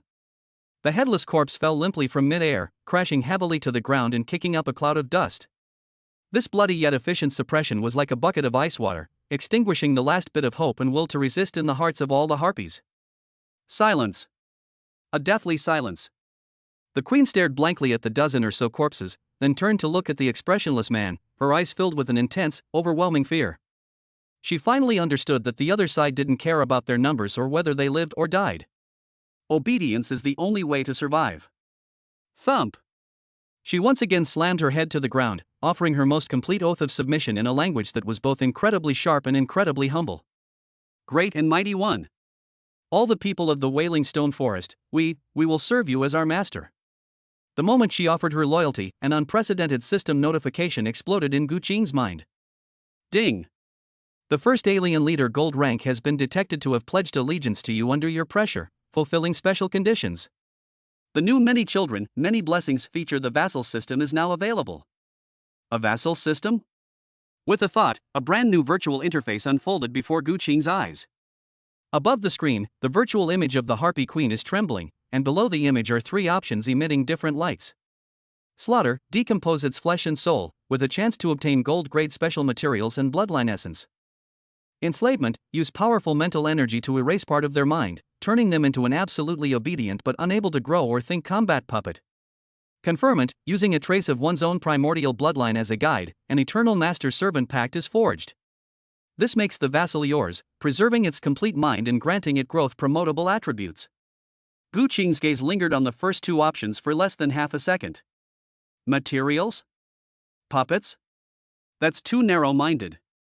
What he valued was the entire Harpy tribe's reconnaissance and aerial harassment capabilities. The value of a wise leader who can grow and manage his people far surpasses that of a bunch of inanimate objects. Choose, bestow titles. He made his decision without hesitation. Ding! Initiating the vassal conferment ceremony. Please bestow upon them their true name. Gu Qing's gaze fell on the banshee before him, who controlled the wind and shrieks, and she spoke calmly. From this day forward, your name will be Windchant. The moment the words fell, a barely perceptible wisp of crimson light condensed at Gu Qing's fingertips. Call out. The light transformed into an incomparably profound blood-red contract rune, which, like a living thing, instantly pierced through the air and precisely entered Feng Yin's brow. Well. Feng Yin let out a painful groan, and his whole body shuddered violently. She felt an incomparably domineering yet noble power imprinted on the deepest part of her soul. That brand was a constraint, a shackle, preventing her from having the slightest thought of rebellion against the man before her. But strangely, within that extreme sense of constraint, there was also a faint, almost imperceptible, bloodline aura from a higher level of life. The aura did not repel her at all, on the contrary, it was like a warm current that made her mixed and chaotic bloodline feel an instinctive sense of closeness and awe. That is the most primal yearning of lower life forms for higher bloodlines. Ding! Conferment successful. You have acquired your first vassal, Wind Whisper Harpy Queen. Ding! The vassal system has been successfully activated. The host is rewarded with a special item, Vassal Altar Portable X1. Ding! Constitution +5, Spirit +10. Another wave of attribute boosts. Gu Qing felt the power within him growing again and focused his attention on the item called the Vassal Altar. Subordinate Altar Portable. Type, Special Building Item. Effect, a small altar can be deployed at any time. For vassal units that have been granted titles, the bloodline sacrifice function within the territory can be used without returning to the territory's bloodline evolution pool. Nice one. Gu Qing's eyes lit up. This is practically a divine artifact tailor-made for this expedition.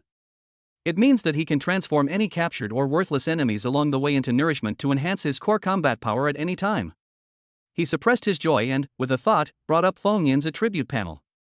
Wind Whisper. Race, Harpy. Rank, Gold. Loyalty, 100 Master Servant Contract. The panel's attributes are average, meeting the gold level standard. But at the very bottom of the panel, a line of striking red text caught Gu Qing's attention. Warning, this unit has a mixed bloodline with serious defects and extremely low growth potential.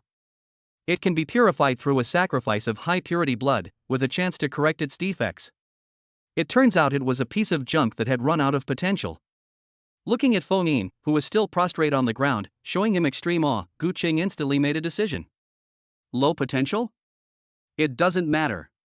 Gu Qing's gaze fell on the corpse of the harpy who had just resisted. Without saying much, Gu Qing simply moved his mind, and the vassal altar he had just acquired transformed into a stream of light and appeared in the open space in front of him. The altar was small, but it was filled with an ancient and bloody atmosphere. Under Gu Qing's orders, the werewolves quickly moved the harpy corpses to the vassal altar. Gu Cheng brought Feng Yin to the vassal altar as well, and then activated the altar's power. Bloodline Sacrifice. Chapter 59 Dark Gold Tier Unit, Storm Banshee. Bloodline Sacrifice. When Gu Qing's cold will was given, the portable vassal altar in front of him shook violently. A crimson light shot into the sky, instantly engulfing the dozen or so harpy corpses on the altar. There were no screams, no struggles. The corpses seemed to have been thrown into aqua regia, and their flesh, bones, and wings disintegrated at a visible speed in the blinding red light. However, it was forcibly stripped and purified, transforming into the purest bloodline energy. The whole process was barbaric and bloody, yet it also possessed a strange, highly efficient aesthetic. The werewolf guards around them stared intently at the scene, their throats dry and their breaths unconsciously held. They then looked at the harpy queen beside the altar, who had just been crowned and was still in a state of great fear and confusion. Wind whisper. Her eyes were also filled with terror, but beneath that terror surged an irrepressible desire for that crimson energy. That's life's instinct for revolution. Boom! As if finding an outlet, the crimson energy torrent that had been swirling and churning above the altar transformed into a ferocious blood-red ribbon, which suddenly poured into the top of Feng Yin's head amidst her eyes filled with a mixture of fear and longing. The extreme pain caused Feng Yin to let out an extremely shrill roar. The feeling was as if countless red-hot irons were tearing at her soul, every inch of flesh and every bone was being forcibly crushed and reassembled by an incomparably domineering force. Her body convulsed violently, and large patches of mottled feathers fell from her gray wings, revealing bare, blood-soaked flesh. But then, amidst that painful roar, a completely different tone emerged. That was no longer a simple wail, but a low cry with the hint of an impending storm.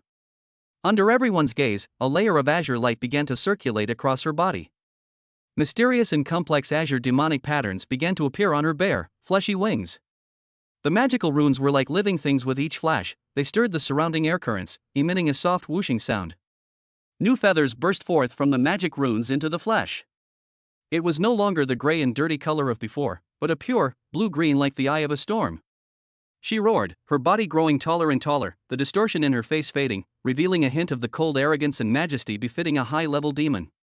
At that very moment, a series of system notifications rang out in Gu Qing's mind. Ding! Your unit Harpy Queen has successfully evolved its bloodline and has been promoted to a Dark Gold unit, Storm Witch. Congratulations, host! The Harpy Queen has acquired a Platinum-level talent, Wind Affinity Passive. Wind Affinity easily senses and manipulates airflow, slightly increasing movement speed, and allows sound and arrows to travel farther and more accurately with the help of wind. Boom! The blood-red light on the altar finally dissipated. A completely new figure slowly unfurled her enormous wings, which shimmered with cyan magical patterns. She hovered in mid-air, surrounded by a visible cyan vortex. Her eyes were no longer filled with the chaos and bloodlust of before, but were like the deepest eye of the storm, cold and sharp. From gold to dark gold, it's a direct upgrade of an entire tier. Thump! The Storm Demoness, having completed her transformation, showed no arrogance. Instead, she immediately withdrew all her power, descended from mid-air, and knelt heavily before Gu Qing. She pressed her forehead deeply against the dust in front of Gu Qing's toes, a gesture of utter surrender, the most humble and devout. Greetings, my lord. This ability to evolve bloodlines, combined with the bloody suppression just now, has completely subdued Feng Yin. She raised her head, and in her storm-like eyes, Gu Qing's indifferent figure was reflected. The master-servant contract deep within her soul was completely transformed into an indelible mark of faith at this moment. Gray and his werewolf guards watched the scene with envy that almost turned into flames. They saw it clearly. Using only some corpses, the Lord has forcibly elevated a gold-level monster to platinum level. What a miracle! The way they looked at Gu Qing was beyond fanaticism. It was the gaze one would give to a deity walking among mortals. As long as they follow their Lord and offer their loyalty, they too will eventually have such a day. Phone in. Gu Qing ignored the werewolf's thoughts, showed Feng Yin the location of the energy crystal vein on the map, and then directly ordered, "Scout ahead and find the exact location of that energy crystal vein." "Yes, my lord." Gulan's figure instantly transformed into a streak of azure lightning, disappearing into the depths of the stone forest in the blink of an eye. That speed was several times faster than before. The procession continued forward. When night fell, Feng Yin's figure reappeared. "My lord, the vein has been found." Gulan's voice came through the mental link, carrying a hint of solemnity. "The mineral vein is located in the center of this stone forest, inside a huge underground cave. But the entrance to the cave is occupied by an extremely terrifying creature. That's a rock hydra. Based on bloodline intuition, it has at least 8 heads and is the absolute overlord of this area. It doesn't allow any creature to approach its lair." "Rock hydra?" Upon hearing this name, Guya, Guchan, and the others all became serious. This is a legendary subspecies of ancient behemoth, renowned for its terrifying defense and regenerative abilities. The werewolves in the group were so frightened that their faces turned pale. Gu Qing frowned slightly.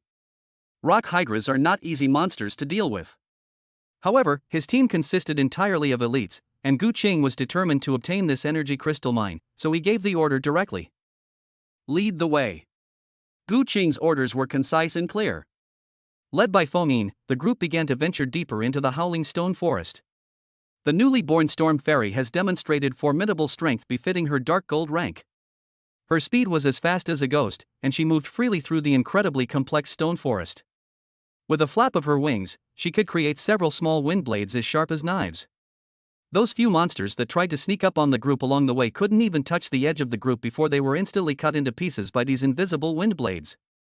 Gray and his werewolf guards could only watch helplessly as the blue figure in the sky, like the Grim Reaper, efficiently and elegantly reaped lives.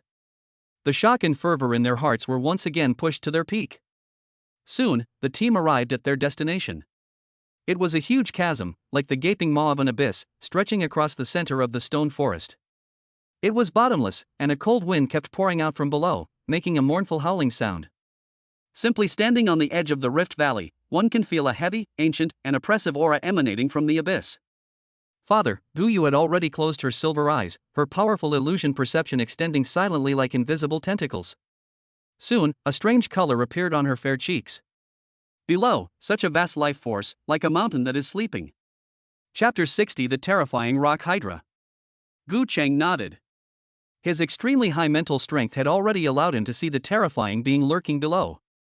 That aura was filled with pure and profound earth elemental power, indestructible, and seemed to have merged with the entire earth. He did not allow the main force to act rashly. "Gu Chan." "Yes, father." Gu Chan licked his lips, his eyes filled with excitement. "Find a good spot up there and be ready to use the whip of original sin to suppress me from a distance at any time." "Okay." After a brief tactical arrangement, Gu Qing gave Guya a wink. The next second, his figure silently disappeared into the shadow of the cliff, while Guya, like a gecko clinging to the rock face, followed closely behind without making a sound. The two people and the dragon quietly slid down the vertical cliff into the bottomless ravine. The deeper you go, the stronger the oppressive feeling becomes. The air was filled with a damp, earthy smell and the odor of sulfur. After going several hundred meters deeper, a huge underground cave came into view. Suddenly, everything became clear. This is an incredibly vast underground space, with countless enormous stalactites hanging from the dome. In the center of the cave is a vast lake, but the water in the lake is not clear. Instead, it has a strange, viscous, earthy yellow color. And right in the middle of that lake, Gu Qing's pupils contracted slightly. 9 ferocious, enormous snakeheads, as if carved from mountain rocks, floated one after another on the lake's surface. Their eyes were tightly closed, as if they were fast asleep. With each breath, the entire lake's surface rippled, and the sound of their snores echoed throughout the cave. It was that rock hydra. Its size is far larger than imagined. Each of its 9 heads that are above water is the size of a house. Behind those 9 snake heads, on the deepest part of the cave wall, a scene that would drive anyone who saw it crazy came into Gu Qing's view. The entire stone wall was densely inlaid with countless extremely dazzling crystals. Each of those crystals radiated a pure and surging energy light, illuminating the dim underground cavern as if it were daytime. Medium-sized energy crystal vein. Found it. Even with Gu Qing's composure, his breath caught in his throat for half a second when he saw the seemingly endless supply of energy crystals. This is no longer a fortune. This is the cornerstone of a path to hegemony.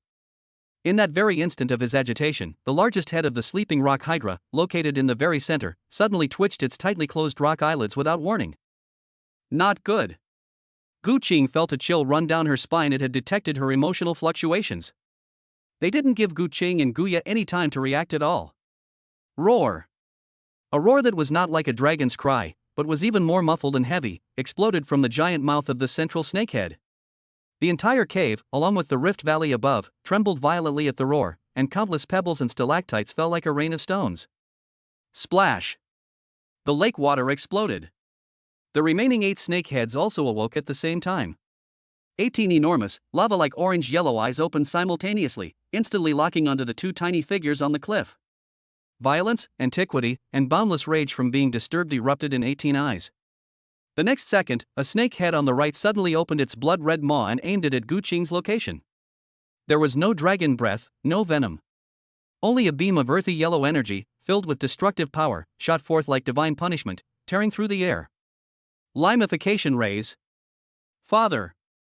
Guya exclaimed in surprise and, without thinking, stepped in front of Gu Qing to shield him. Get out of the way! Gu Qing gave a low shout and shoved her away, while the shadow beneath his feet twisted violently. Boom! The shadow dragon's massive and ferocious body instantly burst out of the shadows, using its dragon form to withstand the attack. With a deafening roar, the yellowish-brown beam of light slammed solidly into the shadow dragon's scales.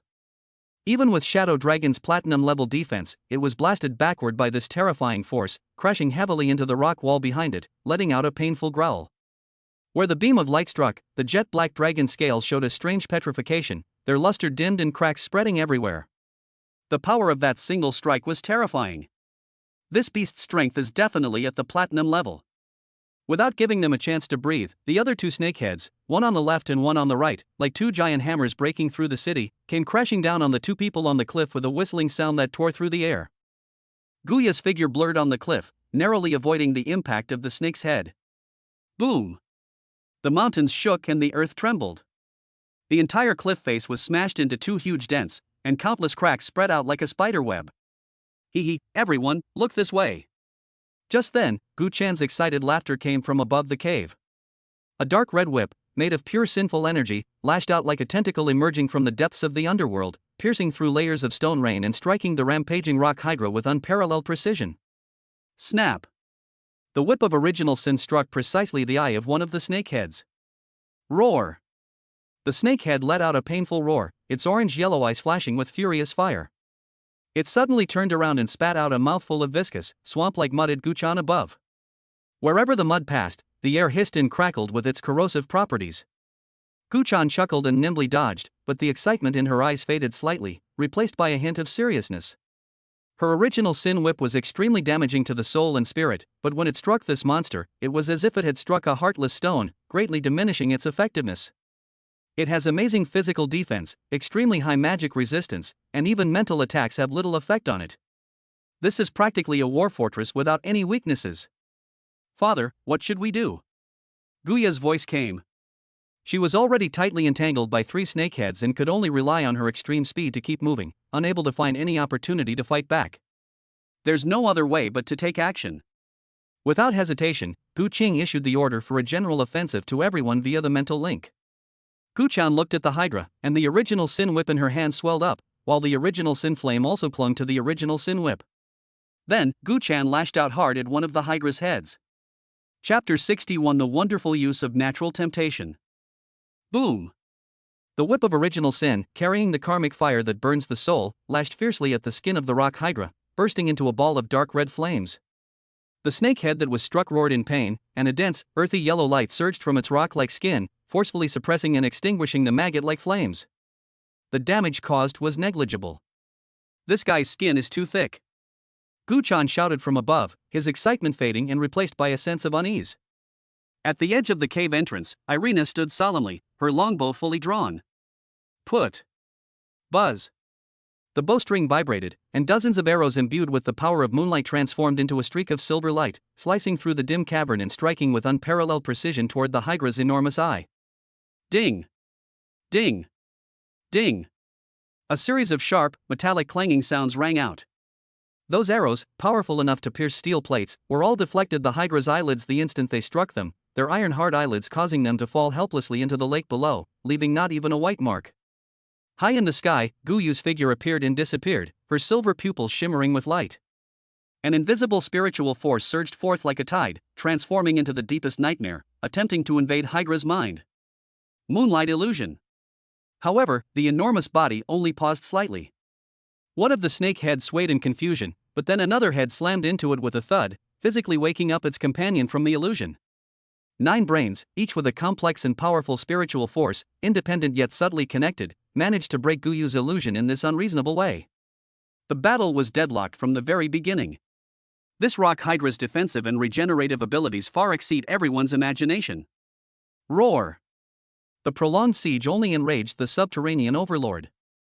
One of its snake heads suddenly rose up, not attacking anyone, but instead slamming hard into the cave's dome. Rumble! The entire cave shook violently, and the earth trembled. Countless massive boulders and stalactites of enormous weight broke off from the cave ceiling, raining down on the elven archers at the edge of the cave entrance as if the end of the world had come. Rockfall technique. Watch out. Irina's expression changed, and she hurriedly organized the troops to retreat. At this critical moment, a soft emerald green light suddenly shone from the rear of the battlefield, instantly enveloping the entire area. Gu Ling closed her eyes, clasped her hands together, and activated the full power of Holy Healing Heart.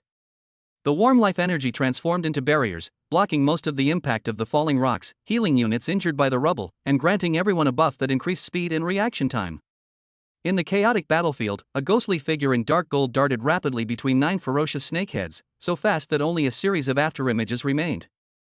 Guya's eyes were cold and focused, like a top hunter calmly observing the prey's every move, searching for that one and only flaw. That's it. Her gaze settled on the gap between the scales where the snake's head and neck connected. That was the only part of the entire skull that wasn't completely covered by thick rock armor. Roar! The shadow dragon roared as it pounced out of the shadows, its massive and ferocious body crashing head-on into 2 of the snake heads. A dull, loud noise echoed through the cave, like 2 small mountains colliding violently. Shadow Dragon let out a painful groan, but it tightly wrapped its claws and teeth around the 2 snake heads. Its massive body became the best human shield, tearing open a fleeting path of attack for Guya. Chance! Guya's figure vanished from her spot in an instant, and the next second, she appeared in front of the gap in the scales. The batwing blade in her hand drew a deadly arc in the air, emitting a dark golden light, and pierced in with perfect precision. Put! The blade pierced flesh. A stream of hot, yellowish-brown blood, carrying a strong sulfurous odor, gushed out. It was a success. However, before the crowd could cheer, the wound that had been opened began to visibly wriggle and heal under the rich light of earth element. Blood flows backward, flesh and blood regenerate. In just 2 or 3 seconds, the deep, bone-revealing wound was completely healed, leaving only a shallow scar. Guya's pupils contracted, and she used the momentum to retreat. Looking at the terrifying recovery speed, a sense of powerlessness rose in her heart. How can we fight like this? On the edge of the battlefield, Gu Mei, who had not found an opportunity to intervene, looked at the terrifying behemoth that seemed to be the embodiment of the earth and suddenly tried to activate the power in her bloodline. Natural temptation. An invisible wave emanated from her. To her surprise, she discovered that she could resonate with the rocks and soil that made up the huge cave, as if she could feel their breathing. However, this resonance was completely crushed the moment it touched the Hydra by the domineering earth element energy within it, and could not have any effect on it at all. Roar! The successive attacks completely ignited the rock Hydra's fury. The enraged beast ceased its probing attacks. Its 9 enormous snakeheads suddenly stopped moving, and its 18 lava-like eyes burned with a destructive ferocity. At the same time, all 9 snakeheads took a deep breath. Buzz! At this moment, the earth element energy within the entire cave completely erupted. Endless, yellowish-brown energy points surged wildly from the rock walls on all sides, from the ground beneath their feet, and from the dome above, flowing into the 9 gaping maws of the Hydra like rivers flowing into the sea. The light grew brighter and brighter, and the aura of destruction surged wildly. The earth roars. Retreat! Irina screamed, her face drained of all color. Everyone's hearts sank to the bottom in the face of this attack, any defense seemed pale and powerless. This attack was enough to bury the entire cavern, along with all of them, alive. An atmosphere of despair instantly enveloped the entire team. At this crucial moment, Gu Qing, who had been standing in the shadows of the cliff like a spectator, finally made his move. Faced with that devastating blow, his face remained completely expressionless. Should we tough it out? That's the work of a brute. His gaze passed over the hydra that was gathering its strength and landed on his daughter, Gume, at the edge of the battlefield, where she was fatally resonating with the rocks. He then scanned the huge underground cavern, which was made entirely of rock. An incredibly bold, even insane, idea took shape in his mind. A thought crossed my mind. Gu Qing activated the gold-level talent that had just been returned to Gume. Natural temptation. Boom! A completely different, vast, and kingly invisible wave, centered on Gu Qing, swept across the entire underground space in an instant. If Gume's allure is a gentle call to nature, Gu Qing's allure is an unquestionable decree from nature. The rock hydra, which was frantically gathering energy, suddenly stopped. For the first time, a trace of bewilderment and confusion appeared in its 18 ferocious eyes. It felt. The earth beneath my feet, the rock face behind me, the dome above my head. The whole world, this cave on which it depended for survival and which it regarded as part of its body, suddenly became utterly unfamiliar. In that instant, it seemed as if this land had a new master. Father, you want to? Guya noticed the strange fluctuations in Gu Qing's aura and asked in confusion. Gu Qing did not answer. He simply raised his hand and gently clenched it in the air towards the rock hydra that was still gathering its strength. Then, in a voice so calm it was unsettling, he uttered 2 words. Bury it. The moment the words fell, the whole world seemed to have heard his command. Rumble, rumble. The mountain came back to life. Chapter 62 Rare Titan Hydra Bloodline. When Gu Qing's calm yet chilling voice fell, the entire underground world suddenly fell into an eerie silence. The yellowish-brown energy points that were rapidly gathering, along with the earth-shattering roar of the earth, came to an abrupt halt at the peak of their power. The riotous earth elementals seemed to have been paused, suddenly coming to a halt. At the same instant, they seemed to sense a presence that was more advanced, gentler, and more attractive than the brutal manipulation of the rock hydra. It is a sense of closeness that originates from the source of life, the longing of sand and gravel for mountains, and the belonging of streams to the sea. The immense spiritual power was no longer used as a means of attack, but transformed into billions of the gentlest tentacles, which, amplified by the natural temptation talent, formed a wondrous connection with the rock and earth elements throughout the cave. At this moment, Gu Qing is this land. The rocks fell, crashing directly down onto the rocky hydra. Hiccup? The rock hydra was somewhat dazed by the impact. For the first time, a look of bewilderment and confusion, usually reserved for intelligent beings, appeared in its 9 ferocious heads and 18 violent eyes.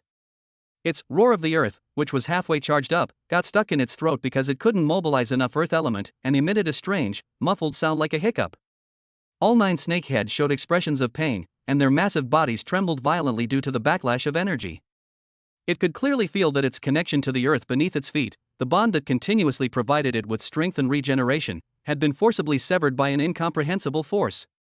Its proud regenerative ability instantly fails after it loses its connection with the earth. It became a rootless duckweed, an isolated and helpless rocky mountain. On the battlefield, those once-in-a-lifetime opportunities for combat are fleeting. Now, Gu Qing's cold, low shout signaled the start of the final all-out attack. Roar! The shadow dragon, which had been poised to strike, let out a roar that shook the entire cave. It held nothing back, its breath, imbued with the ultimate shadow and dragon fire, transformed into a destructive torrent of black and red, spewing without reservation at the hydra's massive body, which had lost the protection of the earth. Hee, it's my turn. Above the cave, Gu Chan's giggles rang out again, this time filled with cruel pleasure. She swung the whip of original sin once more. Without the suppression of the earth element, the domineering karmic fire was like encountering the driest firewood, and with a roar, it instantly ignited the hydra's body. Dark red flames burned flesh and blood, and even more so, scorched the soul. At the same time, a dark golden streak of light, moving faster than lightning, charged forward once more. Guya's figure transformed into a deadly afterimage, her twin blades unleashing a furious, tempestuous barrage of cuts at the same wound and location she had previously found. Put. Put. Put. This time, without that abnormal regenerative ability, the sound of a sharp blade piercing flesh became incredibly clear. The scalding, yellowish-brown blood gushed out like a free fountain. The rock-hard, indestructible skin was finally torn open with a hideous gash, and under the relentless attacks, the wound grew larger and larger. Roar! A whoa! The rock hydra finally let out a mournful and desperate wail. Excruciating pain, unprecedented pain, was shooting from all parts of my body. Its massive body was forced to retreat under the combined fire of the crowd, and large pieces of its solid rock skin began to crack and peel away, revealing the bright red flesh beneath. It twisted its 9 heads wildly, trying to fight back, trying to smash the dome above its head, and trying to return to Mother Earth's embrace. But all its movements seemed so clumsy and powerless. Without the support of the earth, it is like a giant crocodile pulled from the water, possessing great strength but nowhere to use it. The entire battlefield, the balance of power between offense and defense, was instantly reversed.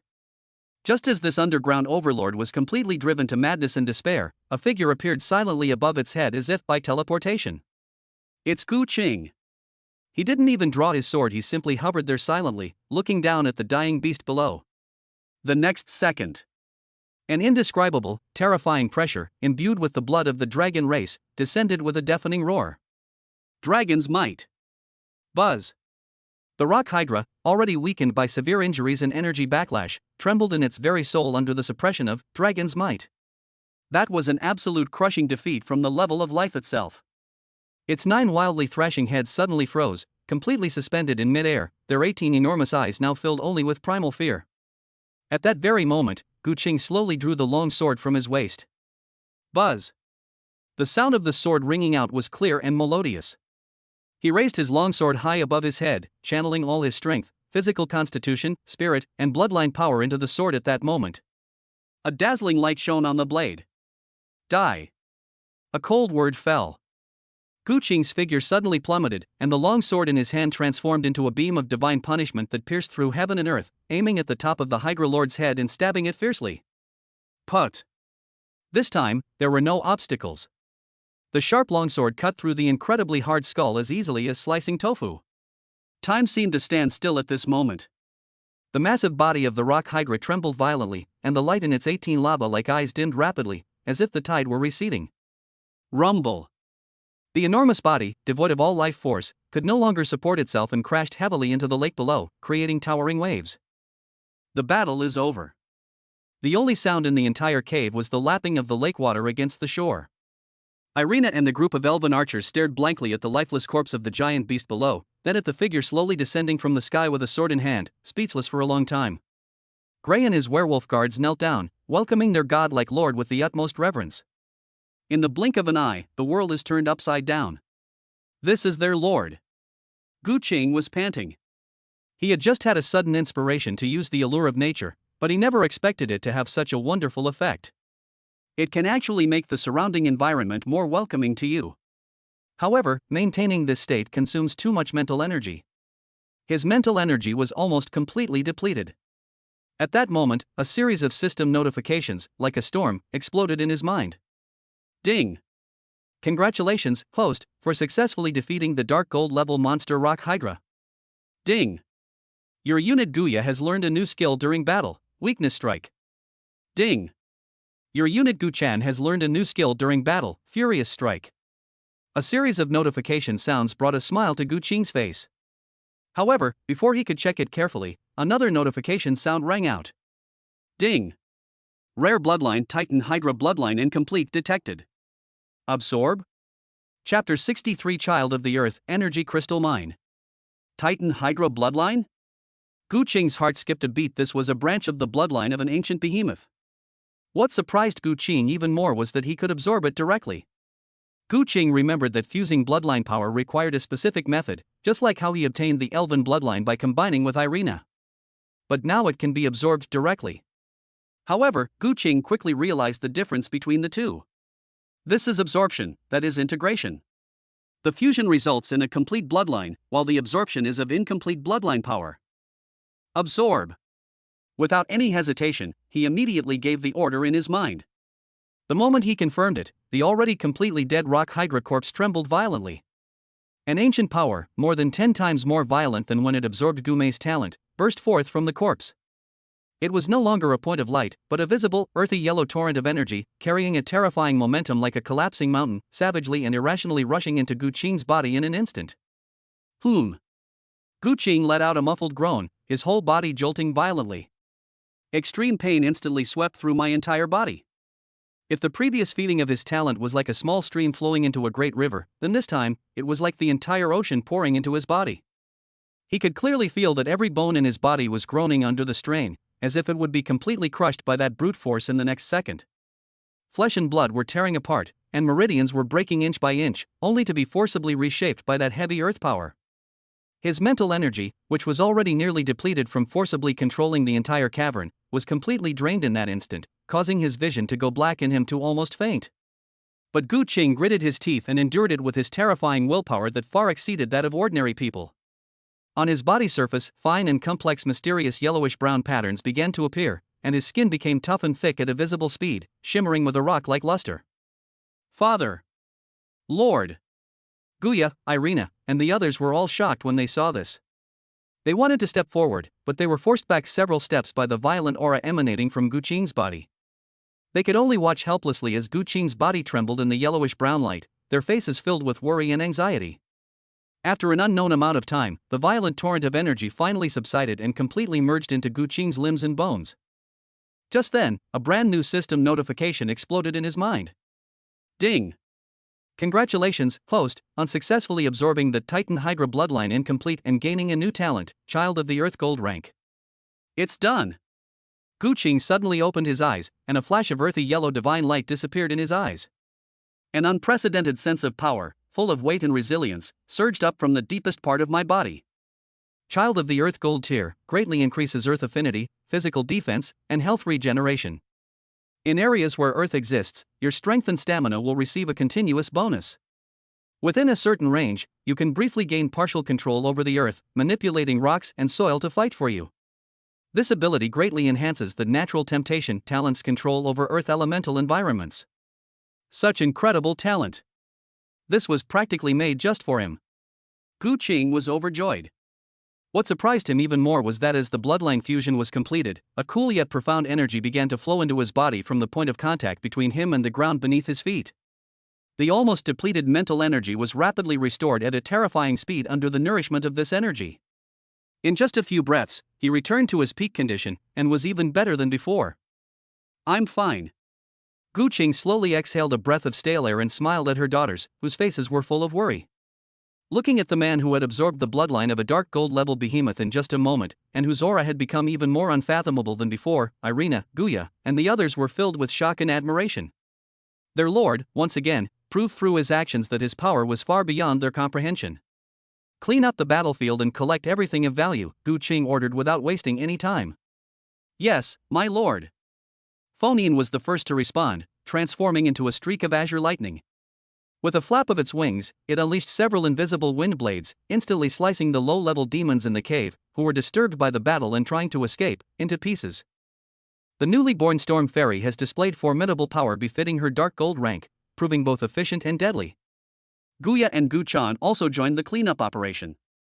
Having just mastered their new skills, they needed some live targets to practice on. Soon, the entire cave was completely cleared. When the team finally arrived at the stone wall of the mineral vein, even though they were mentally prepared, everyone was still completely shocked by the magnificent sight before them. As far as the eye could see, the entire massive stone wall was covered with countless energy crystals that shimmered with dazzling light. The large ones are as big as a fist, and the small ones are as thick as a thumb. The pure energy fluctuations here converge into a substantial mist of light, making people feel refreshed just by breathing. This is not a mineral vein. This is practically a mountain made of pure energy. I'm rich. Grey Silver Fang and his werewolf guards were all dumbfounded, swallowing unconsciously. With these energy crystals, it would be enough to bring all the architectural blueprints obtained from Zhang Yang's territory to life. Moreover, there will be a considerable surplus, giving you ample options for recruiting bronze succubi or other creatures. What are you all standing there for? Gu Qing's voice snapped them out of their shock. Gray, take your men and the goblins and start digging. Remember, keep it quiet, safety first. Yes. Yes. My lord. Grey Silverfang snapped to attention and immediately led all the werewolves and goblins, taking out the tools they had prepared beforehand, and charged toward the shimmering stone wall as if they had been injected with chicken blood. The clanging and banging sounds of mining soon echoed inside the cave. Looking at the bustling scene before him, Gu Qing turned his gaze to the low-level demons who had been captured during the extermination and were trembling with fear. Even a tiny mosquito is still neat. With a thought, the portable, vassal altar reappeared. Blood glinted, and screens rose and fell. In a short while, those worthless prisoners were all sacrificed, transformed into the purest bloodline energy, which was then used to nourish Gu Mei and Gu Ling in the group. Although the two little ones' levels did not increase, their bloodline potential visibly increased, bringing joyful smiles to their faces. This is a new ability of bloodline sacrifice that Gu Qing discovered. It is possible to sacrifice the bloodline power of different races, or even special bloodline power, but the bloodline power transformed from the sacrifice is far inferior to that of the same race. But it's better than nothing. As he watched the energy crystals being mined and piled up at his feet, Gu Qing began to plan the next steps for the development of his territory. Prioritize building blueprints such as the magic arrow tower obtained from expanding your territory. The energy well also needs to be upgraded. More energy crystals mean more units and a faster upgrade speed. Father, are we going straight back to the territory? Guya asked, looking at the mountain of energy crystals. No, Gu Qing shook his head, his gaze turning to the other exit of the cave, which led to Iron Forge. We'll rest here for the night. Tomorrow morning, Gray and half the werewolves will stay and continue mining, while we move on. His voice wasn't loud, but it clearly reached the ears of every core member. Our goal is not just this mine.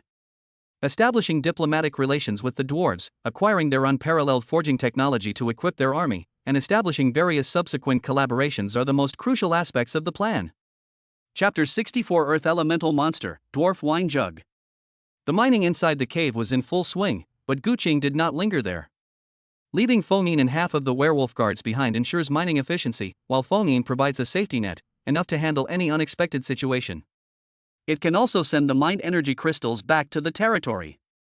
The next day, at the first light of dawn, Gu Qing, along with Guya, Gu Chan, and other core combatants, as well as the other half of the werewolf elites led by Gray, embarked on a new journey to Ironforge from another exit of the cave. When he left, Gu Qing also took with him 100 energy crystals that had just been mined. It might be useful in Ironforge. After passing through the narrow underground passage, the view suddenly opened up, and a wave of scorching hot air rushed towards us. The jagged rocks and deep ravines have disappeared, replaced by an endless expanse of yellow sand and Gobi Desert. The dry wind whipped up sand and grit, stinging my face with a slight tingling sensation. The air was thick with an almost tangible earthy scent, heavy and oppressive. The marching speed of the group unconsciously slowed down. Father. High in the sky, Guyu rode on the back of the little vulture king, circling around, and her solemn voice came through the mental link. Beneath the sand ahead, there is a massive gathering of earth elements, so numerous they resemble an army. The words had barely left his mouth. Rumble. Without warning, the entire earth began to tremble violently. It's as if a sleeping, ancient behemoth is turning over deep within the earth. Alert! Grey Silverfang roared and, together with all the werewolf guards, instantly formed a defensive formation, protecting Gu Qing and her daughters in the center. The next second. Splash! Splash!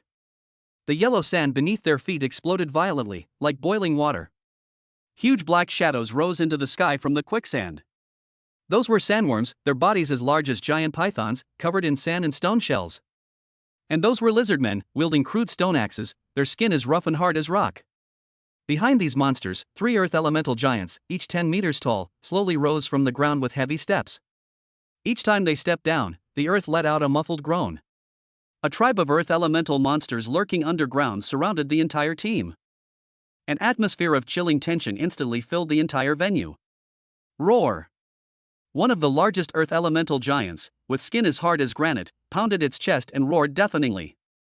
Its eyes, made of turbid crystals, were fixed on Gu Qing, who was the most reserved among the group. In its simple mind, the seemingly weakest human is the leader of the invaders. Boom! Without a word, its thick legs suddenly exerted force, and its massive body, like an out-of-control siege beast, charged straight at us with immense momentum.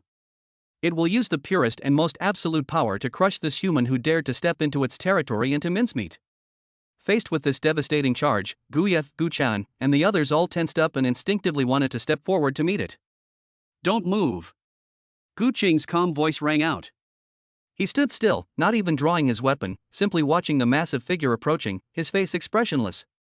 But in his perception, the world presented a completely different picture. The yellow sand beneath my feet, the rocks in the distance, every grain of earth floating in the air. They are no longer inanimate objects. They were breathing, pulsating, conveying to him an instinctive closeness and submission. It was as if he were the true master of this land. A thought crossed my mind. Child of the Earth, activate. An invisible monarchical will, centered on Gu Qing, instantly swept across the entire battlefield. The giant leader, who was charging forward with the force of thunder, suddenly stopped. It was horrified to discover that the earth beneath its feet, the yellow sand that should have provided it with endless power, had suddenly become utterly unfamiliar, even carrying a hint of resistance. In the less than a second, it was stunned. Gu Qing made a move. He simply raised his right hand casually and pressed it into the air in the direction of the giant leader. Splash! Without warning, the solid sand beneath the giant leader's feet collapsed instantly. A huge and deep quicksand vortex appeared out of nowhere, and its terrifying suction force was like the gaping maw of an abyss, instantly swallowing half of the enormous giant leader's body. Roar!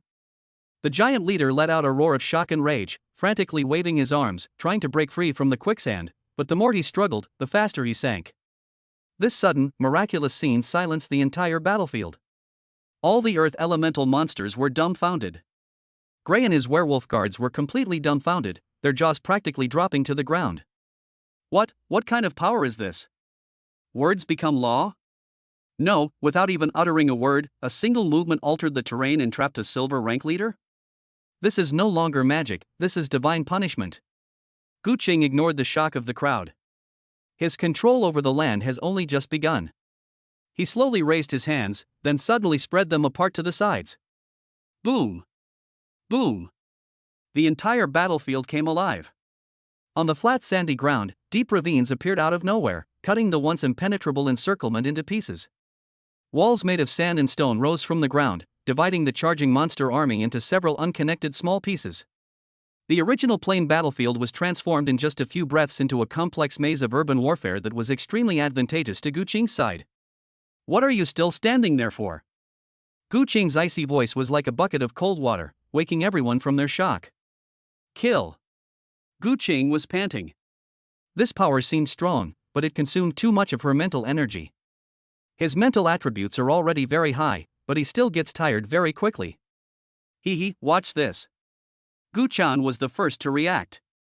She giggled and transformed into a dark red streak of light, rushing into the separated enemy ranks. Just as an unlucky giant sandworm peeked out from behind the sand wall, it was met with Gu Chan's long whip burning with karmic fire. A furious strike. Boom! On the long whip, sinful energy suddenly erupted, and the hard sand and stone shell was instantly shattered as if it were made of paper. The flesh and blood below were also blown into a blurry charcoal. This is a skill that Gu Chan just acquired, which unleashes a powerful burst of fury and delivers an extremely strong attack. On the other side, Guya's figure disappeared into the shadows like a ghost. She set her sights on a group of stone-skinned lizardmen trapped in a ravine. These creatures were extremely defensive and difficult to harm with ordinary swords and blades. But Guya's figure only flashed by among them. Puff! Puff! Puff! The sound of sharp blades slicing through the gaps in the scales rang out one after another. Exploit weaknesses. Each strike pierced their weakest points, the joints and eye sockets, with pinpoint accuracy, without a single wasted movement. When Guya reappeared, the dozen or so stone-skinned lizardmen behind her had all turned into cold corpses. Compared to Gu Chan's violent attacks, Guya has gone further and further down the path of an assassin. High in the sky, Guyu and Little Eagle King also began to cooperate. With a flap of its wings, the Little Eagle King stirred up a cloud of yellow sand, forming small sandstorms that completely disrupted the monster's vision. Meanwhile, Guyu's invisible moonlight illusion was carried by the storm to every corner of the battlefield with the help of the wind affinity. In an instant, the trapped monsters fell into even deeper chaos. They roared, brandished their weapons, and slashed at the enemies around them, and the tragedy of killing each other continued to unfold. For our lord! Gray Silverfawn watched with bated breath. He raised his claws and led his werewolf guards, relying on the advantageous terrain created by Gu Qing, like a sharp knife, plunging fiercely into the enemy's lines. At this moment, the giant leader trapped in the center of the quicksand vortex was still making a final, desperate struggle. It roared, its whole body radiating earth elemental light, and stubbornly resisted the suction of the quicksand, climbing upwards little by little. However, Gu Chan and Guya's attacks came one after another, directly and quickly. Ha! Ha! The giant leader's roar abruptly ceased. It looked down at the grotesque stalagmite piercing its chest, and the light in its turbid crystal eyes quickly dimmed. Boom! Its massive body fell heavily to the ground, and then fell silent. With their leader dead, the already chaotic demon army's morale collapsed instantly. They let out a terrified roar, no longer caring about fighting, turning tail and running away. Many even crawled on the ground, trembling, choosing to surrender. Gray, clean up the battlefield, tie up all those who surrendered. Gu Qing issued the order as if he had only done a trivial matter. Yes, my lord. Gray's voice trembled with excitement as he led the werewolves to quickly tally the spoils of war and bind the prisoners. Just then, as one of the werewolf guards was binding a stone-skinned lizard man, something suddenly fell out of a tattered leather pouch at the man's waist. It was a metal wine pot with an antique design, but it was covered with dents and scratches. The bottom of the flask is branded with a unique emblem of an intertwined warhammer and anvil. My lord! Look at this! Gray picked up the wine jug, ran quickly to Gu Qing, and offered it to her with both hands. Gu Qing took the wine pot, his gaze falling on the emblem, his eyes suddenly narrowing. Ironforge, the emblem of the dwarves. Chapter 65 Succubus Tribe Map, Dwarf Scouts. Dwarves, the emblem of Ironforge. The fact that this thing is here means that Ironforge is not far away. And this, father. Guya walked over and handed over a map made of tan hide from an unknown animal, which he had found deep inside the lizardman's lair. The map was drawn very crudely, but the marked locations were extremely clear. Not far from this Gobi Desert, in a volcanic area, there is a distorted symbol of flame and woman. Succubus tribe. Wild succubus tribes? Gu Qing pondered for a moment, then put the map away. Succubi are excellent assassins and intelligence agents. This tribe is worth recruiting. But he can distinguish between primary and secondary matters. Let's go to Ironforge first. The procession continued its march. A day and a half later, the landscape underwent another dramatic change. The boundless yellow sand desert has disappeared, replaced by a continuous, undulating, iron-gray mountain range. On the mountainside, large chunks of exposed iron ore reflected the cold gleam of metal under the sunlight. The dry, earthy scent in the air gradually faded, replaced by a unique, scorched smell mixed with sulfur and the aroma of forged metal. The further you go, the stronger the smell becomes. You can even faintly hear rhythmic clinking sounds coming from deep in the mountains, like the pulse of the earth. Father, there is a patrol of creatures at the mountain pass ahead. High in the sky, Guyu's cold voice echoed in Gu Qing's mind. They were short and stocky, and all had long beards. They must have been dwarfs. Gu Qing signaled the team to slow down and found a shady spot on a rock to hide temporarily.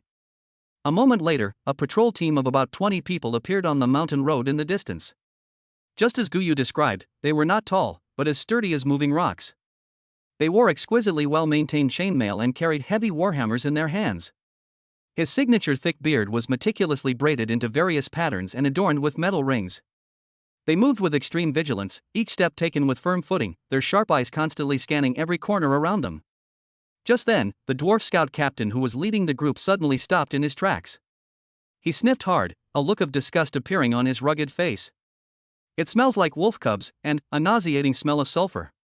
The dwarves beside him immediately gripped their warhammers and, following their captain's gaze, all looked toward the direction where Gu Qing and the others were hiding. Come out! The scout captain slammed his warhammer heavily on the ground, producing a muffled thud that sounded like a booming bell. You hiding scum, come out and let Grandpa Bartok see what you look like.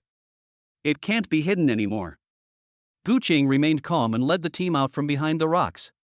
When the dwarven scouts saw the composition of the group, their wariness and disgust instantly turned into undisguised hostility and murderous intent. Werewolf and succubi. In the dwarves' black and white value system, these are synonyms for chaos and evil. Evil Lord. Scout Captain Bartok stared intently at Gu Qing with his large, bell-like eyes. He pointed at Gu Mei and Gray beside Gu Qing, spitting as he roared, "You brought these filthy creatures into our Ironforge territory. Are you trying to start a war?"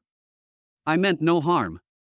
Gu Qing gestured for the group to stop, then stepped forward and spread his hands. He tried to communicate in common language, his voice steady. "I am a passing lord who has heard of Ironforge's great name and wishes to establish friendship with the great dwarves." As he spoke, he took out the incomplete map of Ironforge that he had seized from Zhang Yang from his storage space. However, Bartok didn't even look at the map. His gaze became even more wary in his eyes. A human who could command werewolves and succubi was definitely not a good person. This map is most likely a trap. Stop spouting your lies.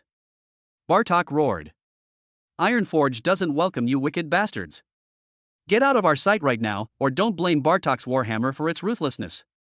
The dwarven scouts behind him had already formed a defensive formation, their warhammers aimed at Gu Qing's team, creating a tense atmosphere. Just then, a very young-looking dwarf scout noticed the little eagle king circling high in the sky. Captain! There are still monsters in the sky. The young dwarf, full of youthful vigor, didn't wait for Bartok's order. He pulled out a throwing axe from behind his back, mustered all his strength, and hurled it with a whoosh. Call out! The short axe whistled through the air as it hurtled straight toward the little eagle king. The little eagle king deftly sidestepped, easily dodging the hasty attack. But this move undoubtedly ignited the powder keg. Gu Qing's eyes instantly turned cold. He was too lazy to even bother with any more words. Buzz! There was no drawing of the sword, no unnecessary movements. A terrifying pressure, originating from the very top of the life level and mixed with antiquity and violence, suddenly descended. Dragon's might. Time seemed to be forcibly dragged into a quagmire at this moment. The 20 dwarf scouts, who were still full of bravado, suddenly froze on their angry faces. It was as if an invisible giant hand had instantly gripped their hearts and seized their souls. The heavy warhammers in their hands suddenly felt incredibly heavy, almost too heavy to hold. My legs began to go weak uncontrollably, and my jaw was chattering violently. Especially for the scout captain Bartok, who was directly facing this oppressive aura, his forehead was instantly covered in cold sweat, and the color drained from his face. He felt that he was no longer facing a human being. Instead, it was an ancient dragon that had awakened from the primordial chaos and had just opened its golden vertical pupils. Feeling insignificant, powerless, and a tremor from the deepest part of his bloodline instantly shattered all his pride as a bronze-level warrior. This isn't over yet. At the very moment the dragon's might descended, the ground beneath Gu Qing's feet emitted a deep rumble. Son of the earth. The ground beneath the dwarf's feet began to tremble slightly, and fine cracks appeared on the hard rock, as if it were about to collapse at any moment and swallow them into an endless abyss. This absolute control over the earth brings a fear that is even more direct and deadly to the dwarves who live in the mountains and underground than the might of the dragon. Well. Unable to withstand the double pressure of mental and environmental stress, a dwarf let out a painful groan. Guya and Gu Chan also stepped forward at the same time. Dark golden shadows and crimson flames burning with sin rose up behind Gu Qing, one on the left and one on the right. Those two completely different yet equally filled auras of death and destruction were like two heavy hammers, shattering the dwarves' last line of psychological defense. They had never seen such a terrifying combination. A human being, yet possessing the imposing presence of a dragon. One was like a grim reaper walking in the shadows, the other like a demon god from hell. This is an enemy they simply cannot contend with. Thump! Scout Captain Bartok finally succumbed to his injuries. His knees buckled, and he knelt heavily on the ground, the warhammer in his hand falling to the ground with a clang. He lowered his head deeply and spoke with difficulty in a voice that trembled violently from extreme fear. Great and mighty one, we are willing to take you to see the clan leader, please retract your anger. Chapter 66, a new application of the Vestal Altar, Dwarf Chieftain. As he yielded, the overwhelming pressure that could crush a soul, along with the tremors of the earth, receded like a tide. The world has returned to peace. But for these dwarven scouts, those few dozen seconds felt longer and more terrifying than any battle they had ever experienced. Gu Qing looked down at Bartok, who was kneeling on the ground, his voice calm and revealing no emotion. Lead the way, I need to go to Ironforge to see your king. This is an order, and there is no room for doubt. Faced with absolute strength, any stubbornness and prejudice seemed pale and powerless. Yes. Faced with fear and reality, Bartok had no choice at all. He nodded hastily, like a chicken pecking at rice. Soon, two of the fastest dwarven scouts were dispatched to return to Ironforge and report the situation. Gray, you go with them, Gu Qing ordered to those behind him. Yes, my lord. Looking at the dwarves' terrified yet awe-inspiring eyes, Gu Qing knew that today's deterrent had laid an excellent foundation for future diplomatic relations.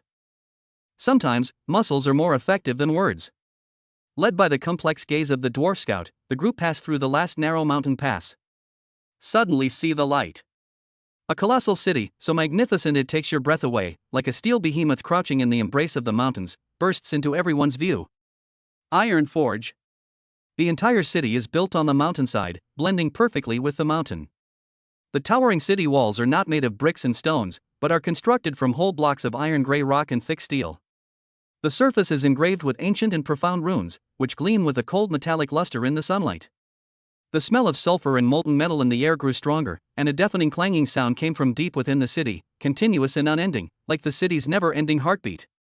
A group of dwarves were already waiting at the city gate. The leader was an elderly man whose stature was more robust than the other dwarfs.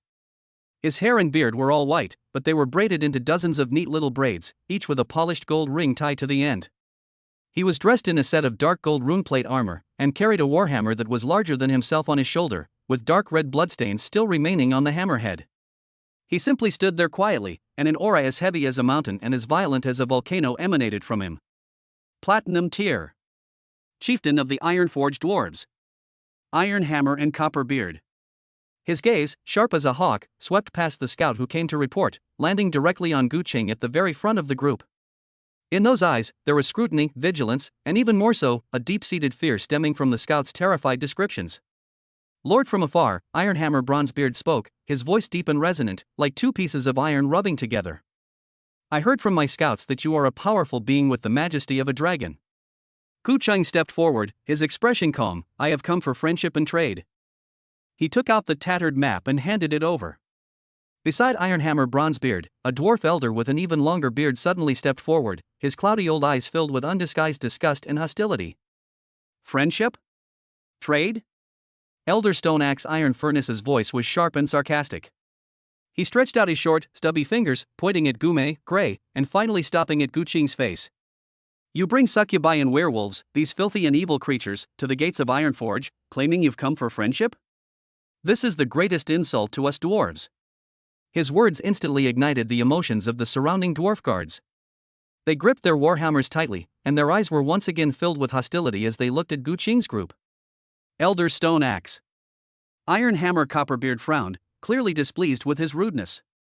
But Stoneaxe Ironforge refused to back down. He stiffened his neck and glared at Guqing. Chief.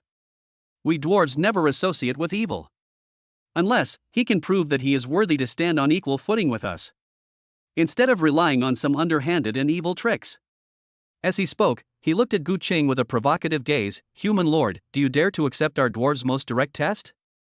All the dwarves' eyes were focused on Guqing. Faced with this expected provocation, Guqing showed no sign of anger. He even smiled. Since this is a test, I might as well show you why I can win the hearts and minds of these alien races. As soon as he finished speaking, he winked at Gray behind him. Gray immediately understood and brought up a human bandit leader who had been captured along the way, bound hand and foot, and threw him heavily to the ground. It's One-Eyed Buck. A dwarf guard recognized the prisoner and roared, "That bastard! He robbed our caravan last month." Stoneaxe Iron Furnace looked at the bandit, who was only at the bronze level, and his disdain deepened. What? You want to use the head of this human scum to prove your strength? How laughable. The surrounding dwarf guards also let out low chuckles. Guqing ignored these taunts. He just had a fleeting thought. Buzz. A small altar filled with an ancient, bloody aura appeared out of nowhere in the open space in front of him. That wild and eerie aura, like an invisible wave, swept across the entire area in an instant. All the laughter stopped abruptly. The pupils of Ironhammer Copperbeard and Stoneaxe Iron Furnace contracted sharply at the same time. They stared intently at the altar, their expressions shifting from disdain to solemnity and astonishment in an instant. What is this? They weren't given any time to think. With a flick of his wrist, Guqing produced a silver-grade monster core obtained after slaying the leader of the earth elemental giants in the Gobi Desert, still radiating intense energy, and it appeared in his hand. With a flick of his finger, the core transformed into a streak of light, landing precisely in the groove at the center of the altar. In my name I grant you new life and strength. Guqing's voice was indifferent, like a decree from a god. From this day forward, your name will be Steel Rock. Bloodline sacrifice, activated. Boom. A blinding crimson light shot into the sky, instantly engulfing the bandit leader who was still cursing on the ground. A blood-curdling scream, inhuman in its shimmering light, emanated from the blood-red light. The sound was filled with extreme pain, as if the soul itself was being crushed and reshaped. Under the utterly shocked gazes of all the dwarves, the bandit leader's body was undergoing a terrifying transformation visible to the naked eye. His body swelled up like a balloon, his muscles bulging and tearing through his tattered leather armor. Immediately afterwards, his original skin began to keratinize and harden rapidly in a bizarre way, eventually turning into a layer of rock-like armor that shimmered with a metallic luster. His bronze-level aura surged upwards like a rocket. Mid-tier bronze. Advanced bronze rank. Bronze peak. Boom! A brand new, powerful aura belonging to the silver rank erupted suddenly. The blood-red light slowly dissipated. The gaunt bandit leader was nowhere to be seen on the altar. Instead, there was a steel rock warrior, over 2 meters tall, covered in thick rock armor, wielding a monstrous rock axe that had appeared in his hand, and exuding a terrifying silver-level aura. His eyes were no longer filled with the cunning and cruelty of before, but with an extreme, fanatical loyalty and worship for Guqing. At the same time, the system notification sounded in Guqing's mind right on time. Ding!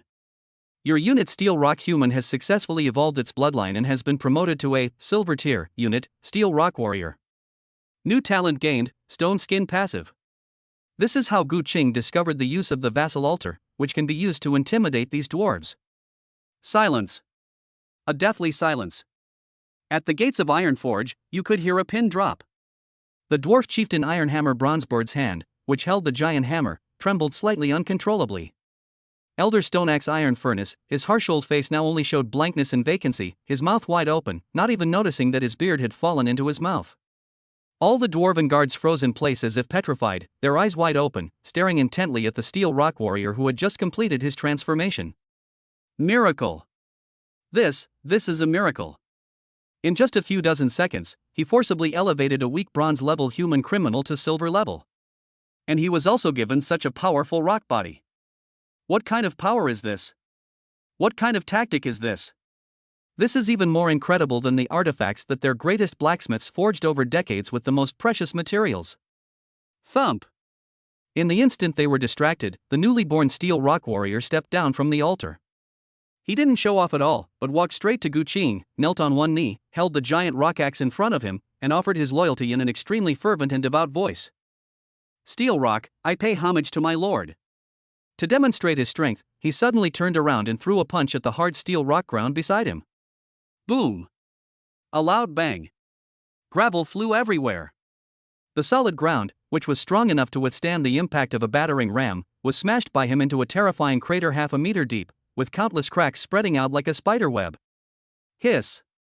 The surrounding dwarf guards all gasped in unison. This power. They're already no worse than those born warriors. Guqing looked at the dwarves' horrified expressions and spoke calmly. This is only a part of my power. I can make my followers evolve and become stronger. As long as they offer their loyalty, they can obtain the power they dream of. These words struck the hearts of every dwarf like a heavy hammer. Especially the clan leader, Ironhammer Bronzebeard. The last trace of hostility and wariness in his eyes completely vanished.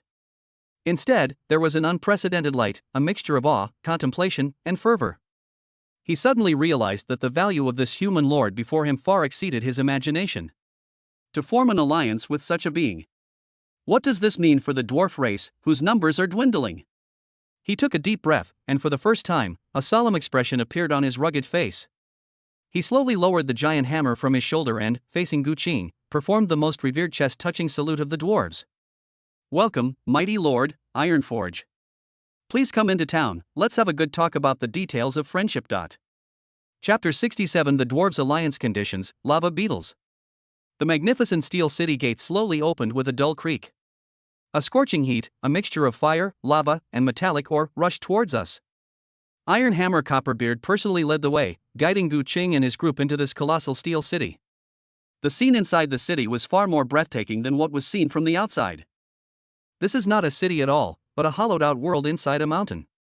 A massive river of lava rushes beneath the city, turning the entire underground space a fiery red. Countless sturdy steel bridges span it, connecting one huge platform after another. On the platform, forging workshops were everywhere, with roaring furnaces and deafening hammer blows rising and falling, like the tireless heartbeat of the city. Countless bare-chested, muscular dwarf craftsmen were wielding giant hammers, sweating profusely as they pounded the red-hot iron ingots. Sparks flew everywhere, and each hammer blow carried a unique rhythm and beauty. The dwarven guards and civilians lining the road looked at this peculiar group of humans, succubi, and werewolves with eyes full of curiosity and wariness.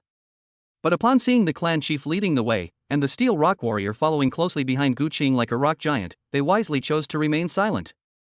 This is the place we dwarves are most proud of, the Heartforge. Ironhammer Bronzebeard pointed to the rushing river of lava below, his voice filled with undisguised pride. The best weapons in this wasteland were all born here. He led Guqing to a huge forging platform. The walls were covered with all sorts of weapons and armor that gleamed with a cold light. From sharp runic battleaxes to heavy full body plate armor, each piece is meticulously crafted and exudes excellent energy fluctuations, with some even being silver-grade masterpieces. Guqing's gaze swept over the weapons. His desire for the dwarven forging techniques grew stronger. Although his army was of strong lineage, its equipment had always been a weakness. If we can arm the werewolf guards and elven archers with these excellent weapons forged by the dwarves, their combat power will definitely reach a new level. Just then, that sarcastic voice rang out again. Humph, even the best weapon depends on who holds it. The dwarf elder stone axe iron furnace had somehow caught up with them. He glanced at Guqing, his cloudy old eyes still showing a hint of resentment. We dwarves only cooperate with the truly strong and allies who can bring value. Your Highness, your magic trick of turning humans to stone is indeed amazing, but we dwarves believe in power that can be held in our own hands. Although his words were harsh, they expressed the sentiments of all the dwarves. While bloodline evolution is indeed wondrous, for pragmatic dwarves, this invisible and intangible ability is ultimately rather ethereal. Guqing understood the meaning behind his words, but she wasn't annoyed. He tilted his head slightly towards the Steel Rock warrior behind him. Steel Rock, let the elders see your current strength. Yes, my lord. Gangyan responded in a muffled voice and strode forward. Stoneaxe Iron Furnace frowned, picked up a heavy tower shield from the weapon rack next to him, and slammed it heavily on the ground. Come on, hit here. If you can leave a mark on this, I'll admit you have some brute strength. This tower shield is made entirely of refined steel and is engraved with reinforcing runes.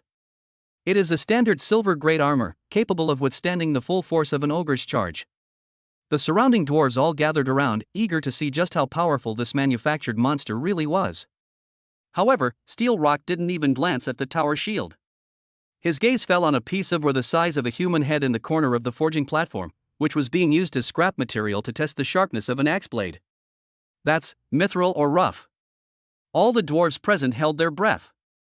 Mithril, what an incredibly hard magical metal. Even the strongest warrior in their tribe would need to use an enchanted armor-piercing hammer with all his might to possibly break it. What does the stone monster want to do? Amidst the astonished and uncertain gazes of everyone, Steel Rock walked up to the mithril ore. He did not use a weapon, but slowly raised his right fist, which was made entirely of rock. Roar!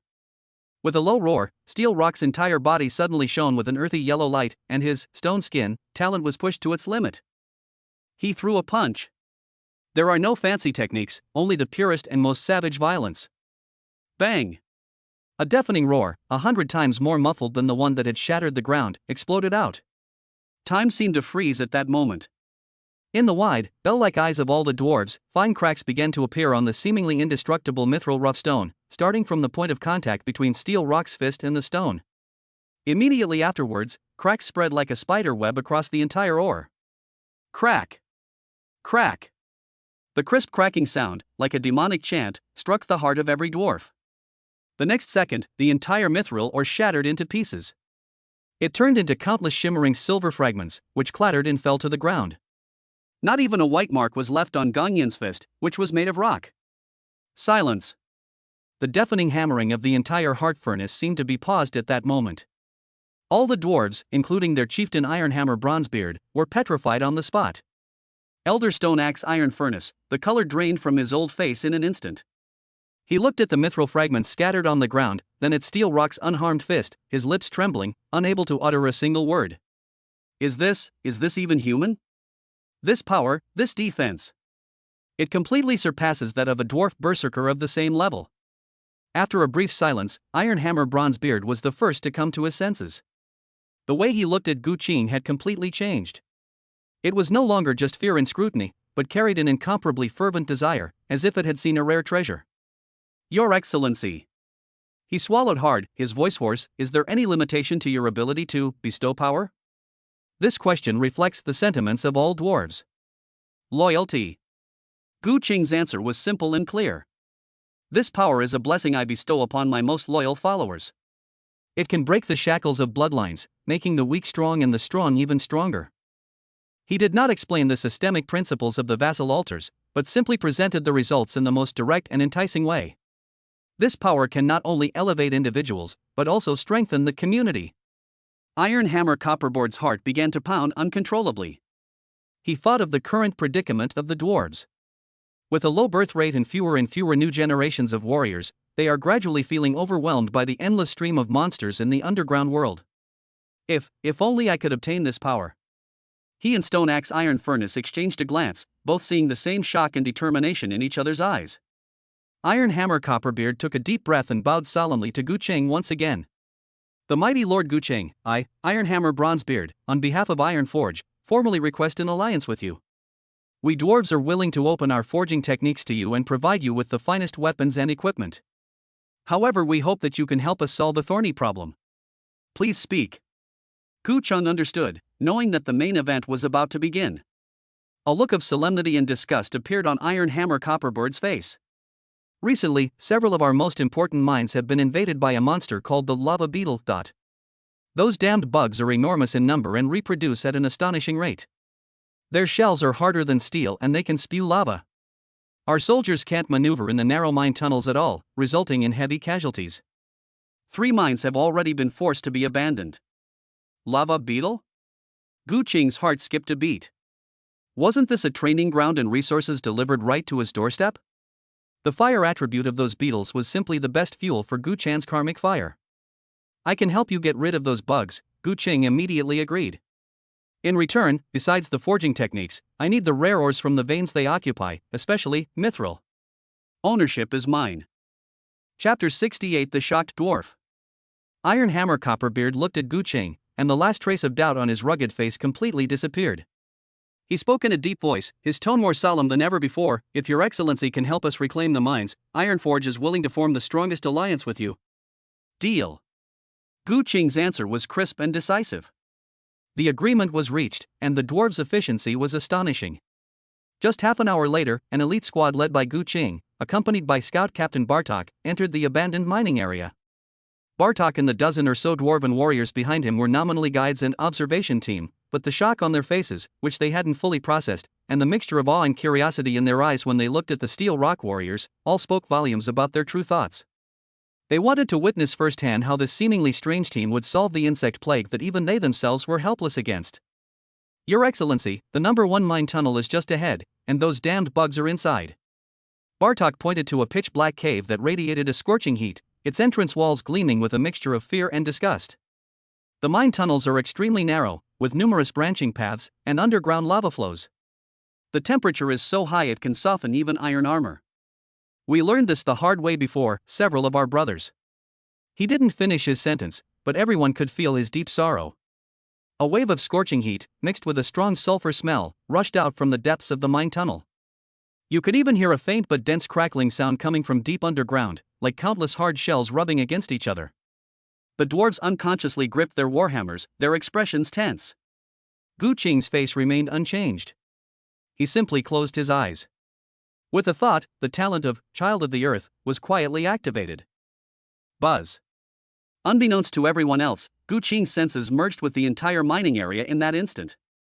The rock strata beneath his feet, the direction of the mine tunnels, the surging lava rivers deep within, even the structure of each rock, a vivid and 3-dimensional model of the underground world was instantly constructed in his mind.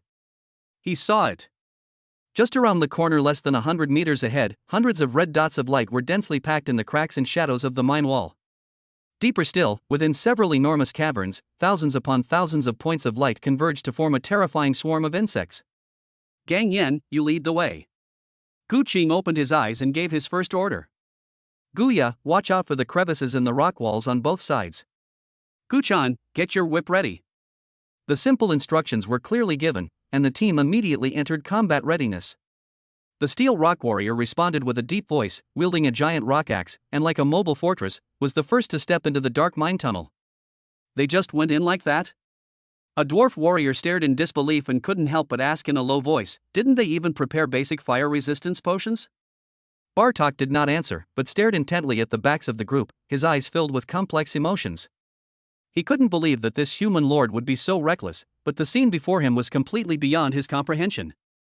The team had only gone less than 50 meters into the mine tunnel. Snap! Crack! Crack! On the rock walls on both sides, dozens of narrow cracks suddenly lit up with patches of crimson light. The next second, dozens of hound-sized, hideous beetles covered in dark red carapaces, like ferocious insects forged from lava, darted out from the gaps and pounced on the group. Watch out! Bartok cried out in alarm. These lava beetles are incredibly fast and are masters of surprise attacks. As soon as they appeared, they opened their ferocious mouths. Puff! Puff! Puff! There was no venom, only streams of thick, scorching lava, like high-pressure water jets, spraying down on the steel rock warriors at the front. Roar! The steel rock warrior let out a low roar, neither dodging nor avoiding, and without even raising his axe, he directly used his rock-formed chest to meet the attack head-on. Sizzle, sizzle! The lava, powerful enough to melt steel, was poured onto his thick, rocky skin, but it only burst into puffs of white steam, leaving behind patches of charred marks. Not even the surface of his skin melted. Stone skin, talent, a perfect counter. How is this possible? The dwarf observation team at the rear practically popped their eyes out. Their prized, tempered steel armor would be melted through in less than 10 seconds under the continuous spray of lava. Yet this stone monster was completely unharmed? They weren't given any time to be shocked. Hee, a bunch of little flames, come and add some firewood for your big sister. A delicate laugh echoed through the narrow mine tunnel, filled with cruel pleasure. Gu-chan's figure flashed out from behind the steel rock warrior, and the original sin whip in her hand left a dark red afterimage in the air before fiercely lashing at the group of beetles that were still spewing lava. Snap! Dark red karmic flames erupted from the long whip. A bizarre scene unfolded.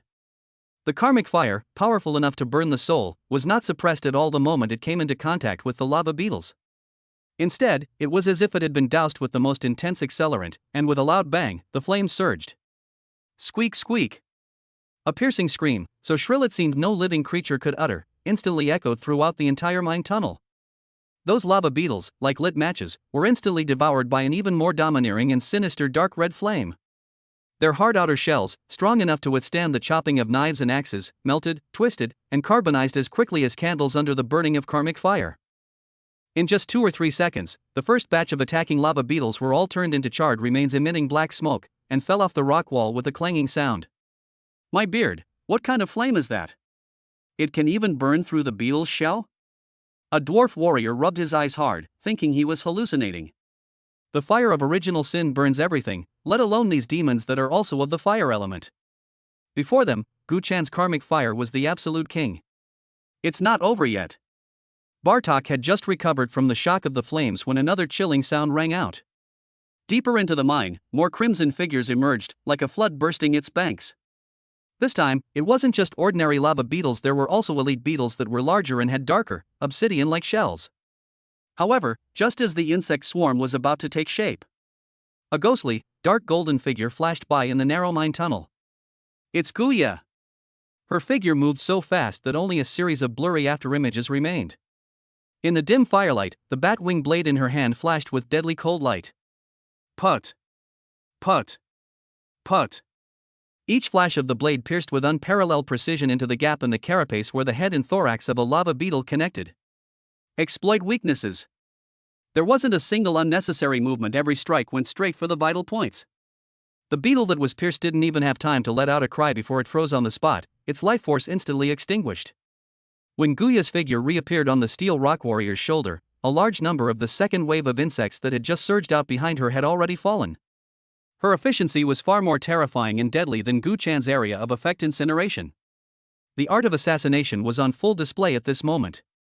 Bartok and the dwarven warriors behind him were completely numb. A terrifying neat shield that is impervious to blades and bullets and ignores lava. A fire witch who can burn lava beetles as firewood. A ghostly assassin who strolls leisurely through swarms of insects, reaping lives. This guy's here to clean the mine tunnels? This guy's clearly here to buy supplies. The defensive line that they had been unable to break through despite organizing manpower and paying a heavy price several times before was as fragile as a thin sheet of paper in front of this small team. Their efficiency and the strangeness of their methods made these battle-hardened dwarf warriors feel as if their worldview had been repeatedly rubbed into the ground. However, the real miracles were only just beginning. Too many, prepare to change tactics. Gu Qing's voice rang out calmly. As the insect swarm was cleared away, the beetles deep in the mine were completely alarmed, and an endless torrent of crimson water began to surge outwards. Faced with a scene so terrifying it could kill anyone with trypophobia, Gu Qing simply raised her hand slowly. Boom! The ground beneath the dwarves' feet suddenly trembled. Under their ghostly gazes, the hard rock ground in front of the mine tunnel suddenly rose up from the ground without warning. A rock wall several meters thick, like a wall of divine punishment, instantly blocked most of the mine tunnel, leaving only a narrow gap that could only allow a few beetles to pass through. The surging swarm of insects was violently slammed into the wall that appeared out of nowhere, causing chaos and disarray as insects trampled those in front. Kill! Gu Qing coldly uttered a single word. The steel rock warrior guarding the breach swung his giant axe for the first time. Call! The massive rock axe, carrying immense force, slammed into the densely packed swarm of insects. Put! Blood and flesh flew everywhere, and carapace shattered. With a single axe stroke, more than a dozen lava beetles were smashed into a bloody pulp. The entire gap has been transformed into the bloodiest meat grinder ever. This is manipulating the earth? Bartok's beard bristled with shock as he pointed at Gu Qing, his voice trembling. You are also a child of the earth? No, that's not right. Even the earth bloodline of the dwarven legends could not manipulate the rocks so effortlessly. This is no longer magic, this is no longer the power of bloodline. This is authority. This land is obeying his commands. Bartok suddenly recalled Gu Qing's godlike methods at the gates of Ironforge. An utterly absurd yet utterly real thought exploded in his mind. Did they attract a human lord, or a god walking among humans? This battle can no longer be called a battle. This was a one-sided massacre. With Gu Qing's absolute control over the terrain, the endless swarm of insects was divided, surrounded, and then efficiently cleared away. An hour later, when the last lava beetle was pinned to the wall by Guya's sharp blade, the entire number 1 mine tunnel had returned to complete silence. The ground was covered with a thick layer of beetle carcasses and charred shell fragments. The air was filled with a strange smell of burning protein. Gu Qing's team was unharmed. Irina's elven archers hadn't even had a chance to fire a single arrow.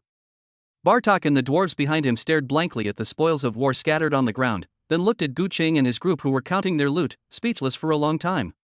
They launched several attacks, losing nearly 100 soldiers who still couldn't clear the mine tunnels, and within an hour, the mine was completely cleared. A complex mix of shame, shock, and fervor fermented in the heart of every dwarf. My lord, we have 732 bronze-grade lava cores, along with shell materials. Gray excitedly reported the results. Gu Qing waved his hand, interrupting him. His gaze drifted deeper into the mine tunnel, a hint of amusement flashing in his dark eyes. The appetizers are finished. The main character seems to be getting impatient. The words had barely left his mouth. Rumble, rumble, rumble. The entire mining area began to tremble violently without warning. A terrifying pressure, more than 10 times stronger than before and filled with a violent and destructive aura, suddenly erupted from the deepest part of the earth. At this moment, the crimson flames at the end of the mine tunnel were as bright as day. Chapter 69. Deep into the earth's core, commander of the lava beetle. That violent aura, like a volcano erupting from the depths of the earth, instantly swept across the entire mining area. Boom! The earth beneath our feet groaned in agony, the scorching heat carrying a pungent sulfurous fumes that surged from the depths of the mine. Bartok and the dwarf warriors behind him turned deathly pale in an instant. It's the commander. The lava beetle commander. A young dwarf warrior's voice trembled violently with fear. Not just one, there are at least 3 of these auras. Bartok's rugged face was now filled with despair. We're doomed. The commander is 3 times the size of a regular beetle, and its carapace is so thick that even our armor-piercing hammers can't break it. It can also spew lava in an area. Our shield wall is a joke in front of them. He recalled the tragic deaths of his people, the horrific scene of them being instantly swallowed by the lava torrent, without even having time to scream. However, Gu Qing, who stood at the very front of the line, showed no emotion on his face. He simply closed his eyes slowly.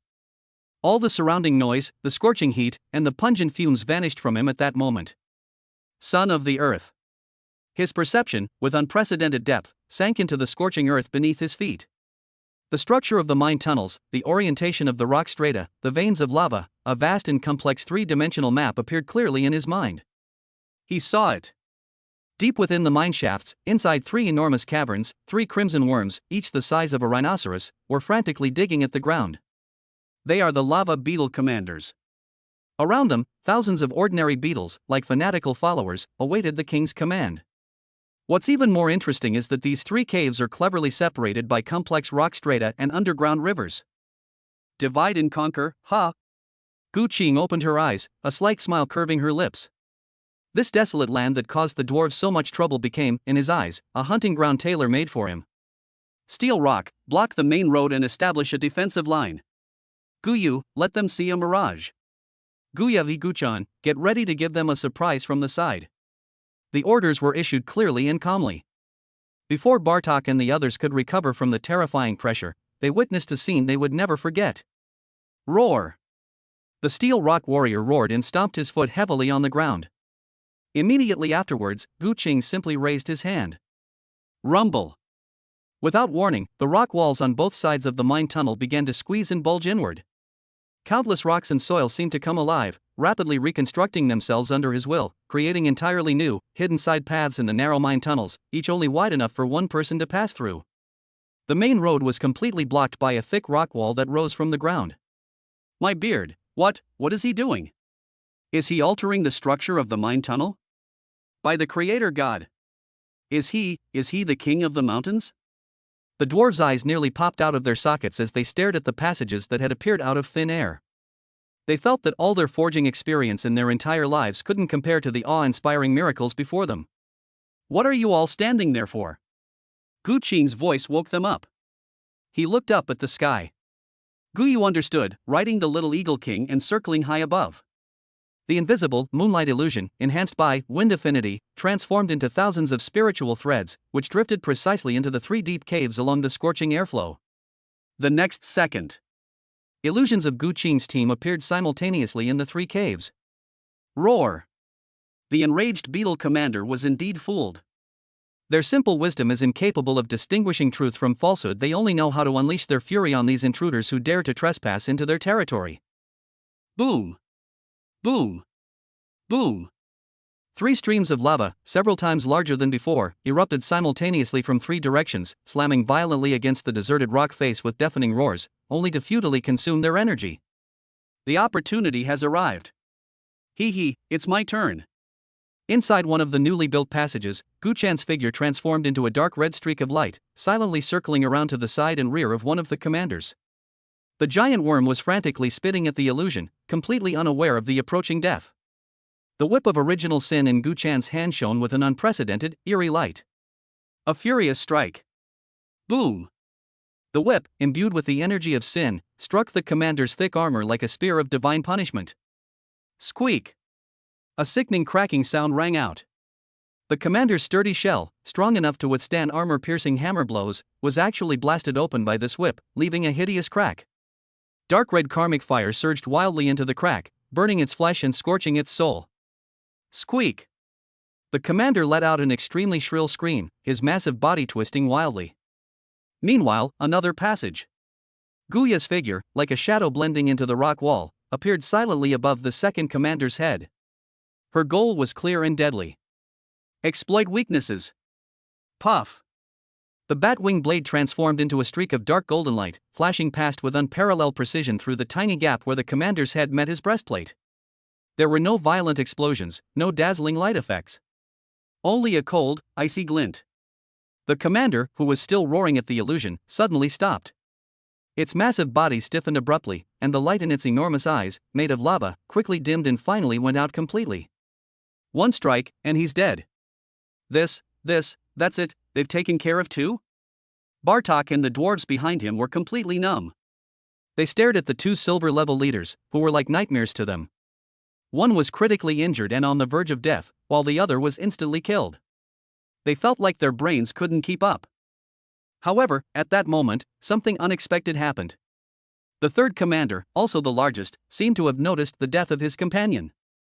It let out a furious roar, abandoned the illusion before it, and turned to smash its massive head against the rock barrier forged by the steel rock warrior. Boom! The entire mine shaft shook violently. The rocky wall was instantly covered with spiderweb-like cracks. Oh no! It's about to break out. Bartok exclaimed. This commander's strength far surpasses that of the other two. Gu Qing's eyes remained calm. He simply raised his hand slowly and gently clenched it behind the crumbling barrier.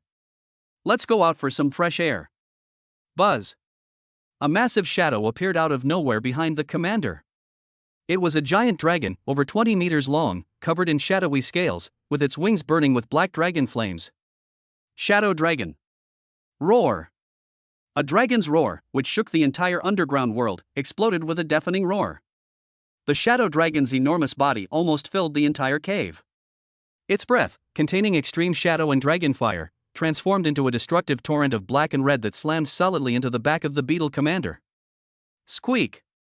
The commander let out a scream 10 times more agonizing than before. Its carapace was as fragile as paper in the face of the dragon's breath, instantly melting and tearing apart. Before it could even turn around to see what kind of monster had ambushed it, it was pinned to the ground by the shadow dragon's mountain-like giant claw, unable to move. Bartok and the dwarves have completely lost the ability to think. He actually had a dragon hidden away? A living, breathing dragon that only exists in legends? Just as everyone was captivated by this breathtaking scene, a gentle holy light had somehow enveloped the entire group. It's Gu Ling. She stood quietly at the back of the group, the power of Heart of Healing quietly activating. The gentle, healing light dispelled the sulfurous fumes in the air, counteracted the scorching heat, and even added a boosting aura to each unit, increasing their speed and reaction time. Everyone felt refreshed and their breathing became much easier. Gulp. Bartok swallowed hard. He looked at Gu Qing, who was casually directing dragons, assassins, and witches to slaughter the silver-level leader, and then at the dwarf warriors on his side who didn't even dare to breathe. He finally realized how terribly wrong he had been. What is meant by unfavorable terrain? Before this lord, the entire world is his weapon. The battle ended quickly. The 3 arrogant lava beetle commanders didn't even manage to create a decent ripple before turning into cold corpses. Ding! Congratulations, host, for successfully defeating the silver rank monster Lava Beetle Commander X3. You have obtained Commander's Molten Core X3 and Forged Heavy Armor Plate X36. Ding! Your Talent Child of the Earth proficiency has increased, giving you more precise control over the Earth element. A series of system notifications rang in his mind, and Gu Qing could clearly feel that his connection with this land had become even stronger. He looked at the spoils scattered on the ground, then at the ordinary beetles that had been terrified and were now scattering in all directions, and did not order a pursuit. He simply turned his gaze to the deeper parts of the mine tunnel. When the battle ended, Bartok seemed to wake up from a dream. With a face full of fanaticism and awe, he almost scrambled to Gu Qing's side. Great Lord! I, Bartok Ironbeard, offer my highest respect for your godlike wisdom and power. He had lost all his previous arrogance now, his eyes held only the purest form of worship. These 3 commanders are just the outer guards. Bartok's voice trembled with excitement as he took out a more detailed animal hide map from his pocket and presented it with both hands. At the very core of the mine lies a lava lake, and in the center of that lake slumbers the true ruler of the lava nest, the Lava Beetle Queen. That's also where we discovered the richest mithril vein. His eyes gleamed with a burning light. If you can kill that queen, the entire Iron Forge will cheer for you. Chapter 70 Lava Bloodline, Large Mithril Mine. The Queen. My shadow dragon needs a change of pace. Gu Qing's gaze pierced through the darkness deep within the mine tunnel, as if he could already see the prey sleeping in the Earth's core furnace. Bartok looked at Gu Qing's profile, which was calm to the point of being cold, and his heart began to pound uncontrollably. He didn't know how many tricks the Lord had up his sleeve, but he knew he was about to witness a miracle that would overturn the dwarves' understanding of things for centuries. Led by Bartok, the team headed toward the core area of the mine. The deeper you go, the higher the temperature in the air becomes. The rock walls turn a dark reddish brown from being scorched, and the ground under your feet is even hot. The dense sulfurous fumes were completely purified under the gentle light of the Heart of Healing, but the terrifying pressure from the depths of the earth grew stronger and stronger. Finally, after passing through a narrow crevice that could only accommodate 1 person at a time, the view suddenly opened up before them. An enormous underground cavern suddenly appeared before everyone. At the center of the cave is a vast lava lake, where dark red magma flows slowly, occasionally bubbling up huge bubbles that burst open, sending sparks flying everywhere. The entire space was reflected in this lava lake, making it look like a purgatory. In the very center of the lake, on an island made of obsidian, a colossal creature, comparable in size to a siege beast, is curled up and fast asleep. Its entire body is covered by an exaggeratedly thick, cast armor shell, with golden lava patterns flowing through the gaps in the shell. With each breath, the entire lava lake undulates accordingly. Lava Beetle Queen. A terrifying existence at the platinum level. The mere scent emanating from its slumber was enough to suffocate Bartok and the dwarf warriors behind him, making their legs go weak and almost causing them to kneel on the spot. This oppressive aura is 10 times stronger than the combined power of the three commanders. By the creator god, Bartok's voice trembled uncontrollably. This thing, how could we possibly defeat it? Fear gripped the hearts of all the dwarves in an instant. It was at this moment. The queen's enormous head suddenly rose up. A pair of enormous compound eyes, hotter than the flames of a furnace, instantly locked onto Gu Qing and his group at the entrance of the cave.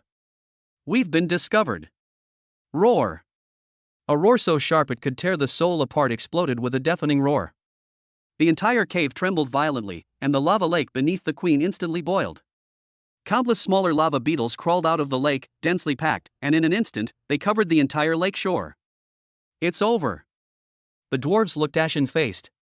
A solemn expression also appeared on Gu Qing's face. He raised his hand and gently waved it towards the hellish battlefield. Boom! The whole world came alive. Amidst the dwarves' bewildered expressions, the ground along the lava lake suddenly rose up without warning.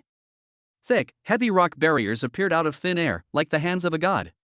They precisely and completely isolated the central island where the queen resided from the swarm of insects that had crawled ashore. Moreover, the ground cracked and countless rocks surged, instantly filling several boiling lava pools and creating a solid and safe combat zone for the team. In just a few breaths, the entire terrain of the lair was completely transformed into a hunting ground that was extremely advantageous to Gu Qing's side. This. Bartok pointed at the miracle before him, his lips trembling, unable to utter a single complete word. This is not magic, this is not blood. This is a case of words becoming law. This is the power of creation. Gu Qing was panting. Changing the landscape was still too much of a drain on him.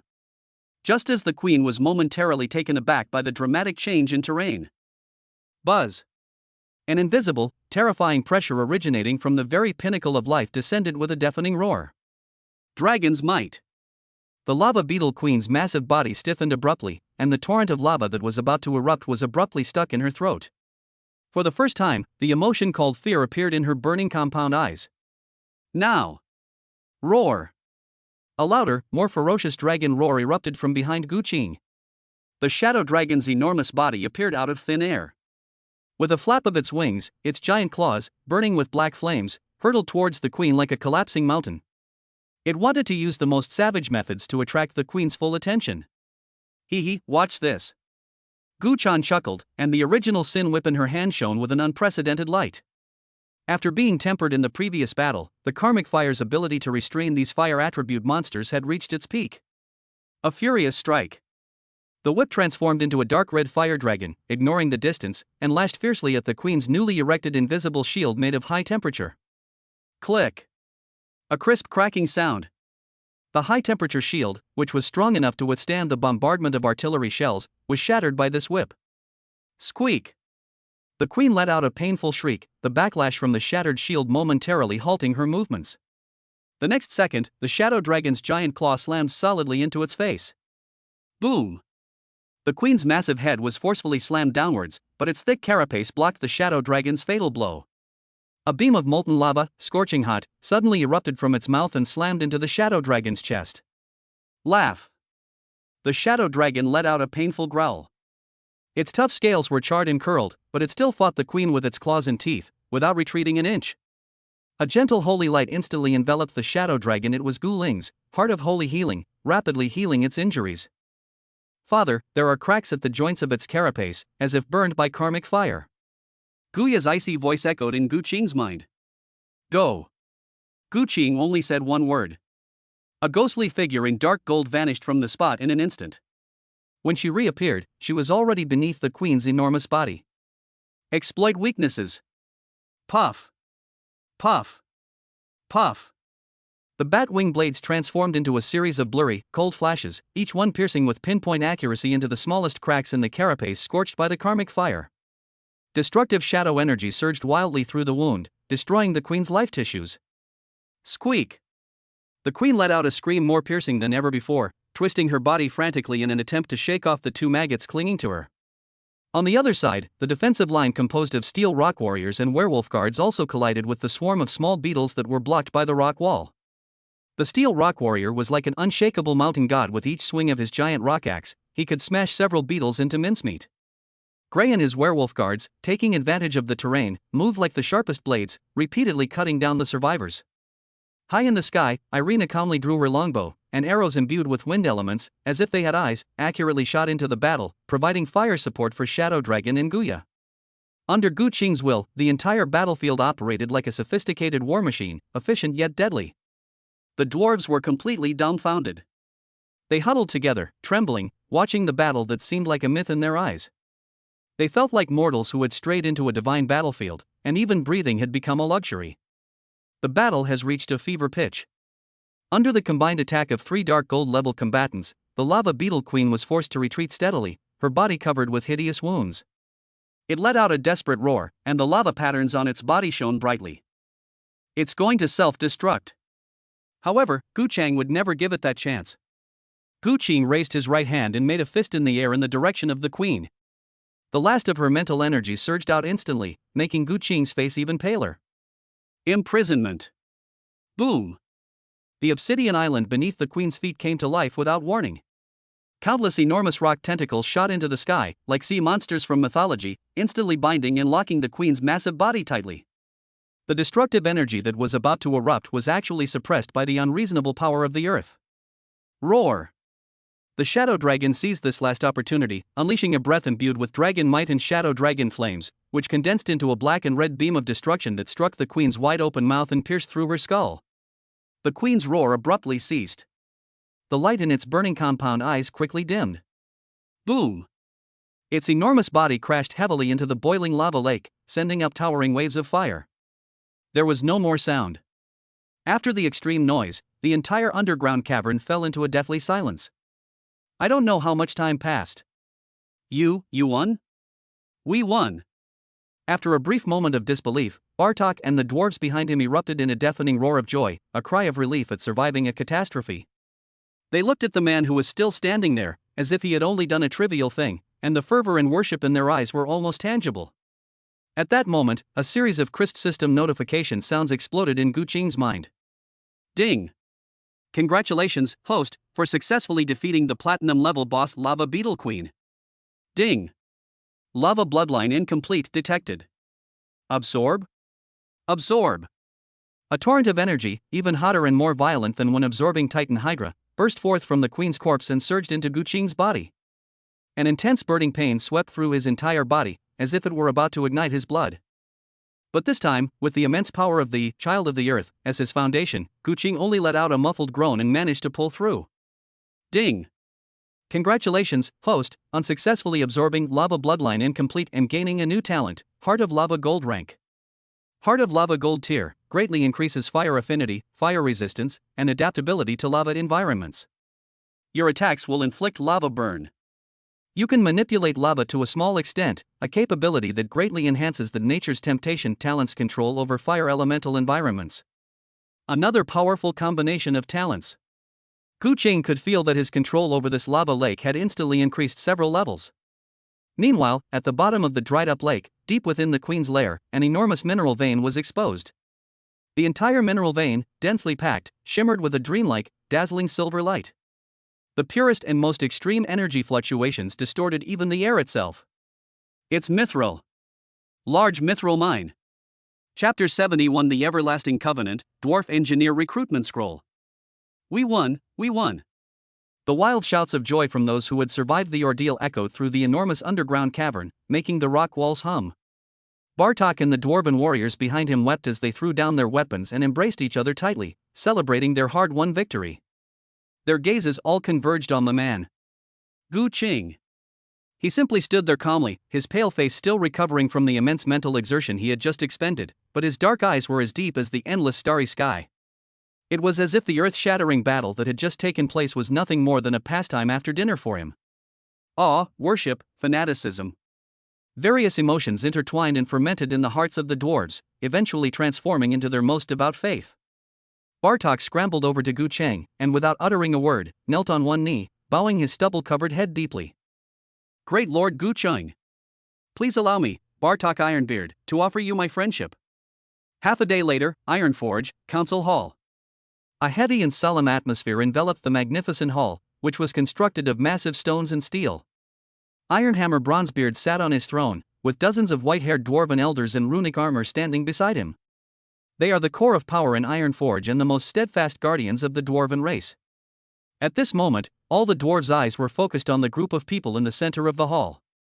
Gu Chang, along with Guya, Gu Chan, and the Steel Rock Warriors, stood there calmly, accepting all the scrutinizing gazes with equanimity. Gentlemen, you must already know the result. The dull sound of Iron Hammer Copperbeard echoed in the hall. The lava worm plague that had plagued us for decades and caused us to lose hundreds of our best warriors was completely eradicated in just half a day with the help of Lord Gu Ching. The platinum-level nest overlord, the lava beetle queen, has been slain. Our most important mithril mine has been recovered. Every word was like a heavy hammer, striking the hearts of those conservative elders. An uproar erupted in the hall. Even though they had received the news in advance, the shock brought by the clan chief announcing the result in person was still unparalleled. I saw it with my own eyes. Scout Captain Bartok stepped forward, his voice trembling slightly with excitement. Your Excellency, he can command the earth. The entire mining area is changing under his will. He is the true King of the Mountains. That's not all, another dwarf warrior added. His followers can burn lava beetles like firewood. And there's an assassin who can take the head of a general right through a swarm of insects. The testimonies from those who experienced them firsthand made the elders' expressions increasingly interesting. Just then, a discordant voice rang out. Humph, they've only relied on some evil tricks from other races. Stoneaxe Iron Furnace stepped out from the elder's seat, his cloudy old eyes fixed on Gu Chan and Guya behind Gu Qing, his disgust undisguised. Chief, we dwarves believe in power that can be held in our hands. It is the echo of warhammers and anvils. Not this kind of illusory magic. He stiffened his neck, looked at Gu Chang, and spoke with provocation. Human Lord, do you dare say that your own power is also real and genuine? Can you use that power that could raise your rank again? The hall fell silent instantly. All the dwarves looked at Gu Ching, wanting to see how he would respond to this sharp question. Gu Ching smiled. He wasn't angry, and he didn't even bother to argue. Since Elder Stoneaxe wants to see, then I will let you see it clearly again. He just had a fleeting thought. Buzz! An ancient and bloody altar, belonging to a vassal, appeared out of nowhere in the center of the hall. The wild and eerie aura caused all the elders' expressions to change simultaneously. Before they could react, Gu Chang waved his hand, and a human mercenary who had been captured in the mine and was bound hand and foot was thrown up. Immediately afterwards, he flicked his finger. A silver-grade core, still radiating scorching energy and obtained from the lava beetle commander, landed precisely in the groove of the altar.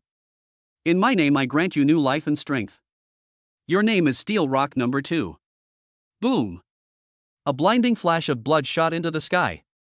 That inhuman, piercing scream echoed through the hall once more. Under the utterly shocked gazes of all the dwarves, the frail human monkey was undergoing the same terrifying transformation as the Steel Rock warrior before him. Muscles swell. Skin becomes keratinized. Aura intensifies dramatically. Bronze, silver. In just a few dozen seconds, when the bloodlight dissipated, another Steel Rock warrior, over 2 meters tall, covered in rock armor and wielding a ferocious giant axe, appeared on the altar. Thump! The newly born Steel Rock number 2 knelt on one knee, offering its most fervent loyalty to Gu Ching. Steel Rock 2 pays homage to my lord. Dead silence. The entire council chamber was so quiet you could hear a pin drop.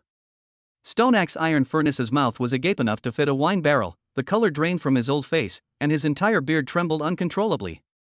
Miracle! Another miracle!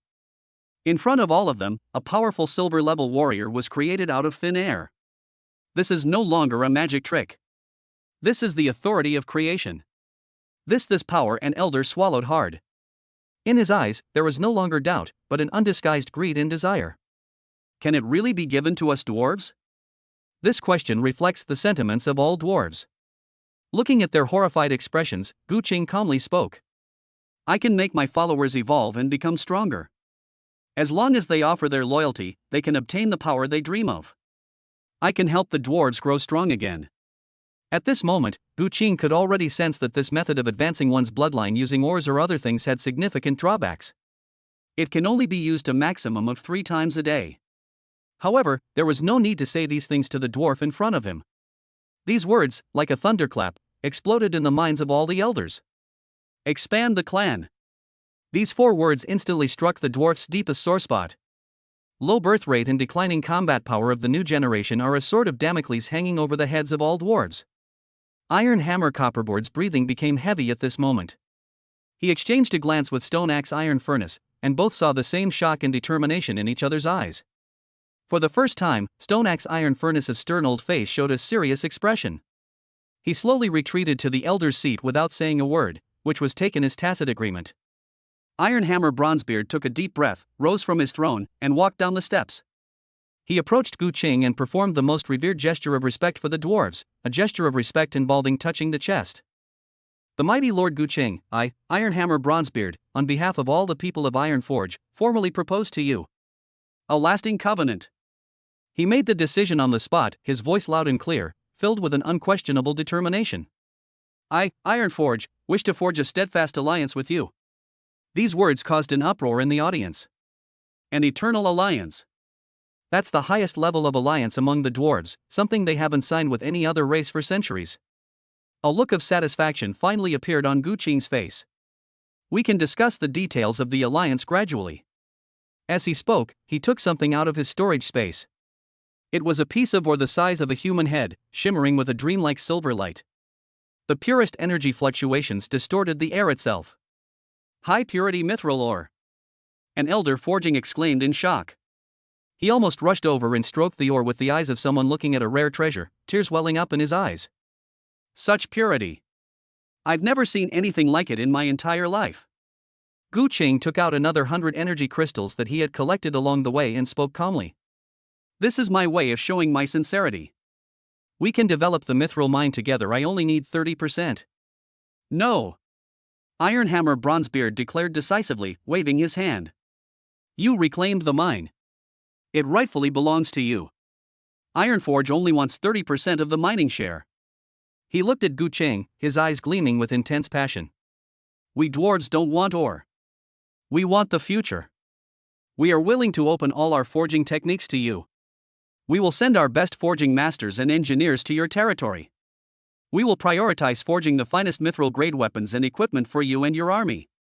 We have only one request. Iron Hammer Copperboard's voice was extremely solemn. Please help us train a brand new army belonging to the dwarves, the Steelrock Legion. Agreement reached. As the dwarven scribe used his rune pen to record the contents of this covenant, which shocked everyone, onto the ancient contract scroll, a series of system notifications rang in Gu Qing's mind. Ding! Your relationship with the Ironforge dwarves has reached exalted, and you have successfully signed the Eternal Covenant. Ding! Your reputation in Ironforge has reached its peak, earning you the titles, Friend of the Earth, Forging Master. Ding! Congratulations, host, you have received the following covenant rewards: Ironforge Forging Technology Blueprint Beginner X1, Dwarf Engineer Recruitment Scroll X10. Ding! Congratulations, host, you have obtained the permanent mining rights to a large mithril vein. Chapter 72 Dwarven Blacksmith Workshop, Information about the Succubus Tribe. The generous reward improved Gu Qing's mood somewhat. Looking at the technology blueprints and recruitment scrolls in his hands, he knew that his territory was about to experience a tremendous leap in strength. The fervor in the council hall lingered for a long time.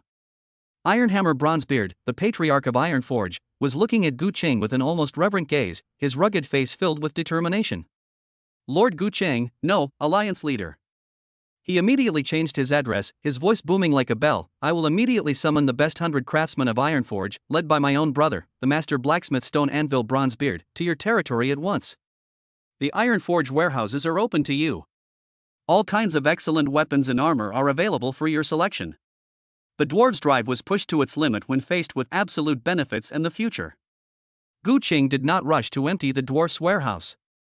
Those finished equipment pieces were ultimately designed for the dwarf's physique and were not entirely suitable for his troops. What he wants is technology, talent, and a production line that can be tailored to his needs. He looked at the excited dwarf king before him and nodded calmly. Although these dwarven artisans do not remain in his territory, they are still very useful in helping to forge weapons. Of course, once he gets back, he will use those 10 dwarf scrolls to recruit dwarves and have these 10 dwarfs and dwarf craftsmen learn from him. These 10 dwarves will become the master blacksmiths of his territory. Leave the rest to Bartok and you. Gu Qing looked at Iron Hammer Bronzebeard in front of him. For the mining of the veins and the transportation of resources, I need the most efficient route. Understood. Mission accomplished. Iron Hammer Copperbeard straightened his chest and answered decisively. He no longer questions any of Gu Qing's requests. After leaving Iron Forge, Gu Qing did not rush to the succubus tribe. Although succubus units are said to be weak, that's because they are only of the black iron rank. Not all succubi in the wild are of the black iron rank. There are silver, gold, and even dark gold grades. Platinum grade succubus queens do exist. Therefore, Gu Qing sent Guyu, Little Eagle King, and Gu Chan to investigate the situation of the succubus tribe. The most important thing is to take the dwarves back to establish a forging base, and we can also mine some energy crystals along the way. After a day and a half of non-stop travel, Gu Qing returned to the territory with 100 energy crystals. Gu Qing's territory, the central square. Stone Anvil Bronzebeard and his team of engineers curiously surveyed this entirely new world. Neat streets, well-planned buildings, and the towering world tree in the distance radiating a gentle glow. Elf archers leap lightly among the treetops, while strong werewolf guards patrol the streets. Everything seemed so vibrant and full of life. This was completely different from their iron forge, a place where sunlight never reached and which was filled only with lava and steel. Welcome to my territory, masters. Gu Qing's figure seemed to have always been standing there, waiting for them. Stone Anvil Bronzebeard suppressed his curiosity, stepped forward, clasped his hands on his chest, and bowed respectfully. Great Alliance Leader, Stone Anvil Bronzebeard reports to you. Please issue your orders. Without wasting any words, Gu Qing threw the Iron Forge forging technology blueprint and a pile of ores shimmering with various colors in front of them. This is your workshop. He pointed to a pre-planned open space. I want to see it rise from the ground and start operating within a day. Energy is plentiful. As he finished speaking, energy crystals and various ores poured out of his storage space like a small mountain, their dazzling light almost blinding the 10 dwarves. At the same time, Gu Qing also used the 10 dwarf recruitment scrolls to recruit 10 dwarves to study under these dwarf masters. Stone Anvil Bronzebeard raised his head, his eyes burning with a fierce flame, the confidence and fervor of a top craftsman. As long as we have enough materials, we can make the entire territory hear the echo of the dwarven warhammer in half a day. Boom! Without Gu Qing needing to say anything more, the dwarf engineer was instantly energized and threw himself into his work. They pulled out all sorts of strange tools from their backpacks, chanting slogans that no one could understand, and began building the workshop with astonishing efficiency. Foundation excavation, furnace construction, bellows installation. Driven by abundant resources, a dwarven forge, filled with the rugged style of dwarves, rose from the ground at a speed visible to the naked eye. The werewolf guards in the territory curiously gathered around, looking at the group of small, clanging figures with wide eyes. When the first furnace was lit and the familiar scent of sulfur and metal filled the air, Gray's Adam's apple bobbed involuntarily. He could sense a brand new aura, called powerful, taking root and sprouting in this territory. One day later, accompanied by a series of deafening hammer blows, the first batch of brand new weapons and armor were carried out of the workshop. Those were claws and a breastplate made of refined steel, gleaming with a cold, icy light, and even engraved with simple reinforcing runes. Werewolf Guard, all present. Change into your uniforms. At Gray's command, hundreds of werewolf guards excitedly charged forward. They couldn't wait to throw away their crude leather armor and worn-out bone claws and put on this set of fine equipment tailored to them. A werewolf guard, curious, used his newly acquired steel claws to gently scratch a piece of hard granite used for testing. Sizzle! Without any hindrance, the hard rock was cut open like tofu, with a smooth slit half a foot deep. Awah! The werewolf guard froze for half a second, then let out an extremely excited howl. All the werewolves were in an uproar. They wildly brandished their claws, feeling the unprecedented sharpness and power, and their eyes were filled with the most primal worship and fanaticism as they looked at Gu Qing. With this equipment, their combat effectiveness has at least doubled. On the other side, Irina led the elven archers, switching to lightweight alloy arrows specially made by the dwarven masters. These arrows are not only lighter, but their armor-piercing ability is also far superior to that of the past. The entire army in the territory was completely renewed, and its morale was at an all-time high. Despite witnessing all this, Gu Qing's face remained calm. This is just the beginning. He called Stone Anvil Bronzebeard aside and took out the high-purity mithril rough he had obtained from the queen's lair. The moment the ore, shimmering with a dreamlike luster, appeared, the master blacksmith held his breath. High-purity mithril. He reached out his hand, trembling, wanting to touch it, but not daring to, for fear of desecrating this top-quality material. I want you to use it to create the most advanced equipment for my core subordinates. Gu Qing's voice brooked no argument. It's not just mithril, I want you to try fusing it with the materials I've provided. As he spoke, he took out several items. The Shadow Dragon scale shed by the Shadow Dragon, the venomous gallbladder of the Titan Hydra, and some rare materials collected from other monsters. Stone Anvil Bronzebeard stared at the materials that exuded a terrifying aura, his eyes widening. How to fuse divine metal with these powerful magical materials? What a crazy, and what a brilliant idea! He felt as if a door to a new world had suddenly opened before him. I understand, Lord. Anvil Bronzebeard's eyes shone with an unprecedented light. I swear in the name of my anvil that I will forge for you my masterpiece. The territory has entered a period of rapid development. Gu Qing, on the other hand, turned her attention to her next target. Inside the city lord's mansion, he summoned his daughters. Guya, Guchan, Guyu, Guling, and Gumei, who has been somewhat silent. Father, you wanted to see us? Guya asked succinctly as always. Gu Qing's gaze fell on Gumei. Gumei, what do you know about your clan, the wild succubus tribe? Upon hearing the words fellow clansman, Gumei's body trembled almost imperceptibly. She lowered her head, her voice hoarse. Father, they are driven by desire, chaotic and dangerous. They are skilled in mental seduction. Any male creature with a weak will become a plaything in their presence. What about their social structure? Do they have a king? What do they fear, or crave? Gu Qing's questions went straight to the heart of the matter. He didn't want to just sweep through like he had dealt with the lava beetles. A succubus, if captured intact, is far more valuable than a pile of corpses. Gumei remained silent for a long time, seemingly sorting out the memories deep within her bloodline. They don't have a fixed king. The most powerful succubus is the queen. They worship power, but they crave even more, the source that can evolve their bloodline. She raised her head, a complex emotion flashing in her alluring eyes. Guyu and Guchan, who had already returned, were also discussing the findings of their investigation. The succubus tribe on the map, their home is in the Black Ash volcano, which is said to be a desolate place formed from the heart of an ancient succubus queen after her fall. The environment there both nourishes them and constantly scorches their souls, making them even more insane. I can create large-scale illusions to disrupt their mental perception, Guyu said, her eyes gleaming with confidence. Gu Qing nodded. For some reason, when he merged with the succubus in his territory, he did not extract the succubus's bloodline power to fuse with himself. Gu Qing guessed that the soldiers must not be able to extract bloodline power, and could only be wild. This succubus tribe is a key to his extraction of succubus power. Gu Qing was also looking forward to seeing if things would change if he obtained the power of the succubus's bloodline and had offspring with the succubus. Chapter 73 triggers the succubus tribe, gold rank succubus. Black Ember Volcano. Unlike the dwarven mining area, which is covered in lava and unbearably hot, this place, despite being called a volcano, is filled with an eerie chill in the air. It was as if even the flames had been stripped of their heat, leaving only oppression and deathly silence. Gu Qing pulled on the reins, and the procession behind him quietly came to a stop. The werewolf guards, now clad in full sets of refined steel claws and breastplates, exuded an aura several times more imposing than before. Yet, their gazes as they looked at the dark gray mountain range ahead were tinged with instinctive wariness and unease. Even the two fearless giants, Steel Rock and Steel Rock No. 2, instinctively tightened their grip on their giant axes. After a day's journey, we have arrived at the succubus tribe area. Guyu, tell me what you found out. Gu Qing's voice broke the silence. During the journey, he had asked Guyu about the details of the succubus tribe more than once. Guyu rode on the back of the little Eagle King, gently flapping her wings, hovering beside Gu Qing.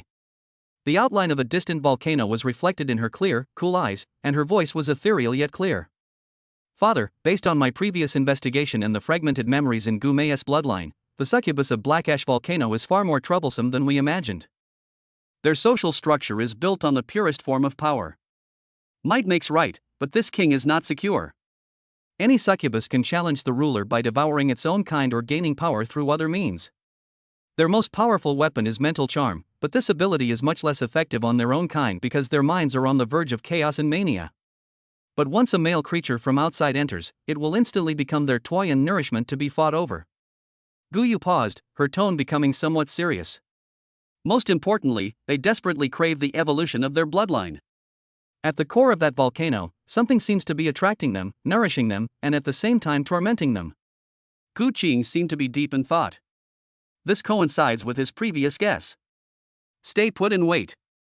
He gave orders to the werewolf guards behind him, then turned his gaze to Guyu. Go investigate again. I need to know their current size and level of power. Yes, father. Without the slightest hesitation, Guyu heard a clear cry from the little eagle king beneath her, which carried her into the sky and circled high above. Invisible wind elements gathered around her, and a fleeting, illusory image of a bright crescent moon flashed in her eyes. The perfect combination of moonlight illusion and wind affinity. Countless invisible spiritual threads, carried by the mountain air currents, spread like a silent net towards the core area of the black ash volcano. A moment later, Guyu's expression changed slightly for the first time. She fell from the sky, her voice tinged with shock. Father, the situation is worse than we thought. There are over 500 succubi inside the volcano. The vast majority of them are of the gold rank. Upon hearing this, Gray and his werewolf guards gasped in unison.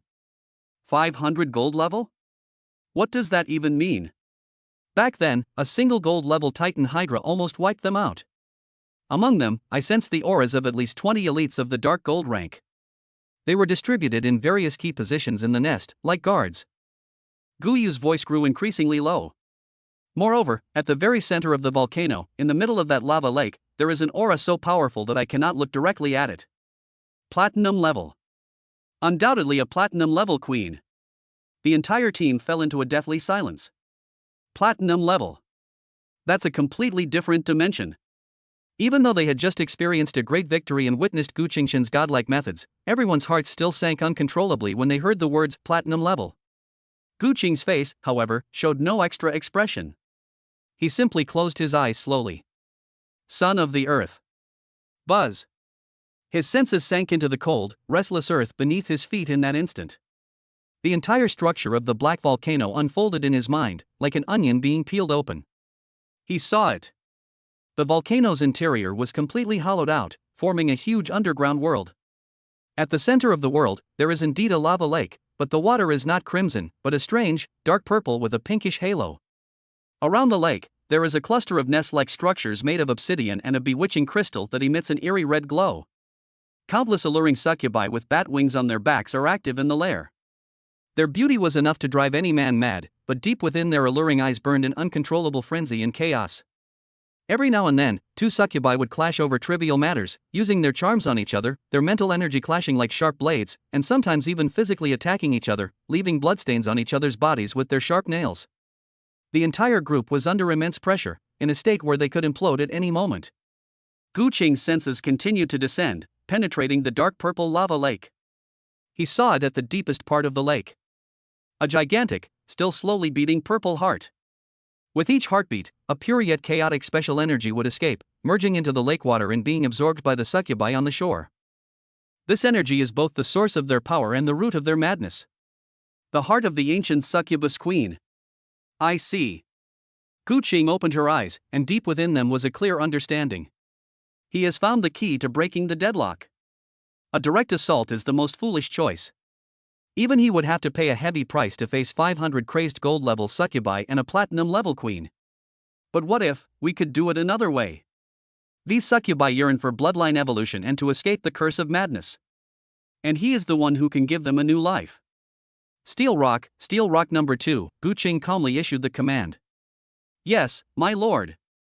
The two rock giants stepped forward. Establish a defensive position centered here and block all exits. I don't want any fish to escape. Yes, sir. Amidst the rumbling footsteps, two mobile fortresses began constructing a defensive line around the volcano. Gu-chan, Guya. Yes, father. Father, do you have any fun tasks? Gu Cheng pointed to two nodes on the volcano map he had constructed in his mind. You will infiltrate these two positions, which are their weakest flanks. Do not move without my orders. But once I give the command, I want you to create as much chaos as possible as quickly as possible. Understood. Guya's figure flashed and instantly disappeared into the shadows. I guarantee I'll complete the mission. Gu-chan licked his lips, and a flash of dark red karmic fire appeared on the original sin whip in his hand before his figure disappeared. Finally, Gu-qing's gaze fell on Guyu and Gu-ling. You two, come with me. Looking at Gu-qing's plan, Gray couldn't help but step forward, his voice filled with worry. Alliance leader, you want to go in personally? There's a platinum-level queen inside. Gu-chang didn't turn around, but left behind a calm sentence. Sometimes, you don't need to use brute force to deal with women. After saying that, he led Guyu and Gu-ling step by step towards the core area of the succubus tribe, which was filled with chaos and desire. He didn't even try to hide his whereabouts. And so, brazenly, they walked into that abyss that could devour everything. He was going to meet the Platinum Queen. To act as a liberator. If that doesn't work, the only option is to create chaos and escape. The strength of this succubus tribe far exceeded his expectations. Chapter 74: Subduing the Succubus Tribe, the Succubus Queen's Request for a Seed. Inside the belly of the black volcano lies a cold, isolated world. Gu-chang, accompanied by Guyu and Gu-ling, stepped inside. There was no hiding, no stealth. And so, brazenly, they stepped into this den of chaos and desire. Hiss! Almost the instant they stepped in, a sharp whooshing sound rang out from all directions. Dozens of alluring figures darted out from the nests made of obsidian and enchanting crystals, surrounding the three of them. Gold grade. Each and every one of them is a succubus of the gold rank. They were graceful and beautiful, but their eyes, which should have been captivating, burned with an almost overflowing madness and hunger. They looked at Gu-ching as if they were dying travelers in the desert had found an oasis. An intensely sweet aroma instantly filled the entire space.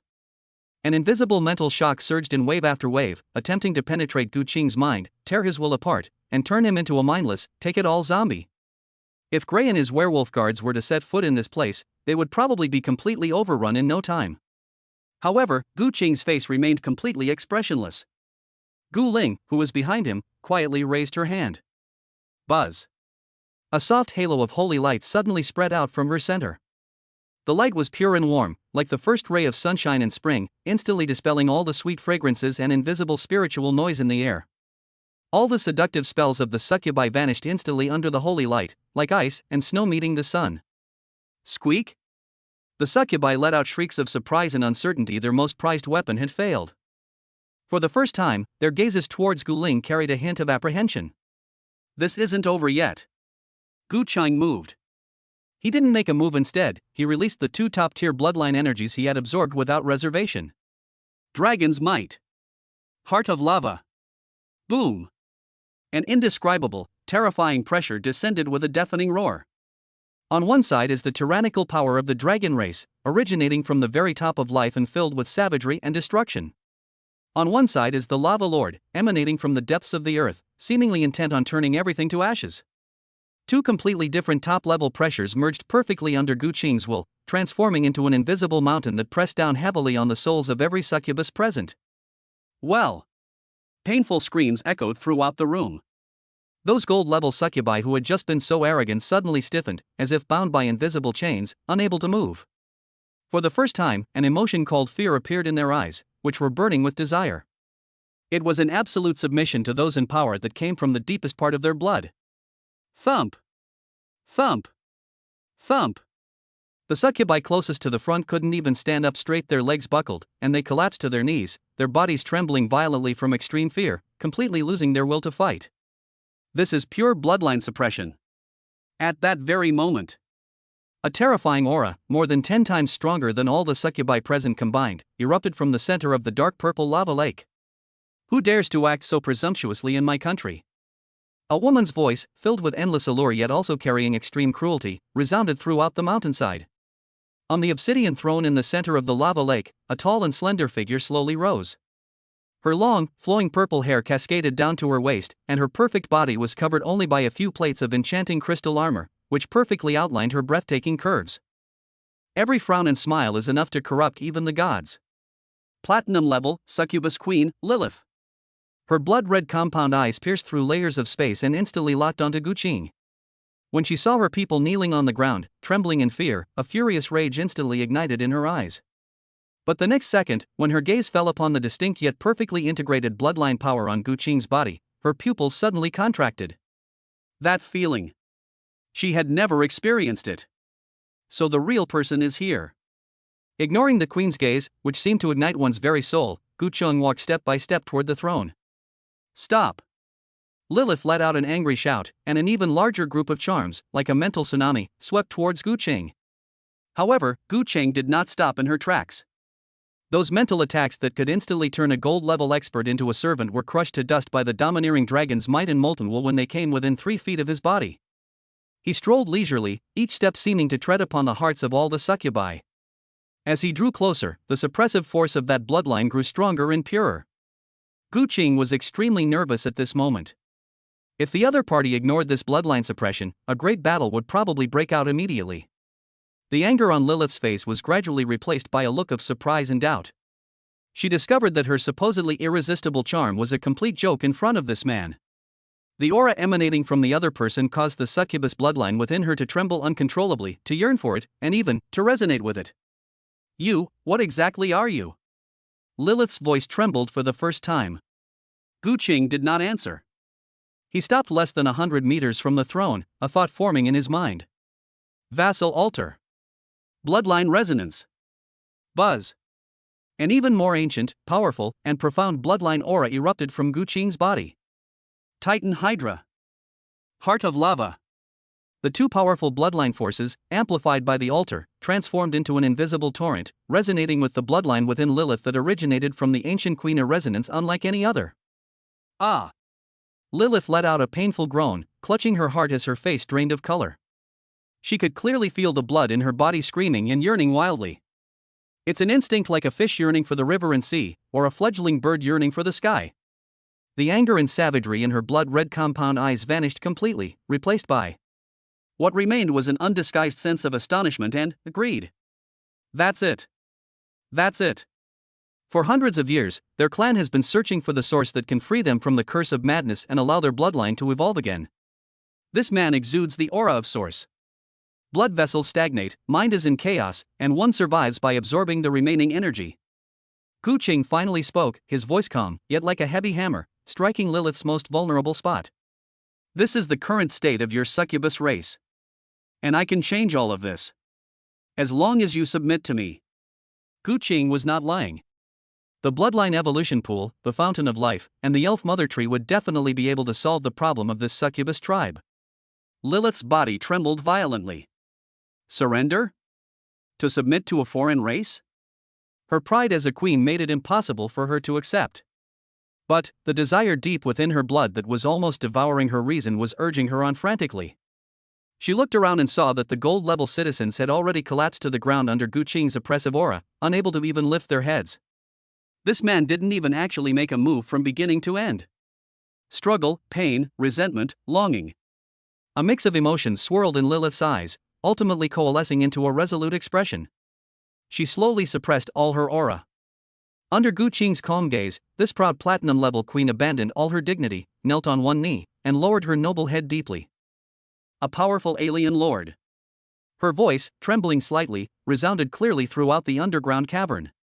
I, Lilith, the succubus queen, lead all the people of Blackfire Volcano in offering you my eternal loyalty. But... She suddenly raised her head, her blood-red compound eyes fixed on Gu Qing, burning with an undeniable flame. You must grant me one of your offspring. So that my bloodline may continue. May it evolve. After he finished speaking, the entire space fell into a deathly silence. From the shadows, Guya and Gu Chan, who had just taken care of several sentries on the perimeter, silently revealed themselves. They looked at the succubus queen kneeling on the ground, making an astonishing request, and then at their own calm father, a strange glint flashing in their eyes. Is this also part of father's plan? Faced with this outrageous request, Gu Qing showed no surprise. It was as if everything was under their control. He looked at Lilith's beautiful face, which was filled with determination and longing, and slowly nodded. Make a deal. Chapter 75, Returning to the Territory, Enchanting Crystal. Make a deal.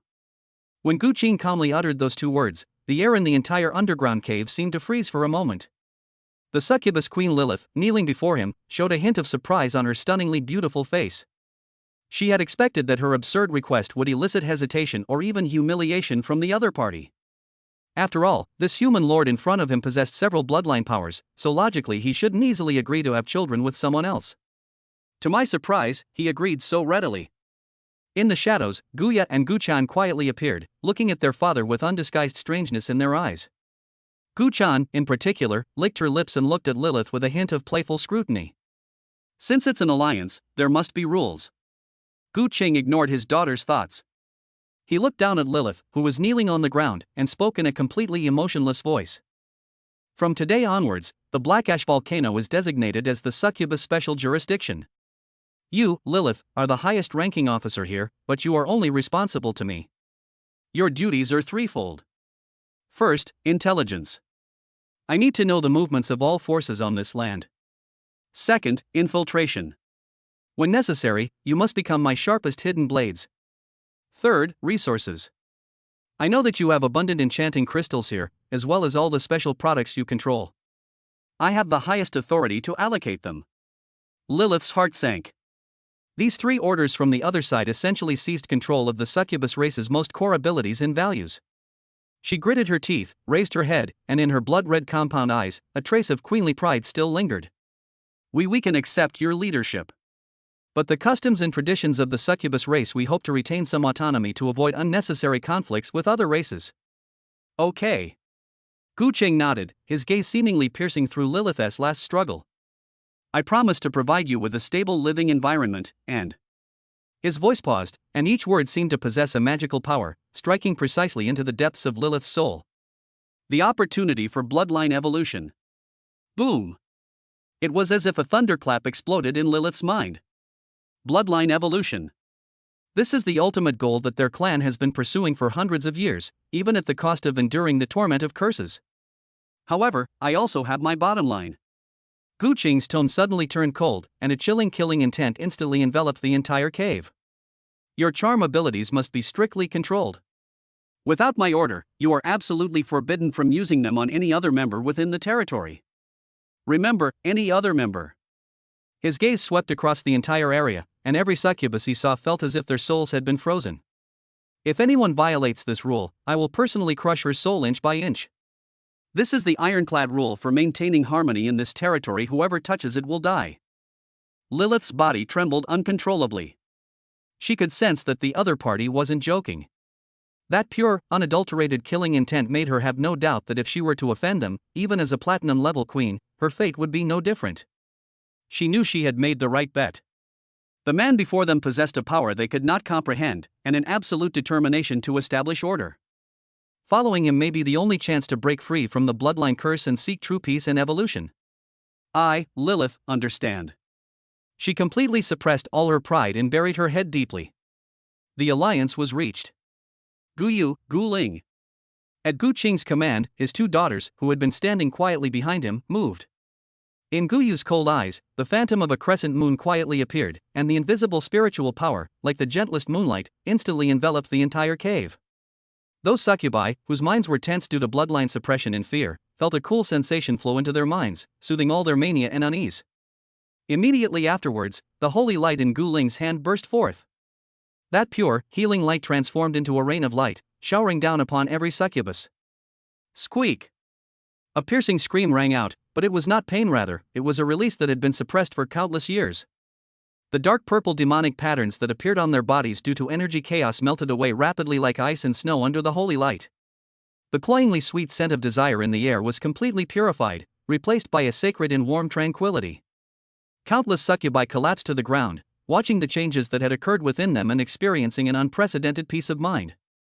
For the first time, their eyes revealed a mixture of confusion and gratitude. A miracle, this is a miracle, Lilith murmured to herself, looking at Gu Qing's back, her eyes filled with awe that had reached its peak. However, the miracles had only just begun. Steel rock number 2. Yes, my lord. Boom. Boom. Two rock giants strode heavily into the nest made of obsidian and enchanting crystal. Amidst the horrified stares of all the succubi, Gu Qing simply raised his hand slightly. The earth began to sing under his will. The rock structure inside the entire volcano began to undergo drastic reconstruction. The once chaotic and disorderly nest was leveled, and the hard obsidian was shaped like dough, creating wide and clean passageways.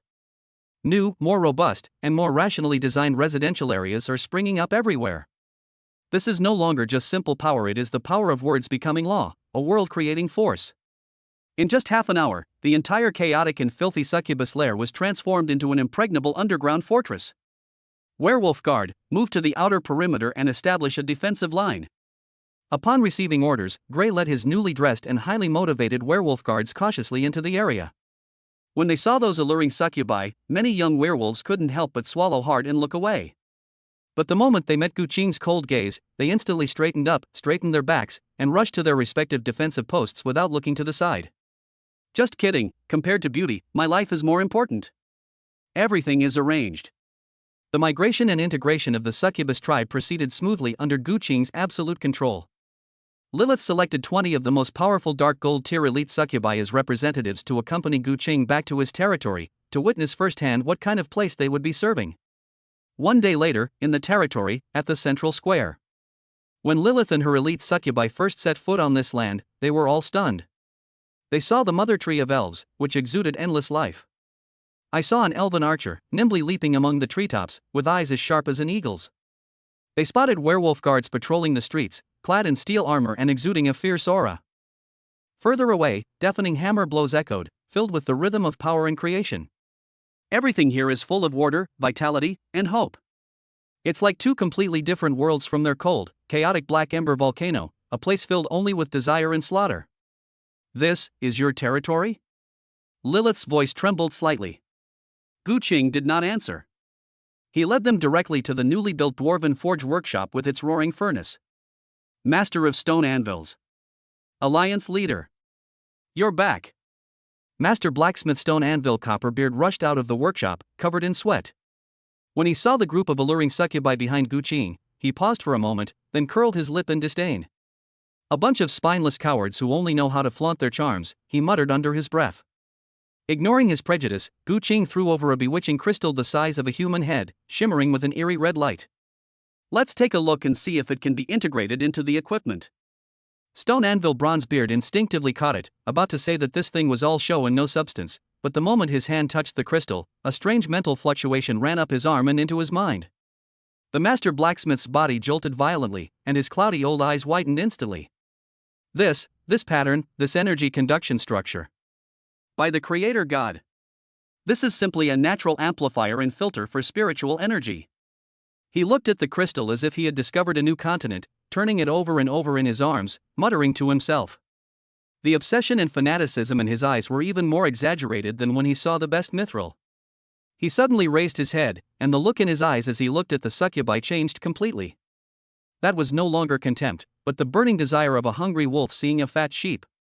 These are walking, top-quality materials. Lilith and the succubi behind her felt a chill run down their spines from the dwarf's gaze and instinctively took a step back. After settling the succubus, Gu Qing summoned Gray and Irina. They are new members of the territory, responsible for intelligence and special missions, and I don't want to see any friction. Gray scratched his head and assured him in a deep voice, "Don't worry, Alliance Leader, I'll keep those brats under my command in check." Irina simply nodded calmly, her sharp eyes had already assessed the strength of those succubi. The arrival of the succubus did indeed cause quite a stir within the territory. But Gu Qing's prestige had already deeply penetrated people's hearts. Under Gu Ling's soothing divine light and Gray's iron-fisted suppression, all curiosity and unease quickly subsided. That night, at the city lord's mansion, Gu Qing had a long talk with Lily. "Let's talk about that heart," Gu Qing said, getting straight to the point. When the heart was mentioned, a complex expression, a mixture of longing and fear, appeared on Lilith's face. That is the core left behind by our ancestor, the ancient succubus queen Asmodeus after her fall. It is both the source of our power and our mad curse. It constantly calls out, attracting all beings with succubus blood to come closer, and then absorbing their life force and soul to strengthen itself. What we absorb is only the contaminated residual energy that it has released. Lilith took a deep breath and revealed a shocking secret. Before the progenitor fell, she sealed her most vicious curse, endless depravity, into her heart. Anyone who dares to directly absorb its core energy will have their soul instantly dragged into the abyss of desire, never to be reborn, and will become new nourishment for her heart. Direct absorption is suicide. She looked at Gu Cheng with a solemn expression. Lord, I know you possess extraordinary bloodline power, but please do not attempt to touch the core of that heart. Gu Cheng listened, but showed no worry whatsoever. His fingertips tapped lightly on the table. In his mind, the talent of Child of the Earth allowed him to clearly see the huge purple heart that was still slowly beating deep beneath the black ash volcano. A curse. Gu Cheng frowned. If only she could use this heart. It seems we need to take a long-term approach. Just then, Lilith looked at Gu Cheng and spoke. My lord, shouldn't you fulfill your promise to me? Chapter 76, Lilith takes the initiative, the succubus queen successfully conceives. The Lord's mansion, bedroom. The dim candlelight flickered, casting long shadows of the two figures. The air was filled with Lilith's unique, dangerously alluring scent, but at this moment, the scent had lost some of its usual aggressiveness and gained a hint of barely perceptible tension. My lord, shouldn't you fulfill your promise to me? Lilith's voice broke the silence. She stood in front of Gu Cheng, having shed all the arrogance and allure of a platinum queen. Her blood-red compound eyes now revealed a hint of almost devout expectation. This is a high-stakes gamble. She gambled on herself, and on the future of the entire succubus race. Gu Cheng did not answer, but simply looked at her calmly. In his perception, Lilith's body was like an energy reactor about to go out of control. The power originating from the heart of the ancient queen transformed into a raging torrent within her, serving as both the foundation of her strength and a shackle that constantly seared her soul. What she longed for was never just simple intercourse. Rather, it is a source capable of suppressing, purifying, and even guiding this frenzied power. Gu Cheng reached out and gently lifted her chin. The icy touch on her fingertips sent a barely perceptible shiver through Lilith's body. Looking into those deep, night sky-like eyes, she seemed to see burning dragon flames, surging lava, and the vast, boundless earth beneath their stillness. The next second, she was pulled into an irresistible embrace. There was no expected rage or demanding behavior. Yes, it was just a calm yet domineering hug. The moment their bodies touched, something unexpected happened. Buzz. Gu Cheng's bloodline fusion talent was instantly activated by the massive and chaotic bloodline energy within Lilith's body without him actively activating it.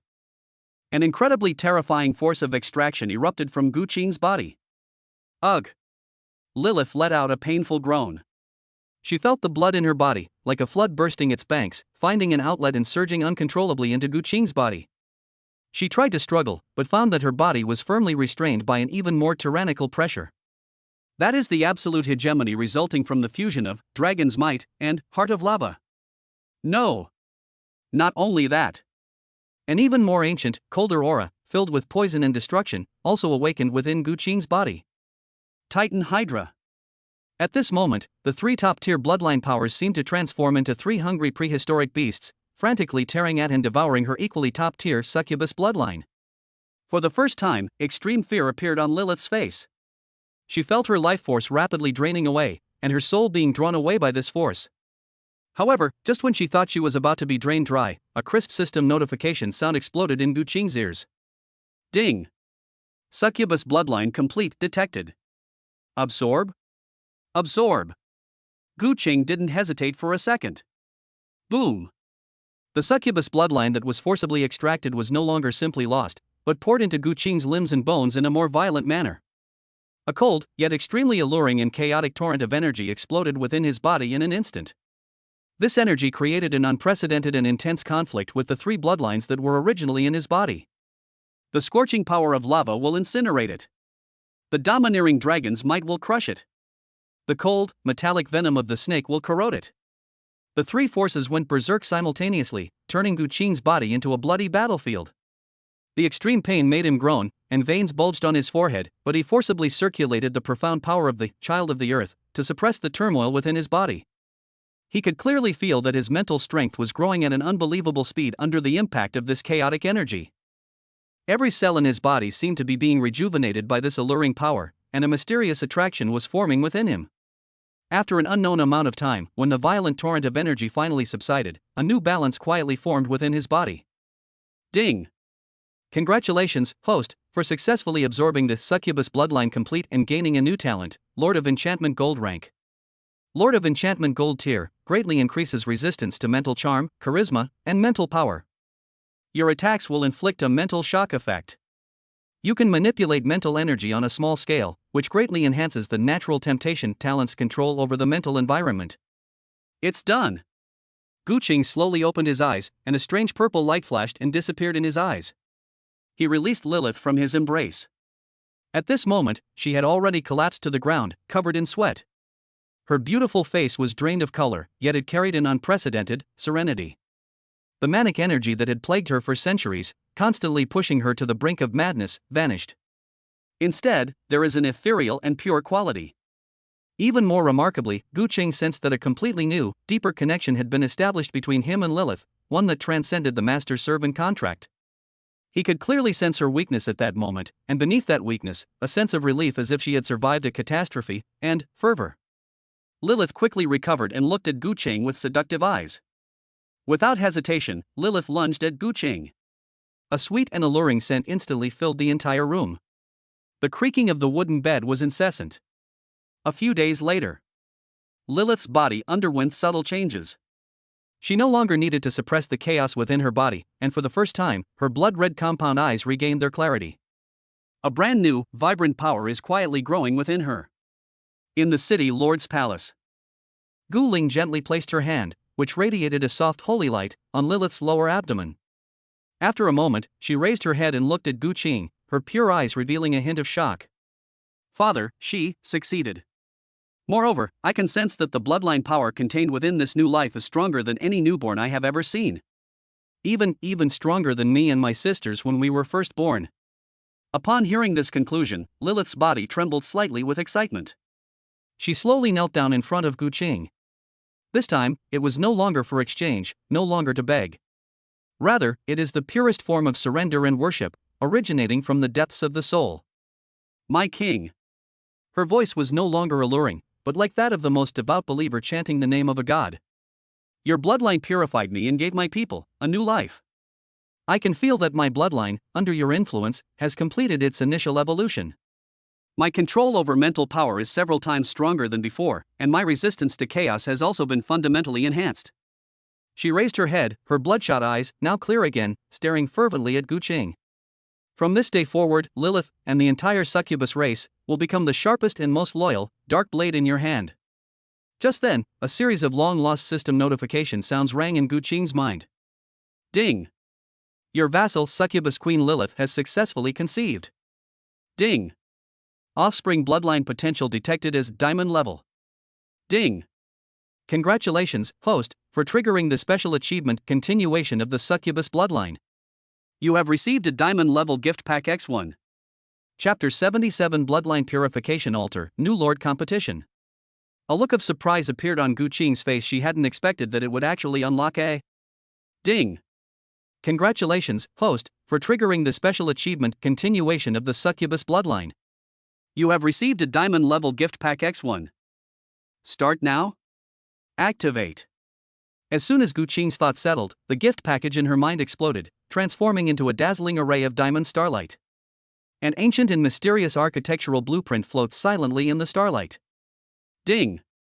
Congratulations, host, you have obtained a special building blueprint, Bloodline Purification Altar Unique. Bloodline Purification Altar consumes energy crystals and special materials to purify chaotic, impure, and cursed bloodline power within living beings. There is a chance to purify and upgrade the bloodline's rank. Note, has special bonus effects on Fountain of Life and Mother Tree of Elves. Construction requirements: 4 types of bloodline power, 1000 energy crystals, 800 mithril, 300 blood spirit stones. Another incredible building that can interact with existing buildings. Gu Qing's eyes lit up. This is a miracle tailor-made for the succubus race, and even for all the non-pure-blooded vassals in his territory. With it, that endless sinking curse in the heart of the ancient succubus queen will no longer be a threat, but will instead become a huge source of energy. However, the construction requirements are somewhat demanding. Mithril is plentiful. We just secured a mithril mine for the dwarves.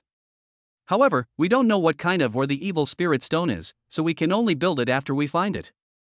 At this time, the news of Lilith's pregnancy swept through the entire succubus tribe like the most violent storm within half a day.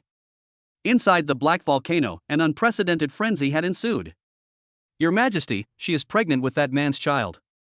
I felt it. Her Majesty the Queen's aura, that frenzied power that burned our souls, has completely vanished. Her bloodline became pure, powerful, and clear. The succubi who came together gathered in the renovated central square.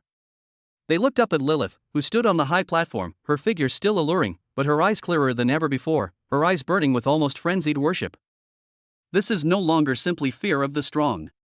This is seeing the only light in the darkness of despair. Lilith didn't speak, but slowly released the aura of her evolved bloodline. The aura was no longer chaotic or violent. Instead, it carried a pure and profound spiritual pressure, like a bright, cold moon shining deep into the souls of every member of the clan. Ah!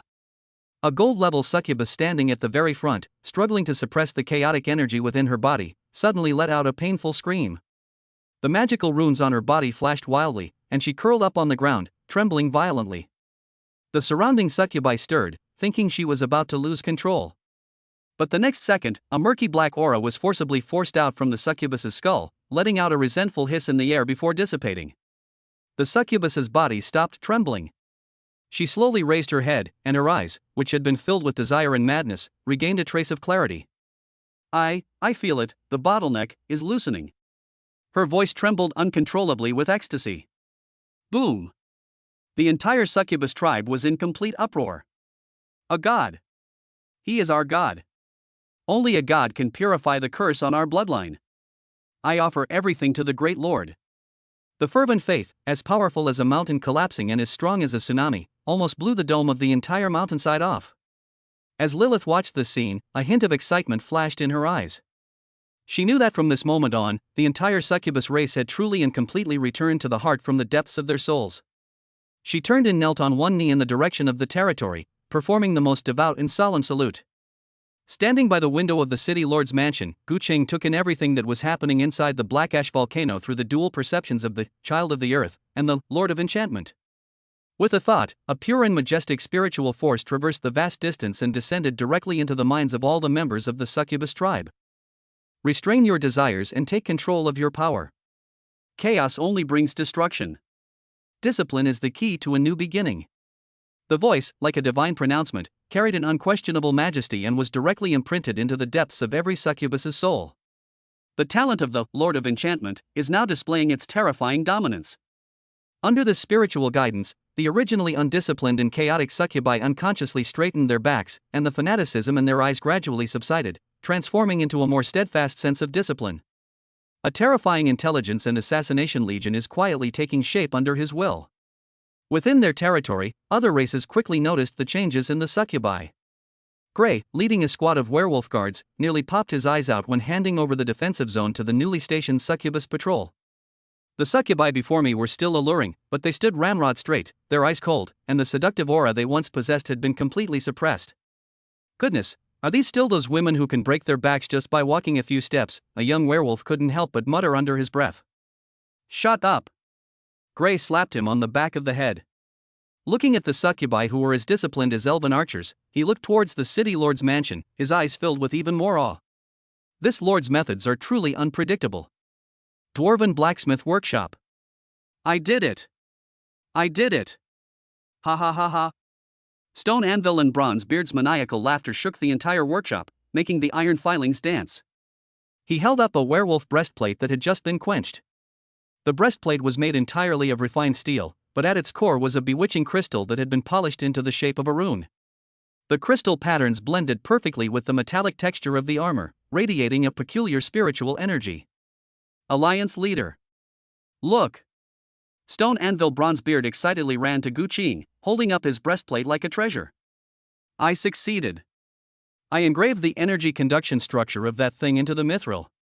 Now it can not only defend against physical attacks, but also form a miniature mental barrier, weakening charm and mental impact by at least 30%. Not just seduction, but all negative mental states can be filtered out. He pointed at the crystal, his eyes gleaming with the fervor of a top craftsman. This is simply a perfect combination of dwarven runic techniques and elven magic circles. No, it's even more ingenious than both. It's natural. Gu Qing picked up the breastplate. It felt slightly heavy in his hand. A cool sensation traveled through his palm into his mind, instantly invigorating him. Nice one. Mass production, Gu Qing said, uttering only 2 words. No problem. Stone Anvil Bronzebeard assured him confidently, as long as there are enough enchanting crystals. Soon, the first batch of tranquil armor and demon-slaying claw infused with enchanting crystals were produced and prioritized for distribution to Grey's werewolf guards and Irina's elite elven archers. A werewolf elite, dressed in disguise, was asked to stand in front of a dark gold succubus. At Lilith's behest, the succubus cast a basic charm spell on the werewolf. In the past, even if this werewolf didn't kneel down on the spot, he would have been in a daze for several seconds. But at this moment, the enchanting crystal rune on his chest only lit up slightly, and the mental impact vanished without a trace, like a mudox sinking into the sea. The werewolf simply blinked, looking bewildered, and asked, "Has it started?" The entire room fell silent. Grey and his werewolves looked at their new equipment with burning eyes. With this thing, they can stand up straighter when facing those mystical magic-based enemies. After dealing with the affairs within his territory, Gu Qing turned his gaze back to the black volcano. Subduing the succubus is only the first step. That forbidden land, formed from the heart of an ancient queen, is itself a vast treasure trove. The fire element resources, special minerals, and even the cursed heart itself contained within are all important targets for his next expansion of territory. Lilith. Gu Qing issued the command directly through the mental link. "My lord, Lilith is here." Lilith, far away at the Black Ash volcano, immediately responded respectfully. "Integrate the tribes and take stock of the resources. I want you to turn the entire Black Ash volcano upside down. All the minerals, all the special products, all the intelligence. I need a complete report within 3 days." "Yes, my lord." A massive war and intelligence machine began to operate efficiently, revolving around Gu Qing's will. Military, technology, bloodline, intelligence. As Gu Qing examined the power in his hands, an unprecedented sense of control welled up within him. He knew that his territory had officially stepped from a struggling newbie village into the arena of regional domination. But at the same time, he also knew that the tallest tree in the forest will be felled by the wind. The rapid expansion of territory will inevitably attract more and stronger enemies. There will be no shortage of spying agents lurking in the shadows. We must build a stronger defense system and even find more reliable allies. Just as Gu Qing was pondering his future plans, Lan Xiao, one of the scouts, reappeared, and a phantom image appeared.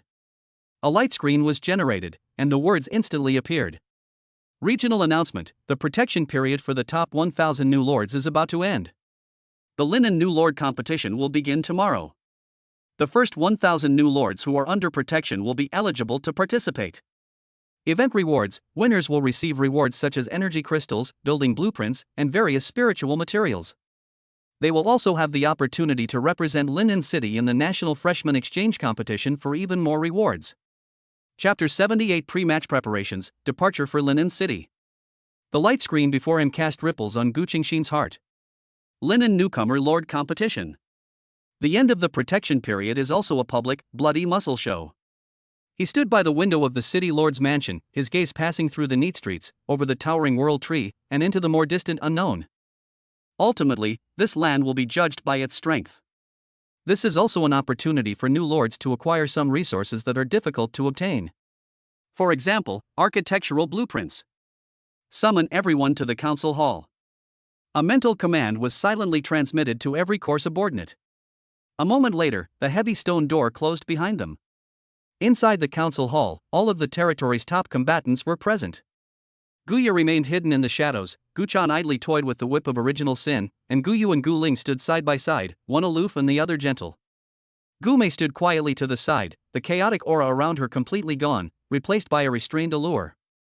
Werewolf leader Grey and elf captain Irina stood on either side. Behind them were the newly reborn Steel Rock and Steel Rock 2, two silent rock giants whose mere presence exuded an unparalleled sense of oppression. You all saw the light screen just now. Gu Qing got straight to the point, without uttering a single unnecessary word. The New Lord competition is a challenge, but also an opportunity. This is an opportunity for us to acquire resources in our territory. His voice was calm, yet it made the blood of everyone present boil involuntarily. Based on past experience, the types of tasks in the competition are nothing more than wilderness exploration, resource competition, team battles, and defense battles. Gu Qing's gaze swept over the crowd. Guya Guchan, you are the sharp knives that pierce the enemy's heart, responsible for decapitation and creating chaos. Gu Yu, your illusions and reconnaissance are our eyes. I need you to understand everything on the battlefield before the battle even begins. Gu Ling, you are everyone's support. Wherever the holy light reaches, that is our absolute domain. Gray, Irina, the werewolf guard's frontal assault and the elven archer's ranged suppression. Your coordination will be the main theme of the battlefield. Steel Rock 2, you are an insurmountable great wall. No enemy can ever cross your defenses. With such an elite team working together, Gu Cheng was confident that he could obtain good rewards in this new Lord competition. He finally looked at Lilith, the succubus queen who had just submitted to him, who was standing in a corner with Gu Mei. Lilith, your task is the most important. I need you to use all your intelligence networks to gather information on all the top 1,000 lords in Linen City as quickly as possible. Their troop types, their battle records, their weaknesses, I need it all. Yes, my lord. Lilith bowed, her blood-red eyes flashing with an efficient and ruthless light. With the strategic deployment complete, the entire territory is now operating like a sophisticated war machine. Gu Qing's figure quickly headed towards the Dwarven Forge workshop. Alliance leader Stone Anvil Bronzebeard, shirtless, was wielding a heavy hammer and forging a piece of red-hot mithril. Upon seeing Gu Qing, he immediately dropped the hammer and rushed over excitedly. All resources should be prioritized for the production of the Tranquil Armor and the Demon-Slaying Claw. I want all core troops to complete their re-equipment before we set off, Gu Qing ordered directly. No problem. Enchanting crystals are plentiful, I guarantee the mission will be completed. Stone Anvil Bronzebeard patted his chest, then scratched his steel needle-like beard with some distress. It's just. Alliance leader, this stuff consumes too much, and high-purity enchanting crystals are becoming increasingly scarce. You don't need to worry about that. Before Gu Qing could finish speaking, Lilith's figure had already silently appeared at the workshop entrance. With a wave of her hand, hundreds of enchanting crystals, which shimmered with an eerie red light and were of far higher quality than before, were piled up into a small mountain. High-purity enchantment crystals. A new vein we've found deep within the volcano. Lily reported respectfully. Stone Anvil Bronzebeard's eyes widened instantly. He pounced on the pile of crystals, caressing them as if they were his lover, while letting out a cryptic, incoherent laugh. By the way, Master, Gu Qing said, unfolding the blueprint for the Bloodline Purification Altar, out of thin air, do you recognize this kind of ore? In the corner of the drawing, the pattern of a blood-red crystal is vividly depicted. Blood Spirit Stone? Stone Anvil Bronzebeard's laughter stopped abruptly. He leaned closer and examined it carefully for a long time, his brows furrowing into a deep frown. This thing. I think I've seen it in the oldest records of my clan. It's said that it can only be born in ancient battlefields stained with the blood of gods and demons, or in mass graves filled with resentment. It is both the most evil and the purest thing. I don't know exactly where it is. We've found a clue. Gu Cheng nodded and kept the matter in mind.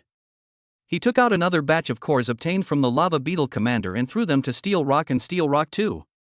Go to the furnace, temper your bloodline, I want you to become tougher and stronger. Yes, my lord. The two giant rock figures took the core and, with heavy steps, entered the lava furnace prepared specifically for them. The battlegrounds of the territory resounded with the deafening cries of battle. Gray's werewolf guards are conducting high-intensity joint combat drills with Irina's elven archer team. The werewolf guards charged forward like cannonballs, and in the instant they leaped, several precise arrows would pass through the gaps under their armpits and above their heads, hitting the targets behind them accurately. This tactic, which requires perfect teamwork, is becoming increasingly refined through repeated practice. Inside the city lord's mansion, Gu Qing was also making final adjustments to his daughter's appearance. Under the guidance of his Lord of Enchantment talent, the succubus bloodline within Gu Mei was completely purged. For the first time, she discovered that enchantment was not just about seduction and control, but also a precise form of mental interference. She can easily create a false sense of distance in an enemy, or turn a comrade into an enemy in his eyes. The value of this ability on the battlefield is immeasurable. Father, the initial inventory of resources at Black Ash Volcano has been completed. Lilith's report brought another surprise. In addition to the high-purity enchanting crystal veins, we also discovered several rare fire elemental ores that are found alongside it. The Stone Anvil Master said that they can be used to craft exclusive weapons for your Heart of Lava talent. This succubus queen is embracing her new role at an astonishing pace. Everything is moving in the best possible direction. The night before the competition, the central square was brightly lit by torches. Members of all the territories gathered here. Werewolves, elves, dwarves, succubi, different races, yet they all gazed up at the figure on the high platform with the same look. That was worship, that was fanaticism, that was absolute faith. Gu Qing's gaze swept over everyone. Tomorrow, we will embark on a new journey. Some will question our origins, envy our power, and covet our wealth. And what we need to do is very simple. His voice echoed in every corner of the square. Tell them in a language they understand. Our territory should not be underestimated. A war. For the Lord. War. War. War. The roar was like a mountain collapsing and a tsunami crashing into the sky, making even the stars in the night sky seem to tremble.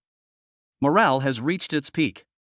Amidst the fervent gazes of everyone, Guyu rode the little eagle king, quietly ascended into the air, and transformed into a black dot, disappearing in the direction of Linen City. She will be the first piece to be placed, paving the way for Gu Qing's future. The next day, early morning.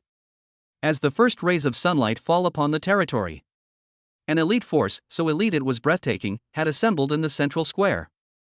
Guye, Guchan, Guling, and Gumei are 4 daughters with different temperaments but equally strong abilities. Steel Rock and Steel Rock 2 are 2 mobile fortresses, each over 2 meters tall, covered in tranquil armor that shimmers with runelight. 100 werewolf guards, all equipped with full sets of demon-slaying claws and tranquility breastplates, and 50 elven archers wielding lightweight alloy arrows.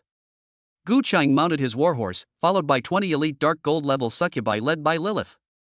They would serve as his personal guards and intelligence hubs, accompanying him on the expedition. Set off. No further words were spoken. Under the watchful eyes of all the members of the territory, this legion, representing Gu Qing's strongest power, embarked on the road to Linen City in a grand procession. Chapter 79 Resource Battle, marking mineral vein locations. Linen City.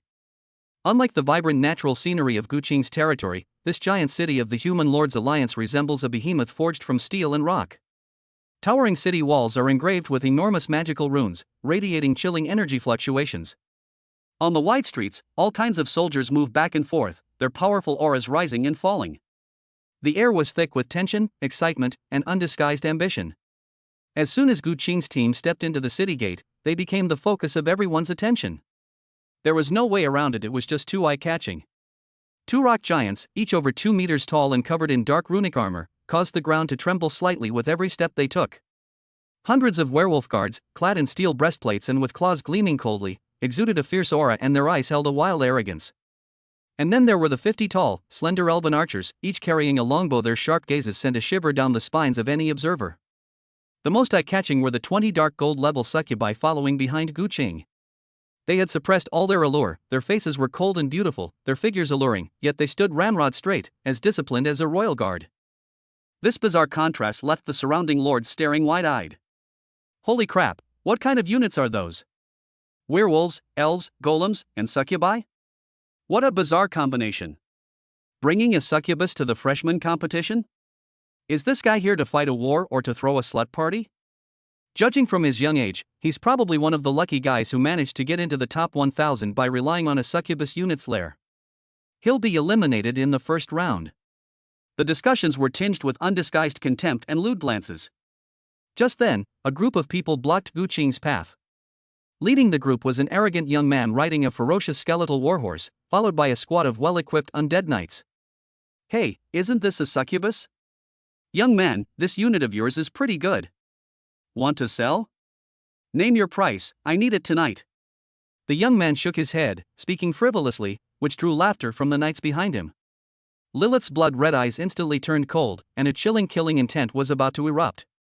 Gu Qing simply raised his hand to stop her. He didn't even glance at the young man, merely glancing indifferently at the pointing and whispering crowd around him. The next moment. Boom! An indescribable pressure descended suddenly. The tyrannical dragon's might and the fiery will of the lava monarch, 2 bloodline auras originating from the pinnacle of life, pressed down on the souls of everyone within 100 meters like 2 invisible mountains. The air froze instantly.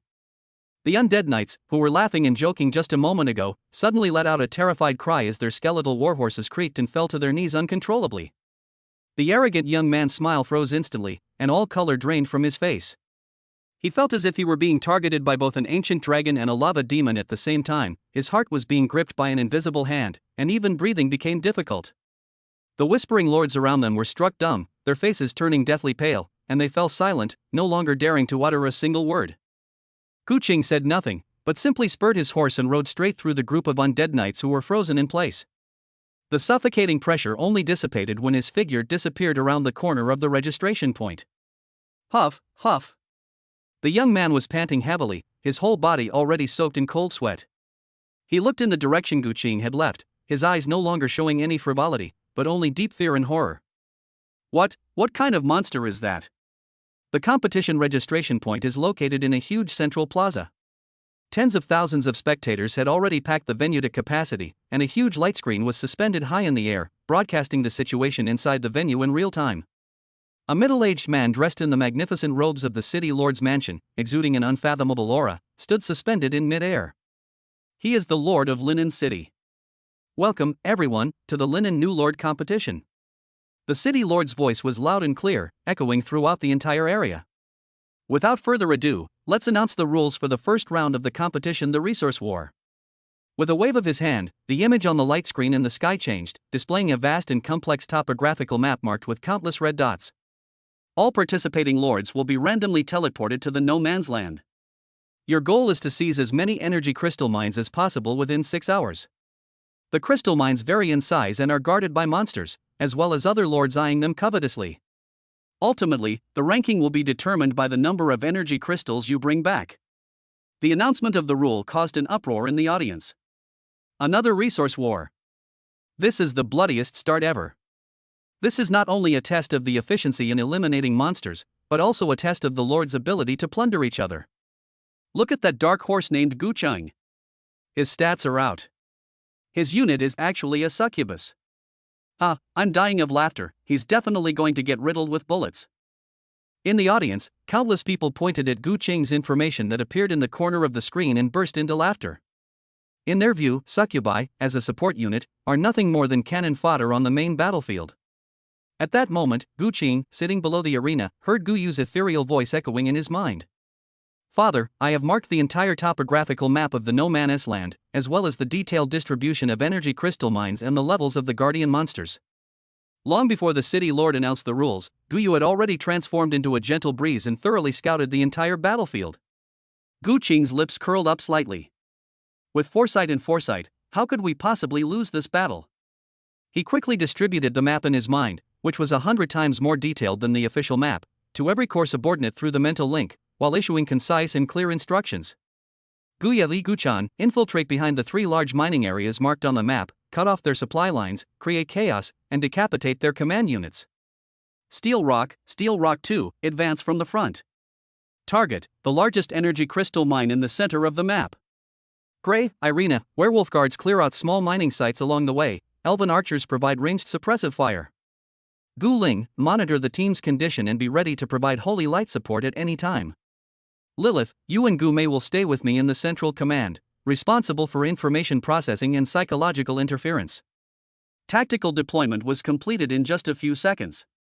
The next second, the light of the teleportation enveloped all the participants. As the light faded, Gu Qing's team appeared on a desolate Gobi desert. Start! Without the slightest hesitation, at Gu Qing's command, the entire team roared into action like a precision killing machine with its engine turned on. Chapter 80, Crushing the Number 1. Awah! Gray took the lead, leading hundreds of werewolf guards like a black wave, rushing straight towards the nearest small crystal mine. Guarding the mining area were a group of black iron-level cave spiders. They had just emerged from the ground and hadn't even had a chance to spit out their webs when the werewolves got close. Sizzle! The werewolf guards, now equipped with the demon-slaying claws, swung their claws, easily tearing apart the tough carapaces of the cave spiders, which were as fragile as paper.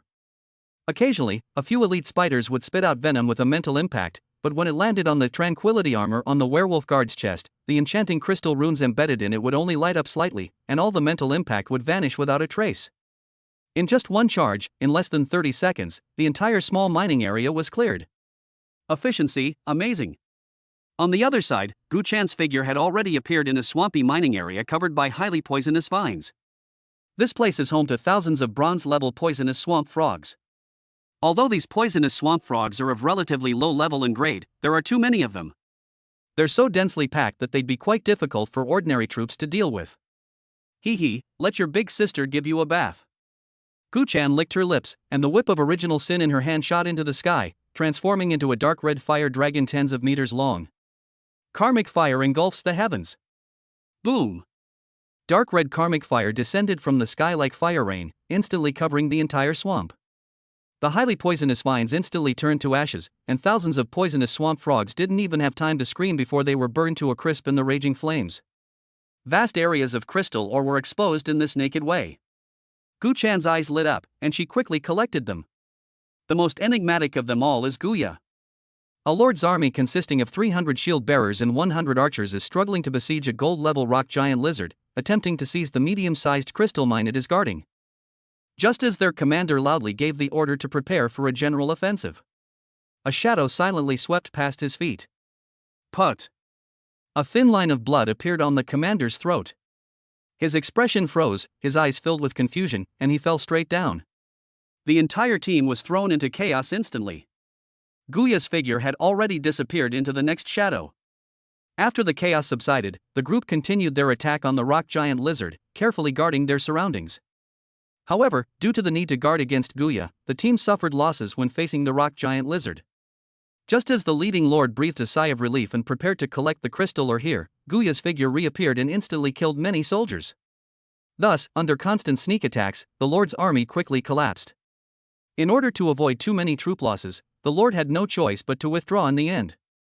Meanwhile, at the very center of the battlefield, around a giant energy crystal mine that resembles a hill, at least 5 top-ranked lord teams have gathered. They have formed a temporary alliance and are preparing to work together to eliminate the several dark gold-level earth dragons guarding the mine. Just then, the earth trembled violently. Boom! Boom! Steel Rock and Steel Rock 2, these two mobile fortresses, completely ignored the scattered monsters on the periphery and charged straight into the core of the mining area with an overwhelming force. Fire! Stop them! The commanders of several teams roared in shock and anger at the same time. Arrows, magic, and cannonballs rained down on the two rock giants. Jingle bells!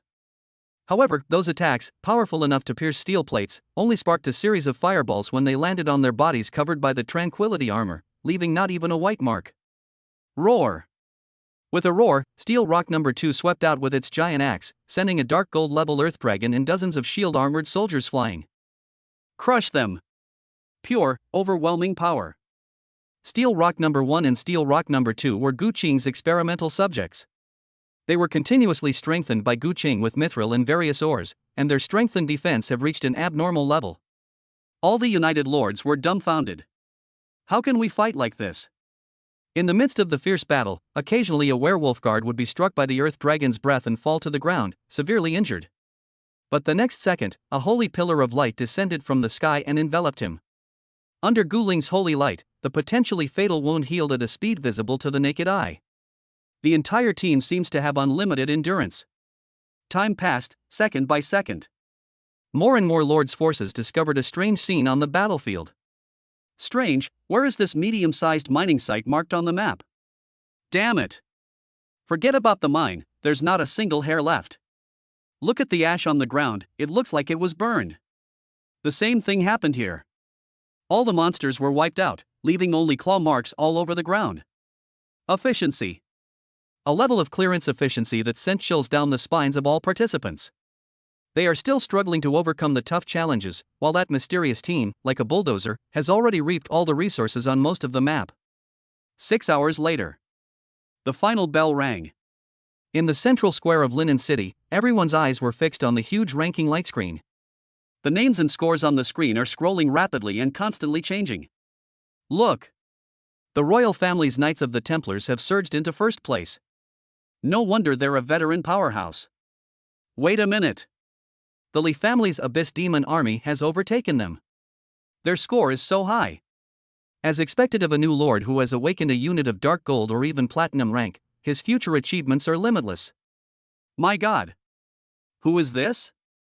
Just as everyone was marveling at the fierce competition for the top spots, an unfamiliar name suddenly surged from the bottom of the list at an incredible speed. The 900th. The 500th. 100th. 10th place. First place. That name ultimately secured its place at the top of the list with a terrifying score that was nearly double that of the second place winner. First place, Gu Cheng. Points, 99,872. The entire venue was deathly silent. Tens of thousands of spectators, including the veteran lords, stared in disbelief at the dazzling name and astronomical score on the screen. Viewers who had encountered Gu Qing had very complicated expressions. The young man they had mocked for bringing a succubus to this silver party slapped them all in the face in a way they couldn't understand at all. For a moment, only one thought remained in everyone's mind. Just what kind of monster is this Gu Qing? Chapter 81, Group Offensive and Defensive Battle. The entire venue was deathly silent. Tens of thousands of spectators, including the veteran lords sitting in the VIP seats, stared in disbelief at the dazzling name on the screen and the astronomical number that made them doubt their own eyes. First place, Gu Qing. Points, 99,872. This score is almost double that of the second-place Li family's Abyss Demon Army from Linen City. A fault, a complete and utter fault. Those lords who had previously mocked Gu Qing for bringing succubi to throw a silver party now felt a burning pain on their faces, as if they had been slapped countless times with the sole of a shoe. How the hell did he do that? Did he mine all the mines in the entire no man's land? Cheating. This must be cheating. How could succubus units have such a clearing efficiency? Doubts arose one after another, but what many more people saw in their eyes was deep fear and horror. High in the sky, the Lord of Linen looked at the name that was far ahead on the list, and for the first time, a deep surprise flashed across his usually calm face. He never expected that such a formidable newcomer would be hidden among this year's new lords. Investigate this Gu Qing's background, he said calmly to the air behind him. At this moment, Gu Qing, who was at the center of the storm, had already shut out the noise from the outside world. He was standing at the teleportation point, quietly taking stock of his spoils. Large quantities of energy crystals were carried out by the werewolf guards and piled up into glittering little mountains. My lord. Steel Rock walked over with heavy steps, spreading out his huge palm. In his palm lay a black crystal the size of a fist, completely black, emanating a faint evil aura. This was found deep within the last destroyed Earth Dragon's lair, and the energy crystals around it were all contaminated. Gu Qing picked up the black crystal. It was icy cold to the touch, and a chilling, mixed energy flowed from her fingertips. It's not a blood spirit stone. But this feeling is somewhat similar to the cursed power sealed in the heart of that ancient succubus queen, yet it is even more primal and chaotic. He discreetly put the crystal away. It might be a clue to finding the blood spirit stone. Just then, the loud voice of the Lord of Linen City resounded throughout the entire venue once again. The first round of the competition is over. Now, let's announce the rules for the second round. Everyone's hearts were in their throats. Round 2, Group Offense and Defense Battle. The city lord waved his hand, and the light screen changed, revealing a huge arena model. All advanced lords will be randomly divided into 16 groups. Each group of lords will engage in a brutal offensive and defensive battle in a specific arena. Winners advance. Losers are eliminated. As soon as he finished speaking, the names of all the lords began to scroll rapidly on the light screen, and they were randomly grouped. Soon, Gu Qing's name, along with 7 other names, was added to the list of the 7th arena. Among those 7 names, one particularly rugged and resounding name elicited a murmur of surprise from those around him. Orgrim Skullbreaker. It's that madman from Blackrock Fortress. His Orc Berserker Legion is notoriously fearless. This is going to be interesting. That dark horse named Gu Qing has met his match. From the crowd, an orc lord, nearly 2.5 meters tall, with bulging muscles and grayish-green skin, walked out with a sinister grin, carrying a huge battle axe taller than a man. He is Orgrim Skullbreaker. Behind him, squads of orc berserkers roared, clad in crude heavy armor, wielding various heavy weapons, their eyes burning with a bloodthirsty desire. Behind their ranks, several massive siege catapults reeked of the rust of war. Orgrim's gaze swept across the list, finally landing on the name Gu Qing and the unit information displayed next to him: succubus, werewolf, elf. Ha! He let out a sneer of utter disdain, the sound as loud as thunder. A bunch of flashy weaklings dare to be grouped with me? Especially that kid named Gu Qing, who even brought a succubus with him. What, if you can't beat us, you'll just have your girls lying on the ground begging for mercy? His vulgar words drew deafening laughter from the orc berserkers behind him. The other lords around also looked at Gu Qing with expressions of anticipation. Faced with this blatant provocation, Gu Qing's face remained expressionless. He didn't even glance at Orgrim. He simply dragged the pieces representing his various units on the virtual tactical map with calm, steady, and powerful fingers. That extreme calmness contrasted sharply with Orgrim's rage, giving Guya, Guchan, and the others who had been standing quietly beside him a powerful sense of stability. It was as if the sky were to fall, my father could hold it up. Boy! Are you mute? Orgrim was furious when Gu Qing ignored him and was about to step forward with his battle axe. Quiet! As the city lord's majestic voice fell, an invisible pressure caused Orgrim to pause in his steps. All contestants, enter the arena. A flash of light, and Gu Qing and his team appeared atop a massive fortress. The system determined that they were on the defensive. Beyond the fortress lay a vast plain, where Orgrim's Orcish legions were already arrayed for a charge. Roar! The moment the starting bell rang, Orgrim eagerly swung his battle axe. For the tribe! Crush them! Hundreds of orc berserkers, like a green tide, surged toward Gu Qing's defenses under the cover of siege catapults. The earth trembled under their heavy footsteps, and the soaring killing intent was enough to cause any ordinary army to collapse instantly. Orgrim stood at the rear, a cruel smile on his face. In his mind, the fragile fortress would be cleaved into pieces by his battle axe in less than 10 minutes. However, when his vanguard reached the foot of the fortress, the smile on his face froze. Two rock giants, their bodies completely covered in black runic armor, stood motionless before the city gate, like two mountains. Bang! Bang! Bang! The orc berserkers swung their giant axes and warhammers wildly, smashing them down on steel rock and steel rock too. However, apart from a series of clanging sparks and a few shallow white marks, it could not cause any real damage. The Tranquility armor, crafted by the Dwarven Master and infused with enchanting crystals, reduced both physical and energy impacts to a terrifying degree. The orcs' attacks were like tickling. Just as the orc vanguard was in trouble, Irina's cold voice rang out from the city wall. Put! Swoosh! Swoosh! Swoosh! 50 elven archers simultaneously drew their bows, their gleaming alloy arrows slicing through the sky like the scythe of death. Chapter 82 Quick Defeat, City Lord's Invitation. Their target is not those thick-skinned berserkers. Instead, it precisely bypassed the crowd and shot at the shamans behind the orc ranks and the catapults that were loading. Put! Put! A shaman who was chanting a bloodlust spell suddenly had a bloody hole in his forehead, and the red light in his eyes dimmed. The crucial winch of a catapult was struck by a specially designed armor-piercing arrow and snapped in two. The spellbreaker claws wielded by the elven archers grant each of their attacks the ability to penetrate energy shields. Orgrim's ranged support and magical assistance were instantly rendered useless. Damn it! Orgrim roared, keep charging. Use men to fill the gap. Break down the gates. Just then, a patch of dark red fire suddenly lit up beneath the feet of the hundreds of orc berserkers charging at the forefront. Hee, she's taken the bait. On the city wall, Gu Chan licked her lips and snapped her fingers. Boom! Several karmic fire traps suddenly erupted, the dark red flames like demonic claws reaching out from hell, instantly devouring the hundreds of orcs. Amidst their piercing screams, their leather armor instantly turned to ashes, their strong muscles were burned to charcoal, and after only a few struggles, they became charred corpses.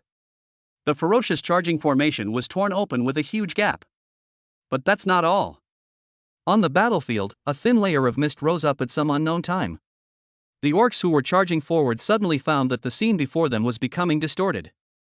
Their comrades in arms suddenly became, in their eyes, despicable enemies. Kill. Die. Traitor. Under the subtle influence of Guyu's moonlight illusion, several orc squads fell into chaos and began to kill each other, mercilessly hacking at their own comrades with swords and axes. Meanwhile, on the flank of the battlefield, unnoticed by anyone, a shadowy figure, like a ghost, bypassed all direct firefights and silently crept towards Orgrim's command center. Guya's target was the orc warlock standing next to Orgrim, constantly casting buff spells. Puff! A flash of blood appeared, and an orc warlock's neck was silently severed. Until the moment he fell, he didn't know where the attack came from. Assassin! Protect the boss! The surrounding guards were thrown into chaos. Orgrim watched helplessly as his elite troops suffered heavy casualties and were forced into retreat by the enemy's fluid and coordinated attacks. With siege equipment destroyed and the rear command chain severed, the once proud berserkers' charge was thwarted by the impregnable city walls and bizarre traps and illusions. For the first time, the fierce confidence in his eyes was replaced by an emotion called fear. He couldn't understand why his tactics, which had always been invincible in the past, were so easily defeated by this unknown kid. Just as he was filled with shock and anger, preparing to personally intervene, Gu Qing, who had been sitting calmly by, finally made a move. He stood up, his cold yet clear voice echoing throughout the entire team. Counterattack. A woof! A loud wolf howl echoed through the sky. The werewolf guards, who had been waiting behind the city gates, charged out like a pack of tigers that had broken free of their shackles. Coordinated with the countercharge of the steel rock duo, they were like a red-hot dagger, piercing fiercely into the orcs' already chaotic formation. The massacre has begun. Tens of thousands of spectators in the central square were completely silent. Through the light screen, they watched the entire textbook-worthy defensive counterattack, flowing smoothly like clouds in water, without a single leak. The characteristics of each unit type have been brought to their fullest potential. The ragtag army they had previously mocked had, under the command of the young lord, transformed into a sophisticated and deadly war machine. Orgrim, the orc lord who had previously been clamoring for Guqing to lie down and beg for mercy, now had a livid face as he watched helplessly as his troops were torn apart by werewolf guards, singled out by elven archers, and swatted away like flies by the two terrifying stone golems. When the light of defeat appeared, Orgrim was still standing there, barely able to hold his massive battle axe. Outside the arena, all the lords and spectators watching the match fell into a long silence. They had seen powerful legions and rare unit types, but they had never seen an army with such a different style, yet cooperating as well as one. Fear stems from the unknown. Guqing and his mysterious army are the biggest unknown in everyone's hearts at this moment. Monster! Someone murmured that word. The teleportation light shone, and Guqing's team returned to the square unharmed. Just then, Orgrim, the orc lord who was nearly 2.5 meters tall, carrying his huge battle axe, pushed through the crowd and walked straight toward Guqing. The surrounding lords immediately tensed up, thinking that this madman was going to seek revenge in public. However, Orgrim stopped 3 steps in front of Guqing. His rugged face showed no anger as a loser, but rather a solemn expression of worthy adversary. He slammed his massive battle axe into the ground with a dull thud. "You are very strong." Orgrim's voice was hoarse and deep. "I, Orgrim Skullbreaker, accept defeat wholeheartedly." He grinned, revealing a set of gleaming white teeth, his smile carrying a unique frankness. "In the upcoming matches, my men won't mess with you." After saying that, he shouldered his battle axe and left with his group of dejected orcs without looking back. This scene was even more shocking to the surrounding lords than the victory they had just witnessed. If Guqing could make the madman of Blackrock Fortress bow down, his strength was probably more unfathomable than they imagined. Just then, a servant dressed in the city lord's official robes respectfully approached Guqing. "Lord Guqing, the city lord requests your presence." Upon hearing this, a collective gasp of astonishment rippled through the crowd. The lord of Linen City, that unfathomable platinum-level peak expert, actually personally invited a newly minted lord? Guqing nodded calmly. He knew that the skill he had displayed was enough to attract the attention of this chess player. The city lord's mansion, an elegant secret room. The lord of Linen City personally brewed a cup of fragrant tea for Guqing, which emitted strange energy fluctuations. Young friend Guqing, a hero emerges from among the young. The city lord had a gentle smile on his face, but his deep eyes seemed to be able to see through people's hearts. "Your troops and your tactics have broadened my horizons." "You flatter me, city lord." Guqing took a sip of tea, neither humble nor arrogant. "Hee, young man, no need to be modest." The city lord put down his teacup and changed the subject. "I've called you here to discuss a deal." Chapter 83 Secret Realm Trial, Ghost Trial. "A deal?" Guqing raised an eyebrow. The city lord lightly tapped his finger on the table, and a light screen appeared, displaying a map of a gloomy and eerie mine. "This is the 3rd challenge of the competition trial of the mysterious realm. The secret realm is called the Ghost Mine, where countless vengeful spirits bound by ancient curses roam, making it extremely dangerous. But it also contains countless precious minerals rarely found in the outside world." The city lord's gaze fell on Guqing's face, with a hint of inquiry. "My people have discovered that at the deepest part of the mine, there is a special vein protected by a powerful curse. There perhaps you can find what you are looking for." Whatever Guqing needs, that special mineral vein has it. He deliberately emphasized the words "what you want." Guqing's heart stirred. The blueprints for the bloodline purification altar were still lying quietly in his system space, only lacking the last crucial material, the blood spirit stone. "Do you have any blood spirit stones?" Guqing asked directly. A hint of approval flashed in the city lord's eyes. "Talking to smart people is so much easier." He nodded in agreement. "That's right, there are blood spirit stones. That thing can only be born in ancient battlefields filled with resentment, or in desolate places contaminated by god-demon level curses. But what guards that mine is a platinum-level ghost lord formed from the resentment of thousands of miners, and its curse can directly erode the soul. He looked at Gu Qing, his tone becoming serious. Countless lords have tried to conquer that place, but they have all become new vengeful spirits in the mines. I'm telling you this information because I value your potential. Of course, in exchange, I need you to bring out 3 ghost cores from there. Gu Qing did not hesitate at all. Make a deal. For the blood spirit stone, for the succubus race to be completely rid of the curse, and even more so for the enormous energy contained in the heart of that ancient queen, this risk must be taken. Seeing Gu Qing agree so readily, the city lord's smile deepened. This young man is not only capable, but also possesses a boldness and ambition far exceeding those of his peers. After leaving the city lord's mansion, Gu Qing immediately began assembling his elite squad. This time, he did not bring a large force. In an environment like the ghost mine, having too many people can easily cause unnecessary trouble. Guya, Gu Chan, Guyu, Gu Ling. The figures of his 4 daughters quietly appeared beside him. Steel Rock number 2. In the corner, the silent rock giant responded in a muffled voice. Assassination, offensive, illusion, healing, tanking. An extremely elite squad was quickly assembled. The 3rd round of challenges began soon. It really is the ghost mine.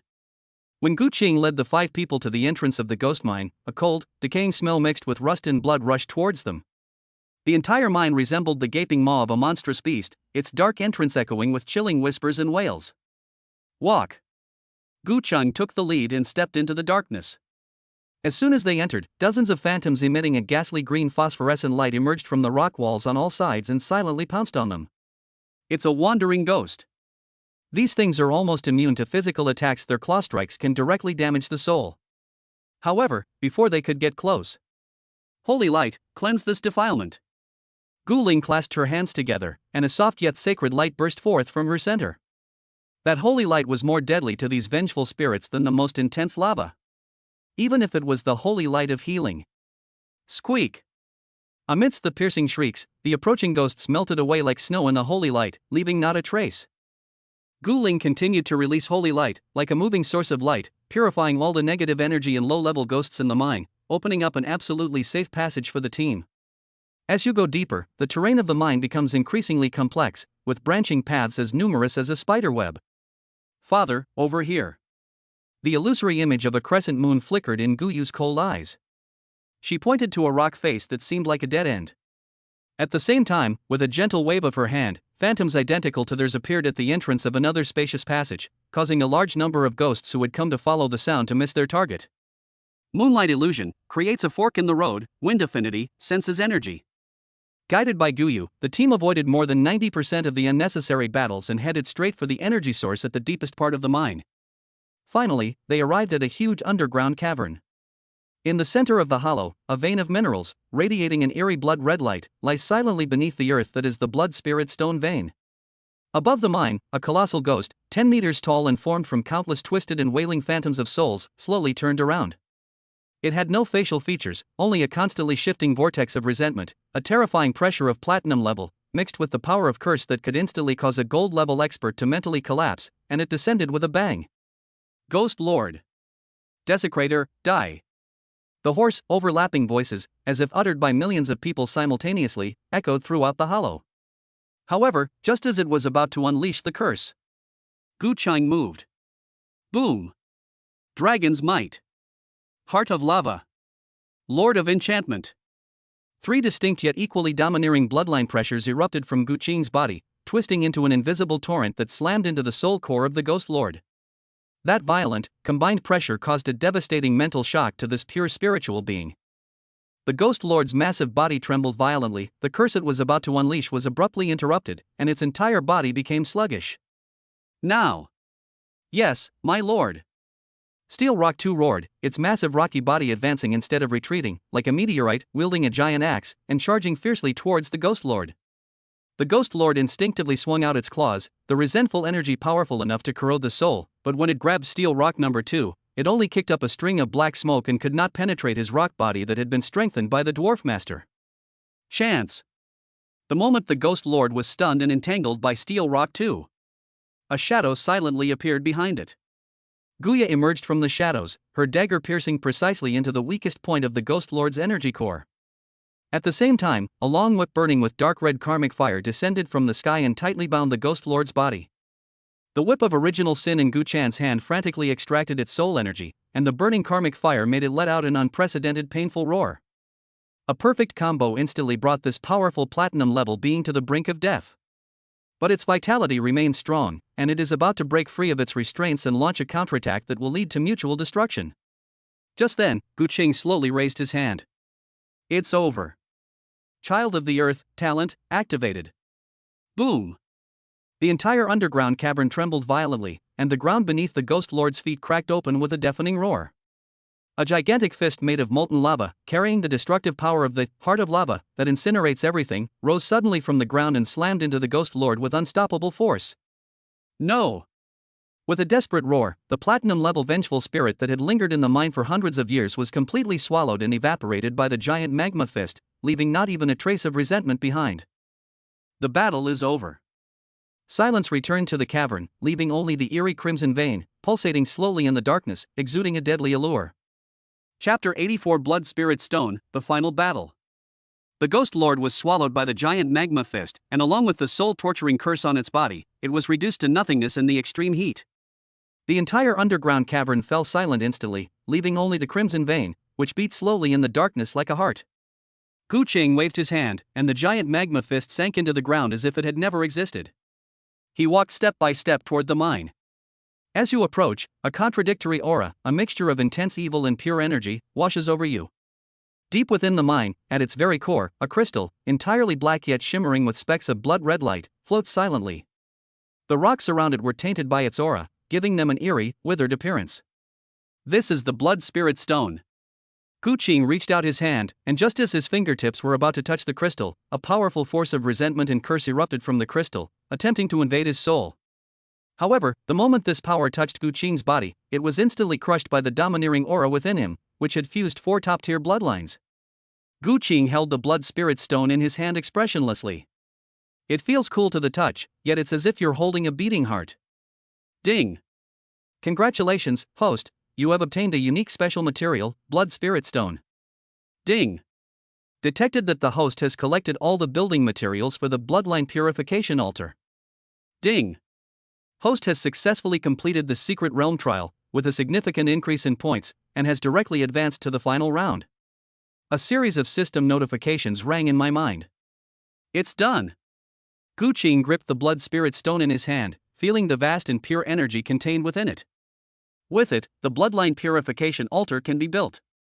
The curse of the succubus race will become history. The heart of that ancient succubus queen will also transform from a time bomb into one of the most powerful energy sources in his territory. Let's go back. With his tired but excited teammates, Gu Cheng disappeared into the teleportation beam. When Gu Qing returned to Linen City, the atmosphere in the entire city had reached its peak. Above the giant arena, 3 enormous light screens each displayed the figure of a lord. Gu Qing was among them. As the biggest dark horse of this competition, he swept into the finals and has become the focus of discussion throughout the city. The other 2 are also among the most outstanding young people in Linen City. That's Victor. His holy knights are unstoppable in a frontal charge. I've heard that his ace unit, the War Beast, can flatten a small fortress with a single stomp.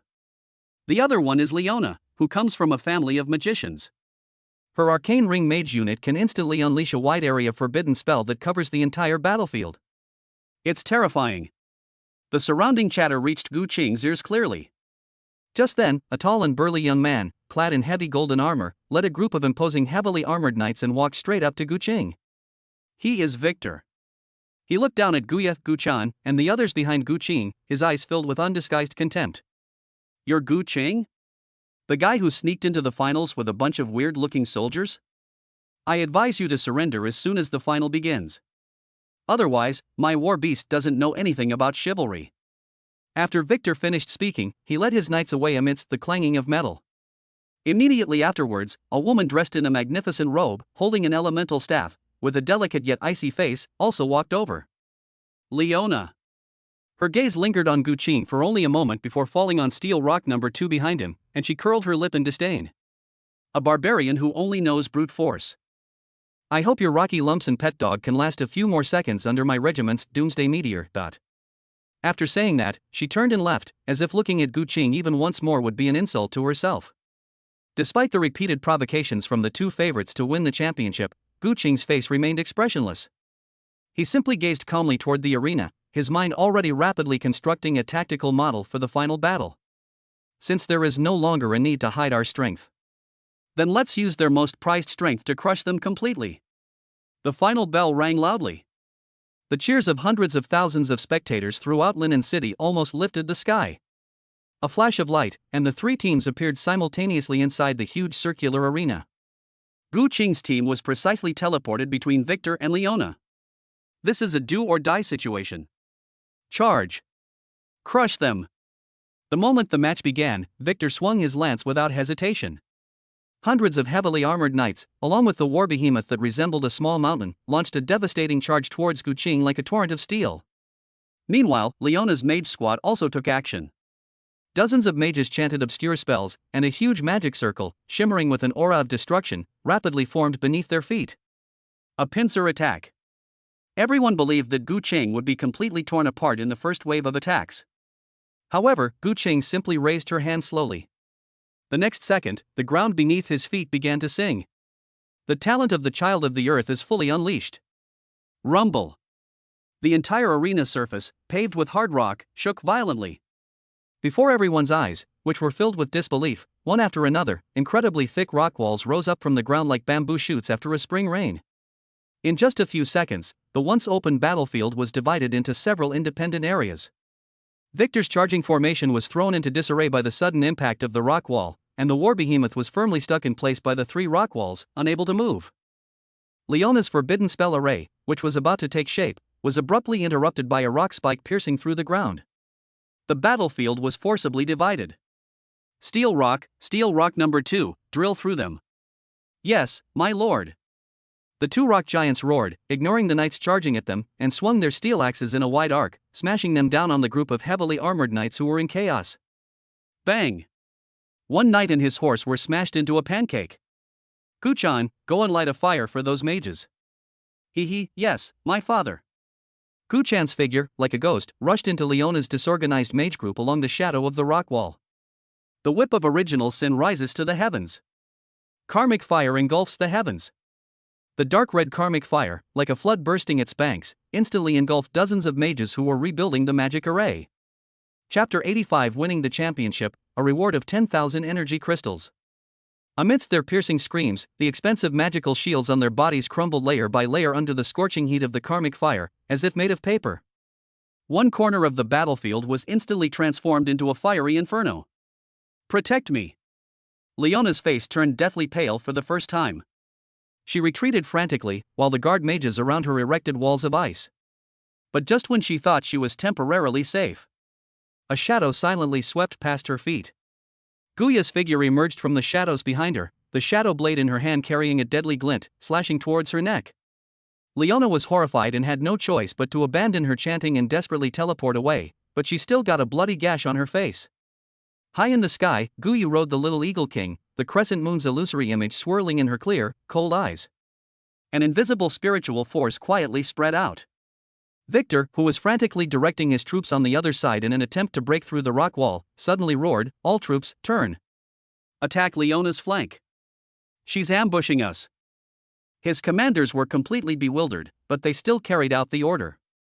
The entire knightly order descended into even more complete chaos.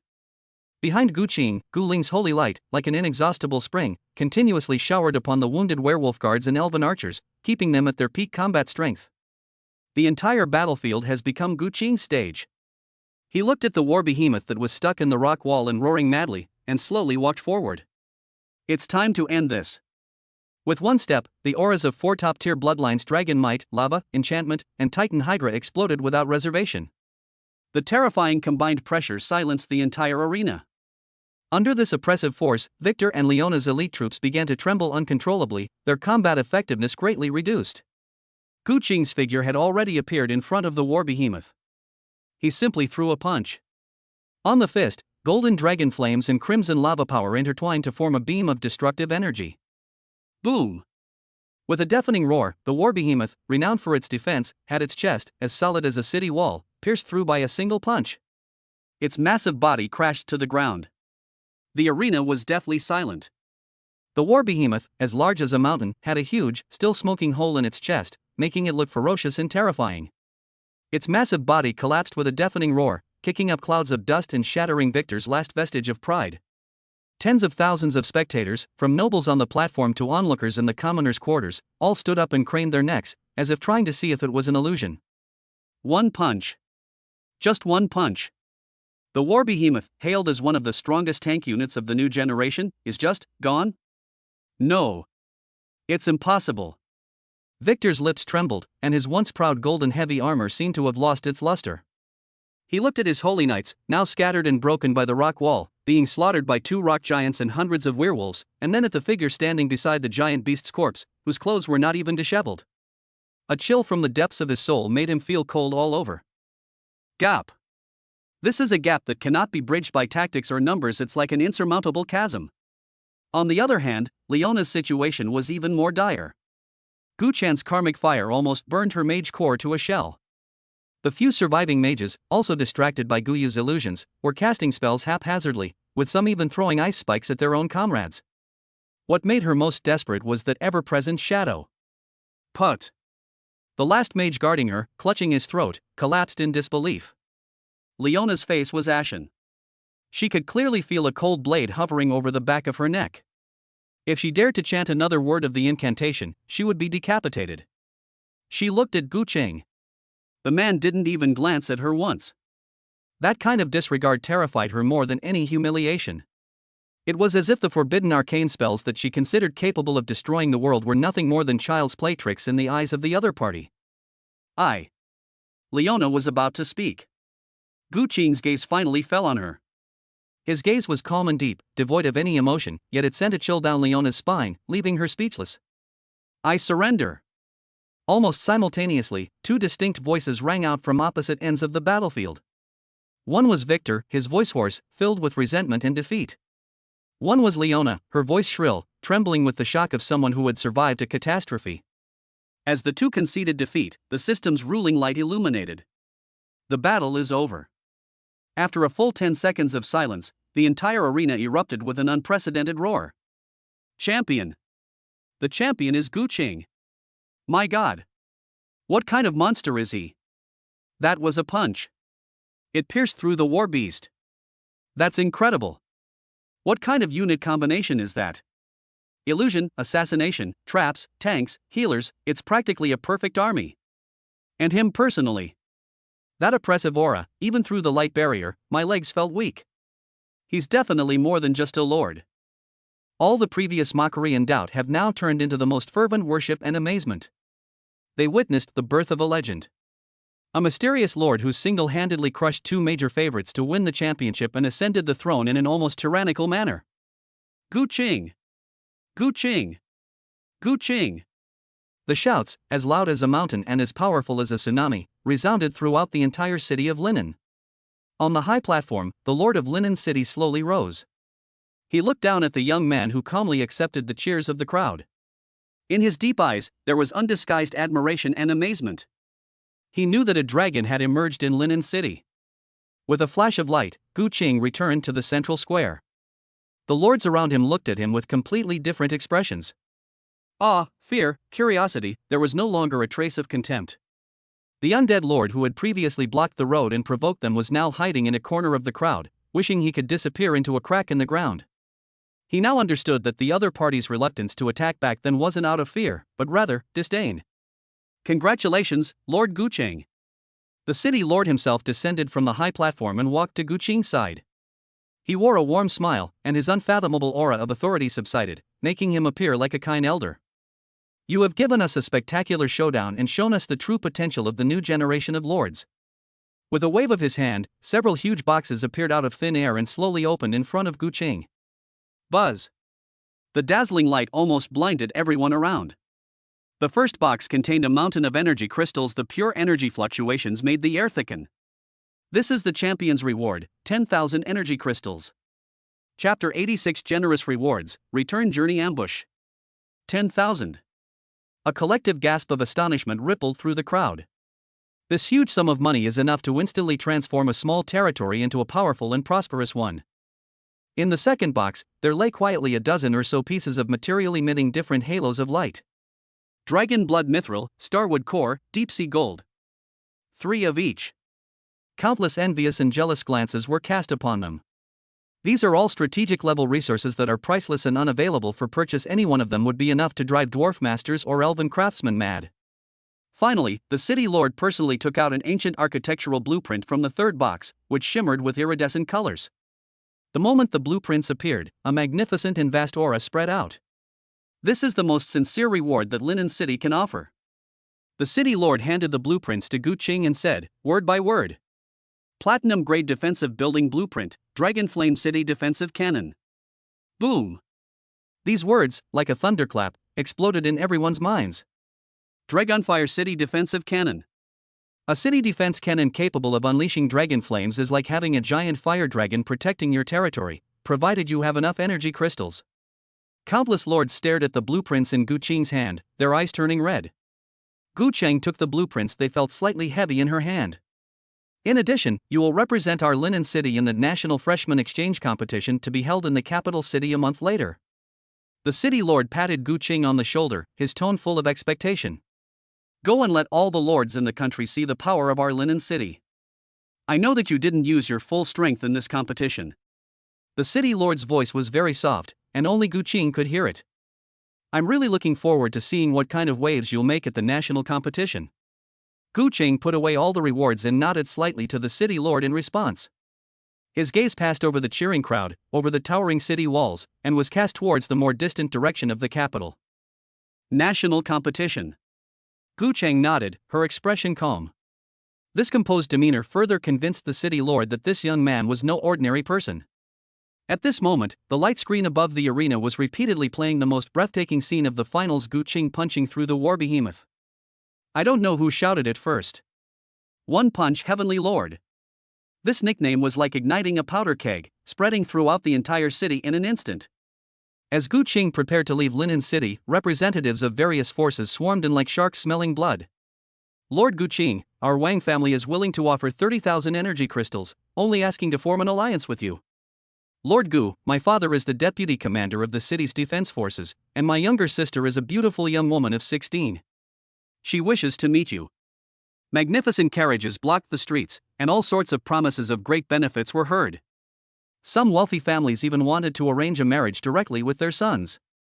No need. Not interested. Gu Qing politely declined each offer without hesitation. He led his troops through the bustling crowd and embarked on the journey back to his territory. The atmosphere inside the family mansion where Victor and Leona were located was extremely oppressive. Investigate. Investigate. I need to know exactly where this Gu Qing came from.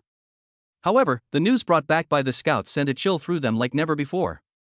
Reporting to the Patriarch, this person's background is completely blank, as if he appeared out of thin air. Inside the carriage, Lilith's blood-red eyes flickered slightly as a mental message entered Gu Qing's mind. My lord, at least 3 groups of unidentified forces have quietly caught up with our group, with ill intentions. Gu Qing didn't even lift her eyelids, but a barely perceptible smile appeared at the corner of her mouth. Just what he wanted. He ordered the werewolf guards driving the car, don't take the main road, take the mountain road over there. It was a remote mountain road marked dangerous on the map. The group turned and headed towards the quiet mountain forest. As night deepened, the group arrived at a dangerous place called Soul-Severing Valley. With steep cliffs on both sides and only a narrow passage in the middle, the terrain is treacherous and makes it an excellent ambush site. Just as the convoy reached the bottom of the valley. Whoosh! Whoosh! Whoosh! Countless flaming arrows rained down from the cliffs on both sides. At the same time, at the mouth and tail of the valley, the earth shook violently, and thousands of soldiers poured out of the darkness, completely blocking Gu Qing's troops. Heavy knights, mages, and members of an assassin organization lurking in the shadows. Ha ha ha ha! Gu Qing! You have a road to heaven, but you choose to walk into the gates of hell. A lord with a scar on his face stepped out from the enemy ranks, his eyes filled with greed. Hand over all the prizes from the competition, and all your female soldiers, and I might consider leaving you a whole corpse. Several lords, blinded by greed, joined forces with a mysterious assassin organization to set up this deadly trap.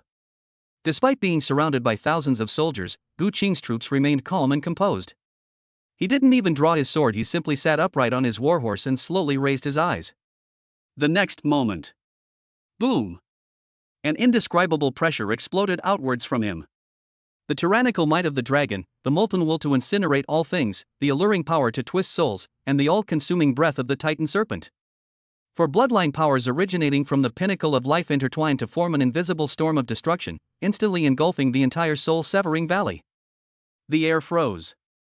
Time seemed to stand still. The smiles on the faces of those lords who were shouting just a second ago instantly froze. Thousands of enemy units, whether they were gold-level heavy knights or elite-level assassins, were all rendered speechless by this combined pressure. Their souls seemed to be gripped tightly by an invisible hand and then crushed. Thump! Thump! Thump! Waves of soldiers, like felled wheat, uncontrollably collapsed to their knees. Their weapons slipped from their hands, their bodies trembled violently, their wills utterly shattered, foam came out of their mouths, and they instantly lost all fighting ability. The entire valley was completely silent, save for the enemy's heavy, terrified breathing. At that very moment, two ghostly figures flashed out from behind Gu Qing. One was a shadow sweeping across the ground, the other a dark red streaking across the night sky. Guya's figure weaved through the immobilized enemy troops, her dagger like the scythe of death, each flash slicing precisely through the throat of an enemy lord or commander.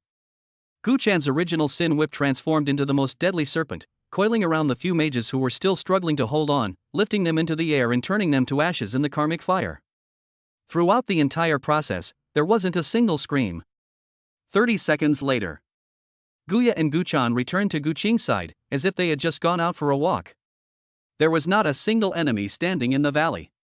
Gu Qing rode his horse slowly through the soldiers who were limp as mud and the cold corpses scattered on the ground. He used the most domineering and direct method to declare a fact to all the prying eyes lurking in the shadows. He is not to be trifled with. Chapter 87, Constructing the Bloodline Essence Altar, Ancient Heart-Stirrings. Soon, Gu Qing led his team back to the territory. The moment Gu Qing's team stepped through the territory's gates, the pent-up fervor exploded. The Lord has returned. Champion. Our Lord is the champion. The howls of werewolves, the songs of elves, and the booming of dwarves striking their anvils merged into a torrent of sound that surged into the sky, making the leaves of the world tree rustle. Countless succubi had an unusual glint in their eyes as they looked up at the figure riding a warhorse, as if they were looking up at a god walking among the earth. Gu Qing did not immerse herself in the overwhelming adoration. He dismounted and headed straight for the dwarf blacksmith's workshop. Alliance leader Stone Anvil Bronzebeard was leading a group of dwarves, forging new weapons from captured ore. When he saw Gu Qing, a huge smile spread across his face, which was blackened by smoke. Without wasting any words, Gu Qing unfolded the blueprint that was shimmering with 7-colored light. Platinum grade, Dragon Flame City Defensive Cannon. Stone Anvil and Bronzebeard's laughter abruptly stopped. His eyes were fixed on the complex, precise, yet violently beautiful structural diagram on the blueprint, and his breathing instantly became heavy. He stretched out his calloused hands, capable of easily crushing steel, but stopped an inch from the blueprint, his fingers trembling violently with excitement. Dragon Flame. By the dwarf god, this is the supreme creation of the dwarf race. I want you to build it. Gu Qing's voice was calm, yet carried an unquestionable command. I guarantee the mission will be completed. Stone Anvil Bronzebeard straightened his back abruptly, pounding his chest so hard it throbbed, his steel needle beard trembling. To be able to forge it with my own hands is the greatest honor of my life, Stone Anvil Bronzebeard. Having finished out the defense plan for the territory, Gu Qing appeared in the elven Holy Land behind the World Tree. This is the purest place in the entire territory in terms of elemental energy. The four sisters, Guya, Gu Chan, Gu Yu, and Gu Ling, along with Lilith and Gu Mei, were already waiting there. Gu Qing raised his hand, and 2 items appeared out of thin air. One was the equally ancient blueprint for the Bloodline Purification Altar, and the other was the Blood Spirit Stone, which was pitch black but seemed to have blood flowing inside. Lilith, Gu Mei. He looked at the 2 succubi with the most concentrated bloodline. From this day forward, the curse that haunts your people will become history. As soon as he finished speaking, he took out 1,000 of the 10,000 energy crystals he had won in the competition and invested them into the construction of the altar without hesitation. Boom! The immense energy, like a flood bursting its banks, instantly poured into the earth beneath our feet. Centered on the blueprint, countless mysterious runes lit up, and a huge circular altar phantom emerged from the ground. The massive energy fluctuations caused the magical elements throughout the entire Holy Land to boil. The air became viscous, countless points of light danced in the air, and the ground emitted a low hum. The moment the phantom of the altar took shape, Lilith's body trembled violently. A thrill originating from the depths of one's soul suddenly erupted. It was a bloodline's yearning for purity, and even more so, a deep-seated fear of the curse that had plagued countless generations. A mixture of longing and fear caused her face to turn deathly pale instantly. Ugh! Lilith let out a painful groan. Behind her, countless black, tentacle-like curses emerged from the void, tightly binding her body and attempting to drag her consciousness into the illusion of an eternally corrupted abyss. Lilith's people were in slightly better condition, but their bodies were trembling uncontrollably, and black energy surged in their blood-red eyes. Just then, two warm and strong hands gently pressed down on their heads.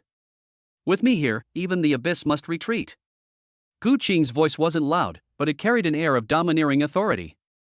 The power of the Lord of Enchantment bloodline within him erupted, and a golden energy far more ancient, sacred, and pure than the succubus power within them transformed into an indestructible barrier, completely isolating those black abyssal tentacles from the outside. Sizzle! The moment the black tentacles touched the golden barrier, they melted away rapidly, like hot oil being poured on snow, emitting a series of piercing shrieks. Lilith and Gu Mei felt a warm current surge into their heads, instantly dispelling the chill and fear deep in their souls, and the illusion receded like a tide. They looked up at the man who had shielded them from everything, and their eyes changed completely. My lord! Lilith, the once proud queen, did not hesitate for a moment, knelt on one knee, and buried her head deeply. Lilith, on behalf of all our cursed brethren, I pledge my eternal loyalty to you. From this day forward, the blood of our people will flow for you. The soul of our people will fight for you. Under Gu Qing's supervision, the construction of the altar proceeded in an orderly manner. Gu Ling clasped her hands together, and holy light shone down, purifying the foundation of the altar again and again, dispelling all negative energy. Gu Yu's fingertips were wrapped with Cyan Wind spirit power, like the most precise carving knife, guiding a huge torrent of energy to construct a complex energy circuit on the altar. Guya and Guchan stood on either side, one hidden in the shadows and the other holding a long whip, suppressing and annihilating all the wisps of evil energy that had escaped during the construction process. Time passed second by second. The physical form of the altar gradually solidified. Only the very center, a fist-sized groove, remains, awaiting the insertion of the core. Now! Gu Qing picked up the blood spirit stone, preparing to complete this final step. Although there is only one blood spirit stone, as long as you have one, the rest can be replaced with energy crystals. It only requires another 1,000 energy crystals. Gu Qing currently has ample energy reserves. However, just as the blood spirit stone was about to be embedded in the altar, a sudden change occurred. Boom! The sky above the territory changed color without warning. The once clear sky was shrouded by a thick, ink-like cloud, and the sky darkened instantly. Countless chaotic, evil, and seductive demonic whispers, like demonic chants, exploded directly in the minds of all the succubi within the territory. Give up. Purification is just a weak person's self-comfort. Embrace the abyss, and you will gain even greater power. Why should you submit to a human? You were born queens. Tear him apart. Devour him. You will become the new rulers of the abyss. This voice points directly to the most primal desires and darkness within our blood. It's that ancient heart causing all this trouble. Ah! A succubus with a weaker will let out a painful roar. Her eyes were instantly swallowed by pure darkness, and bone spurs seemed to be about to burst out of her body from behind. 1, 2, 3. More and more succubi are teetering on the brink of spiraling out of control, and the atmosphere in the entire territory has instantly become eerie and dangerous. Lilith also clutched her head in pain, resisting the seductive influence from the source of her bloodline. At this critical moment, Gu Qing's icy voice echoed throughout the entire territory. That voice contained the majesty of a dragon and the will of a lava lord. I am your sole ruler. Your faith belongs only to me. The words of the majestic king, like a morning bell and evening drum, struck the depths of every succubus's soul. Buzz! The demonic whispers in all the succubi's minds were instantly shattered by this domineering and unparalleled will. The blackness in the eyes of the succubi, who were on the verge of losing control, rapidly faded. They stared blankly at their own hands, and then an unprecedented fervor and worship appeared on their faces. The illusion was shattered with a single word. All the succubi in the entire territory, no matter where they were, knelt down in unison, offering their most humble and devout respect towards the altar. Gu Chang no longer hesitated. He gripped the blood spirit stone tightly and pressed it forcefully into the groove in the center of the altar. Click! With a soft click, as if a lock from some ancient era had been opened. In an instant, a magnificent pillar of light, beyond description, shot into the sky from the altar, tearing apart the thick, dark clouds. The beam of light displayed two distinct colors. Half of it was blood red, like a prison, as if it contained the evil and curse of the abyss for thousands of years.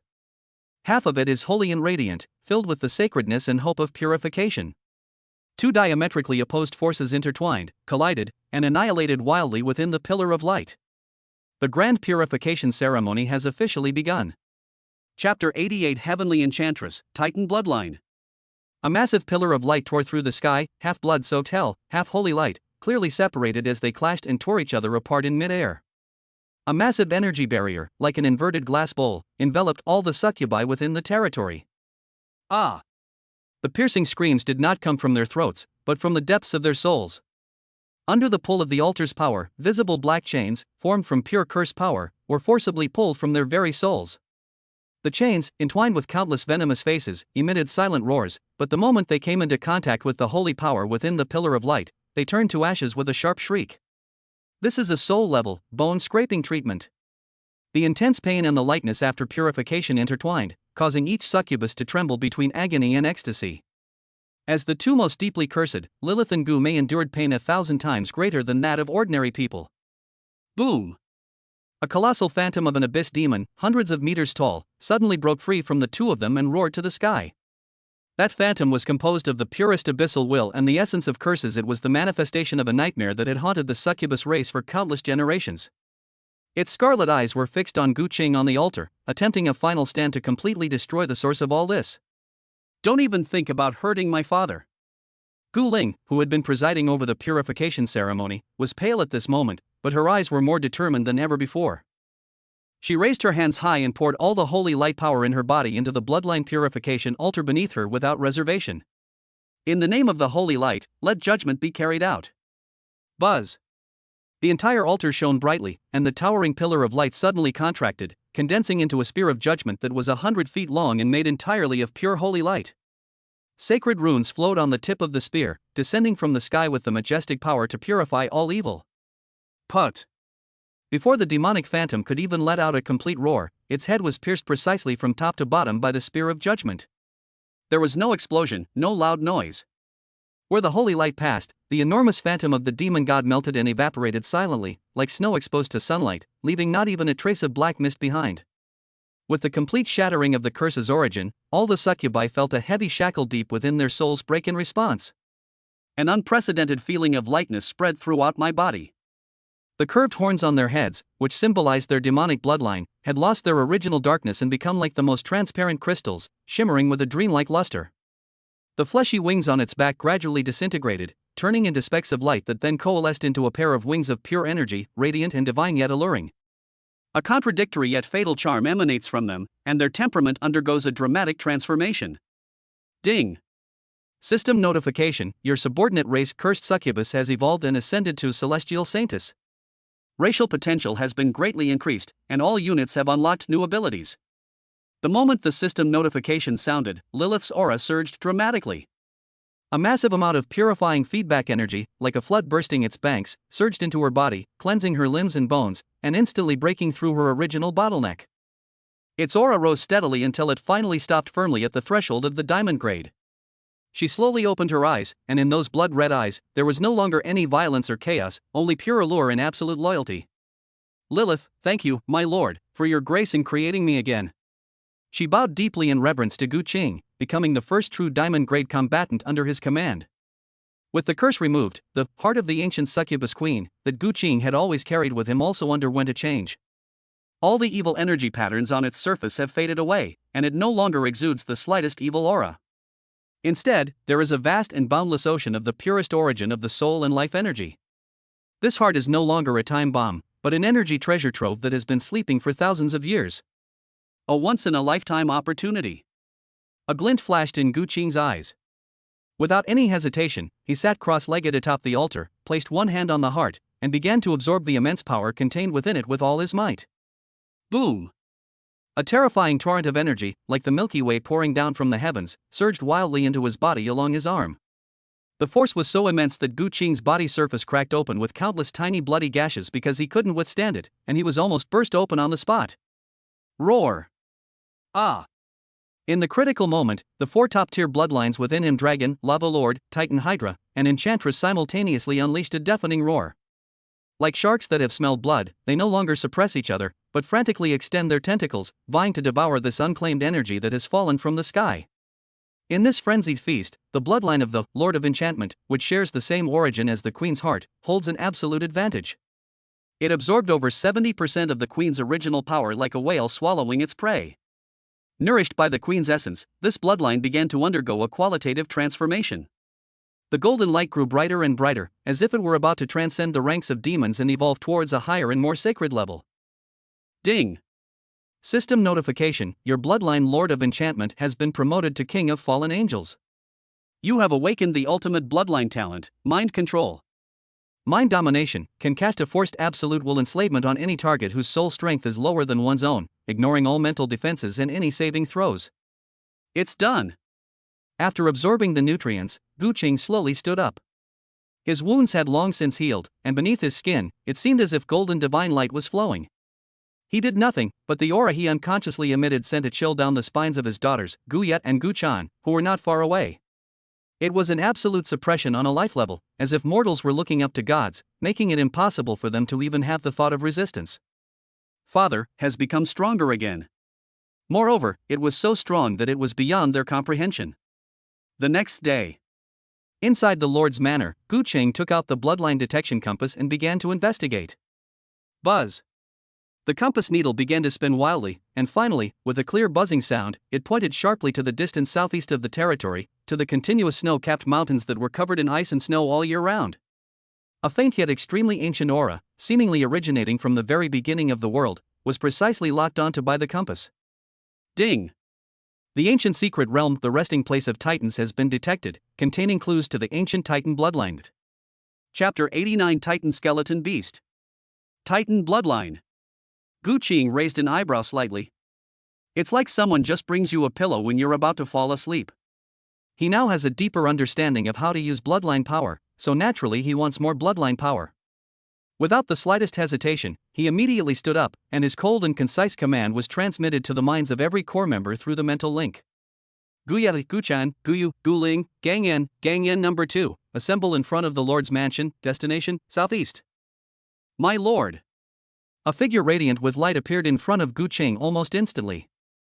Lilith, newly promoted to diamond rank, knelt on one knee, her blood-red eyes filled with earnestness and fighting spirit. Please allow me to accompany you. She longed to use her own strength to offer her first merit in battle to the ruler who had given her and her entire race a new life. Gu Qing's gaze fell on her, and he shook his head. Your battlefield is here. His voice was calm, yet carried an undeniable authority. The newly evolved Heavenly Enchanting Saintess Legion still needs their queen to integrate it. Their territory also needs a diamond-level powerhouse to oversee it. Lilith's delicate body trembled, and then she lowered her head deeply. Yes, my lord. She understood that this was not a lack of trust, but a greater responsibility. Soon, an extremely elite squad was assembled. Assassination, burst damage, reconnaissance, sustain, and 2 absolute tanks that are like moving mountains. Guided by the compass, the group soon arrived deep in the snow-capped mountains. The biting wind swept through like a knife, swirling up icy shards. They found their destination after a massive, frozen waterfall that seemed to freeze the entire mountain. It was a spatial rift that was slowly undulating, like a mirror. The space around the rift had an unstable, distorted feel, as if it could collapse at any moment. Walk! Without the slightest hesitation, Gu Qing took the lead and stepped directly into the undulating light curtain. Buzz! It felt as if we were passing through a viscous curtain of water. The next second, an aura of desolation, primordial chaos, and extreme heaviness swept over us. The aura was so heavy that both Steel Rock and Steel Rock number 2 felt their bodies suddenly sink, as if an invisible mountain was being carried on their shoulders. They found themselves on a vast, gray-white plain. There was no sky, only a chaotic gray expanse. There was no vegetation, only jagged boulders and barren earth. What's most chilling is what's scattered across this land: skeletons. A skeleton as massive as a mountain. A single rib, like an arch bridge, spans across the dry riverbed. A broken skull, as large as a palace, with empty eye sockets, seems to be silently telling of the ancient sorrow and desolation. Every bone exudes a terrifying pressure, a crushing force on the level of life itself, the lingering power of a long-gone mythical era. This is the land of the Titan's lair. Father. Guyu's cool voice carried a hint of solemnity. She closed her eyes, and the azure wind spirit power spread outwards, but after extending less than 100 meters, it was shattered by the heavy spatial laws of this place. Her wind detection is severely limited here. I could only vaguely sense that in that direction, there was a vast life energy, as deep as an abyss, that was dormant. She pointed to the end of the plain. At that very moment. Rumble. The earth began to tremble violently. The tremor was so intense, it felt as if an ancient behemoth was turning over deep within the earth. The group suddenly looked up in the direction Guyu was pointing. In the distance, a small mountain, hundreds of meters high and made up of countless giant beast skeletons, had come to life. Click. Click. Countless enormous skeletons began to rapidly assemble and recombine under the control of a crimson, heart-beating soulfire. A colossal, stitched-together beast, hundreds of meters tall and with a ferocious appearance, slowly rose from the pile of bones. Its body is pieced together from the skeletons of hundreds of different giant beasts, twisted yet full of power. Within its chest cavity, the crimson soulfire emitted an eerie light powerful enough to distort the soul. Titan skeleton behemoth. A terrifying pressure of platinum-level power suddenly descended. Roar. It roared to the sky, and the sound was not just a sound, but a real spatial tremor. Visible ripples spread through the air, carving deep furrows into the ground wherever they passed. The roar was accompanied by a powerful soul-shaking impact that pierced straight into everyone's minds. Snort.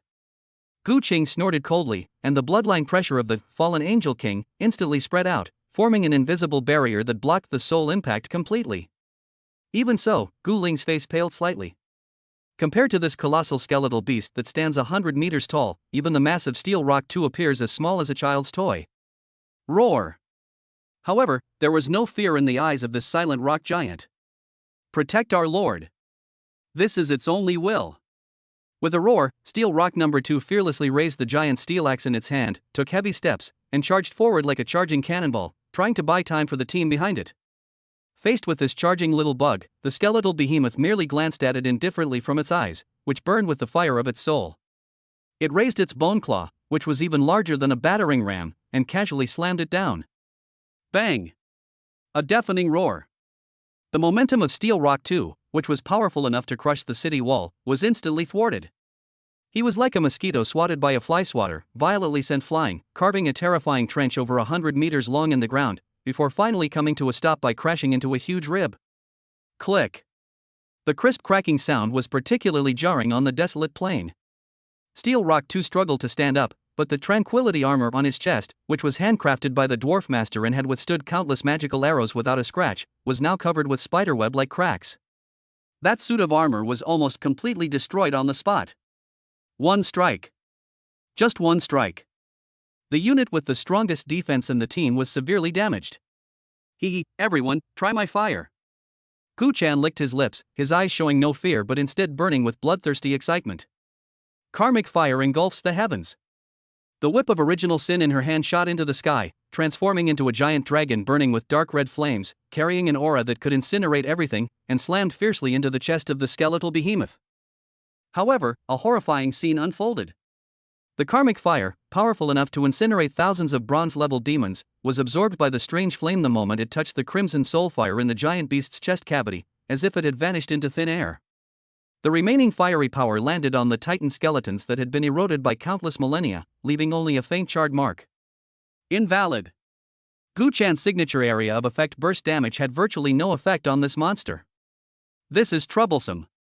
Everyone's heart sank. This ancient creation possesses physical defense and energy resistance that have reached a despair-inducing level. Retreat. Just then, Gu Qing's icy voice rang out. His eyes narrowed, and he ordered everyone to retreat to a safe distance. He knew that conventional tactics wouldn't be enough to deal with the monster before him. Father. Gu Yet and the others' faces were filled with worry. Gu Cheng didn't turn around, she just waved her hand. The next second, he slowly rose into the air, golden dragon flames and crimson lava power intertwining and swirling around him. He stood alone, suspended in mid-air, calmly facing the colossal skeletal beast that towered between heaven and earth. That colossal, mountain-like skeletal beast exuded a ferocious aura from ancient times, enough to shatter the mind of any platinum-level expert. However, the kingly aura emanating from Gu Qing, which was a fusion of 4 top-tier bloodlines, was even more powerful, domineering, and terrifying than the ferocious aura. It was as if he were the sole ruler of this world. Faced with this ancient guardian beast, the newly crowned king of fallen angels is finally about to reveal his true fangs.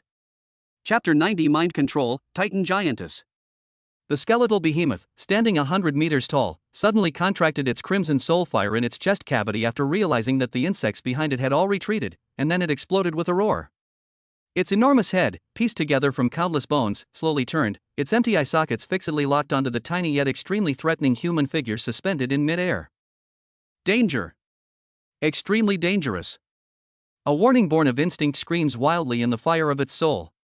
It abandoned the ants behind it that had already been severely injured, and its massive body sank slightly, gathering the power to destroy everything. Roar! The next second, a roar that shook the entire secret realm exploded out.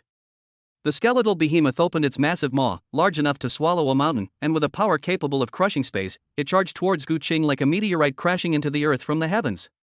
The wind was torn apart, and space groaned in an unbearable agony. That world-destroying power made Guya and the others in the distance feel suffocated. However, faced with this devastating attack, Gu Qing remained suspended in place, neither dodging nor avoiding it. He didn't even emit the slightest energy fluctuation, he simply looked indifferently into his deep, calm eyes at the approaching, gaping maw that was about to devour everything. Just as the tusks of the skeletal behemoth were less than 10 meters away from Gu Qing, and the stench of death was already overwhelming him. Gu Qing finally moved. He neither raised his hand nor drew his sword. He simply raised his eyes slowly. Mind control. An invisible, intangible, yet supremely superior to all the laws of this world, monarchical will transcended the barriers of space, and like an indestructible divine spear, instantly blasted into the core of the crimson soulfire that was driving the skeletal behemoth. There was no earth-shattering explosion, not even a sound. Time seemed to have been paused at that moment. The wildly burning flame of the soul flickered violently, like a candle flame that might be extinguished at any moment in a gale. The skeletal behemoth's ferocious charge came to an abrupt halt. Its massive body trembled violently and uncontrollably due to inertia, with countless bones rubbing together and making a teeth-grinding crackling sound. Finally, it froze in place less than 10 meters away from Gu Qing. A primal fear, originating from the very core of life, instantly overwhelmed its entire consciousness. In its perception, the tiny human before it transformed into a unique deity that could not be looked up to or fathomed. His will is the law of this world. His words are divine pronouncements of creation and destruction. Gu Qing looked at the ferocious beast in front of him, which was gripped by absolute fear, and uttered a single word indifferently. Kneel down. Boom! The colossal skeletal beast, hundreds of meters tall, with its spine strong enough to support the sky, snapped with a deafening roar filled with resentment and submission. Its massive body, with the momentum of collapsing mountains, knelt heavily before Gu Qing, its hard-knee bones smashing 2 bottomless craters into the gray earth. That once proud and towering head, which looked down upon all living beings, now bowed deeply. At the same time, the crimson soulfire in its chest cavity was completely tainted and assimilated by an irresistible force, and finally, it was completely transformed into gold, representing absolute loyalty. With a single word, even the most ferocious beasts of ages bowed their heads in submission. Far away, Guya, Guchan, Guyu, Guling, and Steel Rock No. 2, who had just gotten up from the ground with his armor shattered, were all petrified on the spot. Guchan loosened her grip on the whip of original sin slightly, and the long whip, capable of burning everything, now hung limply to the ground. Her small mouth was slightly open, and her face, which usually carried a hint of wicked smile, was now filled with pure blankness. One sentence, and a platinum-level ancient beast knelt down? How the hell are we supposed to play this? Guya instinctively gripped the dagger in her hand, but then helplessly let go. Her assassination skills, which she was so proud of, seemed like a joke in the face of that kneeling behemoth. And her father, with just a glance, had subdued it.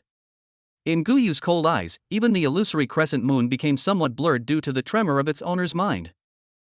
Their father had become so powerful that they could not understand or even imagine it. That's beyond what can be described as strong or weak. That is the difference between gods and mortals. Gu Qing slowly landed on the head of the skeletal behemoth and waved to the crowd in the distance. They're gone. The skeletal behemoth, no, it should now be called the skeletal titan, slowly stood up after receiving Gu Qing's will. It is no longer an enemy, but its most loyal servant and trailblazer. Boom! Boom! Boom! The skeletal titans took huge strides, clearing the way ahead. Along the way, the ancient traps and slumbering vengeful spirits hidden beneath the skeletons, which posed a threat to even platinum-level experts, were all trampled flat by its enormous feet without a second thought. The once perilous resting place of the titans was instantly transformed into a smooth road. Led by the skeletal titan, they soon arrived at the deepest part of this secret realm. A huge, ring-shaped valley, as if it had been blasted out by a meteorite from outer space. In the very center of the valley, a giant, heart-shaped crystal, hundreds of meters tall and radiating a soft, life-giving glow, floats silently in mid-air.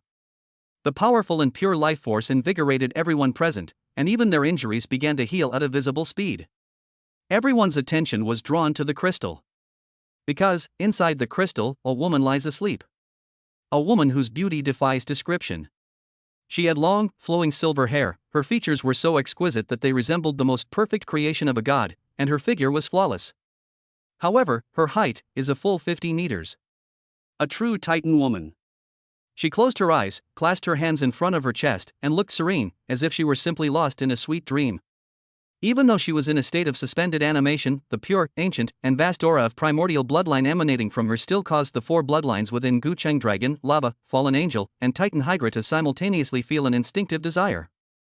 Father, this crystal is both a prison that seals her and a device that sustains her life. Gu Yu's voice came through, carrying a hint of solemnity. If we force it open, her life will also perish along with the shattering of the crystal. Gu Qing asked the skeleton titan to wait outside the valley, while he slowly walked forward to the huge life crystal. He stretched out his palm and gently placed it on the cold yet seemingly alive pulsating crystal wall. The next second, he tried to extract a trace of the power of the four bloodlines in his body and gently inject it into the bloodline. Buzz! It was like a long-awaited rain after a drought. The entire life crystal emitted a pleasant hum after coming into contact with Gu Qing's power, which was fused with four top-tier bloodlines. The soft glow on the crystal surface instantly became several times brighter. Click! A faint yet crystal-clear cracking sound echoed through the silent valley. A fine crack quietly appeared on the surface of the crystal. At the same time, on that exquisitely beautiful face that had been asleep for countless millennia, the long, silver eyelashes, as delicate as butterfly wings, trembled slightly. A powerful, solitary, yet pure consciousness began to slowly awaken from its ancient slumber. Chapter 91: The Titan Woman's Submission, the core of the floating city. Click. Click, click. That barely perceptible cracking sound was like a spark igniting a fuse. Centered on the spot where Gu Qing's palms touched, spiderweb-like cracks spread wildly across the surface of the giant life crystal. Buzz! The entire interior of the crystal was filled with surging light, and a vast life force that had been dormant for countless millennia was completely activated. Rumble! The entire land of Titan slumber began to shake violently, the earth groaned, and countless mountain-like skeletons trembled under this aura. It was as if the ancient will that had been sleeping in this secret realm was about to open its eyes. Father! Gu Yu and the others' expressions changed drastically. Under this pure and extreme pressure of life, they felt their souls trembling. Gu Qing's eyes narrowed. He shielded his daughters behind him and faced the collapsing crystal alone. He could sense that a vast, chaotic consciousness, filled with confusion and primal wildness, was awakening from its endless slumber within the crystal. Boom! A deafening roar that shook the heavens and the earth. The life crystal, which was 100 meters tall, shattered with a deafening roar. Hundreds of millions of points of light, containing immense life energy, swept out in all directions like the most dazzling fireworks. The light faded. A stunningly beautiful figure, 50 meters tall, was finally revealed in its entirety to the crowd. Her long, silver hair flowed like a waterfall without wind, each strand radiating the glow of life. Her skin was like the finest white jade, radiating a soft glow in the hazy gray light. It was a face so perfect that no words could describe it. Just by standing there quietly, it was enough to make even the gods pale in comparison. Talia, the Titan goddess. She slowly opened her eyes. What a pair of bewildered and empty eyes they were, as if reflecting eternal loneliness and death. But the next second, a primal ferocity, not belonging to any intelligent being, instantly filled those eyes. Roar! A suppressed, beast-like growl escaped from her throat. A terrifying pressure spread out from her center, and the surrounding space visibly distorted, as if even the laws of nature retreated the moment she awoke. She was not fully awake, but that instinct from the very core of her being filled her with wariness and hostility toward everything around her. The skeletal titan in the distance, this platinum-level ferocious beast that had just submitted, was unable to control itself and took a step back under this pressure. The golden soul fire in its skull pulsed violently, conveying a sense of fear.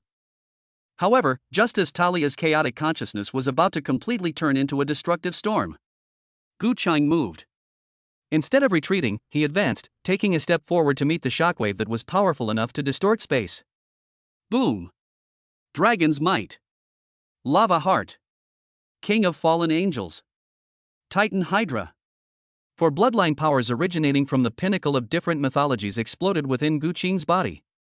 Tyrannical, majestic, sacred, malevolent, ancient, primordial. These distinct monarchical wills intertwined perfectly at this moment, transforming into a complex domain that transcended mere pressure and reigned supreme, colliding fiercely with Talia's chaotic and primal aura. In an instant, heaven and earth fell silent. Talia's delicate body trembled violently, and the ferocity in her eyes, which was capable of destroying everything, suddenly froze as if a bucket of ice water had been poured over it. Her chaotic consciousness was instantly suppressed by this domineering, multifaceted, yet subtly homogeneous pressure that she had never felt before. Her gaze pierced through the thick fog and finally locked onto that tiny human. That's him. It was within this tiny creature that the aura of the source that awakened her from her eternal slumber emanated. That aura resonated subtly with the Titan bloodline within her, yet it was even more powerful, more diverse, and more than the noblest and oldest first Titan she knew, a power that she craved. The ferocity and confusion in her eyes faded quickly, replaced by an undisguised shock and curiosity. Gu Qing did not speak. He simply used his mental power to convey pure goodwill to Talia. At the same time, he released the trace of Titan Hydra bloodline within him without reservation. The power of shared origins is the best passport. I am not the enemy. I bring evolution. A cold yet majestic will resounded directly in Talia's mind. Talia's massive body trembled violently once more. The next second, under the utterly shocked gazes of Guya, Guchan, Guyu, Guling, and the Gangyan brothers. Boom! The Titan woman, as large as a mountain, slowly bent her knees, which were powerful enough to shatter mountains. With an incredibly ancient and solemn posture, he knelt heavily on one knee before Gu Qing. She gently lowered her flawless head, her forehead almost touching the ground. This is the highest form of respect, an absolute reverence for the source that originates from the deepest part of one's bloodline. The entire group fell into a deathly silence once again.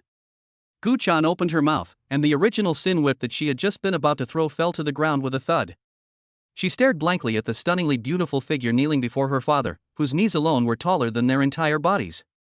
Another one kneeling? What the hell are we supposed to do in future fights? Why not just shout kneel down and that would be the end of it? She turned to look at Guya beside her, only to find that her usually calm and collected older sister's hand, which was holding the dagger, was trembling slightly and her eyes were filled with extreme complexity. Frustration. An unprecedented sense of frustration. Their pride and their fighting spirit seemed utterly laughable in the face of their father's unreasonable, lower-dimensional attack. Ai Yuan. An ancient, ethereal voice, imbued with spiritual energy, resounded in Gu Qing's mind. That was Talia's voice. She spoke to Gu Qing in an ancient Titan language, interspersed with mental fluctuations, telling him everything. She slumbered for countless ages, waiting for a source that could awaken her and guide the long-deceased Titan race to a new life. And Gu Qing was the person she had been waiting for countless years. To express the highest respect and to sign this indelible blood pact. Talia slowly raised her hand, and in her palm, which was larger than Gu Qing's entire body, she held a fist-sized silver core that seemed to be formed from countless stars and was slowly rotating. The core of the floating city. Ding! You have gained Talia's absolute loyalty and received a special gift, the unique architectural core Titan floating city heart of the beginning. A knowing glint flashed in Gu Qing's eyes. He sensed the boundless, profound bloodline talent within Talia, specializing in defense and the power of the earth, as well as the vast knowledge she inherited from ancient times. With a smile, he reached out and accepted the core. I accept your loyalty. From this day forward, you will follow me. I promise that the Titans will regain their glory in my hands. Yes, my lord. Talia's voice carried a hint of joy and excitement that came from the depths of her soul. Gu Cheng brought Talia back to the team. When the 50-meter-tall Talia stood in front of the Steel Rock brothers, who were only a little over 2 meters tall, the scene was filled with a strong visual impact. "These are my subordinates," Gu Cheng introduced simply. Talia's enormous eyes swept over everyone. Her gaze paused slightly when it fell on Gu Ling. Holy light. Life. She could feel that the little elf was radiating a power that made her feel incredibly warm and comfortable. Gu Ling also tilted her little face up, looking at this big guy with curiosity. She sensed no malice from Talia, only a pure, profound, and earth-like life force. She tentatively cast a basic healing spell on Talia's toes. The soft holy light fell on Talia's alabaster toes, rippling out in a golden circle. Talia's massive body trembled comfortably, letting out a satisfied sigh. This power can soothe the weariness of her soul brought on by her eternal slumber. It seems they get along quite well. Gu Cheng nodded in satisfaction, his gaze falling on the floating city core in his hand. This is actually capable of turning a lord into the core of a floating city. Chapter 92. My lord, please grant me an heir. The return journey was eerily quiet. The three sisters, Guye, Guchan, and Guyu, along with the two silent rock giants, would occasionally glance at the front of the group with extremely complex expressions. There, Gu Qing's figure remained upright, but behind him stood a walking mountain. Talia, the Titan. Her towering 50-meter frame caused the earth to groan with every step she took. If it weren't for Guyu maintaining her Moon Shadow Veil talent, using a massive amount of mental energy to create a huge optical camouflage and aura concealment, this walking myth would probably have already attracted the attention of all the powerful figures on the entire continent. Even so, the shadow cast by that enormous figure still made the daughters feel waves of pressure. Talia can shrink her body, but she hasn't been able to use this ability yet since she just woke up. Sis, do you think, if we fight in the future, all we have to do is stand behind and shout "Father is mighty"? Gu Chan draped the whip of original sin over her shoulder listlessly, muttering to herself. Looking at the 100-meter-tall skeletal titan in front of her, who could be described as kneeling at the slightest provocation, and then at the 50-meter-tall titan woman next to her, whose toes alone were thicker than her waist, she felt that her proud fighting prowess was a joke.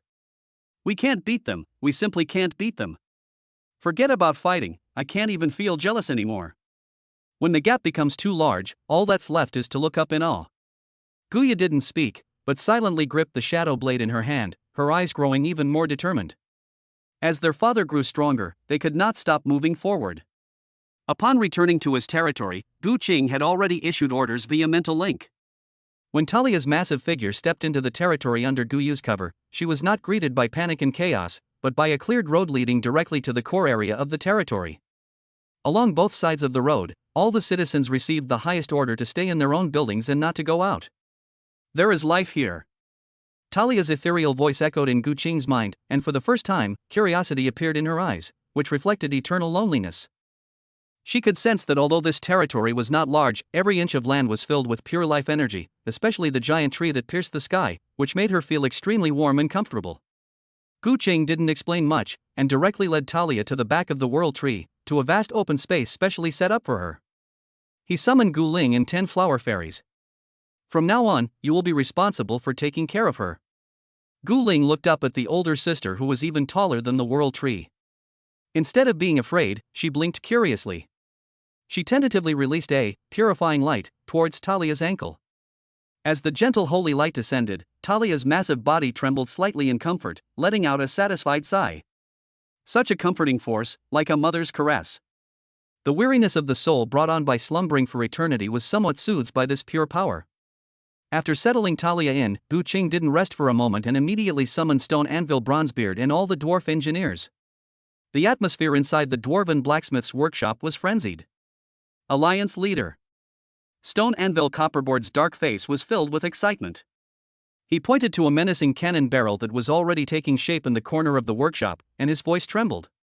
Dragonflame City Defensive Cannon. By the Dwarven God. This is a creation only a god could conceive.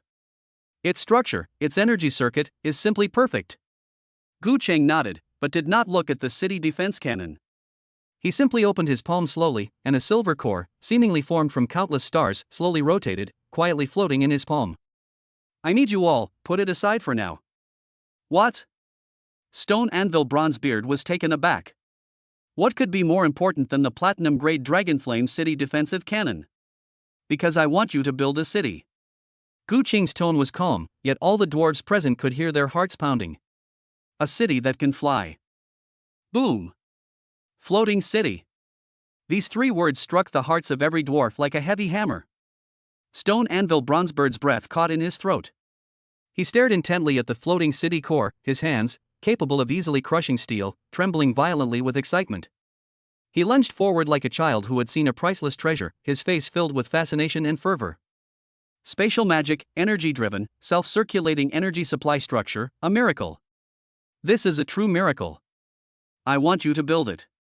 Rest assured, Lord. Stone Anvil Bronzebeard straightened his back abruptly, his steel-needled beard trembling. As long as there are enough materials, we dwarves can bring you down from the heavens. The creative passion ignited by the grand vision raised the temperature of the entire workshop.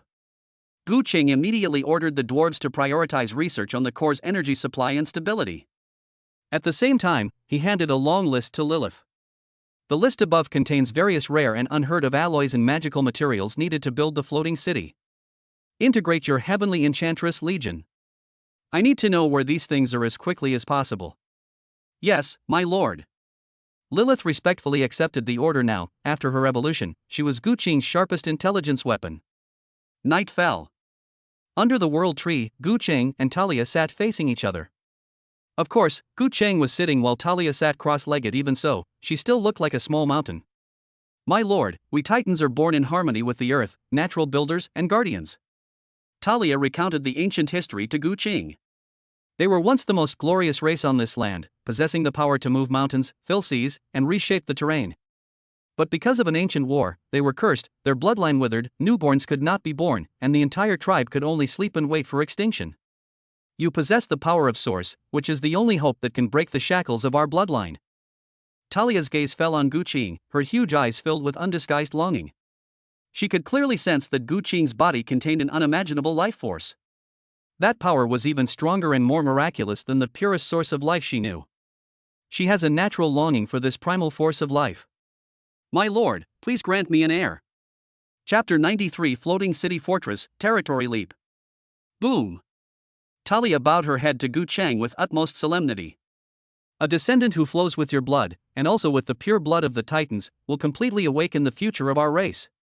Not again? Gu Qing remained calm and composed.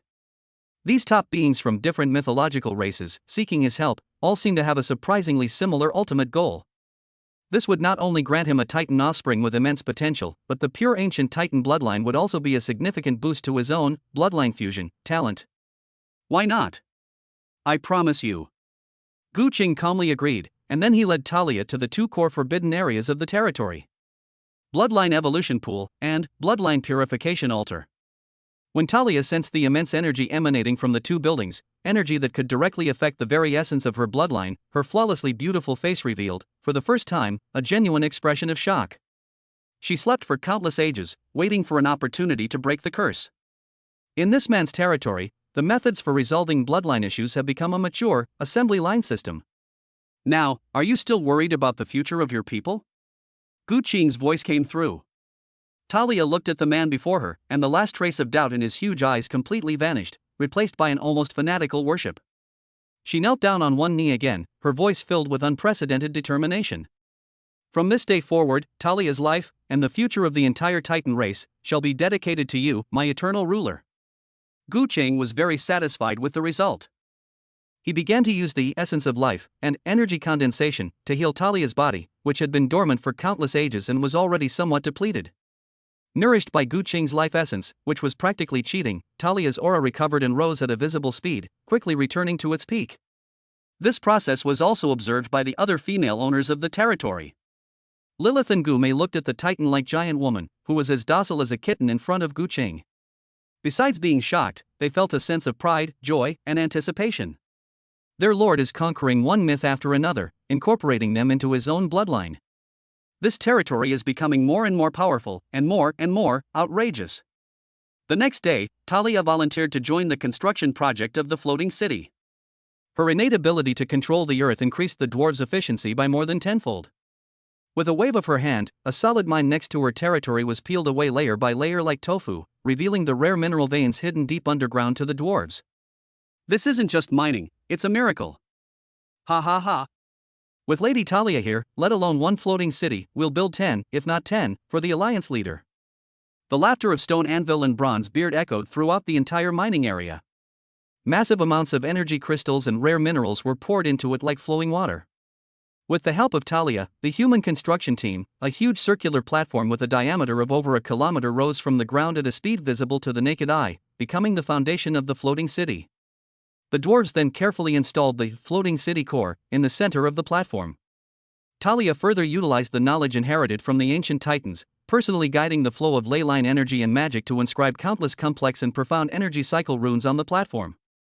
At the same time, the platinum-grade, Dragonflame City defense cannon was also installed at the very front of the floating city platform by dozens of dwarves working together.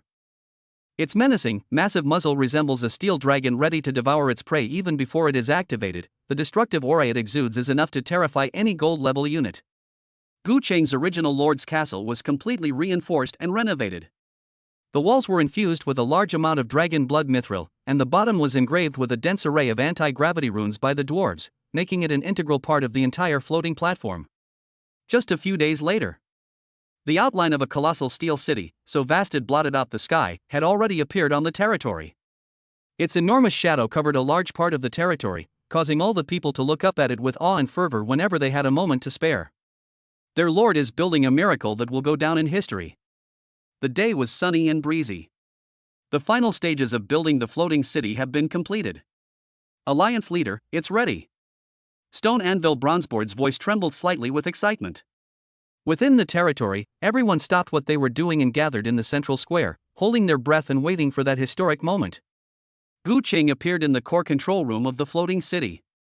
He slowly reached out and placed his hand on the humming, floating city core. Take off. He calmly uttered 2 words, and at the same time, poured his already terrifyingly high mental power into it without reservation. Buzz. The immense spiritual power, like igniting the fuse of nuclear fusion, instantly activated the entire floating city. In an instant, a dazzling blue beam of light shot into the sky from the center of the city. At the bottom of the platform, the array of tens of thousands of anti-gravity runes lit up simultaneously, emitting a deafening roar. Rumble. The earth trembled violently and cried out in anguish. Before the stunned silence of hundreds of thousands of citizens, the colossal steel city, with a diameter of over 1,000 meters and a weight of hundreds of millions of kilograms, slowly detached itself from the ground. It rises very slowly, yet it carries an unparalleled, domineering aura that crushes all physical laws. Dust flew everywhere, and air currents rolled in. The enormous floating city hovered steadily hundreds of meters in the air. Sunlight falls on its mithril alloy shell, reflecting a dreamlike glow, like a divine palace descended to earth. Flying, it's flying. A miracle. This is a true miracle. After a deathly silence, a thunderous roar of cheers erupted. The howls of werewolves, the songs of elves, and the screams of goblins merged into a torrent of sound that surged into the sky. Gu Cheng slowly walked to the highest point of the floating city. The former castle balcony is now the bridge of the sky fortress. He stood with his hands behind his back, looking down at the territory that had become tiny beneath his feet, and at his people who cheered for him like ants. He could clearly feel that the entire floating city had established an inseparable connection with his bloodline and spiritual power. It's like an extension of your own body. With a thought, the menacing Dragonflame City defense cannon could unleash a devastating breath. With a thought, this sky city can transform into an indestructible sword, piercing any corner of the continent. At the same time, dozens of kilometers away from the territory, in several hidden jungles, several scouts responsible for monitoring Gu Cheng's territory stared blankly through specially made binoculars at the enormous city that had suddenly appeared in the sky, a city that defied all logic. The color drained from their faces. What is that? A city that can fly. Quickly! Send this message back. Something terrible is about to happen in Linen City, no, in the entire Dragon Kingdom. Fear spread through their hearts like a plague. They had never seen or imagined that the territory of a new lord could become like this. At that moment, a series of system notifications rang in Gu Cheng's mind. Ding! Your territory has been successfully upgraded to a floating city fortress platinum grade building. Ding! Your territory's defense, mobility, and strategic deterrence have been greatly enhanced. Ding! You have unlocked a special movement method, Territory Warp. Chapter 94 Aerial Combat, the power of Dragonflame City's anti-aircraft guns. Territory migration. Gu Qing's fingertips gently tapped on the castle railing, feeling the wondrous sensation of the entire floating city being intimately connected to her spiritual power. At that moment, the world seemed to transform into a chessboard beneath his feet. Previously, he had to hold his territory and wait for the enemy to come to him. Now, he can take the initiative and take his territory wherever he wants. The strategies for offense and defense differ. Gu Yu. Gu Qing's voice was clearly transmitted to the minds of every corps member through the mental link. Yes, father. The figure of the moonlight succubus girl quietly appeared, her cold eyes reflecting the color of the sky. Expand the reconnaissance range to 100 kilometers, with the floating city as the center. Gu Qing's order was concise and direct. Clear. Without asking any further questions, Gu Yu flashed and appeared on the back of the little Eagle King. Several wind-walking vultures followed closely behind, each carrying an elite scout who had evolved into a heavenly enchanting saintess on its back, disappearing into the clouds like arrows released from a bow. Meanwhile, dozens of kilometers away from the territory, in several hidden jungles, several scouts on surveillance were staring blankly through specially made telescopes at the enormous city in the sky that defied all reason, their faces drained of all color. What is that? A city that can fly. Quickly. Send this message back. Something terrible is about to happen in Linen City, no, in the entire Dragon Kingdom. Fear spread through their hearts like a plague. They had never seen or imagined that the territory of a new lord could become like this. The news of the floating city taking off spread like wildfire, quickly engulfing an area spanning hundreds of kilometers. Initially, there was an unbelievable shock. Then came an uncontrollable greed. A flying city? And it's just a newly established lord? This is a treasure trove fallen from the sky. Inside a dark castle, a burly, scarred silver rank lord smashed a stone table in front of him with a slap, his eyes gleaming with the light of a hungry wolf. That kid named Gu Qing must have gotten incredibly lucky and obtained the inheritance of some ancient ruin. What makes him worthy of such a miracle? That city should be mine. That's right. With the three of us joining forces and gathering all our troops, how can a newly appointed lord, even with a flying tortoise shell, withstand the relentless attacks of our thousands of troops? Another lord, thin and with a cold look in his eyes, chimed in. I heard that all the female soldiers in his territory are incredibly beautiful. Once we break through the city, everything that kid owns, including his women, will be our spoils. The third lord let out a lewd laugh. Faced with enormous profits, fear was completely overwhelmed by greed. The three silver-level lords, who had long dominated the surrounding area, hit it off immediately. A mixed army of several thousand silver-rank soldiers quickly assembled. Among them were even more than a dozen alchemical airships specifically designed for siege warfare. The massive army marched in from both the ground and the sky, heading towards the miraculous city that floated in the sky. In their view, this was nothing more than a feast of division. However, what they didn't know was, every moment they assembled their troops and discussed countermeasures, unseen eyes watched them from the darkness. The floating city, the core control room. Lilith's figure appeared like a ghost, and she knelt respectfully on one knee. My lord, the allied forces of the three lords, Blood Wolf, Poison Scorpion, and Hyena, have set off with a total strength of about 3,500 men, along with 13 alchemy airships. They are expected to enter our airspace in 3 hours. After evolving into the Celestial Saintess, her intelligence network has spread throughout this area. All of the enemy's movements are crystal clear, as if they were lines on the palm of one's hand. 3 hours? Gu Qing's gaze didn't even leave the sand table at his feet, and a barely perceptible smile appeared at the corner of his mouth. This is what he's been waiting for. It's time to declare sovereignty over this sky city with a bloody massacre. 3 hours later, the allied forces, blotting out the sky, appeared on the horizon. A dozen or so enormous alchemical airships lined up in the air, their dark, gaping magical cannons beginning to gleam with a dangerous light. On the ground, a mixed force of thousands of orcs, undead, and goblins surged forward, kicking up clouds of dust like a black tide. Ha ha ha. See that? That kid's scared stiff, he doesn't even dare to move. The scarred-faced lord stood on the flagship's deck, laughing arrogantly. Pass on my order. All airships, fire your magic cannons at once. Blast that ruined city to pieces. However, his order had not yet been conveyed. A cold, emotionless voice rang out above the floating city. Dragonflame City Defensive Artillery, target, enemy airship formation. Fire. Buzz. At the very front of the floating city, the interior of that menacing, massive cannon suddenly lit up. Countless mysterious runes were lit up layer by layer, and massive amounts of energy crystals were instantly transformed into the purest destructive energy. A terrifying aura, comparable to the awakening of a giant dragon, suddenly spread out. The next second, boom!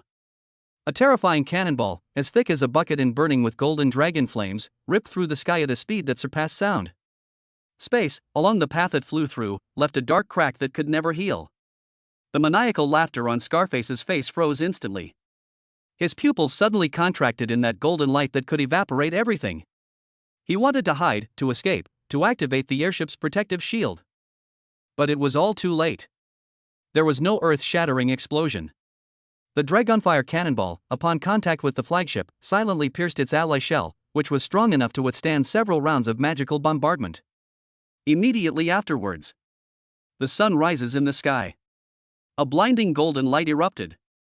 The flagship, along with the 3 airships surrounding it, was completely engulfed and vaporized by the raging dragon flames in an instant.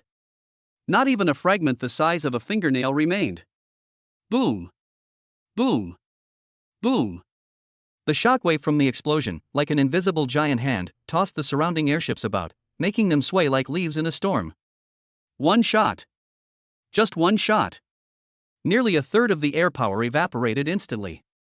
The entire battlefield fell into a deathly silence.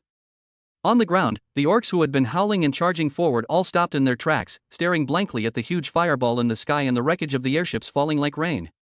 What kind of attack is this? God, is it dragon's breath? The lords on the surviving airships were terrified and turned their ships around in a frantic escape. Chapter 95: A Frantic Escape, a rapid clearing of the area. Dead silence. After the first shot, the entire battlefield fell into an eerie silence.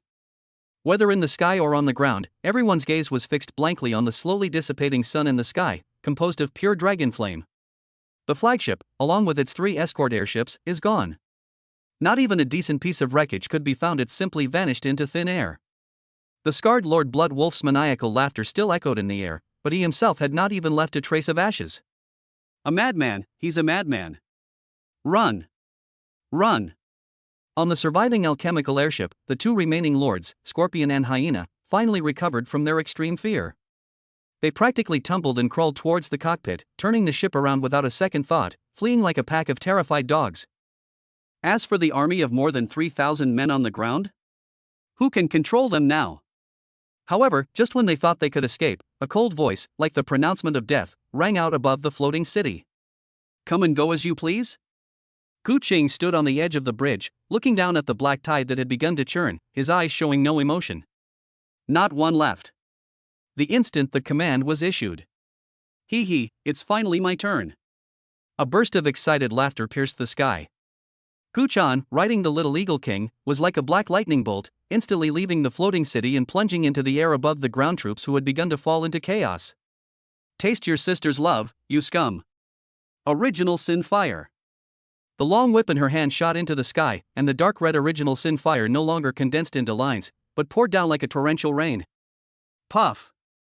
Puff! Puff! The hundreds of orc berserkers at the forefront, whose proud and powerful bodies turned to dust the moment they came into contact with the karmic fire. Before they could even let out a piercing scream, they were engulfed in flames, their bodies twisting and turning into charred humanoid charcoal figures. When the karmic fire landed, it created an inextinguishable sea of fire, instantly burning out a huge and shocking vacuum zone in the enemy's formation. Screams and wails rose and fell. That's not all. Just as the enemy commanders in the rear were horrified and trying to reorganize their ranks, driving the cannon fodder to fill the gaps, a ghostly shadow silently disappeared into the shadows beneath their feet. Shadow Dragon has made his move. A werewolf commander responsible for relaying orders was howling at the top of his lungs, but his voice suddenly stopped. A flash of extreme cold light streaked across his neck. His head flew into the air, his face still bearing a ferocious expression, and the blood spurting from his severed neck stained the battle flag behind him. Enemy attack. Spikes. Just as a goblin warlock beside him was about to scream a warning, a cold hand reached out from the shadows and precisely covered his mouth. At the same time, a dagger silently pierced his back, shattering his heart. Guya, in coordination with Ing Long, began the massacre. 1, 2, 10. As Gu Chan created endless fire and chaos in the sky, Guya transformed into the Grim Reaper in the shadows. Her movements were as swift as a ghost, and with each flash she appeared, an enemy command unit fell silently to the ground. It lacked any earth-shattering momentum, yet it was more deadly than a raging inferno. The chain of command was completely severed without anyone noticing. Without the command of their commander and terrified by the fire rain from the sky, the entire coalition front completely collapsed. Roar! Roar! Just then, two deep, thunderous roars came from below the floating city. Steel Rock and Steel Rock No. 2, these two rock giants, each 10 meters tall, leaped down from a height of several hundred meters. Boom! Boom! They crashed into the enemy's densest central force like two meteorites falling from the sky. The earth trembled violently, and spiderweb-like cracks spread wildly from their landing point. Dozens of unlucky people who were close by were directly killed by the shock. For my lord! The Steel Rock brothers' will is simple and pure. Ignoring the swords and knives that felt like mere tickles, they brandished their massive, rocky fists, thicker than buckets, and charged into the enemy ranks like two runaway meat grinders. Each punch carried a terrifying force, like a landslide or earthquake. Dozens of enemies, shields and all, were smashed into a shower of flesh and metal fragments by a single punch. Each impact was like a moving city wall, crushing everything in its path. Blood and flesh flew everywhere, severed limbs were scattered all over the ground. If Gu Chan's attack was destruction, and Guya's attack was death, then the Gangyan brothers' attack was pure, irrational crushing. The battlefield has been completely transformed into a one-sided slaughterhouse. But this is not the end. Moonlight confused heart. A clear, cold voice rang out from high above. A figure had appeared on the back of the little Eagle King without anyone noticing. With her eyes closed, Guyu's invisible spiritual power spread out like a tide, enveloping the entire chaotic battlefield. The next second, a bizarre scene unfolded. An orc who was fleeing in panic suddenly turned red-eyed, turned around, and chopped down his companion with an axe. "You dare steal my purse!" A necromancer turned his staff around and fired a vicious curse at another goblin. "Go to hell! You damned greenskin! They're killing each other!" Guided by Guyu's illusion, the remaining enemy troops were completely thrown into chaos, unable to distinguish friend from foe. In their eyes, every comrade in arms around them became a despicable enemy, a robber who would steal their treasure. And at the source of all this chaos, on the bridge of the floating city, Gu Qing simply watched calmly. Beside him, Gu Ling clasped her hands together, and holy light, like warm streams, continuously showered down on Gu Chan and Gangyan below. The aura of holy light made their already formidable defenses even more impenetrable. The light of purification dispelled all the negative curses cast by the enemy mages. Occasionally, stray arrows would strike them, and the resulting wounds would be instantly healed by a basic healing spell in the next second. 0 casualties. In a war involving thousands of people, our side suffered 0 casualties. This was a perfect, textbook-level, 3-dimensional collaborative operation. Aerial firepower suppression, ground-based elite troops breaking through, assassins decapitating, illusions controlling the field, tanks charging into battle, logistics and healing, every link was coordinated perfectly. This is no longer a war. This is a dimensional attack on mortals, orchestrated by the gods. No. No. In the distant mountains and forests, the two lords, Scorpion and Hyena, lay limp on the ground, their faces ashen as they gazed at the hellish scene. Their ally forces, the very foundation of their dominance, were slaughtered right before their eyes in the most brutal and efficient way. Fear is not enough to describe their feelings at this moment. That is the purest despair that arises when faced with a higher dimensional existence that is completely incomprehensible and irresistible. It's over. Gu Chang withdrew his gaze, losing all interest in the one-sided massacre. However, these guys should have quite a few resources. Since you're here, just spill everything out. Chapter 96, Taking Stock of the Loot, Unidentified Visitors. The stench of blood mixed with the smell of burning permeated the air above the gradually calming battlefield. Beneath the enormous shadow of the floating city lies a desolate hellscape. Thousands of mutilated corpses, along with broken weapons and flags, covered the earth. Gu Qing's troops were clearing the battlefield with almost ruthless efficiency. The werewolf guards were responsible for carrying away the corpses and spoils of war, while the succubi were watching over the kneeling, trembling survivors. The entire battle, from start to finish, lasted only a dozen minutes. This was a massacre with no suspense whatsoever. My lord. Lilith's figure quietly appeared behind Gu Qing, her voice cold and respectful. Battle casualty statistics complete. Our side has 0 casualties. A preliminary inventory of the spoils revealed a total of 1,200 energy crystals, and countless ores and equipment. More than 1,300 enemy soldiers were captured. Furthermore, the 2 lords, Scorpion and Hyena, have been captured alive. Please dispose of them as you see fit. Gu Cheng withdrew his gaze from the battlefield below, his expression completely unmoved. All of this was within his expectations. Bring it up. A moment later, 2 middle-aged men, bound by thick chains and with faces filled with despair and fear, were tossed in front of Gu Cheng like chickens by Steel Rock No. 2. It was those 2 surviving silver rank lords, Scorpion and Hyena. Spare us. My lord. We were blind to your greatness. We are willing to give up everything we have, just please spare our lives. The Scorpion Lord wept and kowtowed repeatedly. The hyena next to it was urinating and defecating, unable to utter a complete sentence, just lying on the ground, trembling uncontrollably. They witnessed firsthand that divinely devastating cannon shot, and saw their army being cut, slaughtered, and crushed with the precision and efficiency of an art piece. That was not war at all. Those are beings from a higher dimension, cleaning up the bugs in the yard. Gu Cheng didn't even bother to speak. He simply looked down at the 2 mentally broken men, a fleeting golden light flashing in his deep eyes. Mind control. An invisible and intangible, yet domineering and unyielding monarchical will instantly shattered the already riddled defenses of their souls. The bodies of the Scorpion and the Hyena suddenly stiffened.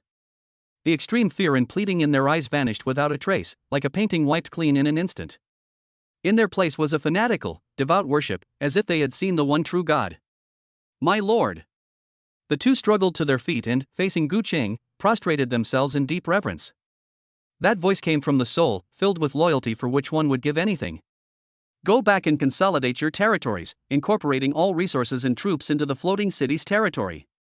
Gu Cheng's voice rang out calmly, as if issuing a perfectly ordinary order.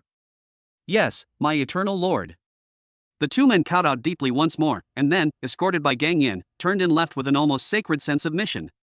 Seeing this, a hint of awe flashed in Lilith's bloodshot eyes.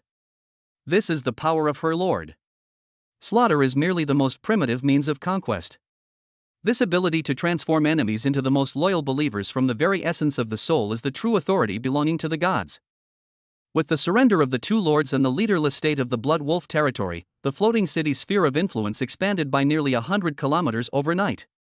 Massive amounts of resources and labor, like rivers flowing into the sea, began to converge on this sky city. The inventory of the spoils lasted a full day. When a small mountain made of energy crystals appeared in front of Gu Cheng, even he took a second look. With the rewards he won from Linen City, his current energy crystal reserves have reached an extremely terrifying number, enough to support him in upgrading all the core buildings in his territory to the next level.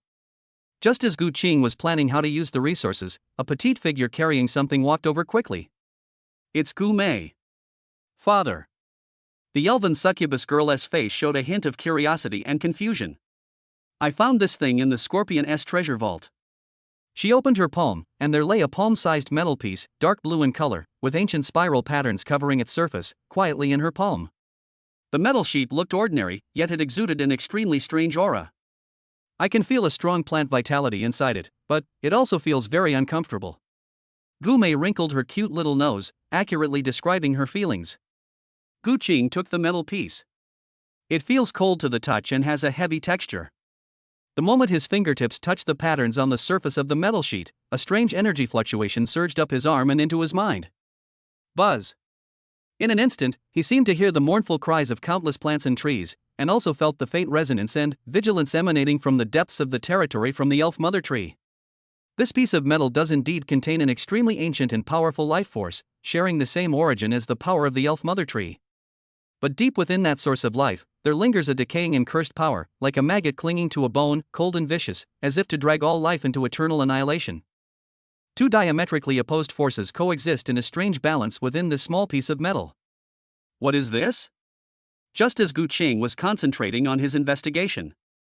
Buzz. A sharp buzzing sound suddenly rang out from the storage space at his waist.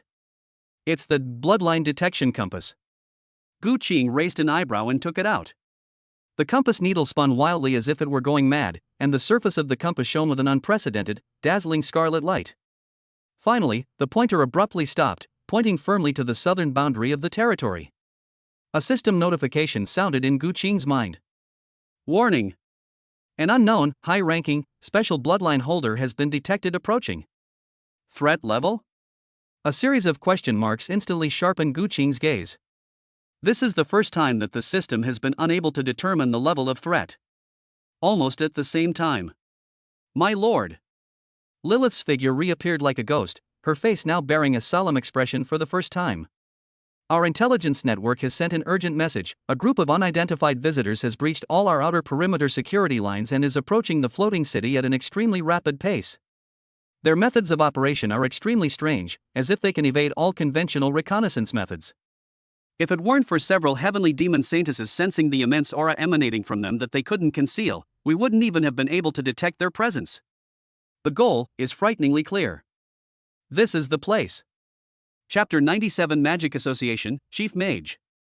Lilith's voice made the air freeze. The outer perimeter was a three-dimensional intelligence network composed of hundreds of heavenly enchantresses, which she personally set up after her evolution. It was enough to make any silver or even gold-level scouts know where to hide. But the opponent was able to break through silently. This is enough to prove that the newcomer is by no means a benevolent person. Order the entire city to enter Level 1 alert. Dragon Flame City's defensive artillery, lock onto the southern airspace. Gu Qing's voice was cold and steady, without the slightest hint of panic. Guyu, conduct aerial reconnaissance. I need to know who they are. Yes, father. A blue figure quietly disappeared into the clouds. The order was given, and the entire floating city, the sleeping steel behemoth, silently revealed its fangs. A moment later, Guyu's voice, tinged with surprise and doubt, came back through the mental link. Father, I saw it. There were 13 people in total, all wearing ancient-style white robes, and their faces could not be seen. They didn't fly, they just walked on the ground, but they were incredibly fast, as if they were shrinking the distance between people. The one leading the group was an elderly man with white hair. He seems to have noticed me. A gasp came from Guyu through the mental link. High in the sky, the little Eagle King let out an uneasy cry and suddenly rose several thousand meters higher. Gu Qing's figure appeared instantly on the bridge of the floating city. His gaze was like lightning, piercing through the clouds and looking south. On the horizon, 12 white figures surrounded an old man, walking slowly and steadily. They were just walking, but with each step they took, the scenery behind them seemed to rush past. That was an ultimate application of the laws of space. When they reached a point less than 5 kilometers from the floating city, the white-haired old man at the head of the group suddenly stopped. He slowly raised his head, and on his face, etched with the lines of time, a pair of cloudy yet seemingly piercing eyes met precisely with Gu Qing's gaze high above. They looked at each other from thousands of meters apart. Gu Qing could clearly sense that there was no killing intent or hostility from the other party. Yes, it was an extremely complex emotion. There was shock, amazement, regret, and even a hint of sadness. Unlike the previous Blood Wolf Alliance, the old man did not immediately start shouting for battle. He simply stood there quietly, facing the direction of the floating city, bowing slightly in an extremely ancient gesture. That posture didn't seem like a provocation, but rather like an audience? What exactly do these mysterious visitors want? Gu Qing's gaze fell back on the strange metal piece in her hand. Whether it was his imagination or not, he felt that the metal piece seemed to tremble slightly the moment it met the old man's gaze. The old man's gaze pierced through thousands of meters of space, as if it were directly imprinted on Gu Qing's retina. There was no hostility, no greed. Those cloudy eyes held too much that Gu Qing couldn't immediately understand: shock, amazement, and even a trace of pity. It was as if I were looking at a priceless treasure about to be swept away by a torrent. That's interesting. Gu Qing lightly tapped the cold railing of the castle with her fingertip. The next moment, a calm thought crossed space and resounded directly in the old man's mind.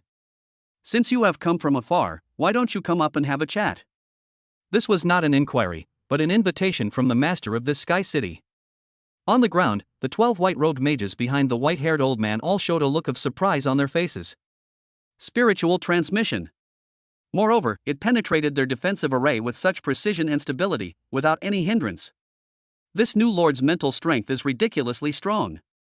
A hint of approval flashed in the old man's cloudy eyes. He bowed slightly once again in the direction of the floating city. I'm sorry to bother you. After saying that, his figure suddenly rose into the air, followed closely by 12 mages who flew slowly towards the floating city. The entire process was carried out without the aid of any alchemical creations. It relied purely on the individual's control over the elements. The floating city, the core reception hall. The main hall, which originally belonged to the Lord's mansion, now appears solemn and dignified after being expanded and renovated by the dwarves. The walls are made of polished obsidian, engraved with intricate dragon blood mithril patterns, serving as both decoration and a magic array that combines defense and energy conduction. Gu Qing sat calmly on the obsidian throne in the main seat. On either side of his throne, Lilith and Guya stood silently with their hands at their sides, like two perfect sculptures. One is a newly promoted diamond-ranked succubus queen, exuding an alluring and dangerous aura capable of twisting the soul. One is a top assassin who has entered the realm of dark gold, seemingly blending into the surrounding shadows, ready to launch a fatal attack at any moment. When the white-haired old man entered the reception room alone, even his usually calm and composed mind couldn't help but be stirred. Such pure shadow power, such terrifying soul allure. This young lord has such a powerful figure under his command. I am Aldrich, chief mage of the Eagle Nation Magic Association. The old man didn't beat around the bush. He got straight to the point and gave Gu Qing a Buddhist salute. Eagle Nation Magic Association. For the first time, a serious look appeared in Gu Qing's eyes. This is no longer one of those insignificant lord alliances, but a true behemoth. Please sit down. Gu Qing raised his hand, gesturing for the other person to sit in the guest seats. Eldridge didn't stand on ceremony and slowly sat down, but his gaze couldn't help but sweep around the entire hall, finally looking at the flowing clouds outside the window and letting out a heartfelt exclamation. A magnificent creation, raising a city into the sky in the history of the Odyssey continent. Only the titans of the mythical era could accomplish this. Lord Gu Qing, you have given us old guys who have studied arcane magic all our lives a huge surprise. His words were filled with pure, scholarly appreciation and curiosity. Surprises can sometimes mean trouble. Gu Qing's tone was unreadable. Indeed. Eldridge nodded, his cloudy eyes turning serious. Therefore, on behalf of the Magic Association, I formally extend an invitation to you. Join us, Lord Gu Qing. The association will grant you access to all databases below S rank and provide top-tier resource support. You will become an honorary elder of the association, with a status equal to mine. Lilith and Guya both paused almost imperceptibly in their breathing. Honorary elder of the Magic Association. What an exalted position this is. Within the Eagle Kingdom, the honor that countless lords would fight tooth and nail for was now being so easily presented to a newly appointed lord. Gu Qing's face remained calm. He simply looked at Eldridge and slowly asked, "What's the price?" There is no such thing as a free lunch in this world. The price is you, and the floating city beneath your feet. Eldridge's voice turned low. Lord Gu Qing, do you feel that this world is becoming increasingly dangerous? Those demons emerging from the darkness, those secret realms appearing without warning, don't you think they're appearing far too frequently? Without waiting for Gu Qing's reply, he continued. This is no coincidence. According to the association's oldest documents and prophecies, the world we live in is overlapping with a terrifying higher dimensional plane. Countless dimensional rifts are quietly opening up in every corner of the continent. And behind those cracks lie ancient gods who have slumbered for millennia and are about to awaken. Chapter 98 Ancient Gods Resurrect, National Tournament of Newly Emerging Lords. The ancient gods have awakened. These four simple words seem to contain immense weight, making the air in the entire reception room feel thick and heavy. Eldridge's gaze sharpened like never before. The prophecy states that when the Sky City reappears, and when the king, who has merged countless bloodlines, descends, it will be the prelude to the final battle. Lord Gu Qing, your appearance, your power, and your city are all part of the prophecy. Just then, Father. A pretty figure walked out from the side hall. It was Gu Mei. She was still holding in her hands the dark blue metal piece covered with spiral patterns that she had found in the treasury of the Scorpion Lord. When Eldridge's gaze fell on the metal plate, he jumped up from his seat, his face revealing undisguised excitement and loss of composure for the first time. The core of life runes. He took 2 steps at a time and walked up to Gu Mei. His old hands trembled slightly, but he dared not touch her easily. It really is the supreme creation of the ancient elven civilization. A legendary sacred object capable of stabilizing space and purifying all curses. Gu Qing understood what was going on when he saw Eldridge's reaction. He took the metal piece from Gu Mei's hand and weighed it between his fingertips. It seems this thing is very important to you. It's more than just important. Eldridge took a deep breath, trying to calm his excited emotions. This is the only key to activate the ancient ritual of Ode to Life. Only it can temporarily seal those ever-expanding dimensional rifts at their source, buying us precious time. Otherwise, within 3 years, the entire Eagle Kingdom, including the Dragon Kingdom, and even the entire Odyssey continent, will be completely swallowed up by the shadow of the ancient gods. I see. At this moment, all the clues came together. No wonder the Magic Association went to such lengths and offered such generous terms. His own floating city is a prophetic strategic weapon. One's own bloodline power is the key combat force in the prophecy. And this piece of metal that he had just acquired was the key tool to resolve the crisis. I have been pushed into the very center of this storm, against my will. It seems the British royal family is aware of this matter as well, Guqing suddenly said. Eldridge paused, then gave a wry smile. Your wisdom is as astonishing as your strength. Yes, the royal family already knew, and they were even more anxious than we were. He glanced at Guqing and said meaningfully. The same goes for the Dragon Kingdom. Do you think the upcoming national tournament is just a ranking competition among lords? No, it's a selection process, a brutal selection of warriors led by the world's top lords to cope with this world-ending crisis. Only the strongest among them are qualified to know the true truth of this world, and are qualified to participate in this war that determines the life and death of everyone. A golden light flashed in the depths of Guqing's eyes. He keenly grasped a piece of information. War. Where there is war, there are interests, and there are positions. The Magic Association, the Dragon Kingdom, the Eagle Kingdom's royal family. It seems that humanity is not a united front when it comes to fighting the ancient gods. And he, Guqing, and his irreplaceable floating city have become pawns that all forces want to win over, or even control. I need time to think about it. Guqing neither immediately agreed nor refused.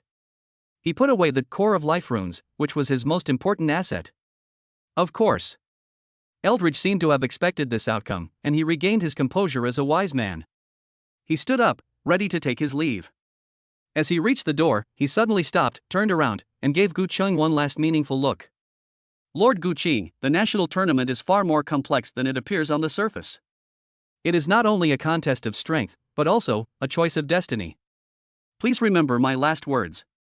The old man's voice became ethereal and distant, as if it had traveled through countless ages, resonating directly in the depths of Guqing's soul. True power does not come solely from conquest. It also originates from heritage. Before he finished speaking, Eldridge had already disappeared outside the door. A long silence fell over the reception room. Both Lilith and Guya had solemn expressions on their faces. The information I received today is too vast and too revolutionary. Only Guqing remained seated on the throne, motionless. His fingertips unconsciously tapped lightly on the armrest of the throne, making a soft tap, tap, tap sound. Inheritance. This word, precisely, touched upon his most fundamental secret.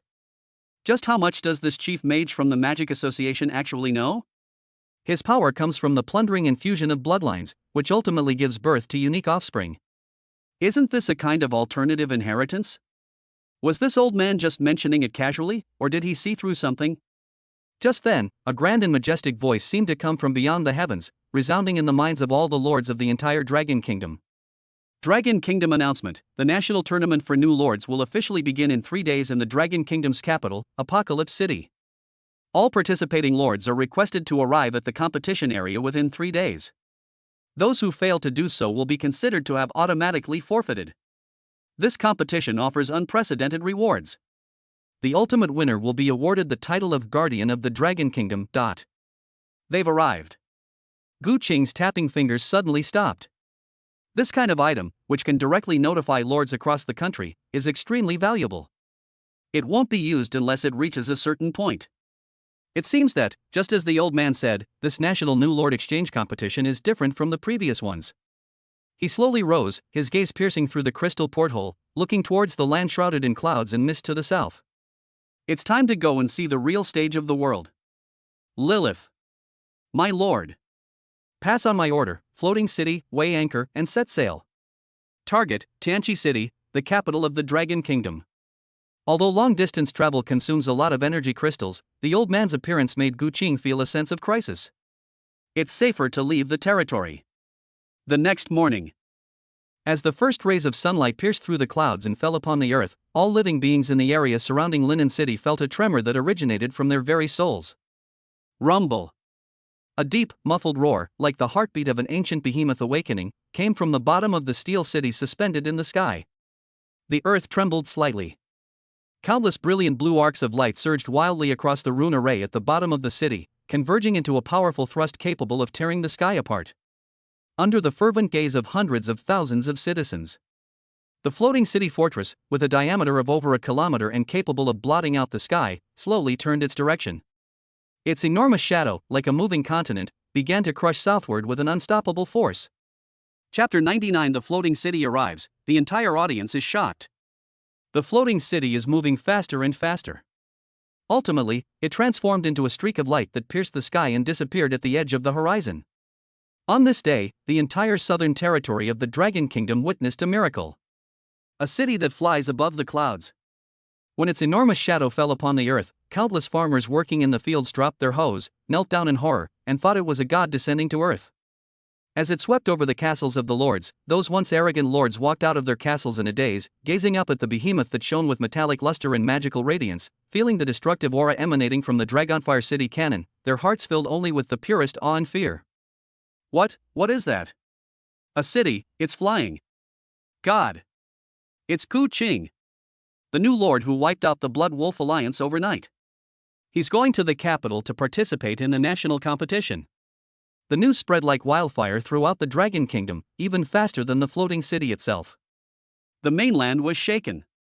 Countless representatives of various factions, intelligence brokers, and busybodies flocked to the capital from all directions, eager to witness firsthand this miracle that walks in the sky. At this moment, Gu Qing's name was no longer confined to a small corner of the world. He became the most eye-catching focus of the entire competition. 2 days later, the capital of the Dragon Kingdom, Tianqi City. As the heart of the entire Dragon Kingdom, this city itself is a war fortress. The city walls, hundreds of meters high, were cast from obsidian and inscribed with magic arrays powerful enough to withstand forbidden spells. Inside the city, powerful individuals roamed freely, their auras soaring to the heavens. At this moment, on the vast plains outside Tianqi City, top lords from all over the Dragon Kingdom had already gathered.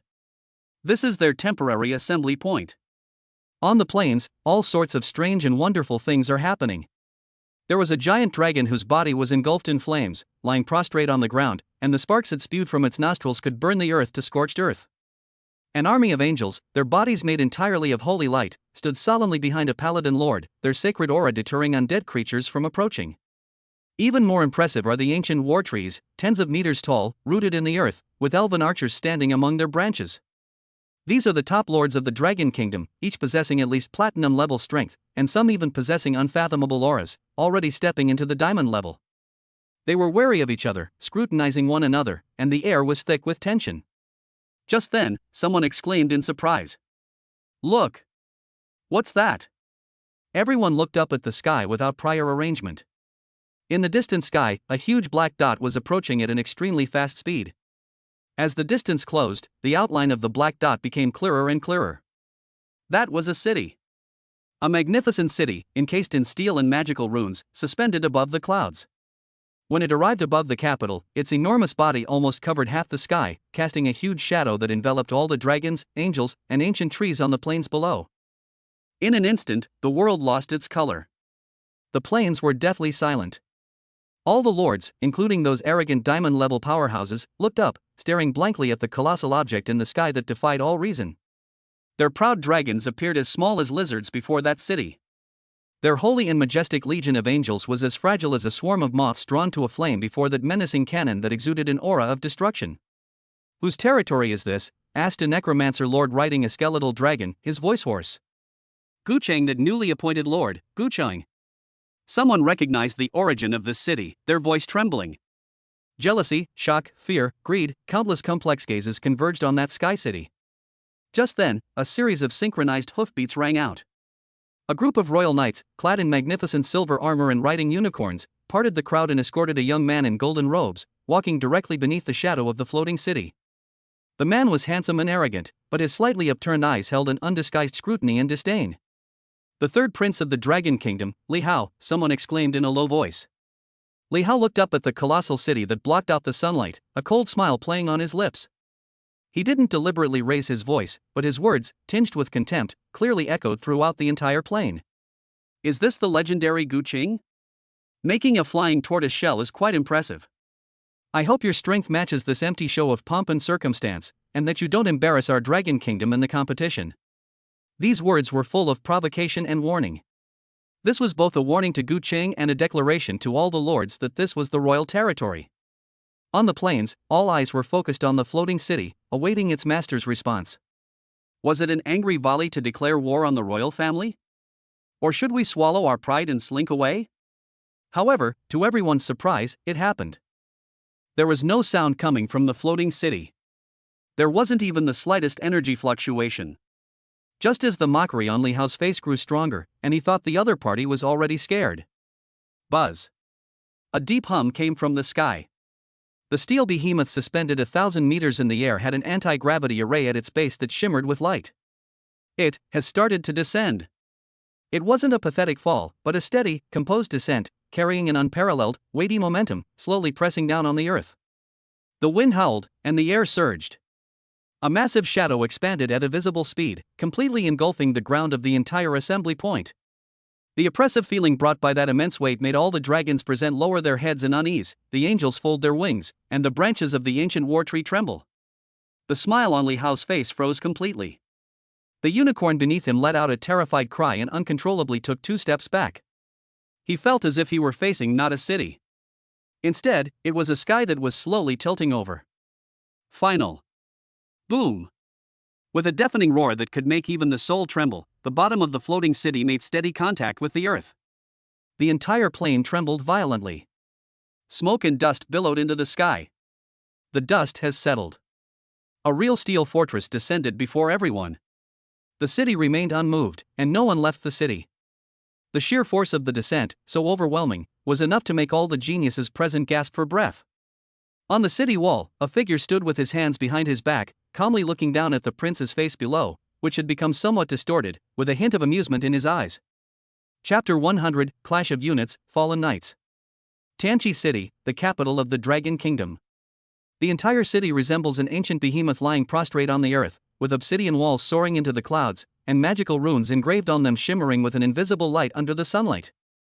In the heart of the capital city stands the Apocalypse Arena, capable of holding hundreds of thousands of people. At this moment, the arena was already bustling with noise and every seat was taken.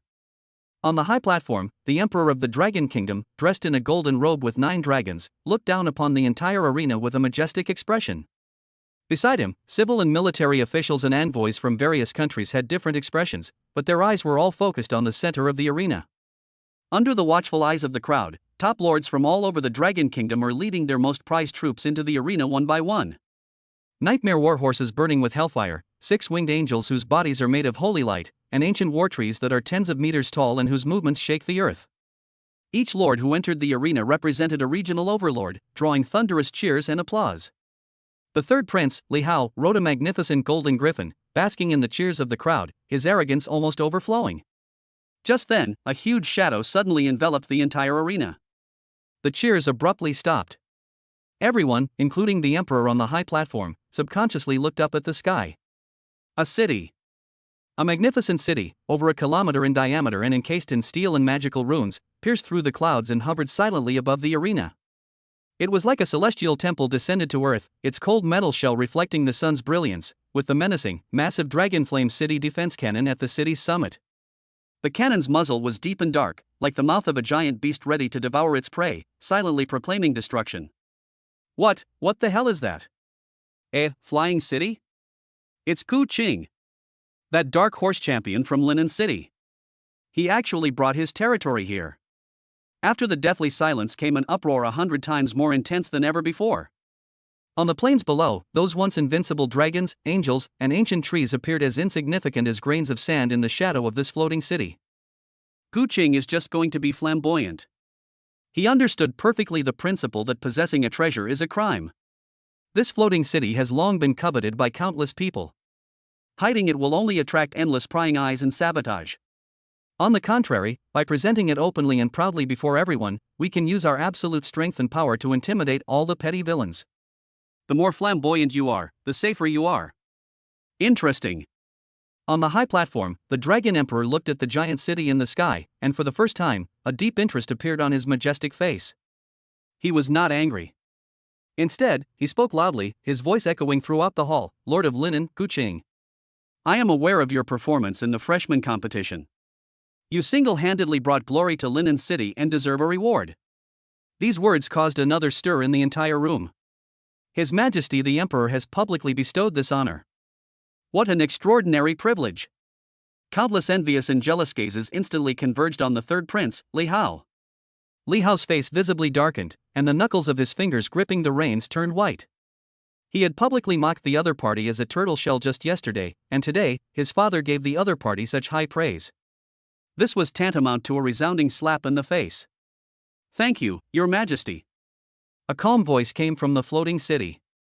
Immediately afterwards, several figures leaped down from the city wall and landed precisely in Guqing's competition area. The one in the lead was naturally Guqing. Behind him stood Guya, Guchan, Guyu, Guling, Gumei, as well as the Steel Rock Brothers, Shadow Dragon, Talia, and other core combatants, lined up in a row. When the audience saw this ragtag army composed of succubi, elves, rock giants, and even a 50-meter-tall Titan woman, there was another uproar. What's going on?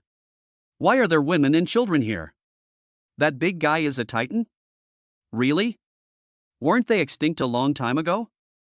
Just then, an official dressed in fine robes walked up to the high platform, unfurled a golden scroll, and announced loudly. The first stage of the national tournament, the individual combat power ranking competition, has officially begun. All Lord's troops will participate in one-on-one elimination tournaments to determine the top 10 in individual combat strength. As soon as he finished speaking, the names of countless contestants began to scroll rapidly on the huge light screen in the center of the arena. Ultimately, the two names were frozen in time and enlarged. Match 1, Guchan Dark Gold vs Rodney Gold. Upon seeing this matchup, the audience erupted in laughter. Ha ha ha. The first one to go on stage is a succubus? I know that Rodney. He is the eldest son of the Raging Lion Legion commander. He is incredibly skilled with the Blazing Sun sword technique and is best at dealing with these kinds of evil spirits.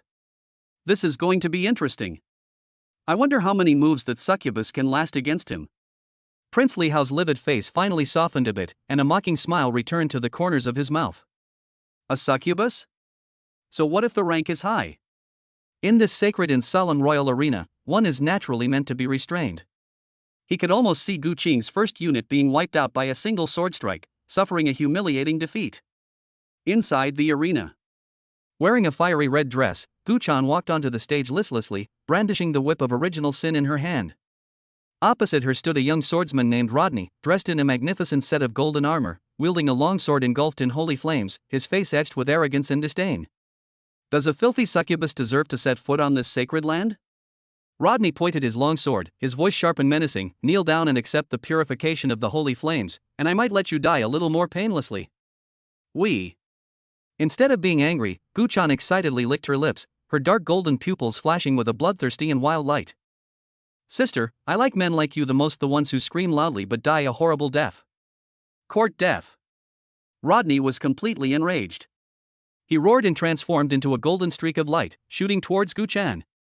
The holy flame longsword in his hand drew a dazzling trajectory in the air, and the scorching energy even distorted the surrounding air. A full-force attack from the peak of the gold rank. However, they were faced with a fierce attack that was enough to instantly kill opponents of the same level. Guchan simply stood there, motionless. Just a moment before the holy flame sword was about to pierce her brow. She moved.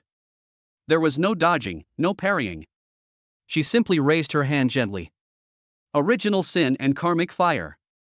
Puff. A soft sound. A cluster of dark red flames, thinner than a strand of hair, flicked from her fingertips and landed lightly on the menacing holy flame longsword. Time seemed to stand still at this moment.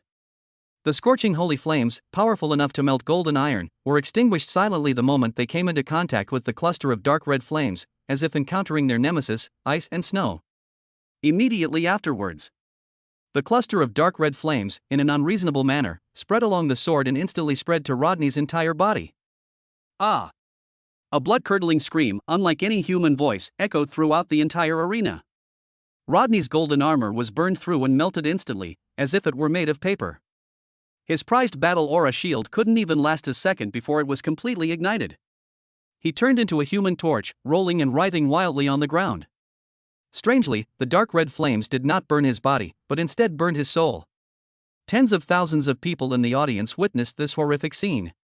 A living, breathing gold-level expert was burned to a charred corpse emitting black smoke right before their eyes in just a few seconds, and finally shattered into ashes with a crack. From beginning to end, Gu-chan didn't even move an inch. Crush them. A complete and utter defeat. The entire Apocalypse arena fell into a deathly silence. The previous mocking and laughing voices vanished without a trace. Everyone's face was filled with unspeakable horror and fear. On the high platform, Prince Li Hao's face was even blacker than the bottom of a pot. His close associates were so frightened that they broke out in a cold sweat and didn't dare to breathe. Gu-chan acted as if she had done something insignificant. She flicked the long whip in her hand, winked playfully at Gu-ching, and walked off the field with light steps.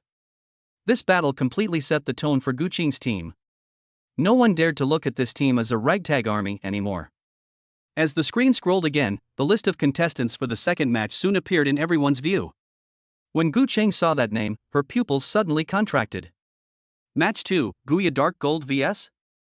Fallen Knight. The opponent's name is a series of question marks. A knight, clad in a tattered black robe and shrouded in a thick aura of death, slowly walked into the arena. He dragged a rusty giant sword in his hand, and with each step he took, the stone slabs beneath his feet were corroded with black marks. Most striking was the tattered badge on his chest. It was a pattern made up of twisted vines and a black heart. The moment Gu-ching saw that pattern, her eyes turned icy cold. He was all too familiar with that pattern. The pattern is exactly the same as the one branded on the cursed, ancient succubus queen's heart. Chapter 101: The Mysterious Fallen Knight. The entire Apocalypse arena was still immersed in the ultimate shock brought by the previous instant kill, and it was completely silent. Countless gazes, filled with shock, fear, and apprehension, were fixed on Gu-ching's group. In a single exchange, a genius swordsman at the peak of the gold rank was reduced to ashes. What exactly is the background of this ragtag army composed of women and children? On the high platform, the third Prince Li Hao's face was extremely ugly, as if he had been slapped a dozen times in public with the sole of a shoe, and the pain was burning. In this eerie silence, the names on the central light screen began to scroll again. Finally, the image is frozen in time. Match 2, Guya Dark Gold vs. Fallen Knight. A series of question marks caused the atmosphere, which had just eased, to freeze again. Any entity whose name the system cannot read is either extremely dangerous or a special individual. Under the watchful eyes of the crowd, a knight clad in a tattered black robe and shrouded in a dense aura of death slowly emerged from the passage opposite. He dragged a rusty greatsword in his hand, the blade scraping across the hard stone slab, leaving a sizzling, black, corroded mark. A cold, decaying, and nauseating aura instantly filled half of the arena. Many nobles in the front row of the audience instinctively covered their mouths and noses, their faces showing disgust. However, Gu-ching's gaze did not fall on the sword or the knight. His pupils suddenly contracted, locking onto the tattered black robe on the knight's chest. There was a badge embroidered with an unknown silk thread. A bizarre pattern composed of twisted vines and a black heart. Gu-chang will never forget this pattern. The same pattern was imprinted on the heart of the ancient succubus queen, which had been cursed by bloodline for countless years and nearly cost Lilith and the entire succubus race their lives. So, they've always been there. Moreover, they have already infiltrated the highest levels of the Dragon Kingdom, and can even appear openly at this national competition that will determine the future of the Dragon Kingdom.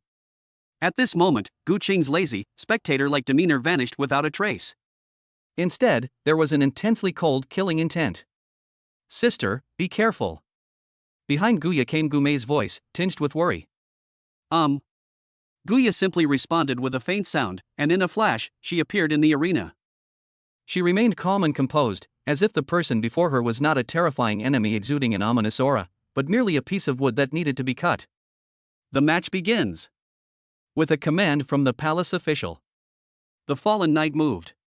Without a roar, without the name of a combat technique, he simply raised the decaying greatsword and, at a seemingly slow but actually incredibly strange angle, brought it down on his head. Wherever the giant sword passed, the air seemed to groan under its strain, with streaks of dark shadow energy clinging to it like maggots. Faced with this powerful and heavy blow, Guya's figure vanished from the spot in an instant. When it reappeared, it was already beside the knight. The shadow blade in her hand, like a black lightning bolt, silently slashed towards the opponent's neck. Clang! A piercing clang of metal rang out. Guya's blade was actually blocked by a visible black vortex that appeared on the knight's body. The vortex was viscous and tough, with a strong corrosive effect, even causing a wisp of smoke to rise from Guya's blade. Missing her first attack, Guya didn't linger. With a light tap of her toes, she instantly created a distance of dozens of meters. The fallen knight, like a heartless killing machine, turned around and slashed with his sword again. For a moment, all that could be seen on the field was a petite black figure, moving like a butterfly flitting among flowers, weaving and shifting amidst the countless sword shadows and corrosive energy. Every dodge was precise to the millimeter. Each counterattack was a cunning strike aimed at the opponent's weak points, such as joints and eye sockets. But that fallen knight seemed to have no weaknesses at all. His entire body was enveloped by that strange black vortex, and Guya's proud surprise attack and burst of power were temporarily ineffective. The audience was on tenterhooks. This was the first time they had ever seen anyone who could fight Gu Qing's team to a standstill. That knight, what strange energy he possesses. Gu Qing's assassin is too fast. If it were me, I wouldn't be able to withstand a single blow. On the high platform, a strange light flashed in the eyes of the Dragon Kingdom Emperor, and his gaze lingered on the fallen knight for a moment. Just then, the situation on the field suddenly changed. The fallen knight plunged his greatsword into the ground. Buzz! Centered on him, a dark ripple instantly spread outwards. Soul absorption. The knowledgeable monks in the stands gasped in surprise. Guya's figure was inevitably swept by that ripple. In an instant, an indescribable chill ran from the soles of her feet straight up to the top of her head. She felt as if her blood had frozen at that moment, and her body became stiff and heavy like never before. Even more terrifying, she could clearly feel that her life force and succubus bloodline power were being forcibly drawn out of her body by an invisible force and flowing towards the fallen knight. Not good. Guya felt a chill run down her spine and tried to forcefully unleash her power to break free. But her body felt like it was stuck in the deepest quagmire, and even moving a finger became incredibly difficult. The fallen knight seized this once-in-a-lifetime opportunity. His scarlet eyes, hidden beneath his hood, flashed with a cruel light. He raised his greatsword high, aiming at the immobilized Guya, ready to deliver a fatal blow. A gasp of surprise erupted from the audience. Gu Ling's face turned deathly pale instantly, and she instinctively tried to cast a healing spell. "Don't move." A calm voice rang in her ears. "It's Gu Qing." He remained seated, without even changing his posture. However, his deep eyes slowly closed. The moment he closed his eyes, the ultimate bloodline within him, which had already been elevated to the level of King of Fallen Angels, suddenly began to circulate. An invisible and intangible kingly will, transcending space and time, resonated with the bloodline in the dark and instantly descended upon Guya. Inside the arena. Just a moment before that decaying giant sword was about to fall, Guya, whose body was stiff and face was pale, suddenly trembled. She felt an incredibly familiar, intimate, yet domineering power erupt from the deepest part of her bloodline. That power, like a king who had been asleep for ages, awakened within her. In an instant, the cold, oppressive force that bound her was purified and evaporated as if ice and snow had encountered the sun. Not only that, an unprecedented, purer, and more powerful force filled her entire body. Her eyes suddenly lit up. Those were dark gold eyes, devoid of any emotion, belonging to a top predator. Whoosh! 1/100th of a second before the greatsword falls, Guya's figure disappeared from the spot. Quick! Extremely fast. It was so fast that even all the diamond-level experts present could only barely catch a glimpse of it. The fallen knight's seemingly inevitable sword strike landed heavily on empty air, leaving a terrifying trench several meters deep in the ground. But he no longer had the chance to strike a second time. A chilling aura quietly emerged behind him. Die. A cold word, like the pronouncement of death. Exploit weaknesses. Chapter 102 The Overflowing Black Qi, The Power of Curse. There were no dazzling sword flashes, no explosive energy. There was only one thrust, extremely fast and extremely pure. That thick, tough, corrosive black vortex was as fragile as a soap bubble before Guya's blade, silently bursting. The shadow blade in her hand had somehow become tinged with a deep, dark golden light, a blessing from the king and the majesty of her bloodline. Put. A faint, almost inaudible sound of flesh being pierced. Guya's blade pierced the fallen knight's back with pinpoint accuracy, penetrating his hard sternum and layers of protection, and emerging from his chest. Not a single drop of blood stained the tip of the knife. Time seemed to have been paused at that moment.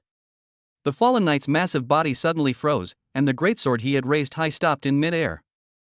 He slowly lowered his head, looking at the tip of the knife that gleamed with dark gold light emerging from his chest. In the scarlet eyes hidden under the hood, the cruel light flickered violently like a candle in the wind, before finally going out completely. Click! A crisp cracking sound rang out. It didn't start from one place, but from all over the fallen knight's body, all at once. His seemingly indestructible black armor, along with his body modified by death energy, resembled a statue weathered for millennia. Starting from the point where the blade pierced his heart, it rapidly turned into a handful of black dust, which fluttered downwards.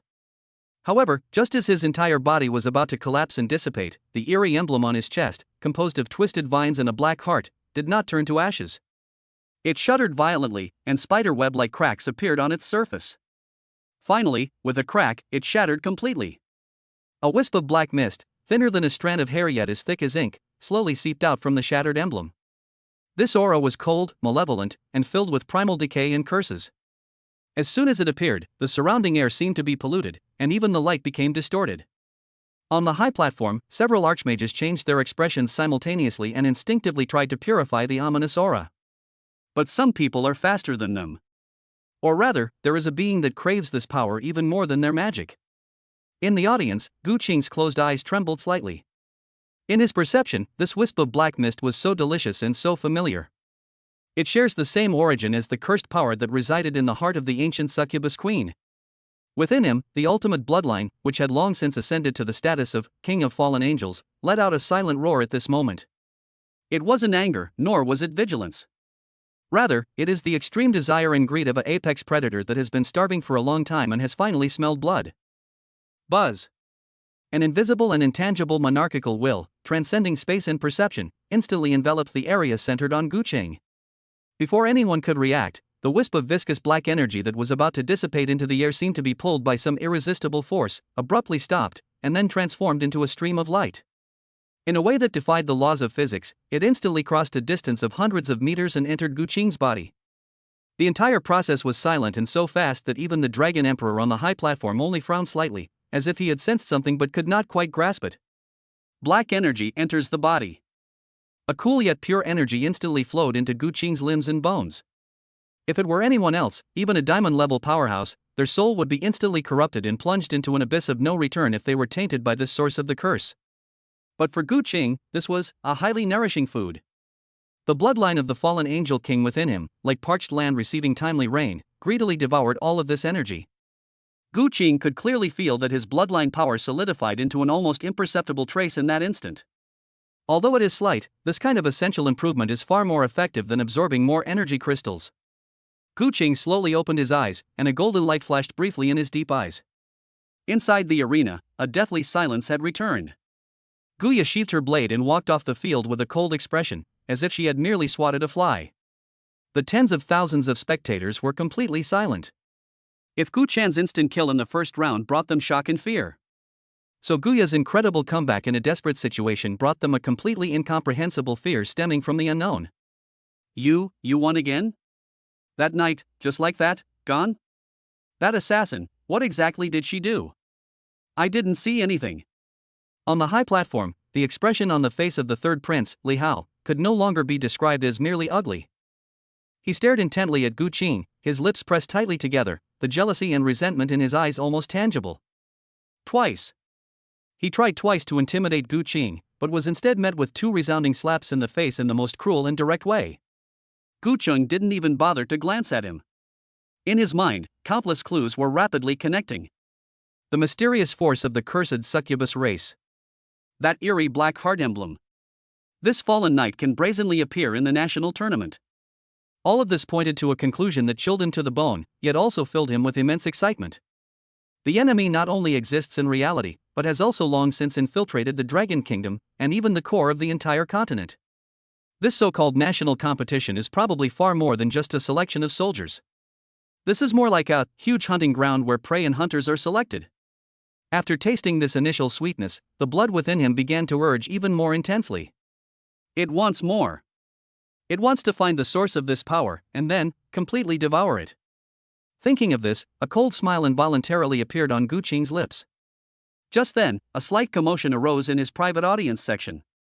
Lilith's previously respectful posture stiffened slightly, and a rare look of confusion and bewilderment flashed in her blood-red eyes. Sitting next to her, Gume let out a soft gasp, instinctively covering her chest with her small hand, her pretty face filled with bewilderment. Sister Lilith, you felt it too? Gume's voice trembled slightly. Lilith's voice was low and solemn.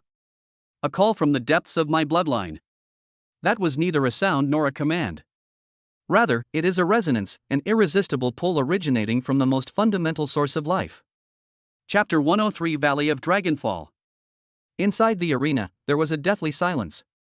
The wisp of curse origin that Gu Qing devoured seemed to be just a silent interlude, causing no ripples except for a few top experts who noticed it. However, Gu Qing could not hide the strange behavior of Lilith and Gume. It was a resonance originating from the deepest part of their bloodline, as if some ancient being, from the distant other side of time and space, was calling out to them. Father Gume's face was filled with confusion and unease. Gu Qing raised his hand and gently pressed it on the top of her head. A gentle yet domineering kingly will instantly surged in, temporarily suppressing and isolating that inexplicable call. Don't be afraid, I'm here. Those three simple words seemed to possess boundless magic, instantly calming the turmoil in Gume and Lilith's hearts. The two looked at each other and saw deep respect and reassurance in each other's eyes. Yes, as long as this man is here, even if the sky falls, why would they need to hold it up? Gu Qing's gaze swept over the high platform without making a sound.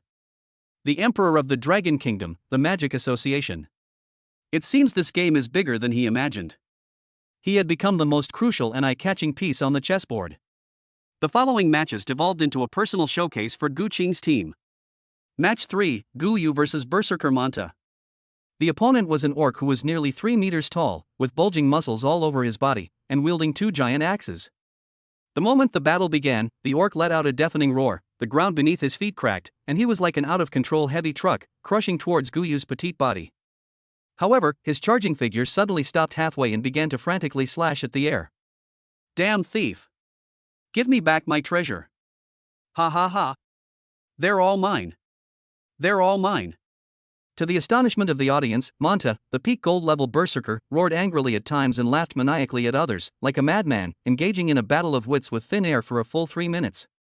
Finally, he collapsed from exhaustion, foaming at the mouth and losing consciousness.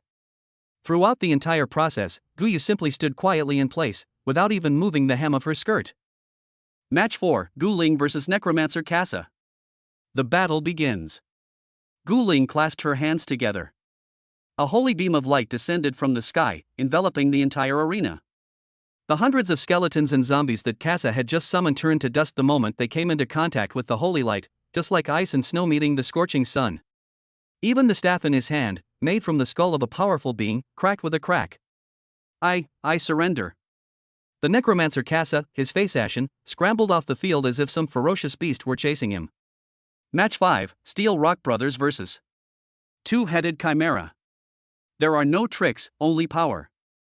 2 rock giants, each 10 meters tall, engaged in a primal melee with the platinum-level magical beast that spewed flames and ice. Every collision sent tremors through the entire arena. Finally, amidst the flying debris and blood, the Steel Rock Brothers grabbed the Chimera's 2 heads from the left and right, tearing it in half. Blood rained down, staining half the stadium red. The violent aesthetics were breathtaking. One match after another. The fighting force under Gu Qing's command was like a series of unfathomable monsters, sweeping away all opponents with an almost unreasonable and crushing force. Gu Yu's enigmatic nature, Gu Chan's rage, Gu Yu's control, Gu Ling's purification, Gang Yan's tyranny. Each and every one of them displayed a breathtaking power of dominance far exceeding their own rank. The entire Apocalypse arena went from initial mockery to shock, then to horror, and finally, only non-reverence remained. When Gu Qing's name finally appeared on the screen, his opponent, a genius lord from a top warlord family in the Dragon Kingdom, who was also considered a favorite to win the championship, remained silent for a full 10 seconds before making his choice. I admit defeat. 3 words, light and airy, yet they seemed to drain all his strength. The entire audience erupted in uproar. Victory without a fight. This is not just admitting defeat, but also acknowledging it. We must acknowledge that there is an insurmountable barrier between us. On the high platform, the Dragon Emperor's eyes gleamed with a sharp light, while his chief mage, Eldridge, stroked his white beard, a knowing smile flashing in his turbid eyes. Your Majesty, it seems that the variable predicted has already appeared. Is it a variable, or a storm? The Emperor's voice was deep and majestic, his gaze fixed on the calm figure below. He has stirred up this pool too much. How can you catch fish if the water isn't muddy? Eldridge said meaningfully. Just then, the eunuch stepped onto the platform again, his voice echoing throughout the entire hall. The individual combat power ranking competition has come to an end. Tomorrow, the second phase of the competition will begin, the Team Dungeon Challenge. All advanced lords will be randomly divided into 10 teams to enter the Royal Forbidden Zone, Dragonfall Valley, to complete designated tasks. Ultimately, the final rankings of this competition will be determined based on team contributions. As soon as he finished speaking, the central light screen suddenly changed. A desolate, ancient map, exuding a primordial aura, was presented to everyone. It was a valley shrouded in the remains of a giant dragon. Deep within the valley, dark fissures appeared and disappeared, as if leading to some unknown and terrifying abyss. Just looking at that map gives you a chill that runs deep in your soul. Dragonfall Valley. It's actually there. Legend has it that in ancient times, a true dragon fell here, and its blood stained the earth, forming the most terrible cursed land. Has the royal family gone mad? Sending us newly appointed lords to venture into places like that? In the audience, murmurs and exclamations rose and fell. Gu Qing's gaze also sharpened slightly. The incomplete dragon bloodline within him stirred with a barely perceptible tremor the moment he saw the enormous dragon skeleton. It seems this team competition is aimed at him. Soon, the group list began to scroll rapidly on the light screen. Finally, the roster of the third team was captured and enlarged. Captain, Gu Qing, Linen City. Team member, Li Hao Royal Family of the Dragon Kingdom. Team member, Evelyn Frost Whisper Eagle Nation Magic Association. Upon seeing this list, the entire room fell into a deathly silence once again. Immediately afterwards, countless gazes converged on the third prince, Li Hao. Li Hao's face first turned ashen, then flushed red, and finally became gloomy. Let him be a team member for that turtle shell team he despises the most? This is even more painful for him than being slapped in public. On the other side, a tall, blonde woman with a cool and aloof expression, dressed in a blue mage's robe, slowly rose from her seat in the Magic Association. She walked through the crowd and went straight to Gu Qing. It was Evelyn Frost Whisper. Her gaze, like the purest ice crystal, swept over Gu Qing with a scholarly scrutiny and inquiry. Lord Gu Qing, your bloodline aura is very special. Her voice, like her personality, was cool and direct. I hope that in the future cooperation, I will have the opportunity to observe it up close. These words sounded like a gesture of goodwill, but the undisguised probing made Gu Qing raise an eyebrow almost imperceptibly. It seems that Eldridge, that old fox, told her everything he should and shouldn't have said. A proud and arrogant prince who sees himself as a thorn in his side. A mysterious female mage who knows everything about her bloodline. In addition, there is a royal forbidden area fraught with danger and connected to a true dragon. A playful smile crept onto Gu Qing's lips. This so-called random grouping is really just the right amount of randomness. Just then, a voice filled with suppressed anger and disdain rang out beside him. It is the third prince, Li Hao. He suppressed his humiliation, walked up to Gu Qing, and whispered a warning in a voice only the two of them could hear. Don't think you're something special just because you've won a few matches in the arena. The secret realm isn't a place for children to play house. Survival is the only thing that matters. Don't hold me back. Chapter 104, Perception of Bloodline Power. Chapter 104. The dizzying sensation of spatial distortion lasted for less than a second. The moment the solid ground beneath their feet was felt, a blast of cold air, a mixture of dust, decay, and sulfur, filled everyone's nostrils. The lights suddenly dimmed. This is an underground temple that is more magnificent than one can imagine. The dome is so high that its top is invisible, hidden in the deep darkness. All around, there are crumbling giant stone pillars and collapsed magnificent statues. The ancient runes engraved on them have long been worn away by time, leaving only mottled outlines. The air was filled with an extremely unsettling energy fluctuation, cold and viscous, like countless venomous eyes peering into the darkness at every intruder. Humph, playing tricks. The third prince, Li Hao, broke the silence with his voice. He forcefully suppressed the unease in his heart and put on his arrogant face again. It's just an abandoned ruin. With a wave of his hand, the 12 royal knights behind him, clad in gleaming silver full body armor and wielding knights' lances, immediately formed a standard cone-shaped charging formation. A holy aura of battle shone forth, dispelling the darkness within several meters around them. All personnel, listen to my command. with the Royal Knights as the vanguard, maintain formation and advance to explore. Li Hao gave the order as a matter of course, glancing contemptuously at Gu Qing and his group. It was as if to say, look closely, this is the real elite force, not your cobbled-together ragtag army. Evelyn Frostwhisper's cool eyes flickered, and the staff in her hand, inlaid with a huge ice-blue gem, glowed slightly, enveloping her in a layer of crystal and magical shield, but she did not utter a word of objection. Gu Qing didn't even bother to lift her eyelids, just watching calmly as if she were watching a farce that had nothing to do with her. In Li Hao's view, his silence was tacit agreement in fear. The prince's smile widened, finally finding an outlet for the humiliation he felt from being suppressed in the arena. Go ahead. At a command, 12 royal knights marched in perfect unison, like a drawn sword, plunging into the darkness deep within the temple. The holy light and fighting spirit emanating from them is the Empire's most advanced heritage, possessing a natural ability to restrain all evil spirits. However, just as they stepped into the shadow of the huge stone pillar ahead, an unexpected change occurred. Thump! Thump! Thump! Heavy footsteps, so heavy they made the earth tremble, echoed from the darkness all around. 1 statue, 2 statues, 10 statues. Dozens of giant stone statues, each 5 meters tall, have come alive from the shadows. Their shapes vaguely resemble ancient titans, but their bodies, which should be made of rock, are now covered with strange, deep purple patterns, like poisoned blood vessels. What burned in their eye sockets was not the flame of life, but 2 flickering, violent, and chaotic fell flames. Fallen Titan puppet. Be on alert. Form a circular formation. The knight captain let out a roar.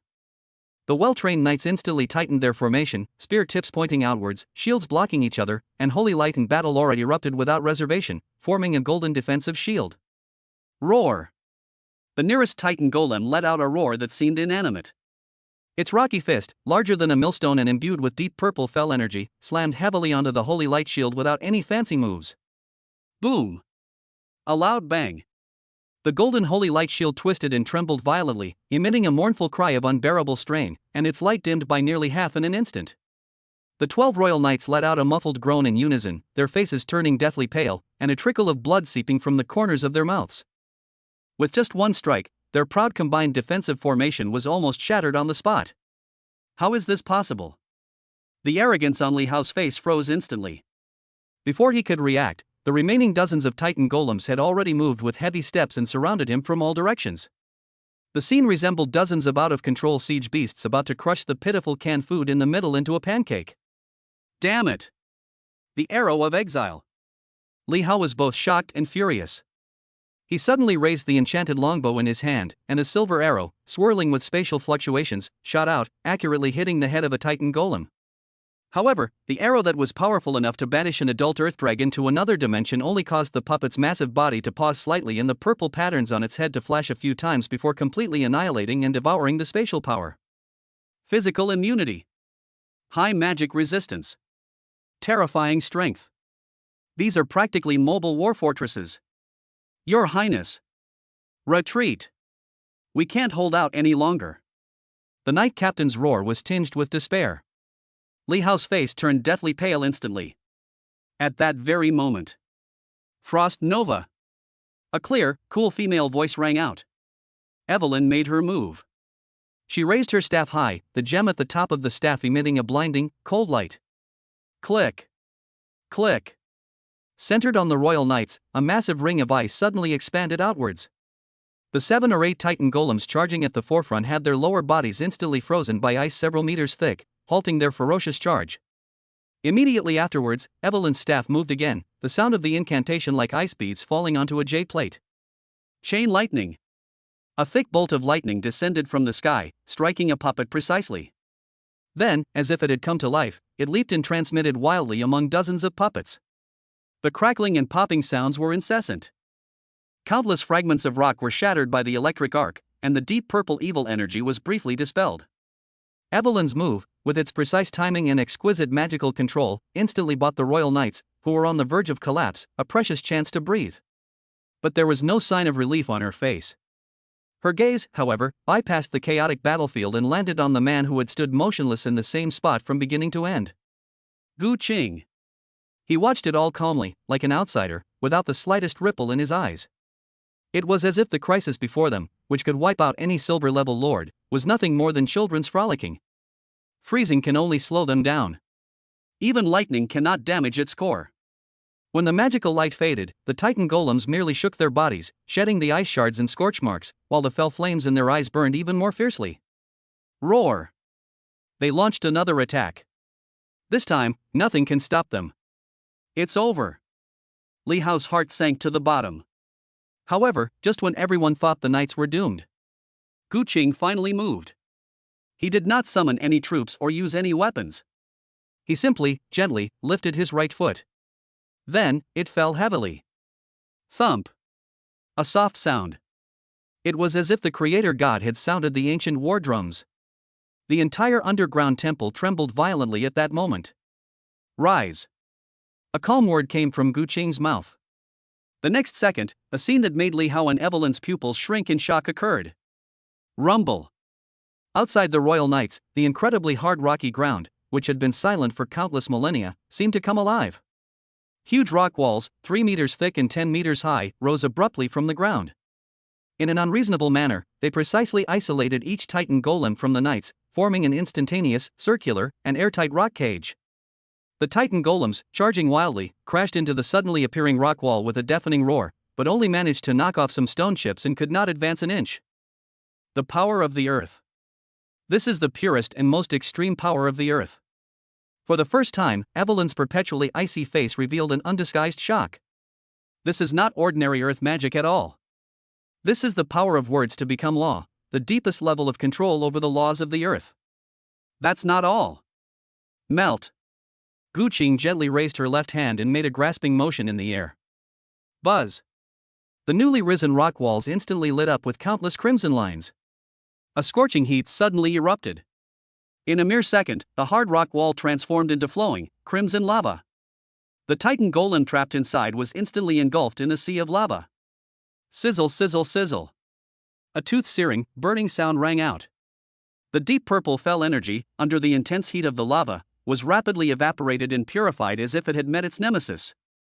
The seemingly indestructible bodies of the Titan golems also began to melt and collapse at a visible speed. They roared silently, struggling frantically in the lava cage, until finally, one after another, they turned into pools of black charcoal and sank to the bottom of the lava pool. It all happened in no more than 10 seconds. Dozens of corrupted Titan golems that baffled the royal knights and even troubled the genius female mage. Total annihilation. The entire temple fell into a deathly silence once again. The only sounds in the air were the rumbling of molten lava and the suffocating smell of sulfur. The royal knights, who had escaped death, stared blankly at the lava moat surrounding them, then at the calm figure standing with his hands behind his back in the distance. In their eyes, there was only the purest awe and fear. Li Hao opened his mouth, but his throat was dry, and he couldn't utter a single word. His prized royal knights, and his magic arrows, which he considered his trump card, were a joke in the face of these monsters.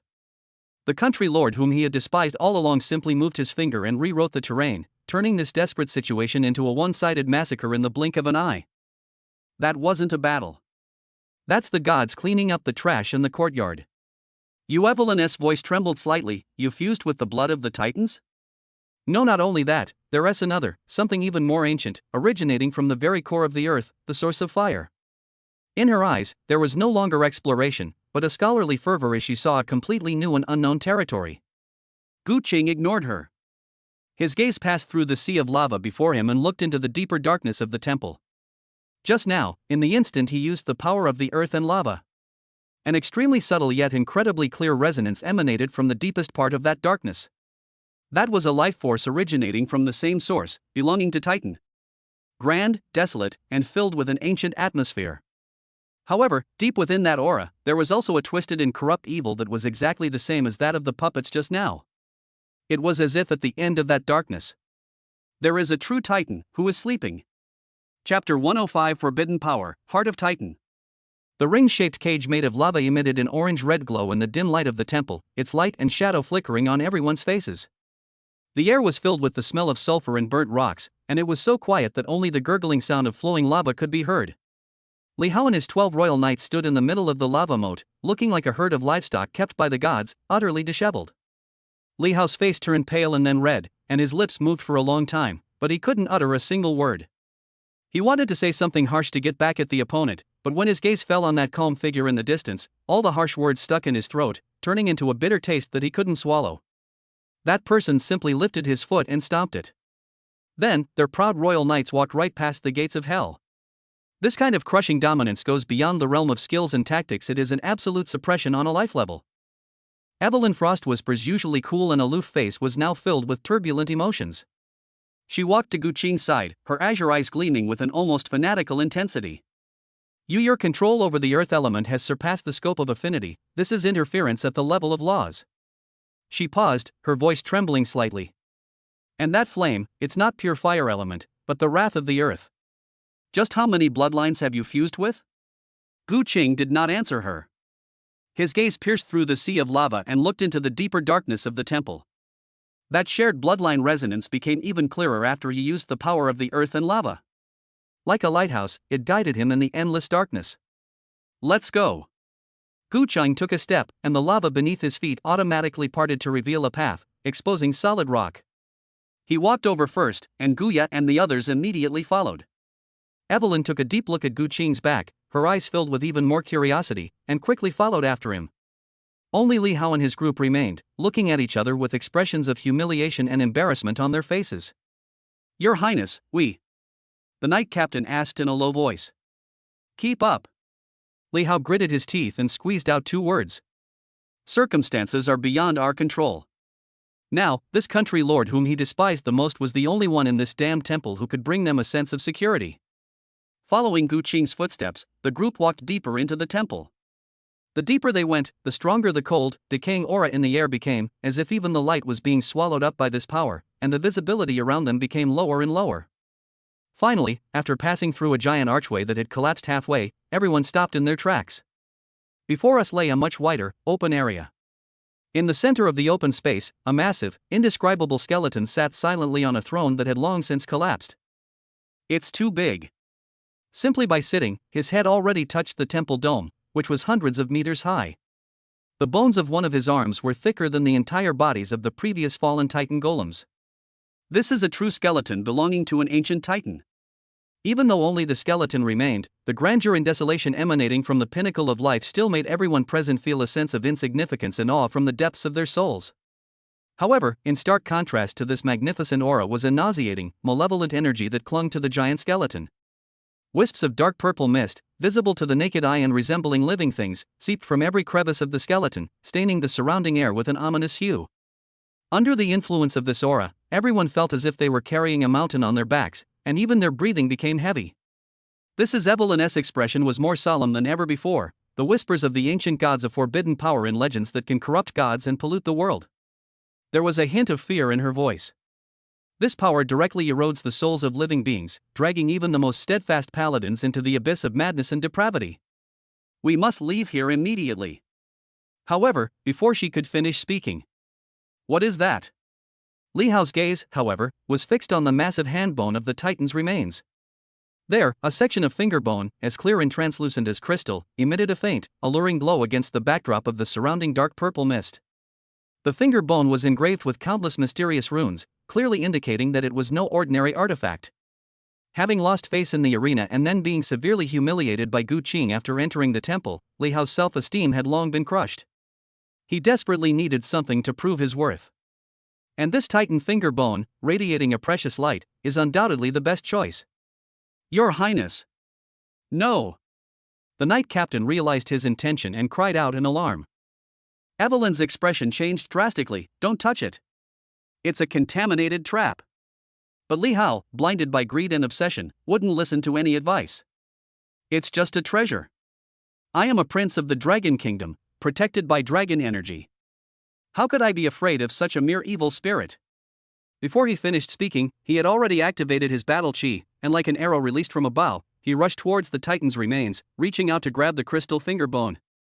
Just as his fingertips were about to touch that finger bone, buzz! An extremely terrifying backlash suddenly erupted. Ah!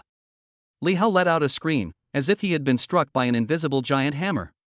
He flew back, spitting blood, and crashed heavily to the ground. Even more terrifying, a wisp of dark purple evil energy, like a maggot clinging to his bone, was spreading rapidly toward his heart at a visible speed along his arm. On his skin, strange patterns identical to those on the fallen Titan puppets began to appear, and the light in his eyes quickly faded, replaced by chaos and madness. "Your Highness!" The royal knights were horrified, but dared not approach.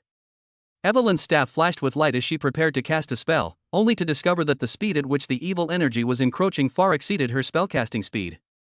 It seemed that Li Hao was about to follow in the footsteps of those puppets. A figure appeared beside him like a ghost. It was Gu Qing. He didn't even glance at Li Hao, but simply reached out and gently touched the wisp of dark purple mist that was about to invade Li Hao's heart. There is no holy light, no divine magic. But the instant his fingertips touched it, a pure and radiant aura of life flashed and disappeared from his body. Holy light protection. Z. That domineering evil energy, which even Evelyn found troublesome, was instantly purified and evaporated the moment it came into contact with this life aura, like a venomous snake encountering its natural enemy. It let out a silent shriek. The strange patterns on Li Hao's body receded like a tide. He coughed violently, gasping for breath, his eyes filled with the shock and fear of surviving a close call. He looked up at the man who had saved his life, opened his mouth, and his expression was extremely complicated. There was gratitude, shame, and above all, an indescribable sense of defeat. Thank you. Finally, he managed to squeeze out 2 words through gritted teeth. Gu Qing seemed not to hear him. His attention was completely drawn to the Titan remains. In the instant he purified that wisp of evil energy, the bloodline of the fallen Angel King within him once again emitted that extreme desire, stemming from a top predator. He slowly walked toward the enormous remains. Gu Qing! What are you trying to do? You can't touch that thing! Evelyn cried out. Gu Qing didn't turn around, but calmly said, "For me, it's a tonic." As soon as he finished speaking, he had already reached the feet of the Titan's remains. He raised his hand and resolutely placed it on the cold, rough, and ominous massive leg bone. Boom! A surge of evil energy, hundreds or even thousands of times larger than what Li Hao had encountered before, surged into his body like a black torrent bursting its banks, flowing wildly down his arm. In an instant, it felt as if billions of vengeful spirits were screaming in Gu Qing's mind at the same time. Countless chaotic, insane, destructive, and desperate images, like fragments, assaulted his consciousness. He saw an unimaginably enormous star, filled with distorted eyeballs and flesh, tear through the veil of the universe and descend upon a peaceful world. He saw countless towering titans charging towards that fleshy star in order to protect their home. He saw a stunningly beautiful silver-haired Titan queen, bearing a striking resemblance to Talia, wielding a thunder spear that pierced the surface of a star, only to be entangled and dragged into the abyss by endless tentacles gushing from her wounds. He heard countless chaotic whispers resounding deep within his soul. Give up. Give in. To merge into the greatness, to become eternal. Any living being, even a god, would have their soul torn apart instantly under such a terrifying mental shock, becoming a slave to the ancient gods. But there was no trace of pain on Gu Qing's face. Instead, a strange, dark golden light shone in his deep eyes. Within him, the bloodline of the King of Fallen Angels was emitting a silent, joyful roar. These curses, which are enough to pollute the world, these ancient whispers of gods that can corrupt even the gods, are to it nothing more than the most delicious and nourishing sustenance. The black torrent that surged into the body was greedily devoured, digested, and transformed by this even more domineering and unreasonable bloodline power. Gu Qing could clearly feel that his bloodline power was becoming more solid and pure at a small but certain speed. At this moment, his resistance to, and even his ability to suppress, the power of the ancient gods underwent a fundamental leap. Just as Gu Qing was immersed in the thrill of his rapidly improving strength. Thump! Thump! Thump! A heavy yet powerful heartbeat, without warning, resounded from the depths of that massive Titan remains. That sound seemed to strike directly into everyone's soul. Behind the thick sternum and the chest cavity of the remains, a ball of light, enveloped in an intensely dense, dark purple evil energy, suddenly lit up. That was a heart, that was beating again. Heart of Titan. It exudes a deadly allure, as if calling everyone to get it, to possess it. Greed resurfaced in Li Hao's eyes, but it was quickly replaced by fear. Evelyn Frost Whisper stared intently at the beating heart, then glanced at Gu Qing, who was absorbing fell energy. For the first time, a hint of struggle and hesitation appeared on her icy face. Chapter 106 Fusion, Titan Battle Body. Thump! Thump! Thump! Every beat of that reborn titan's heart is like a war drum resounding deep within the soul. Thick, inky black-purple fell energy spread like a tide throughout the temple in rhythm with each heartbeat. From the depths of darkness came countless teeth-grinding sounds and low roars. They've arrived. It was no longer the slow-moving stone golem it had been before. One after another, grotesque monsters, woven from pure shadow and rotting flesh, emerged from the shadows from all directions. Some resembled giant pythons, but were covered in barbs and human hands. Others looked like hunting dogs, but their mouths dripped with concentrated acid capable of corroding rocks. Their numbers number in the hundreds and thousands.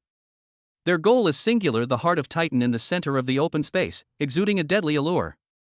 Damn it! Li Hao's face turned deathly pale. The relief of surviving the ordeal was instantly replaced by a deeper fear. He subconsciously looked at Gu Qing, only to find that the other's entire focus was on that beating heart, as if he had no idea of the danger around him. Humiliation, resentment, fear, a variety of emotions churned within him.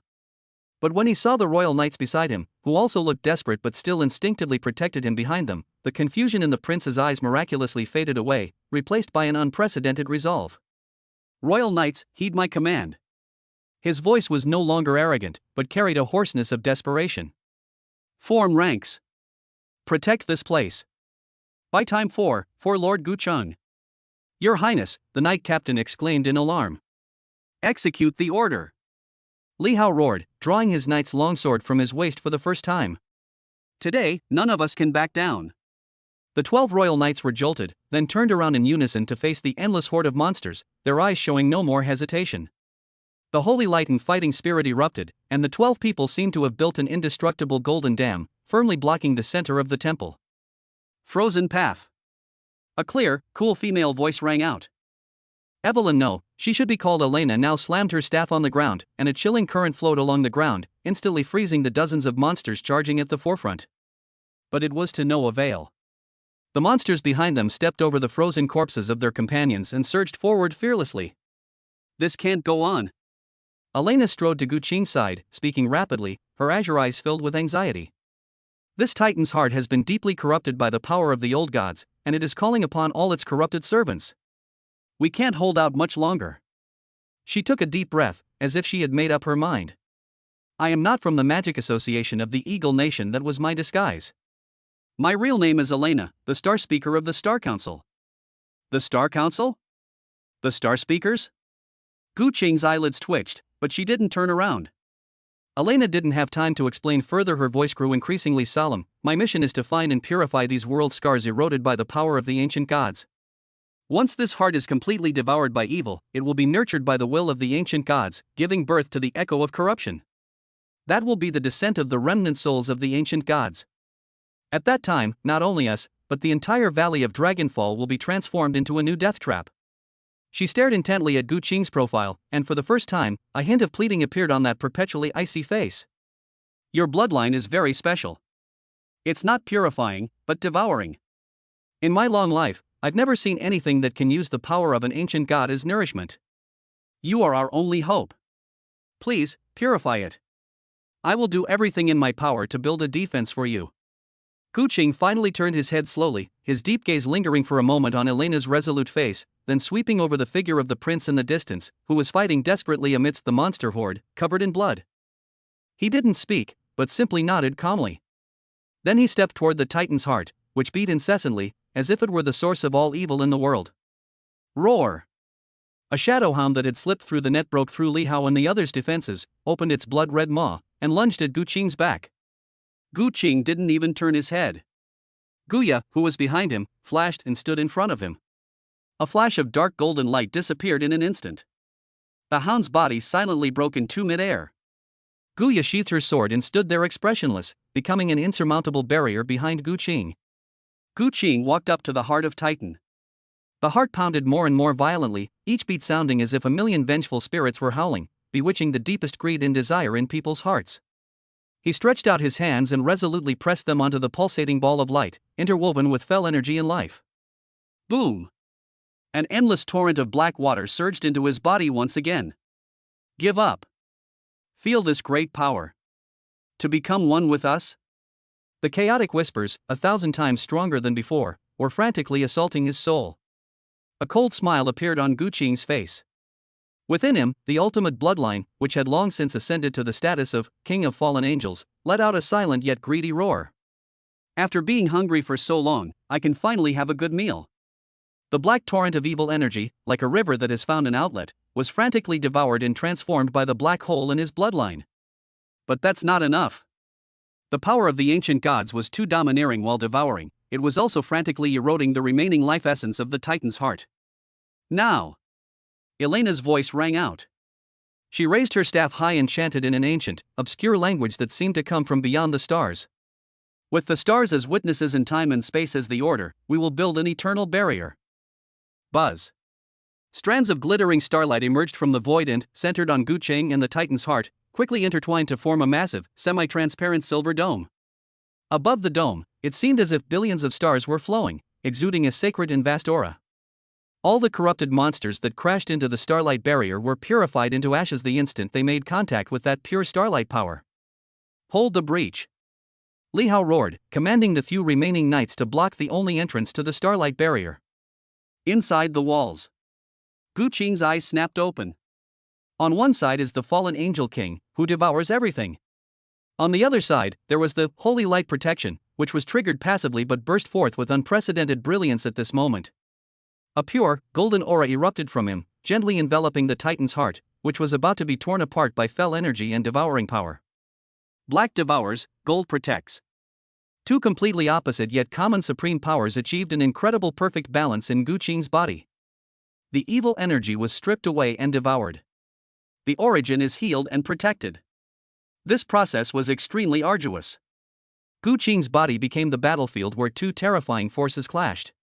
Every second, his muscles, bones, and meridians were undergoing tearing and reconstruction. But he just gritted his teeth and his eyes grew even more determined.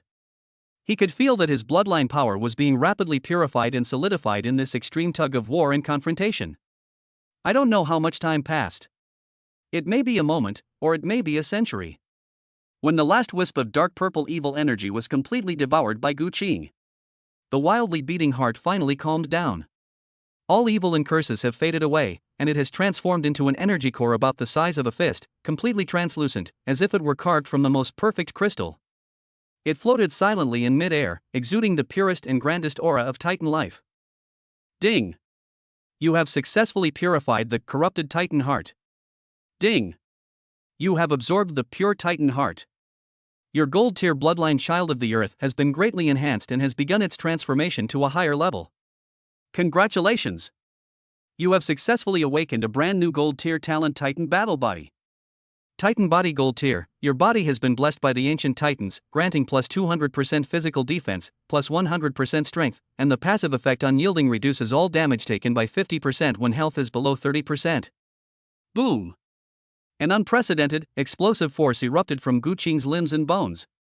He could clearly hear the crackling sounds emanating from all the bones in his body, as if they were undergoing some kind of profound reshaping. Beneath the skin, muscle fibers twist and strengthen at an alarming rate, instantly increasing their density and resilience by several levels. With just a light clench of his fist, he felt as if he could crush mountains. This feeling of explosive power made him want to roar to the sky. Outside world. As the Titan's heart was purified, all the corrupted monsters seemed to lose their source of power, howling as they turned into ashes. The starlight barrier slowly dissipated. Elena leaned on her staff, her face pale, but her deep blue eyes were fixed on Guqing, as if she wanted to see right through him. Li Hao and the 5 remaining royal knights collapsed to the ground, covered in blood, panting heavily. Looking at the miraculous scene before them, their eyes were filled with endless shock. The smoke and dust cleared. Guqing stood in the center of the temple, with wisps of white steam rising from his body. He seemed to grow taller, and the oppressive feeling emanating from the level of life was even more chilling than the enormous Titan remains from before. Elena's throat moved, as if she wanted to say something. I want to ask him about the secrets of his bloodline, explore the source of his power, and express the Star Council's gratitude. But when her gaze met Guqing's deep eyes, which seemed to hold a starry sky, all the words stuck in her throat. She has seen countless strong people and witnessed countless miracles. But no one has ever been able to combine destruction and protection, darkness and light so perfectly as the man before us. That is not power. That is a kind of Tao. A Tao that transcends all laws and belongs only to him. At this moment, the star speaker from the Star Council, who had witnessed the birth and death of the universe, had his usually calm heart skip a beat. Chapter 107 Son of Titan. Inside the temple, there was deathly silence. Gu Qing stood still, feeling the explosive power within his body. The bones throughout his body emitted a dense, crackling sound. It wasn't shattering, but rather undergoing an unimaginable process of reshaping and strengthening. Every muscle fiber is being infused and twisted by a magnificent force originating from the depths of the earth, becoming incredibly resilient. He simply clenched his fist lightly. Buzz! The air in the palm was compressed instantly, producing a muffled popping sound. An unprecedented sense of control arose spontaneously. It was as if he could shatter mountains with a single punch and crack the earth with a single stomp if he so desired. This is the power of the Titans. Your body. Elena's voice trembled slightly, almost imperceptibly. Her deep blue eyes were no longer filled with inquiry, but with a kind of awe and fervor akin to that of someone facing a miracle.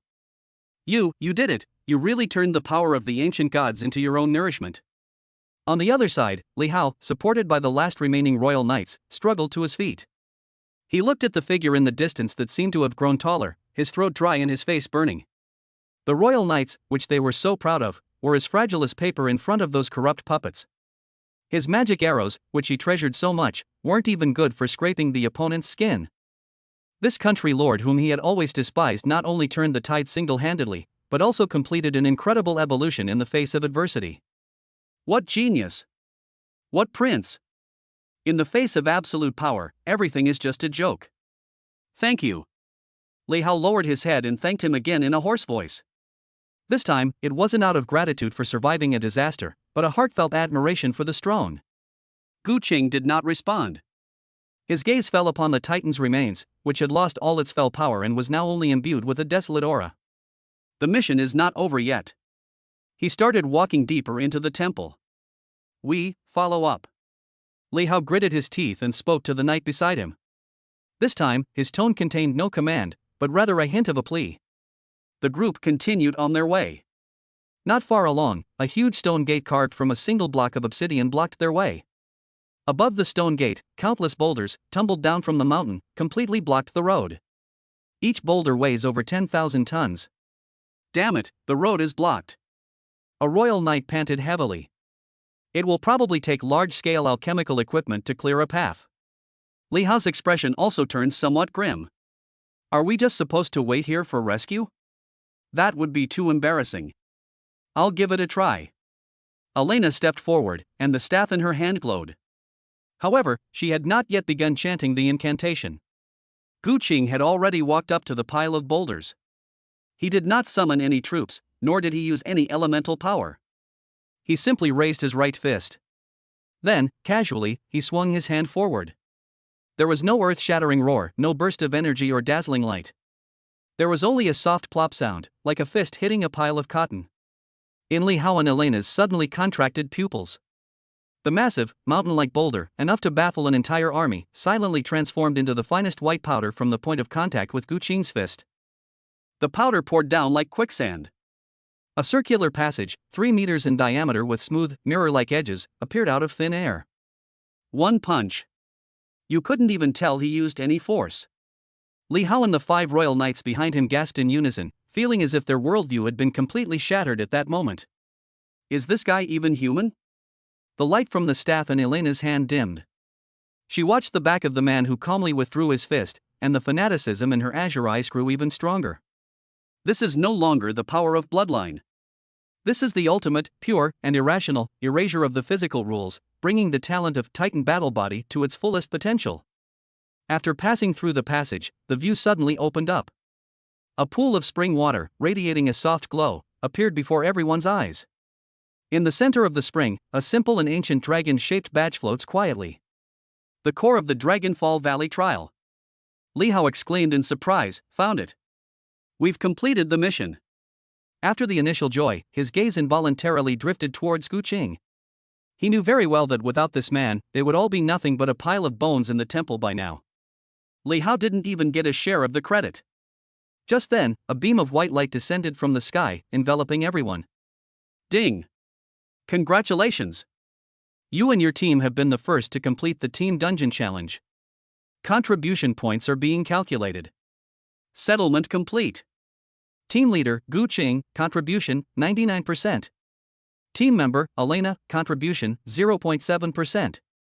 Team member, Li Hao, contribution, 0.3%. Congratulations on winning the team competition. Rewards: 1 platinum level treasure chest, 3 platinum level building blueprints, 10 million energy crystals, and 10,000 Dragon Kingdom reputation. A series of system notifications rang in Gu Qing's mind. The next second, space shifts. When everyone opened their eyes again, they were back in the highly anticipated Apocalypse Arena. On the high platform, the Emperor of the Dragon Kingdom and his civil and military officials stared at the outrageously high contribution ratio on the light screen and fell into a long silence. The tens of thousands of spectators erupted in a tremendous uproar. 99%?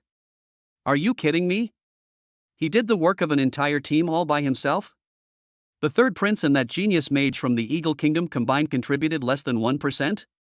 Countless gazes, filled with shock, horror, and disbelief, converged on Gu Qing. Li Hao's face turned a deep purplish red. This is even more humiliating than slapping him in public. But the problem is, he couldn't refute it with a single word. Because what the system presents is the truth. Lord Gu Qing. Elena's cool voice pulled him back from his embarrassment. The mysterious female mage walked straight up to Gu Qing. She gave Gu Qing a deep look, her icy eyes filled with complex emotions. There was awe, curiosity, and even a hint of an unusual radiance that she herself was unaware of. On behalf of the Star Council, I extend this formal invitation to you once again. Elena's voice wasn't loud, but it reached Gu Qing's ears clearly. The sole purpose of the Council is to protect the continent of Odyssey and fight against the encroachment from beyond the world, such as the ancient gods. We are not an organization, but an alliance formed voluntarily by countless inheritors of ancient bloodlines. In the Council, there are others like you who have inherited the bloodlines of ancient titans, dragons, and even gods. There, perhaps you can find the path to explore the ultimate mysteries of bloodlines. Her gaze held an unprecedented sincerity and expectation. Your path aligns with ours. Your strength is the hope we need most in our fight against darkness. We need you. Gu Qing looked at her and remained silent for a moment. The Star Council, inheritors of an ancient bloodline. This did indeed pique his interest. But he was never used to handing over his fate to others. I'll consider it. In the end, Gu Qing gave the same answer as before. He also expressed his gratitude, thank you for the intelligence. Receiving this promise, which wasn't really a promise, Elena's anticipation grew even stronger. She nodded, said nothing more, and turned to step aside. She knew that for a dragon soaring through the heavens like this, any form of restraint would be an offense. All she had to do was wait quietly. We await the day when he shines upon the world. Amidst the clamor and excitement, the first stage of the national competition came to a close. Gu Qing's name, without any suspense, became the hottest topic in the entire Dragon Kingdom and even the surrounding countries. Return to the floating city that blots out the sky. Gu Qing immediately entered his private cultivation room. He sat cross-legged, closed his eyes, and carefully experienced the tremendous changes brought about by the Titan battle body. It is a sublimation that originates from the essence of life.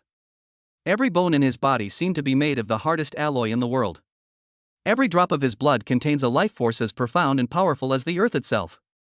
He had a feeling that, even without using any skills, he could withstand a full-force attack from a platinum-level expert with his bare body. This is a mobile war fortress. Just as Gu Qing was immersed in the thrill of this rapid increase in power. Thump! A soft footstep, yet seemingly striking the very depths of one's soul, echoed outside the door. Gu Qing opened her eyes. The massive door to the training room slid open silently. Talia, a Titan woman 50 meters tall with a figure as perfect as a masterpiece of the gods, stood quietly outside the door. Her eyes, as bright as stars, were fixed on Gu Qing. The respect and submission in his eyes were no longer there. Rather, it was a mixture of excitement, agitation, and even fervent anticipation. She slowly knelt down on one knee, her voice soft yet possessing a magic that could shake mountains and rivers. My lord! The Titan bloodline within you is calling. A real Son of Titan. Chapter 108 Son of Titan, witnessed by the stars. Inside the cultivation room, the abundant life energy was like a furnace, reflecting a golden glow onto Gu Qing's body. With a gentle call from outside the door, the almost boiling power slowly subsided. The Titan woman Talia stood silently outside the door. Her star-like eyes were fixed intently on Gu Qing, surging with a mixture of excitement, agitation, and fervent anticipation unlike anything she had ever shown before. Under Gu Qing's calm gaze, her 50-meter-tall divine body began to undergo incredible changes. The light and shadow distorted, and her enormous body rapidly shrank at a speed visible to the naked eye. Bones, muscles, and the sacred body of a Titan were perfectly and proportionally condensed under the constraints of a mysterious law. Finally, she transformed into a stunningly beautiful woman over 2 meters tall with an absolutely perfect figure, and slowly walked into the cultivation room. She remained the towering Titan queen, only now she contained all that holiness and grandeur within this breathtaking body. As she approached Gu Qing, Talia slowly knelt on one knee, raising her face a masterpiece of divine craftsmanship, and spoke softly, yet with a magic that could shake mountains and rivers. "My lord, the Titan bloodline within you is calling." She paused, and a hint of feminine shyness and a yearning for the continuation of her race flashed in her star-like eyes. "A real son of Titan." Gu Qing's gaze fell on her. He could feel that the Titan bloodline within Talia, dormant for millennia, was cheering and rejoicing because of his newly awakened Titan battle body. It is an attraction that originates from the source of life, an absolute submission to and yearning for a higher level of bloodline, to bring about a true revival for the Titans. This was Talia's request. "I see." Gu Qing stood up, his tall figure, enhanced by the Titan battle body, was almost the same size as Talia at that moment. He reached out and gently helped Talia up. "As you wish."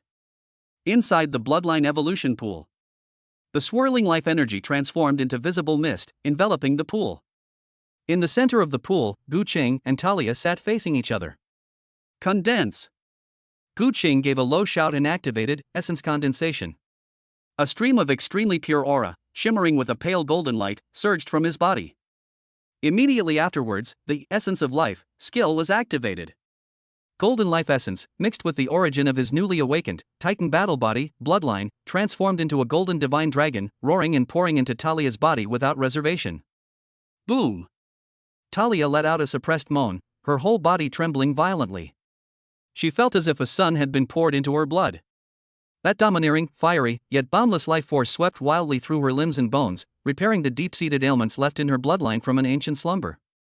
Furthermore, Gu Qing's unique source bloodline power acted as a catalyst, perfectly fusing the Titan bloodline within her body with Gu Qing's Titan power. The entire bloodline evolution pool was violently boiling under the fusion of this power. On the pool walls, countless ancient runes were illuminated, radiating a dazzling light and accelerating this unprecedented miracle of life. A few days later, beside the fountain of life in the floating city, Gu Ling's small hand was placed on Talia's flat stomach. With her eyes closed, a holy radiance enveloped her small body, and she pushed her heart of healing talent to its limit. A moment later, Gu Ling opened her eyes, her face filled with undisguised surprise and shock. "Father, I can feel it. There's a really powerful little life inside Sister Talia's body." She tilted her head, trying hard to organize her thoughts. His heartbeat was like thunder. "I have never felt such a powerful pulse of life." A dazzling golden light shone in Gu Ling's eyes. She seemed to be able to see the miracle that was being conceived through her belly. "His bloodline is so pure, as solid as the earth beneath you, Father, and is full of the power of the stars, just like Sister Talia. I feel that he was born at the very least, diamond grade." Diamond grade. These 4 words caused Lilith and Suna, who were standing nearby, to catch their breath. Gu Qing smiled and patted Gu Ling's head. This is the result he wanted. A descendant who has merged her own source bloodline with the power of the pure Titan, her birth will add another true guardian deity to her territory. While Gu Qing was overjoyed at the birth of the new life, Elena wandered around the floating city like a curious scholar. This war fortress, a blend of magic and technology, brimming with life, filled her with wonder at every turn. She spends most of her time with Gu Qing's daughters. She would listen with great interest as Gu Chan recounted the mysteries of the 7 deadly sins, nodding earnestly even though she was still somewhat confused by what he was saying. She would also offer some new ideas from the perspective of star magic when Guyu cast her moonlight illusion spell, making Guyu's bright eyes light up with thoughtful thoughts. The power of stars is essentially a kind of light, and moonlight is an extension of starlight. If your illusions can be integrated into the trajectory of stars, they might be able to directly interfere with the flow of time on a small scale, thereby achieving a higher level of deception. Elena and Guyu sat on the branches of the elf mother tree, talking softly. The two women, both skilled in psychic and illusion magic, quickly found common ground. But more often than not, Elena's gaze would unconsciously drift towards the distance. There, Gu Qing was holding his youngest daughter, Gu Mei, on a grassy field surrounded by flower fairies, teaching her how to manipulate plant vines. The man who could shatter a 10,000-ton boulder with a single punch and incinerate hundreds of thousands of demons with a flick of his wrist now had a gentle face that could melt ice and snow. He would patiently correct Gu Mei's incorrect spellcasting gestures, and when Gu Mei successfully nurtured a small flower, he would generously praise her, eliciting the little girl's silvery laughter. That scene was filled with warmth and peace. Yet it contains a powerful force called inheritance, which is enough to move even the gods. Elena stared at it, her eyes becoming somewhat dazed. Unbeknownst to her, a corner of her heart, which was as frozen as a star, had quietly melted away. Night. On the bridge deck of the floating city. Gu Qing stood by the railing, looking down at the churning sea of clouds below. A soft sound of footsteps came from behind. Lord Gu Qing. Elena's voice was as cold and aloof as ever. She walked to Gu Qing's side and, imitating him, looked down at the sea of clouds. I will be returning to Parliament tomorrow to report back. Gu Qing replied. Silence spread between the two. After a long pause, Elena spoke again, her voice carrying a subtle fluctuation that she herself was unaware of. Before I met you, I always thought that the most powerful force was like the stars, eternal, cold, and bound by predetermined laws. Her gaze slowly shifted from above the sea of clouds to Gu Qing's profile. But now I realize that true power is the temperature that can make even the coldest stars burn. She watched Gu Qing's gentle interactions with his daughters, and saw the heartfelt awe and fervor in all the soldiers under his command. You have that kind of warmth. Gu Qing sensed the strangeness in her gaze, but didn't point it out. He simply replied calmly, I'm just protecting my family. Family. Elena repeated the word softly, a hint of envy and loneliness flashing in her azure eyes. After a moment, as if she had made up her mind, she took out a letter woven from starlight from her bosom and handed it to Gu Qing. This is the official invitation from the Star Council. All the elders of the council look forward to your joining us. Gu Qing took it.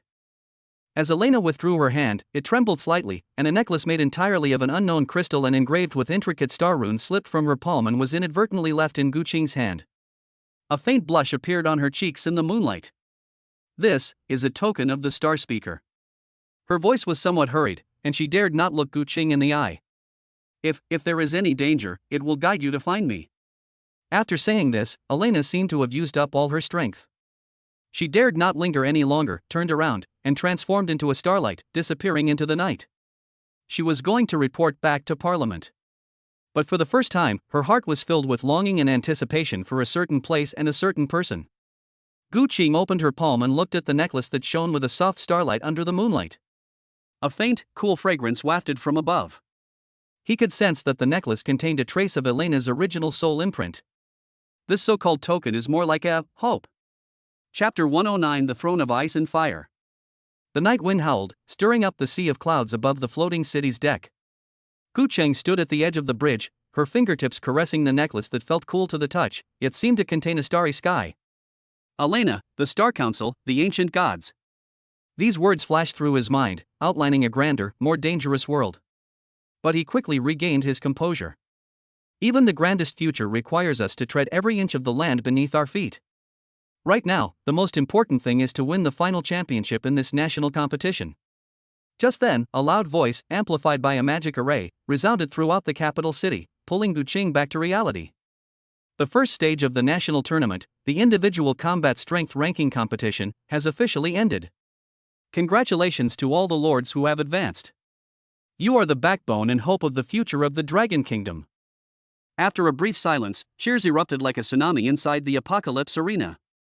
Tomorrow, the final battle of this competition will begin. The voice paused, and every word was inflammatory. The final battle rules territory attack and defense war. All advanced lords will engage in a final one-on-one duel within their respective territories.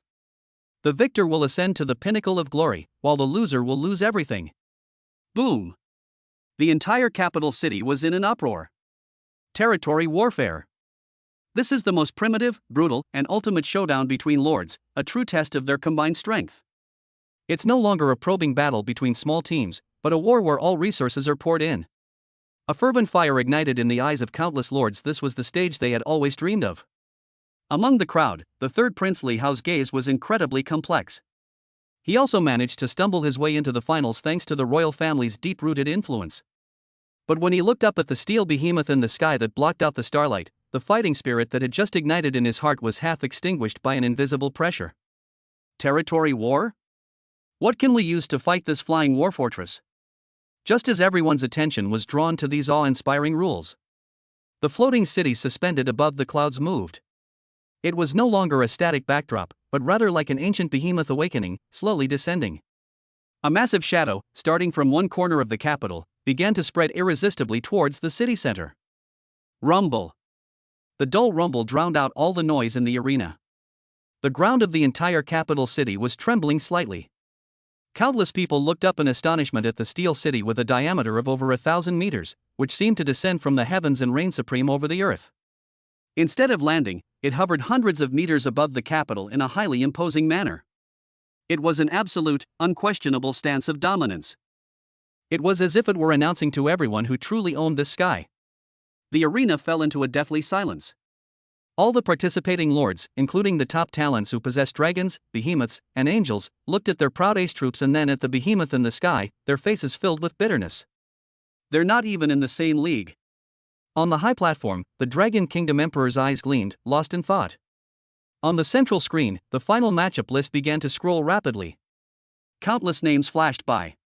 Ultimately, the two names were magnified infinitely and fixed in the center of the screen. Final matchup. Lord of Linen City in the south, Gu Cheng vs. Lord of the Northern Frost Empire, Elsa. When the name Elsa was mentioned, the atmosphere in the entire venue was instantly ignited to its peak. The Frost Queen. It's her. My God. The two most notorious monsters in this tournament have actually met in the finals. This is going to be interesting. One is a powerful dragon that commands the Sky Fortress, and the other is an undefeated queen who has ruled the Northern Territory for many years. If Gu Qing is the biggest dark horse to emerge in this competition, then the Frost Queen Elsa is an iceberg that rises unexpectedly and weighs heavily on the heads of all the Northern Lords. She is the sole heir to the Northern Overlord, the Frost Empire. Legend has it that on the day she was born, the entire empire was blanketed in snow for 3 months. Her Frost Dragon Legion is powerful enough to freeze rivers. Her chief mage can even summon apocalyptic blizzards that cover an entire province. Lilith's figure appeared behind Gu Qing like a ghost, her voice solemn as she reported the intelligence she had just gathered. Master, the territory of the Frost Queen Elsa is a mobile fortress called Winter Grasp. The entire fortress is constructed from millennia-old ice, and the walls are constantly growing and repairing themselves.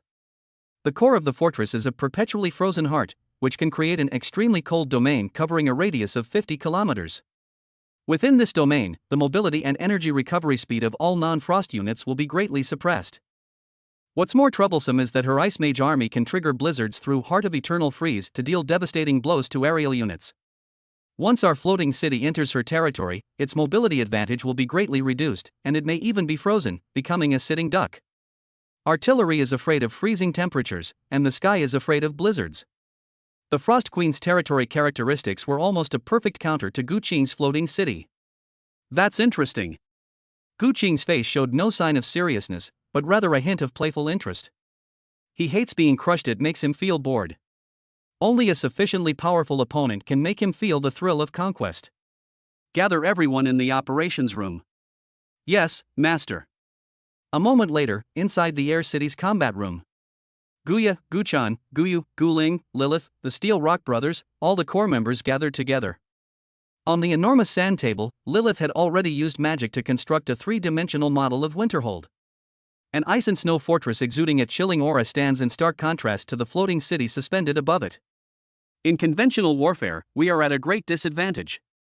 Gu Qing's finger tapped lightly on the sand table. The blizzard will be the Little Eagle King and Shadow Dragon's greatest enemy, and the extreme cold domain will continuously deplete our energy shield. His gaze swept over everyone.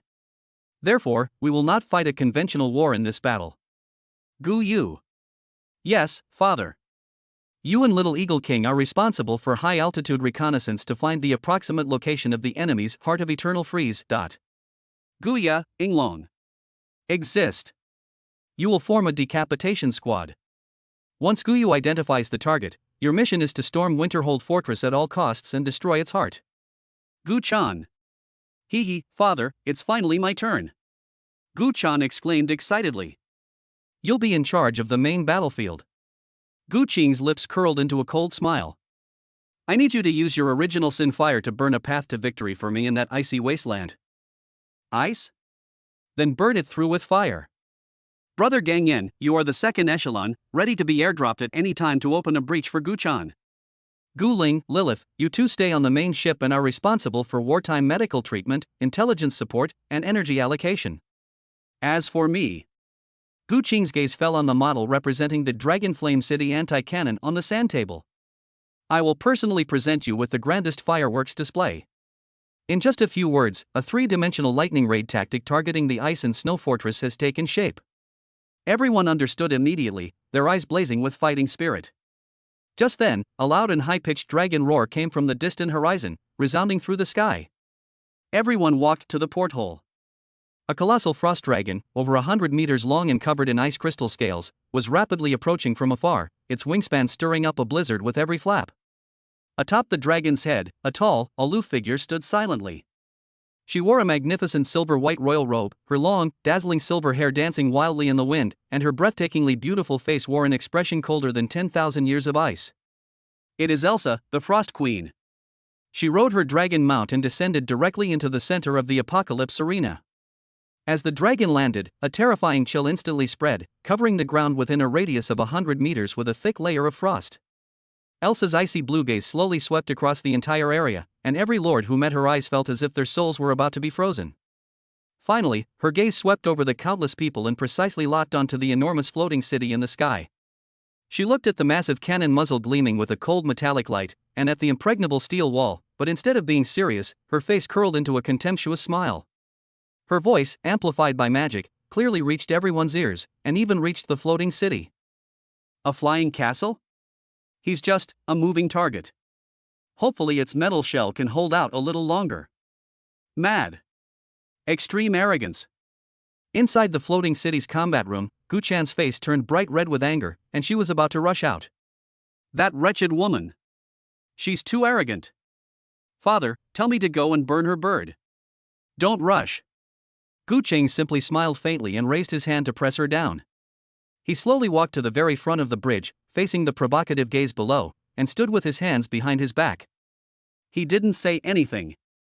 However, at this moment, the crimson runes on the muzzle of the platinum-grade Dragonflame City defense cannon in the floating city, which had been dormant for a long time, slowly lit up one by one. A terrifyingly high temperature, destructive enough to melt steel and evaporate rivers, began to gather at the muzzle of the cannon. The air beneath the entire floating city became distorted and blurred due to the intense heat. Even thousands of meters away in the arena, everyone felt a wave of heat wash over them, dispelling the biting cold brought by Elsa. Elsa's disdain froze for a moment. She could feel a terrifying energy, powerful enough to threaten her and even the legendary dragon beneath her feet, locking onto her from the sky. Inside the arena, there was a deathly silence. Everyone held their breath, watching the two monarchs in the sky and on the ground, whose aura had already reached its peak even before the battle had begun. The struggle for the throne of ice and fire. Now, let's begin. Chapter 110: Elsa's Incredulity. The apocalypse arena was deathly silent. The steel behemoth hovering above the capital city and the frost dragon coiled on the earth were like fire and ice, respectively. Two completely opposite terrifying auras formed a clear confrontation between the sky thousands of meters above the ground. Everyone held their breath. The final battle of this national competition. On the high platform, the Dragon Kingdom Emperor's voice, amplified by a sound-amplifying array, resounded throughout the entire venue, each word carrying an unquestionable majesty. Now, begin. The moment the words fell. Roar. The legendary dragon beneath Elsa, the Frost Queen, suddenly raised its head and let out a roar powerful enough to freeze the soul. The war has begun. Elsa's icy blue eyes were devoid of any emotion. She simply raised her hand slightly. The next second, dozens of huge spatial ripples appeared out of thin air behind her. 1, 10, 100. Hundreds and thousands of smaller, yet equally terrifyingly cold, frost dragons swarmed out of the portal like locusts. Their only goal is that floating steel city in the sky. Buzz. On the outer layer of the floating city, an energy shield that was almost imperceptible to the naked eye suddenly lit up. Ice breath. Elsa's cold voice was like a military order. Thousands of frost dragons opened their massive jaws at the same time. In an instant, the world lost its color. Thousands of thick, frost-covered dragon breaths, shimmering with destructive magical light, were like thousands of spears of judgment falling from the sky. They converged into a death torrent powerful enough to freeze mountains instantly, and slammed into the energy shield of the floating city. Click click. Even though the floating city's energy shield had reached the platinum level, it still let out a mournful cry of being overwhelmed under such saturated concentrated fire. A terrifying ice layer tens of meters thick instantly condensed on the surface of the shield, and it was still thickening rapidly at a visible speed. Forbidden spell, Ice Meteor Catastrophe. Elsa's Ice Mage squad had already completed their lengthy incantation. Above the sky, massive frost meteorites, each over 100 meters in diameter, trailing long fiery tails, hurtled mercilessly toward the floating city with a piercing whistle, as if the end of the world had arrived. The sky and the ground, dragon's breath and meteorites, form a net that leaves no blind spots. That's all there is to it. Elsa looked at the floating city that was trembling violently under the ice and bombardment, and the utter contempt on her face reappeared. So what if it can fly? Before the absolute power of frost, the higher you fly, the harder you fall. However, the thought had only just begun to form in her mind. Boom! A terrifying roar, powerful enough to make the entire capital city tremble, suddenly erupted from the core of the floating city. A dazzling golden beam, seemingly melting the sun itself, tore through the frost-covered sky at a speed exceeding the speed of sound, piercing through all obstacles. A colossal frost dragon, spewing its breath, was unable to utter even a mournful cry. The moment that golden beam of light swept past, its enormous body, along with the surrounding space of dozens of meters, was directly evaporated and vaporized by that destructive heat, leaving not even a trace of ash behind. Dragon Flame City Defensive Cannon. The power of a single shot is terrifying. But this is just the beginning. Boom! Boom! Boom! Above the floating city, the ferocious giant cannon, like an ancient beast awakening, began to roar tirelessly. Golden beams of dragon flame traced deathly paths across the sky. Each roar was inevitably accompanied by the fall of an ice dragon. The flames of the explosions rose and fell in the sky, like the grandest and most cruel fireworks display. The disdain on Elsa's face froze instantly. Father! It's my turn! Inside the operations room, Gu-chan was already trembling with excitement. Gu Cheng nodded calmly. The next second, the little Eagle King let out a high-pitched cry, carrying that petite figure, and like a black arrow, it charged fiercely into the formation of the frost dragon. Original Sin Inferno burning the heavens. Gu-chan opened her arms wide, as if embracing a demon from purgatory. Black and red flames, filled with an aura of corruption and destruction, suddenly erupted from her body. That was no ordinary flame, it was the karmic fire imbued with the essence of the 7 deadly sins. In the air, it quickly wove together into a massive fire net covering an area of several thousand meters. Sizzle, sizzle, sizzle. Countless frost dragons crashed headlong into the net of fire. A tooth-searing, burning sound rang out. Under the burning flames of karma, the solid ice that was strong enough to freeze everything is no longer solid ice, but becomes fuel for the fire.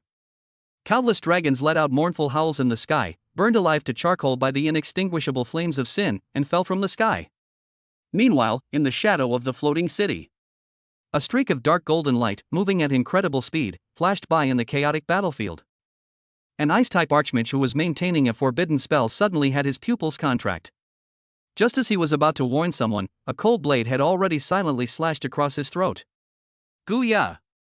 She was like the Grim Reaper walking on the battlefield. With each move, she would inevitably take away a key enemy spellcaster, precisely cutting off the enemy's fire support. Roar! High in the sky, Elsa's most powerful legendary frost dragon let out an angry roar. It sensed the greatest threat and was preparing to swoop down to support the mage group. However, an even larger and more eerie shadow quietly emerged from the clouds below it. Shadow Dragon. Gu Qing's trump card, that platinum-grade sub-dragon, has finally revealed its fangs. It made no sound, but locked its gaze on the other party with its dragon eyes burning with shadow fire. 2 colossal dragons, one of ice and one of shadow, instantly engaged in the most primal and bloody battle above the clouds. Moonlight confused heart. Higher in the sky, Guyu rode on the back of another windhawk, her ethereal eyes reflecting a bright crescent moon. An invisible spiritual fluctuation spread out like ripples. On the battlefield, the movements of dozens of frost dragons suddenly froze. A brief moment of confusion and bewilderment appeared in their eyes. Yes, some of them frantically spewed dragon breath at the empty sky. Some even turned around and unleashed deadly attacks on their own comrades. The battlefield is in complete chaos.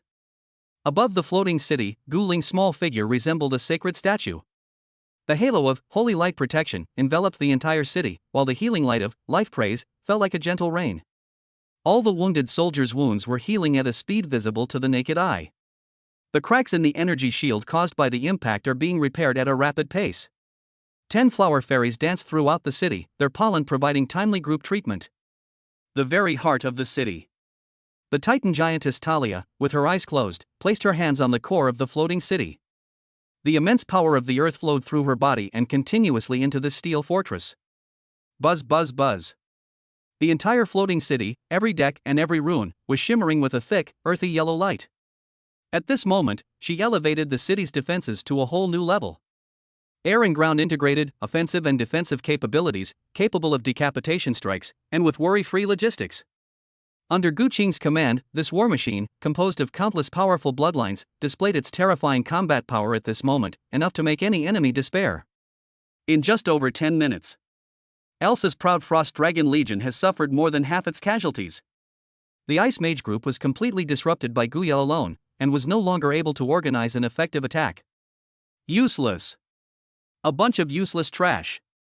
As Elsa witnessed the almost one-sided massacre before her, her face, frozen for millennia, finally revealed an uncontrollable rage for the first time. Her icy blue eyes were instantly replaced by a frenzied crimson. She no longer relied on those so-called legions. She wanted to do it herself. In my name, awaken the chill of the abyss. Elsa stretched out her delicate hand, spread her 5 fingers, and suddenly clenched it downwards. Rumble.